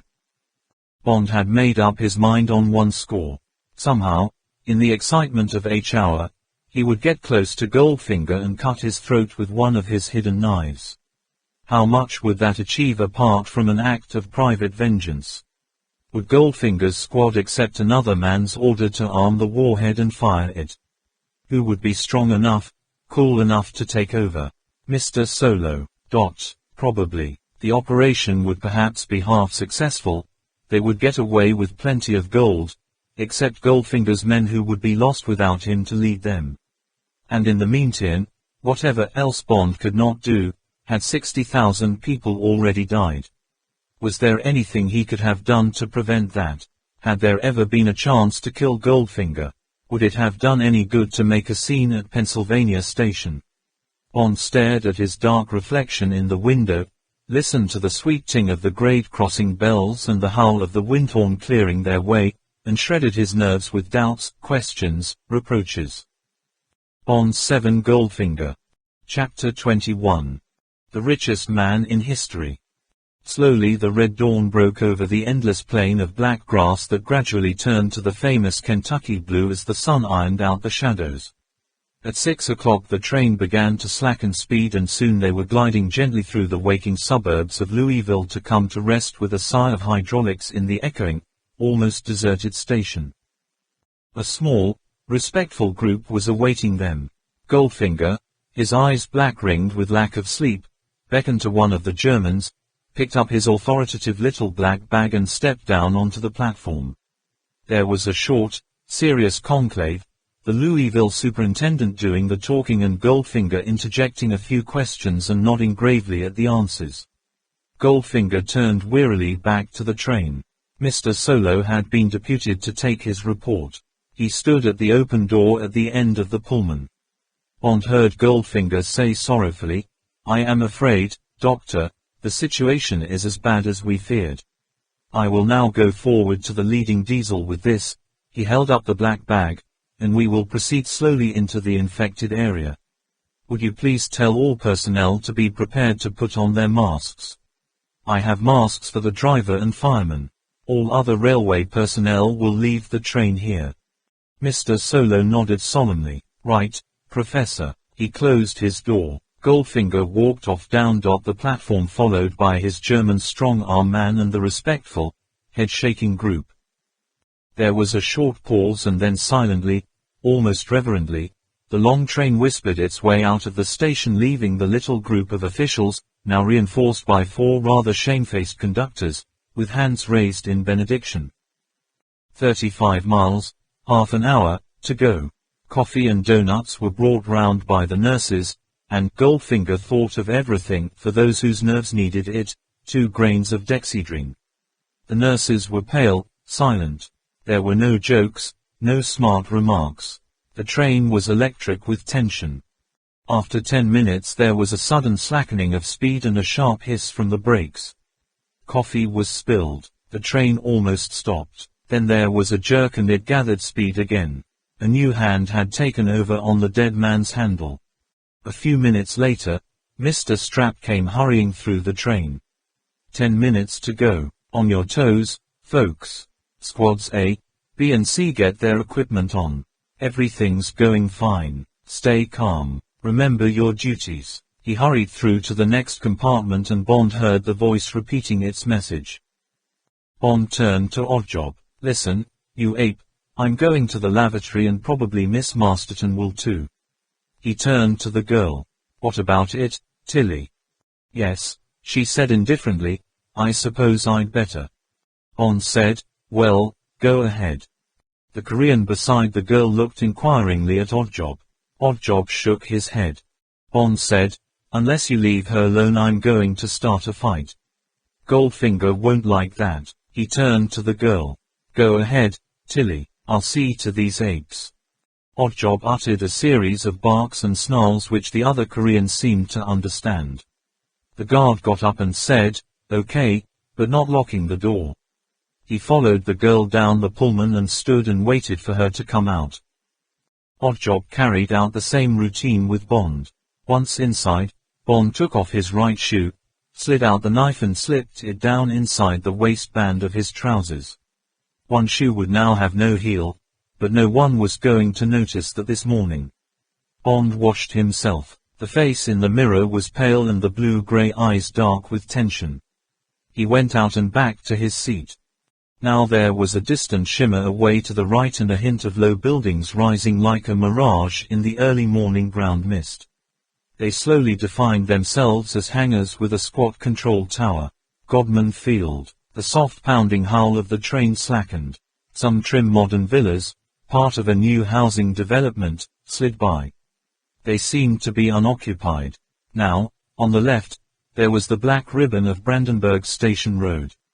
Bond craned. The gleaming modern sprawl of Fort Knox looked almost soft in the light mist. Above its jagged outline the air was clear as crystal, not a trace of smoke, no breakfasts cooking. The train slowed to a canter. On Station Road there had been a bad motor accident. Two cars seemed to have met head-on. The body of a man sprawled half out of a smashed door. The other car lay on its back like a dead beetle. Bond's heart pounded. The main signal box came and went. Over the levers something white was draped.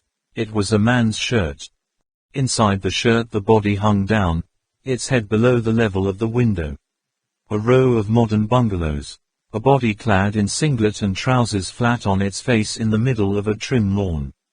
The lines of mown grass were beautifully exact until, near the man, the mower had written an ugly flourish and had then come to rest on its side in the newly turned earth of the border. A line of washing that had broken when the woman had grasped it. The woman lay in a white pile at one end of the sagging string of family underclothes, cloths and towels. And now the train was moving at walking pace into the town, and everywhere, down every street, on every sidewalk, there were the sprawling figures, singly, in clumps, in rocking chairs on the porches, in the middle of intersections where the traffic lights still unhurriedly ticked off the colored signals, in cars that had managed to pull up and in others that had smashed into shop windows. Death, dead people everywhere, no movement, no sound save the click of the murderer's iron feet as his train slid through the graveyard. Now there was bustle in the carriages. Billy Ring came through grinning hugely. He stopped by Bond's chair. Oh boy, he said delightedly, old Goldie certainly slipped than the Mickey Finn.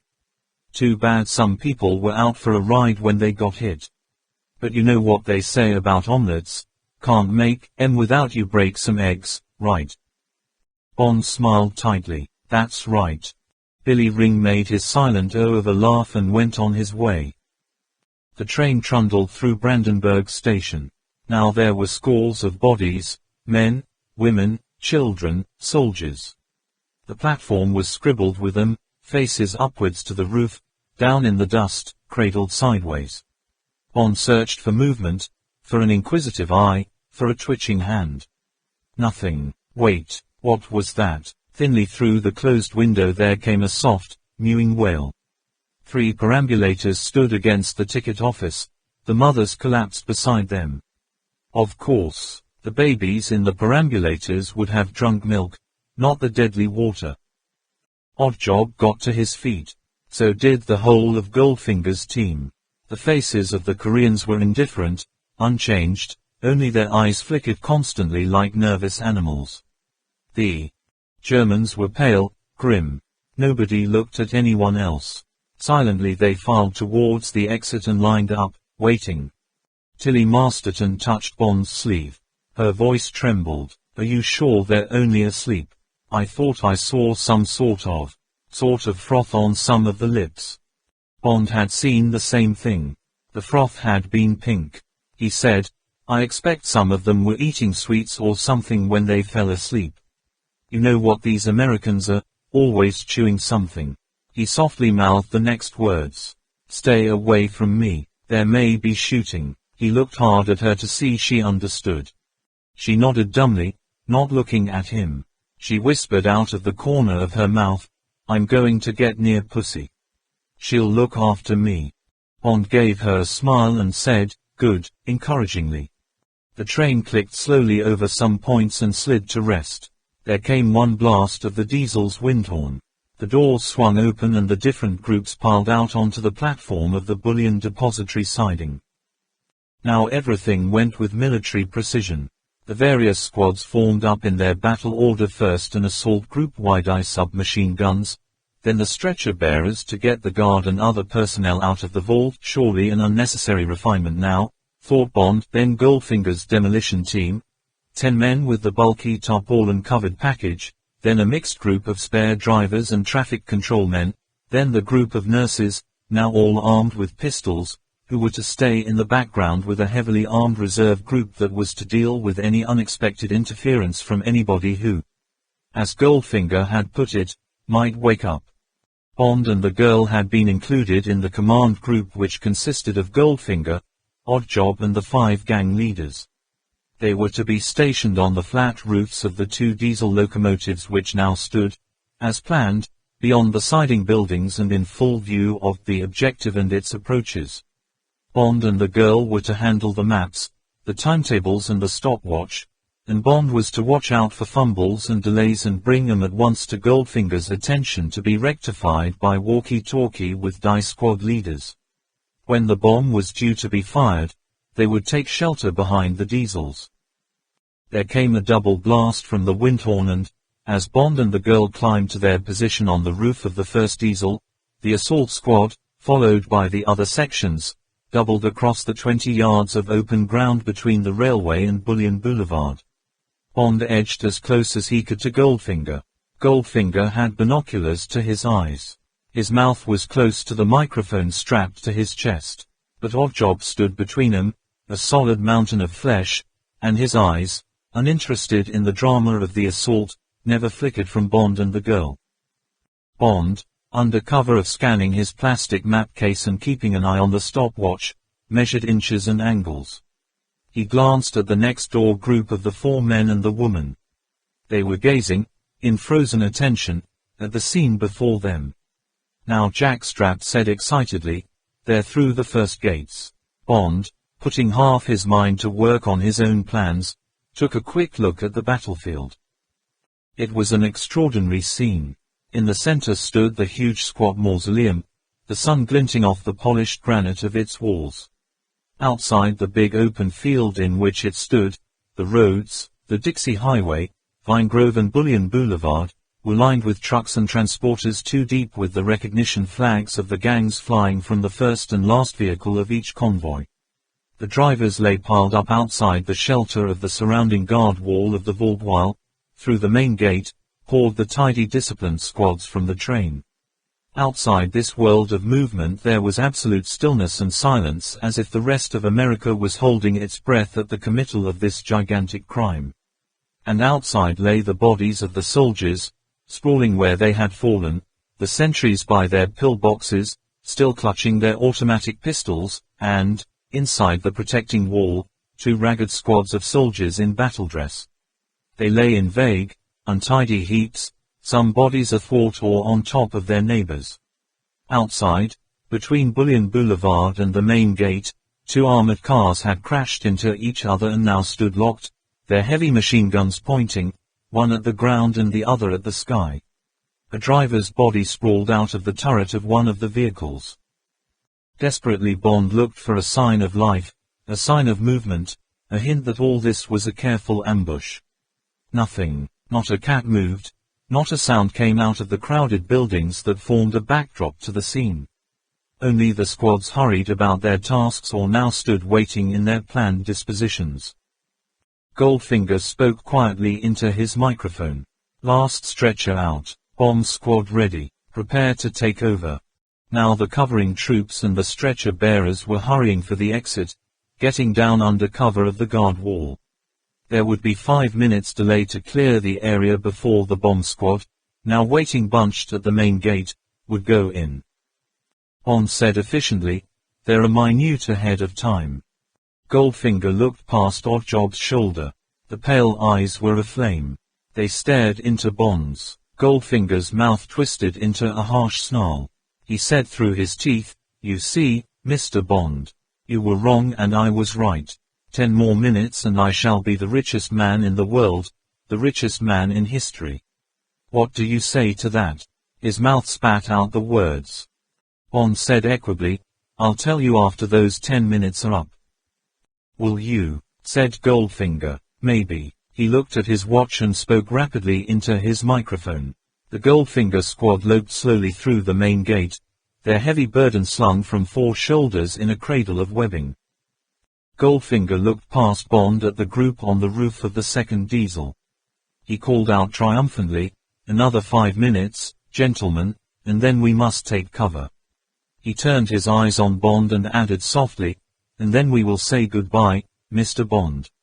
And thank you for the assistance you and the girl have given me." Out of the corner of his eye, Bond saw something moving in the sky. It was a black, whirling speck. It reached the top of its trajectory, paused, and then came the ear-splitting crack of a maroon signal. Bond's heart leapt. A quick glance showed him the ranks of dead soldiers springing to life, the machine guns on the locked armored cars swinging to cover the gates. A loudspeaker roared from nowhere, "Stand where you are. Lay down your arms." But there came a futile crackle of fire from one of the rearguard covering party, and then all hell broke loose. Bond seized the girl round the waist and jumped with her. It was a 10-foot drop to the platform. Bond broke his fall with his left hand and hoisted the girl to her feet with a jerk of his hip. As he began to run, close to the train for cover, he heard Goldfinger shout, "Get them and kill them." A splatter of lead from Goldfinger's automatic whipped at the cement to his left. But Goldfinger would have to shoot left-handed. It was Oddjob that Bond feared. Now, as Bond tore down the platform with the girl's hand in his, he heard the lightning scuffle of the running feet. The girl's hand tugged at him. She screamed angrily, "No, no. Stop. I want to stay close to Pussy. I'll be safe with her."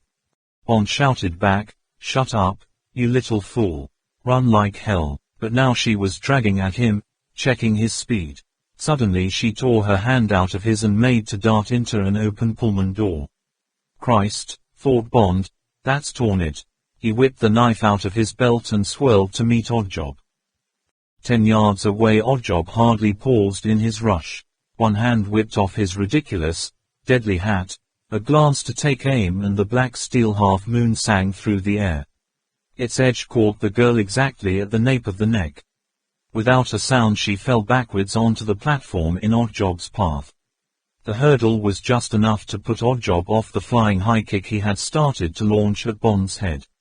He turned the kick into a leap, his left hand cutting the air towards Bond like a sword. Bond ducked and struck upwards and sideways with his knife. It got home somewhere near the ribs, but the momentum of the flying body knocked the knife out of his hand. There was a tinkle on the platform. Now Oddjob was coming back at him, apparently unharmed, his hands outstretched and his feet splayed back ready for another leap or a kick. His blood was up, the eyes were red, and there was a fleck of saliva at the open, panting mouth. Above the boom and rattle of the guns outside the station, 3 blasts sounded on the diesel's windhorn. Oddjob snarled angrily and leapt. Bond dived at full length sideways. Something hit him, a gigantic blow on the shoulder, and sent him sprawling. Now, he thought as he hit the ground, now the death stroke. He scrambled clumsily to his feet, his neck hunched into his shoulders to break the impact. But no blow came, and Bond's dazed eyes took in the figure of Oddjob flying away from him up the platform. Already the leading diesel was on the move. Oddjob got to it and leapt for the footplate. For a moment he hung, his legs scrabbling for a foothold. Then he had disappeared into the cabin, and the huge streamlined engine gathered speed. Behind Bond the door of the quartermaster's office burst open. There was the hammer of running feet and a yell, "Santiago, St. James," the battle cry of Cortez that Letter had once jokingly allotted to Bond. Bond swiveled. The straw-haired Texan, clad in his wartime Marine Corps battle dress, was pounding up the platform followed by a dozen men in khaki. He carried a one-man bazooka by the steel hook he used for a right hand. Bond ran to meet him. He said, "Don't shoot my fox, you bastard. Give over." He snatched the bazooka out of Letter's hand and threw himself down on the platform, splaying out his legs. Now the Diesel was 200 yards away and about to cross the bridge over the Dixie Highway. Bond shouted, "Stand clear." To get the men out of line of the recoil flash, clicked up the safe and took careful aim. The bazooka shuddered slightly and the 10-pound armor-piercing rocket was on its way. There was a flash and a puff of blue smoke. Some bits of metal flew off the rear of the flying engine. But then it had crossed the bridge and taken the curve and was away. "Not bad for a rookie," commented Letter. "May put the rear Diesel out, but those jobs are twins and he can make it on the forward engine." Bond got to his feet. He smiled warmly into the hawk-like, slate-grey eyes. "You bungling oaf," he said sarcastically, "why in hell didn't you block that line?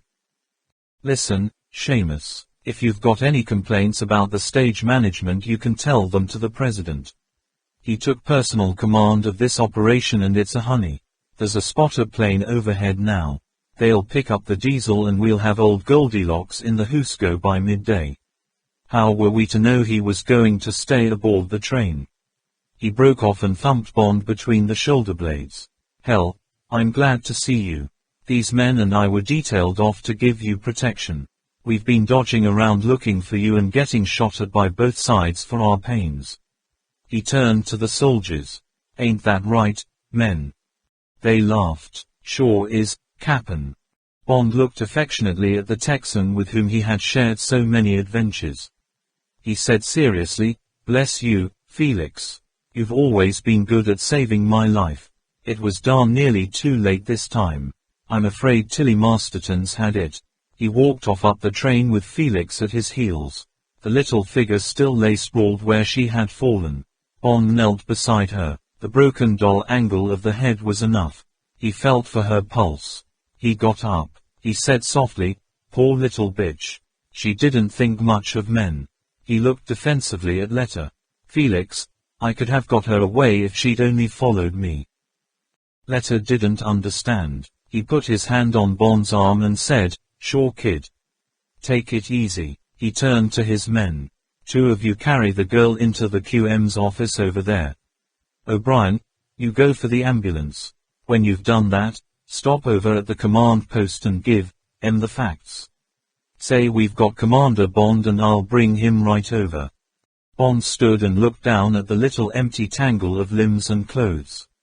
He saw the bright, proud girl with the spotted handkerchief round her hair in the flying TR-3. Now she had gone. High up over his head a whirling speck soared into the sky. It reached the top of its flight and paused. There came the sharp crack of the maroon. It was the ceasefire. Bond 7 Goldfinger. Chapter 22. The Last Trick. It was 2 days later. Felix Letter was weaving the black Studiac fast through the lanes of dawdling traffic on the Triborough Bridge. There was plenty of time to catch Bond's plane, the evening BOAC Monarch to London, but Letter enjoyed shaking up Bond's low opinion of American cars.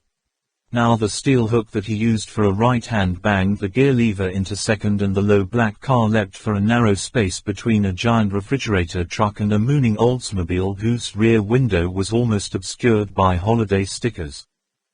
Bond's body jerked back with the kick of the 300 bhp. And his teeth snapped shut. When the maneuver was completed, and the angry hooting had vanished behind them, Bond said mildly, "It's time you graduated out of the kiddie car class and bought yourself an express carriage. You want to get cracking. This pedaling along ages one. One of these days you'll stop moving altogether, and when you stop moving is when you start to die." Letter laughed. He said, "See that green light ahead?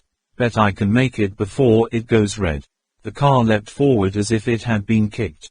There was a brief hiatus in Bond's life, an impression of snipe-like flight and of a steel wall of cars that someone parted before the whiplash of Letter's triple klaxons, 100 yards when the speedometer touched 90 and they were across the lights and cruising genteelly along in the center lane. Bond said calmly, "You meet the wrong traffic cop, Arad. That Pinkerton card of yours won't be good enough. It isn't so much that you drive slowly, it's holding back the cars behind they'll book you for. The sort of car you need is a nice elderly Rolls-Royce Silver Ghost with big plate glass windows so you can enjoy the beauties of nature." Bond gestured towards a huge automobile junk heap on their right. "Maximum 50 and it can stop and even go backwards if you want to. Bulb horn, suit your sedate style. Matter of fact, there should be one on the market soon, Goldfingers. And by the same token, what the hell's happened to Goldfinger? Haven't they caught up with him yet?" Letter glanced at his watch and edged into the outside lane. He brought the car down to 40. He said seriously, "Tell you the truth, we're all a bit worried. The papers are needling us, or rather Edgar Hoover's crowd, like hell. First they had a gripe at the security clamped down on you. We couldn't tell them that wasn't our fault and that someone in London, an old limey called them, had insisted on it. So they're getting their own back. Say we're dragging our feet and so forth. And I'm telling you," James Letter's voice was glum, apologetic, "we just haven't a clue. They caught up with the diesel. Goldfinger had fixed the controls at 30 and had let it run on down the line.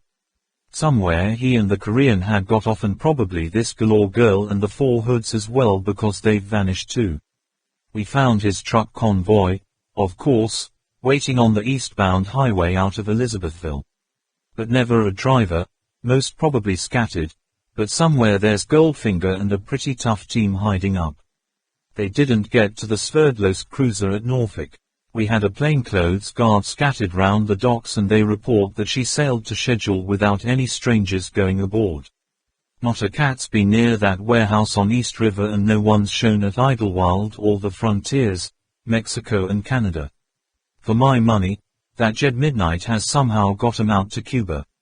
If they'd taken 2 or 3 trucks from the convoy and driven like hell, they could have got down to Florida, somewhere like Daytona Beach, by the early hours of D+L. And Midnight's darn well organized down there. The Coast Guards and the Air Force have put out all they've got, but nothing's shown yet. But they could have hidden up during the day and got over to Cuba during the night. It's got everybody worried as hell, and it's no help that the president's hopping mad." Bond had spent the previous day in Washington treading the thickest, richest red carpet. There had been speeches at the Bureau of the Mint, a big brass lunch at the Pentagon, an embarrassing quarter of an hour with the president, and the rest of the day had been hard work with a team of stenographers in Edgar Hoover's suite of offices, with a colleague of Bond's from Station A sitting in. At the end of that, there had been a brisk quarter of an hour's talk with M on the Embassy transatlantic scrambler. M had told him what had been happening on the European end of the case. As Bond had expected, Goldfinger's cable to Universal Export had been treated as emergency. The factories at Reculver and Coppet had been searched and extra evidence of the gold smuggling racket had been found. The Indian government had been warned about the Mecca plane that was already en route for Bombay, and that end of the operation was on the way to being cleaned up. The Swiss Special Brigade had quickly found Bond's car and had got onto the route by which Bond and the girl had been taken to America, but there, at Idlewild, the FBI had lost the scent. M seemed pleased with the way Bond had handled Operation Grand Slam, but he said the Bank of England were worrying him about Goldfinger's £20 million in gold. Goldfinger had assembled all this at the Paragon Safe Deposit Co. in New York, but had withdrawn it on DL. He and his men had driven it away in a covered truck. The Bank of England had ready an order in council to impound the gold when it was found, and there would then be a case to prove that it had been smuggled out of England, or at least that it was originally smuggled gold whose value had been increased by various doubtful means. But this was now being handled by the U.S. Treasury and the FBI, and, since M had no jurisdiction in America, Bond had better come home at once and help tidy things up. Oh yes, at the end of the conversation M's voice had sounded gruff. There had been a very kind request to the PM that Bond should be allowed to accept the American Medal of Merit. Of course M had to explain via the PM that the service didn't go in for those sort of things, particularly from foreign countries, however friendly they were. Too bad, but M knew that this was what Bond would have expected. He knew the rules. Bond had said yes of course and thank you very much, and he'd take the next plane home. Now, as they motored quietly down the Van Wyck Expressway, Bond was feeling vaguely dissatisfied. He didn't like leaving ragged ends to a case. None of the big gangsters had been put in the bag, and he had failed in the two tasks he had been given, to get Goldfinger and get Goldfinger's bullion. It was nothing but a miracle that Operation Grand Slam had been broken. It had been 2 days before the Beechcraft had been serviced, and the cleaner who found the note had got to Pinkerton's only half an hour before Letter was due to go off to the coast on a big racing scandal. But then Letter had really got cracking. To his chief, then to the FBI and the Pentagon. The FBI's knowledge of Bond's record, plus contact with M through the Central Intelligence Agency, had been enough to get the whole case up to the president within an hour. After that it had just been a case of building up the gigantic bluff in which all the inhabitants of Fort Knox had participated in one way or another. The two, Japanese, had been taken easily enough, and it was confirmed by chemical warfare that the 3 pints of GB carried as gin in their briefcases would have been enough to slay the entire population of Fort Knox. The two men had been quickly and forcibly grilled into explaining the form of the all-clear cable to Goldfinger. The cable had been sent. Then the army had declared emergency. Road and rail and air blocks had turned back all traffic to the Fort Knox area with the exception of the gangster convoys, which had not been hindered. The rest was play acting, right down to the pink froth and the squalling babies, which it was thought would add nice touches of verisimilitude. Yes, it had all been very satisfactory so far as Washington was concerned, but what about the English end? Who in America cared about the Bank of England's gold? Who cared that 2 English girls had been murdered in the course of this business? Who really minded that Goldfinger was still at liberty now that America's bullion was safe again? They idled across the drab plain of Idlewild, past the $10 million steel and cement skeletons that would one day be an adult airport, and pulled up outside the makeshift huddle of concrete boxes that Bond knew so well. Already the well-mannered iron voices were reaching out to them. Pan American World Airways announces the departure of its President Flight PA 100 feet, Transworld Airways calling Captain Murphy. Captain Murphy, please. And the pear-shaped vowels and fluted diction of BOAC. BOAC announces the arrival of its Bermudan Flight BA 491. Passengers will be disembarking at gate number 9. Bond took his bag and said goodbye to Letter. He said, "Well, thanks for everything, Felix. Write to me every day." Letter gripped his hand hard. He said, "Sure thing, kid. And take it easy. Tell that old bastard M to send you back over soon. Next visit we'll take some time off from the razzmatazz. Time you called in on my home state. Like to have you meet my oil well. Bye now." Letter got into his car and accelerated away from the arrival bay. Bond raised his hand. The Studiac dry skidded out onto the approach road. There was an answering glint from Letter's steel hook out of the window and he was gone. Bond sighed. He picked up his bag and walked in and over to the BOAC ticket counter. Bond didn't mind airports so long as he was alone in them. He had half an hour to wait and he was quite content to wander through the milling crowds, have a bourbon and soda at the restaurant and spend some time choosing something to read at the bookstore. He bought Ben Hogan's Modern Fundamentals of Golf and the latest Raymond Chandler and sauntered along to the souvenir shop to see if he could find an amusing gimmick to take back to his secretary. Now there was a man's voice on the BOAC announcing system. It called out a long list of Monarch passengers who were required at the ticket counter. 10 minutes later Bond was paying for one of the latest and most expensive ballpoint pens when he heard his own name being called. "Will Mr. James Bond, passenger on BOAC Monarch flight number 510 to Gander and London, please come to the BOAC ticket counter. Mr. James Bond, please." It was obviously that infernal tax form to show how much he had earned during his stay in America. On principle, Bond never went to the Internal Revenue Office in New York to get clearance, and he had only once had to argue it out at Idlewild. He went out of the shop and across to the BOAC counter.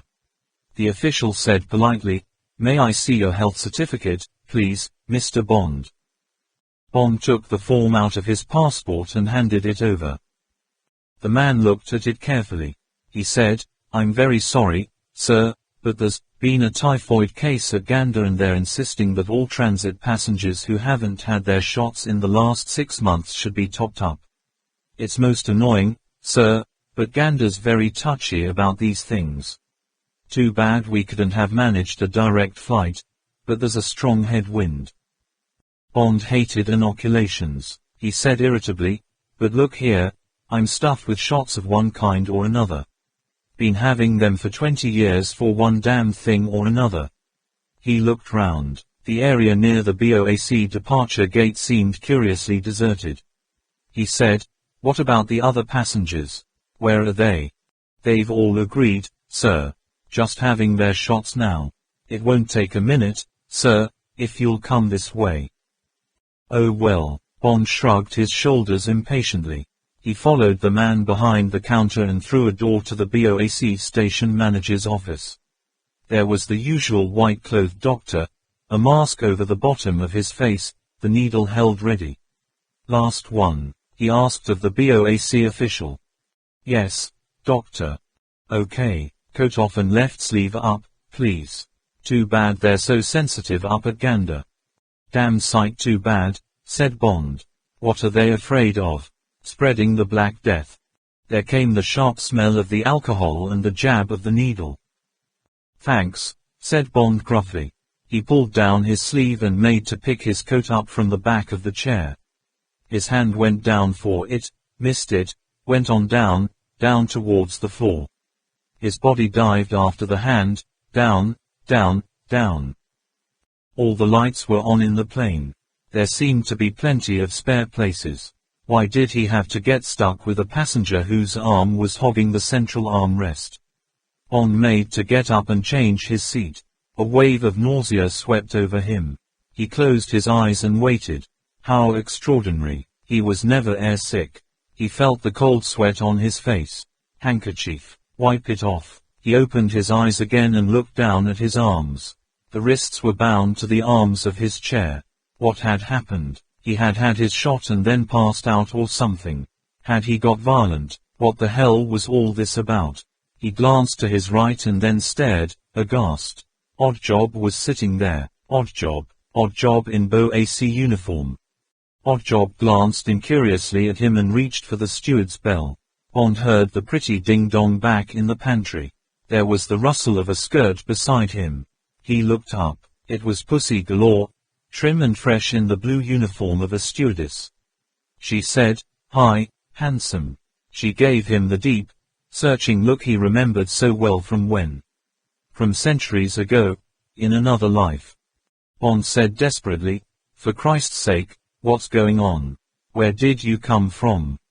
The girl smiled cheerfully, eating caviar and drinking champagne. "You Britishers sure live the life of Riley when you get up 20,000 feet. Not a sign of a Brussels sprout, and if there's tea I haven't got around to it yet. Now, you take it easy. Uncle wants to talk to you." She sauntered up the aisle, swinging her hips, and disappeared through the cockpit door. Now nothing could surprise Bond. Goldfinger, in a BOAC captain's uniform that was rather too large for him, the cap squarely on the center of his head, closed the cockpit door behind him and came down the aisle. He stood and looked grimly down at Bond. "Well, Mr. Bond, so fate wished us to play the game out. But this time, Mr. Bond, there cannot possibly be a card up your sleeve." "Ha!" The sharp bark was a mixture of anger, stoicism and respect. "You certainly turned out to be a snake in my pastures." The great head shook slowly. "Why I kept you alive. Why I didn't crush you like a beetle. You and the girl were useful to me. Yes, I was right about that. But I was mad to have taken the chance.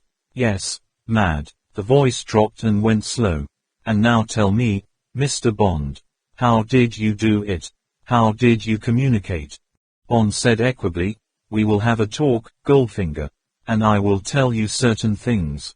But not until you have taken off these straps and brought me a bottle of bourbon, ice, soda water and a packet of Chesterfields. Then, when you have told me what I wish to know, I will decide what to tell you. As you say, my situation is not favorable, or at least it doesn't appear to be. So I have nothing to lose, and if you want to get something out of me it will be on my own terms. Goldfinger looked gravely down. I have no objection to your conditions. Out of respect for your abilities as an opponent, you shall spend your last journey in comfort. Odd job. The voice was sharp. Ring the bell for Miss Galore and undo those straps. Get into the seat in front. There is no harm he can do at the rear of the plane, but he is not to approach the cockpit door. If need be, kill him at once, but I prefer to get him to our destination alive. Understand? 5 minutes later Bond had what he wanted. The tray in front of him was down and on it were his whiskey and cigarettes. He poured himself a stiff bourbon. Goldfinger was seated in the chair across the aisle, waiting. Bond picked up his drink and sipped it. He was about to take a deeper drink when he saw something.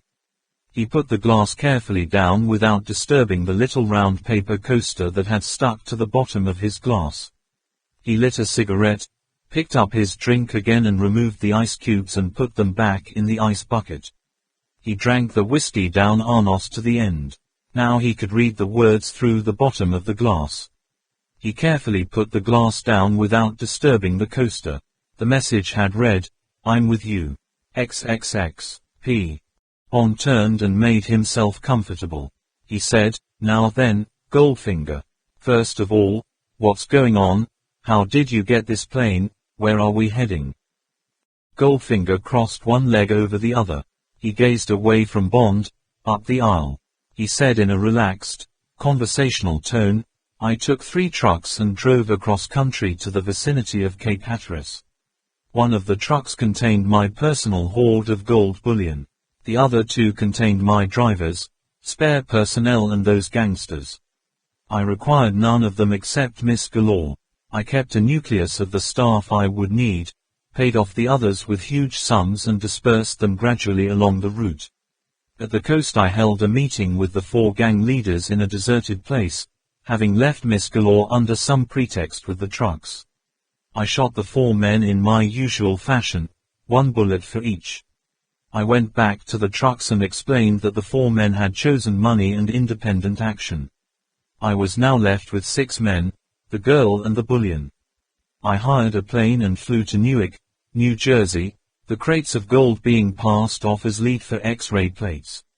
From there I proceeded alone to a certain address in New York, from which I talked with Moscow by radio and explained the mishap to Operation Grand Slam.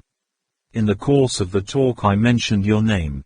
My friends, whom I believe you know, Goldfinger looked hard at Bond, pass under the generic name of SMERSH. They recognized the name of Bond and told me who you were. I at once understood a great deal of what had previously been hidden from me. SMERSH said they would greatly like to interview you. I pondered the matter. In due course I conceived the plan which you now see in operation. Posing as a friend of yours, I had no difficulty in finding out the flight on which you were booked. 3 of my men were formerly of the Luftwaffe. They assured me there would be no difficulty in flying this plane. The rest was mere detail. By cool bluffing, impersonation and the use of a certain amount of force, all the BOAC personnel at Idlewild, the crew of this plane and the passengers were given the necessary injections from which they will now be recovering. We changed clothes with the unconscious crew, the bullion was loaded on the plane, you were dealt with and carried out on a stretcher, and in due course the new BOAC crew, with their stewardess, boarded the plane and we took to the air. Goldfinger paused. He lifted a hand resignedly. Of course there were small hitches. We were told to follow taxiway Alpha to runway 4, and it was only by following a KLM plane that we were successful. The Idlewild routine was not easy to master and we must have seemed somewhat clumsy and inexperienced, but, Mr. Bond, with assurance, strong nerves and a gruff, intimidating manner. It is never difficult to override the civil service mentality of what, after all, are minor employees. I understand from the wireless operator that a search for this plane is underway. They were already questioning us before we were out of VHP range at Nantucket. Then the distant early warning system queried us on high frequency. That did not disturb me. We have enough fuel. We have already had clearance from Moscow for East Berlin, Kiev or Murmansk. We shall take whichever route the weather dictates. There should be no trouble. If there is, I shall talk my way out of it on the radio. No one is going to shoot down a valuable BOAC plane. The mystery and confusion will protect us until we are well within Soviet territory, and then, of course, we shall have disappeared without trace. To Bond there had been nothing fantastic, nothing impossible about Goldfinger since he had heard the details of Operation Grand Slam. The theft of a Stratocruiser, as Goldfinger had explained it, was preposterous, but no more so than his methods of smuggling gold, his purchase of an atomic warhead. When one examined these things, while they had a touch of magic, of genius even, they were logical exercises. They were bizarre only in their magnitude. Even the tiny maneuver of cheating Mr. DuPont had been quite brilliantly contrived. There was no doubt about it, Goldfinger was an artist, a scientist in crime as great in his field as Cellini or Einstein in theirs. And now, Mr. Bond of the British Secret Service, we made a bargain. What have you to tell me? Who put you on to me? What did they suspect? How did you manage to interfere with my plans?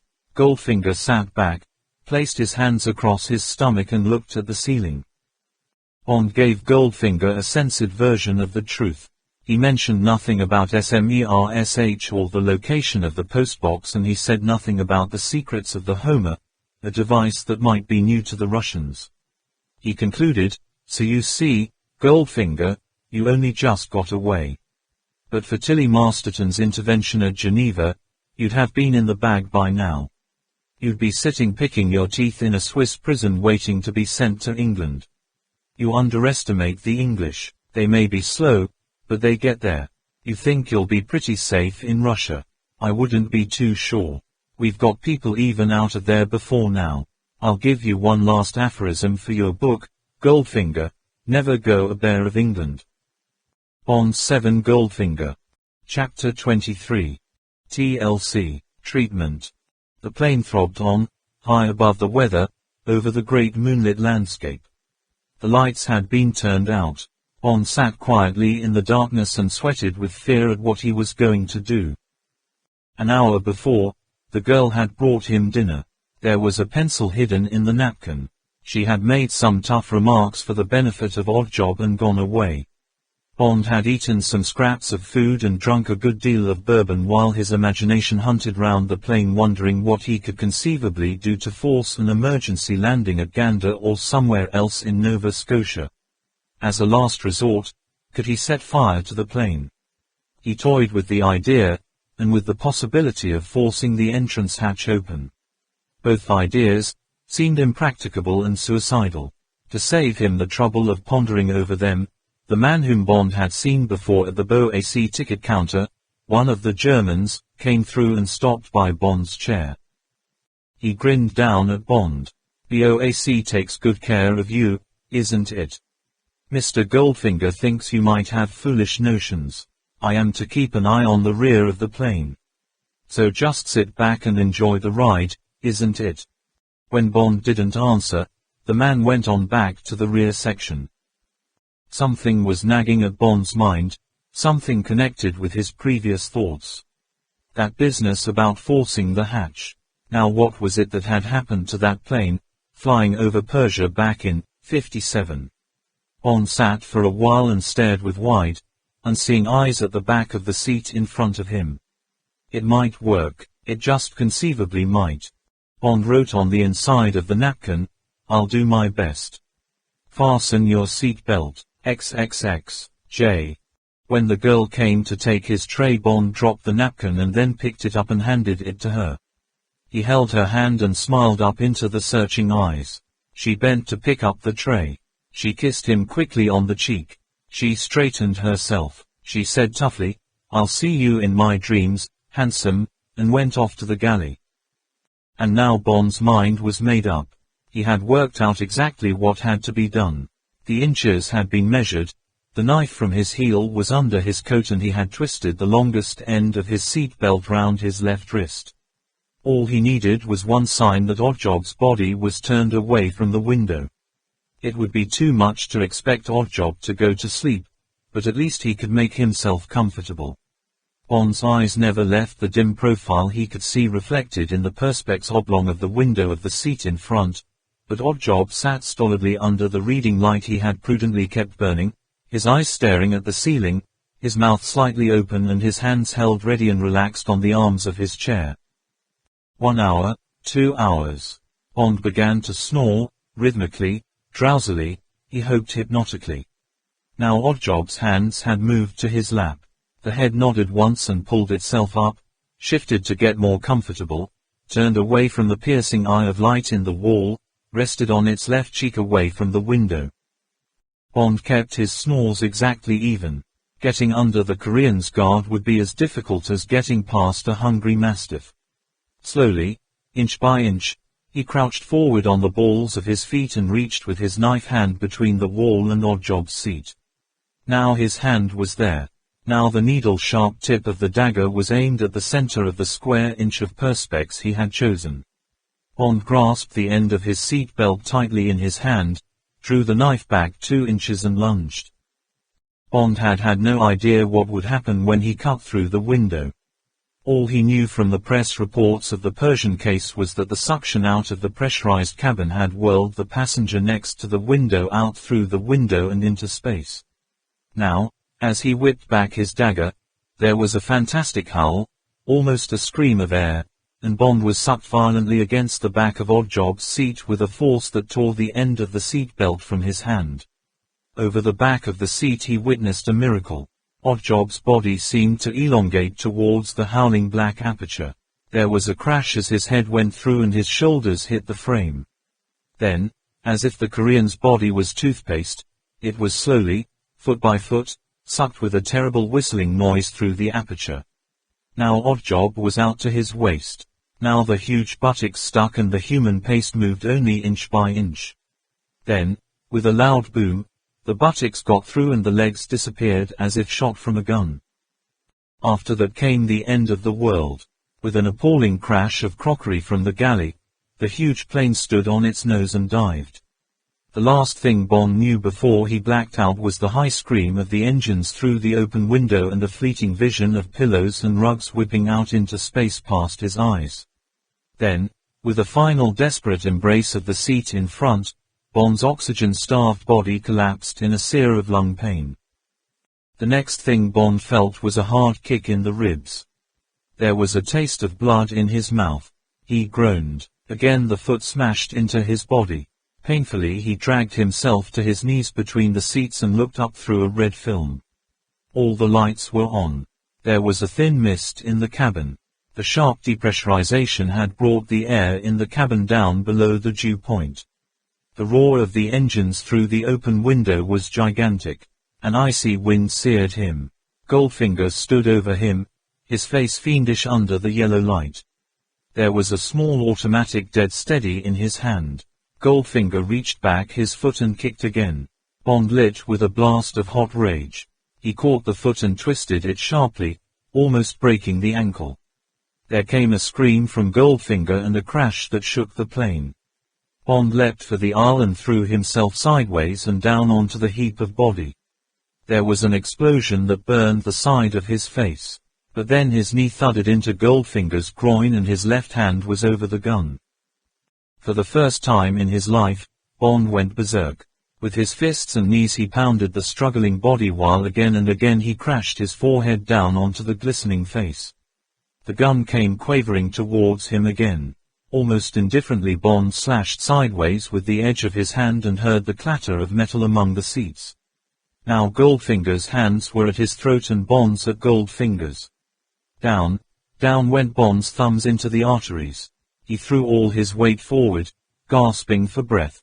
Would he black out before the other man died? Could he stand the pressure of Goldfinger's strong hands? The glistening moon face was changing. Deep purple showed through the tan. The eyes began to nicker up. The pressure of the hands on Bond's throat slackened. The hands fell away. Now the tongue came out and lolled from the open mouth, and there came a terrible gargling from deep in the lungs. Bond sat astride the silent chest and slowly, one by one, unhinged his rigid fingers. Bond gave a deep sigh and knelt and then stood slowly up. Dazedly he looked up and down the lighted plain. By the galley, Pussy Galore lay strapped in her seat like a heap of washing. Farther down, in the middle of the aisle, the guard lay spread-eagled, one arm and the head at ridiculous angles. Without a belt to hold him when the plane dived, he must have been tossed at the roof like a rag doll. Bond brushed his hands over his face. Now he felt the burns on his palm and cheeks. Wearily he went down on his knees again and searched for the little gun. It was a Colt -25 automatic. He flicked out the magazine. 3 rounds left and 1 in the chamber. Bond half walked, half felt his way down the aisle to where the girl lay. He unbuttoned her jacket and put his hand against her warm breast. The heart fluttered like a pigeon under his palm. He undid the seat belt and got the girl face down on the floor and knelt astride her. For 5 minutes he pumped rhythmically at her lungs. When she began to moan, he got up and left her and went on down the aisle and took a fully loaded Luger out of the dead guard's shoulder holster. On the way back past the shambles of the galley he saw an unbroken bottle of bourbon rolling gently to and fro among the wreckage. He picked it up and pulled the cork and tilted it into his open mouth. The liquor burned like disinfectant. He put the cork back and went forward. He stopped for a minute outside the cockpit door, thinking. Then, with a gun in each hand, he knocked the lever down and went through. The 5 faces, blue in the instrument lights, turned towards him. The mouths made black holes and the eyes glinted white. Here the roar of the engines was less.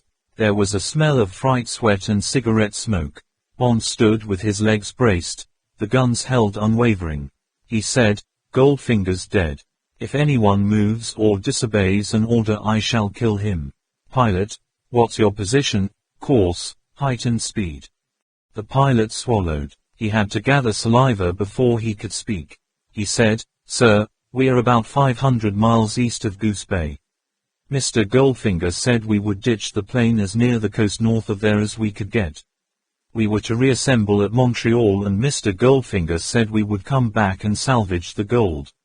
Our ground speed is 250 miles per hour and our height 2,000. How much flying can you do at that altitude? You must be using up fuel pretty fast." "Yes, sir, I estimate that we have about 2 hours left at this height and speed." "Get me a time signal." The navigator answered quickly, "Just had one from Washington, sir. 5 minutes to 5 am. Dawn at this level will be in about an hour." "Where is weathership Charlie?" "About 300 miles to the northeast, sir." "Pilot, do you think you can make Goose Bay?"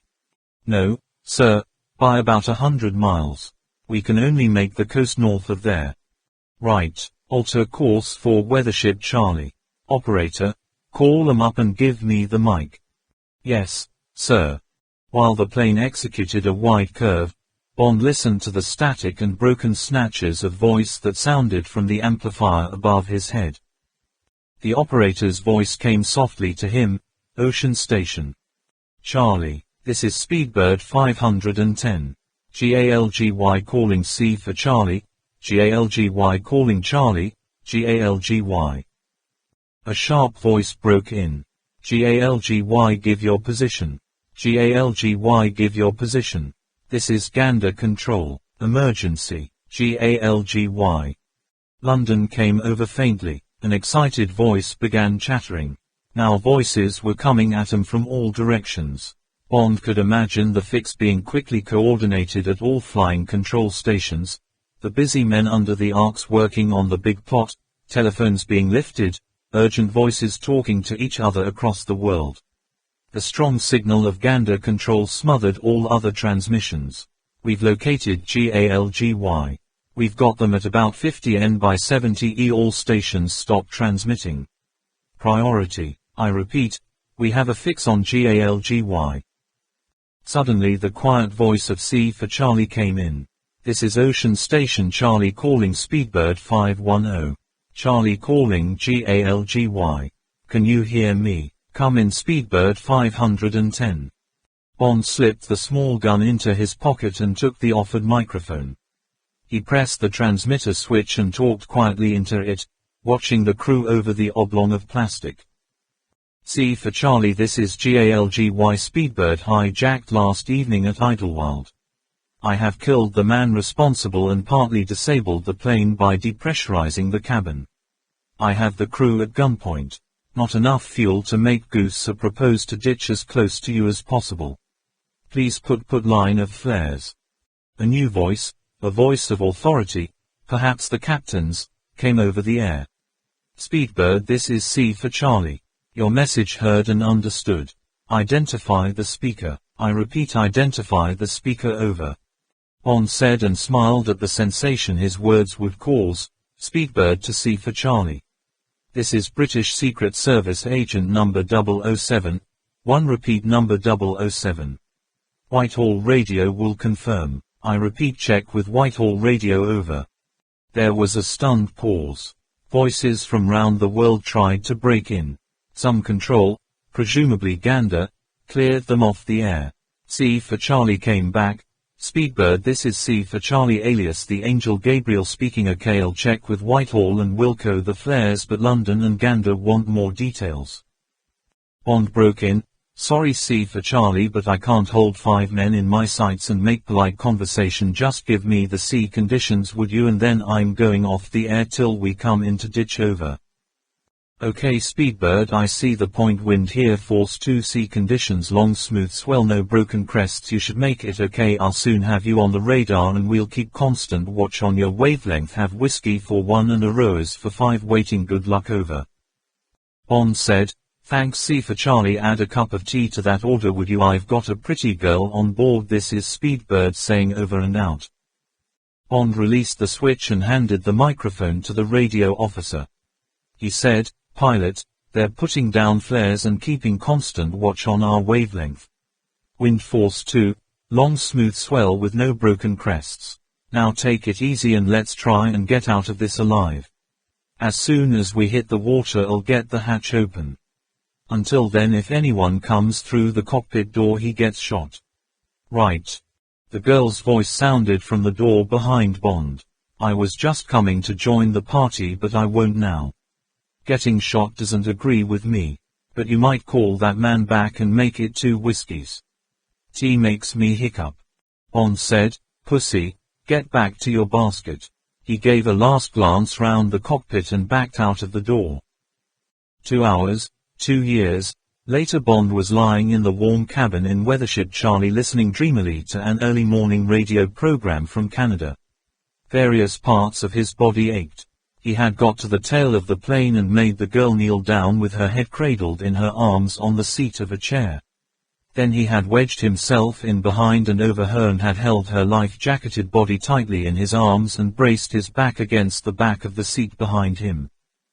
She had been nervously making facetious remarks about the indelicacy of this position when the belly of the Strato cruiser had thudded into the first mountain of swell at 100 miles an hour.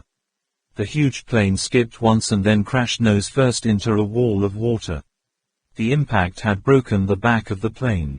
The leaden weight of the bullion in the baggage compartment had torn the plane in half, spewing Bond and the girl out into the icy swell, lit red by the line of flares. There they had floated, half stunned, in the yellow life jackets until the lifeboat got to them. By then there were only a few chunks of wreckage on the surface, and the crew, with 3 tons of gold round their necks, were on their way down to the bed of the Atlantic. The boat hunted for 10 minutes, but when no bodies came to the surface they gave up the search and chugged back up the searchlight beam to the blessed wall of iron of the old frigate. They had been treated like a mixture of Royalian people from Mars. Bond had answered the first, most urgent questions, and then it had all suddenly seemed to be too much for his tired mind to cope with. Now he was lying luxuriating in the peace and the heat of the whiskey and wondering about Pussy Galore and why she had chosen shelter under his wing rather than under Goldfinger's. The connecting door with the next cabin opened and the girl came in. She was wearing nothing but a grey fisherman's jersey that was decent by half an inch. The sleeves were rolled up. She looked like a painting by Wirtz. She said, "People keep on asking if I'd like an alcohol rub and I keep on saying that if anyone's going to rub me it's you. And if I'm going to be rubbed with anything it's you I'd like to be rubbed with." She ended lamely, "So here I am." Bond said firmly, "Lock that door, Pussy, take off that sweater and come into bed. You'll catch cold." She did as she was told, like an obedient child.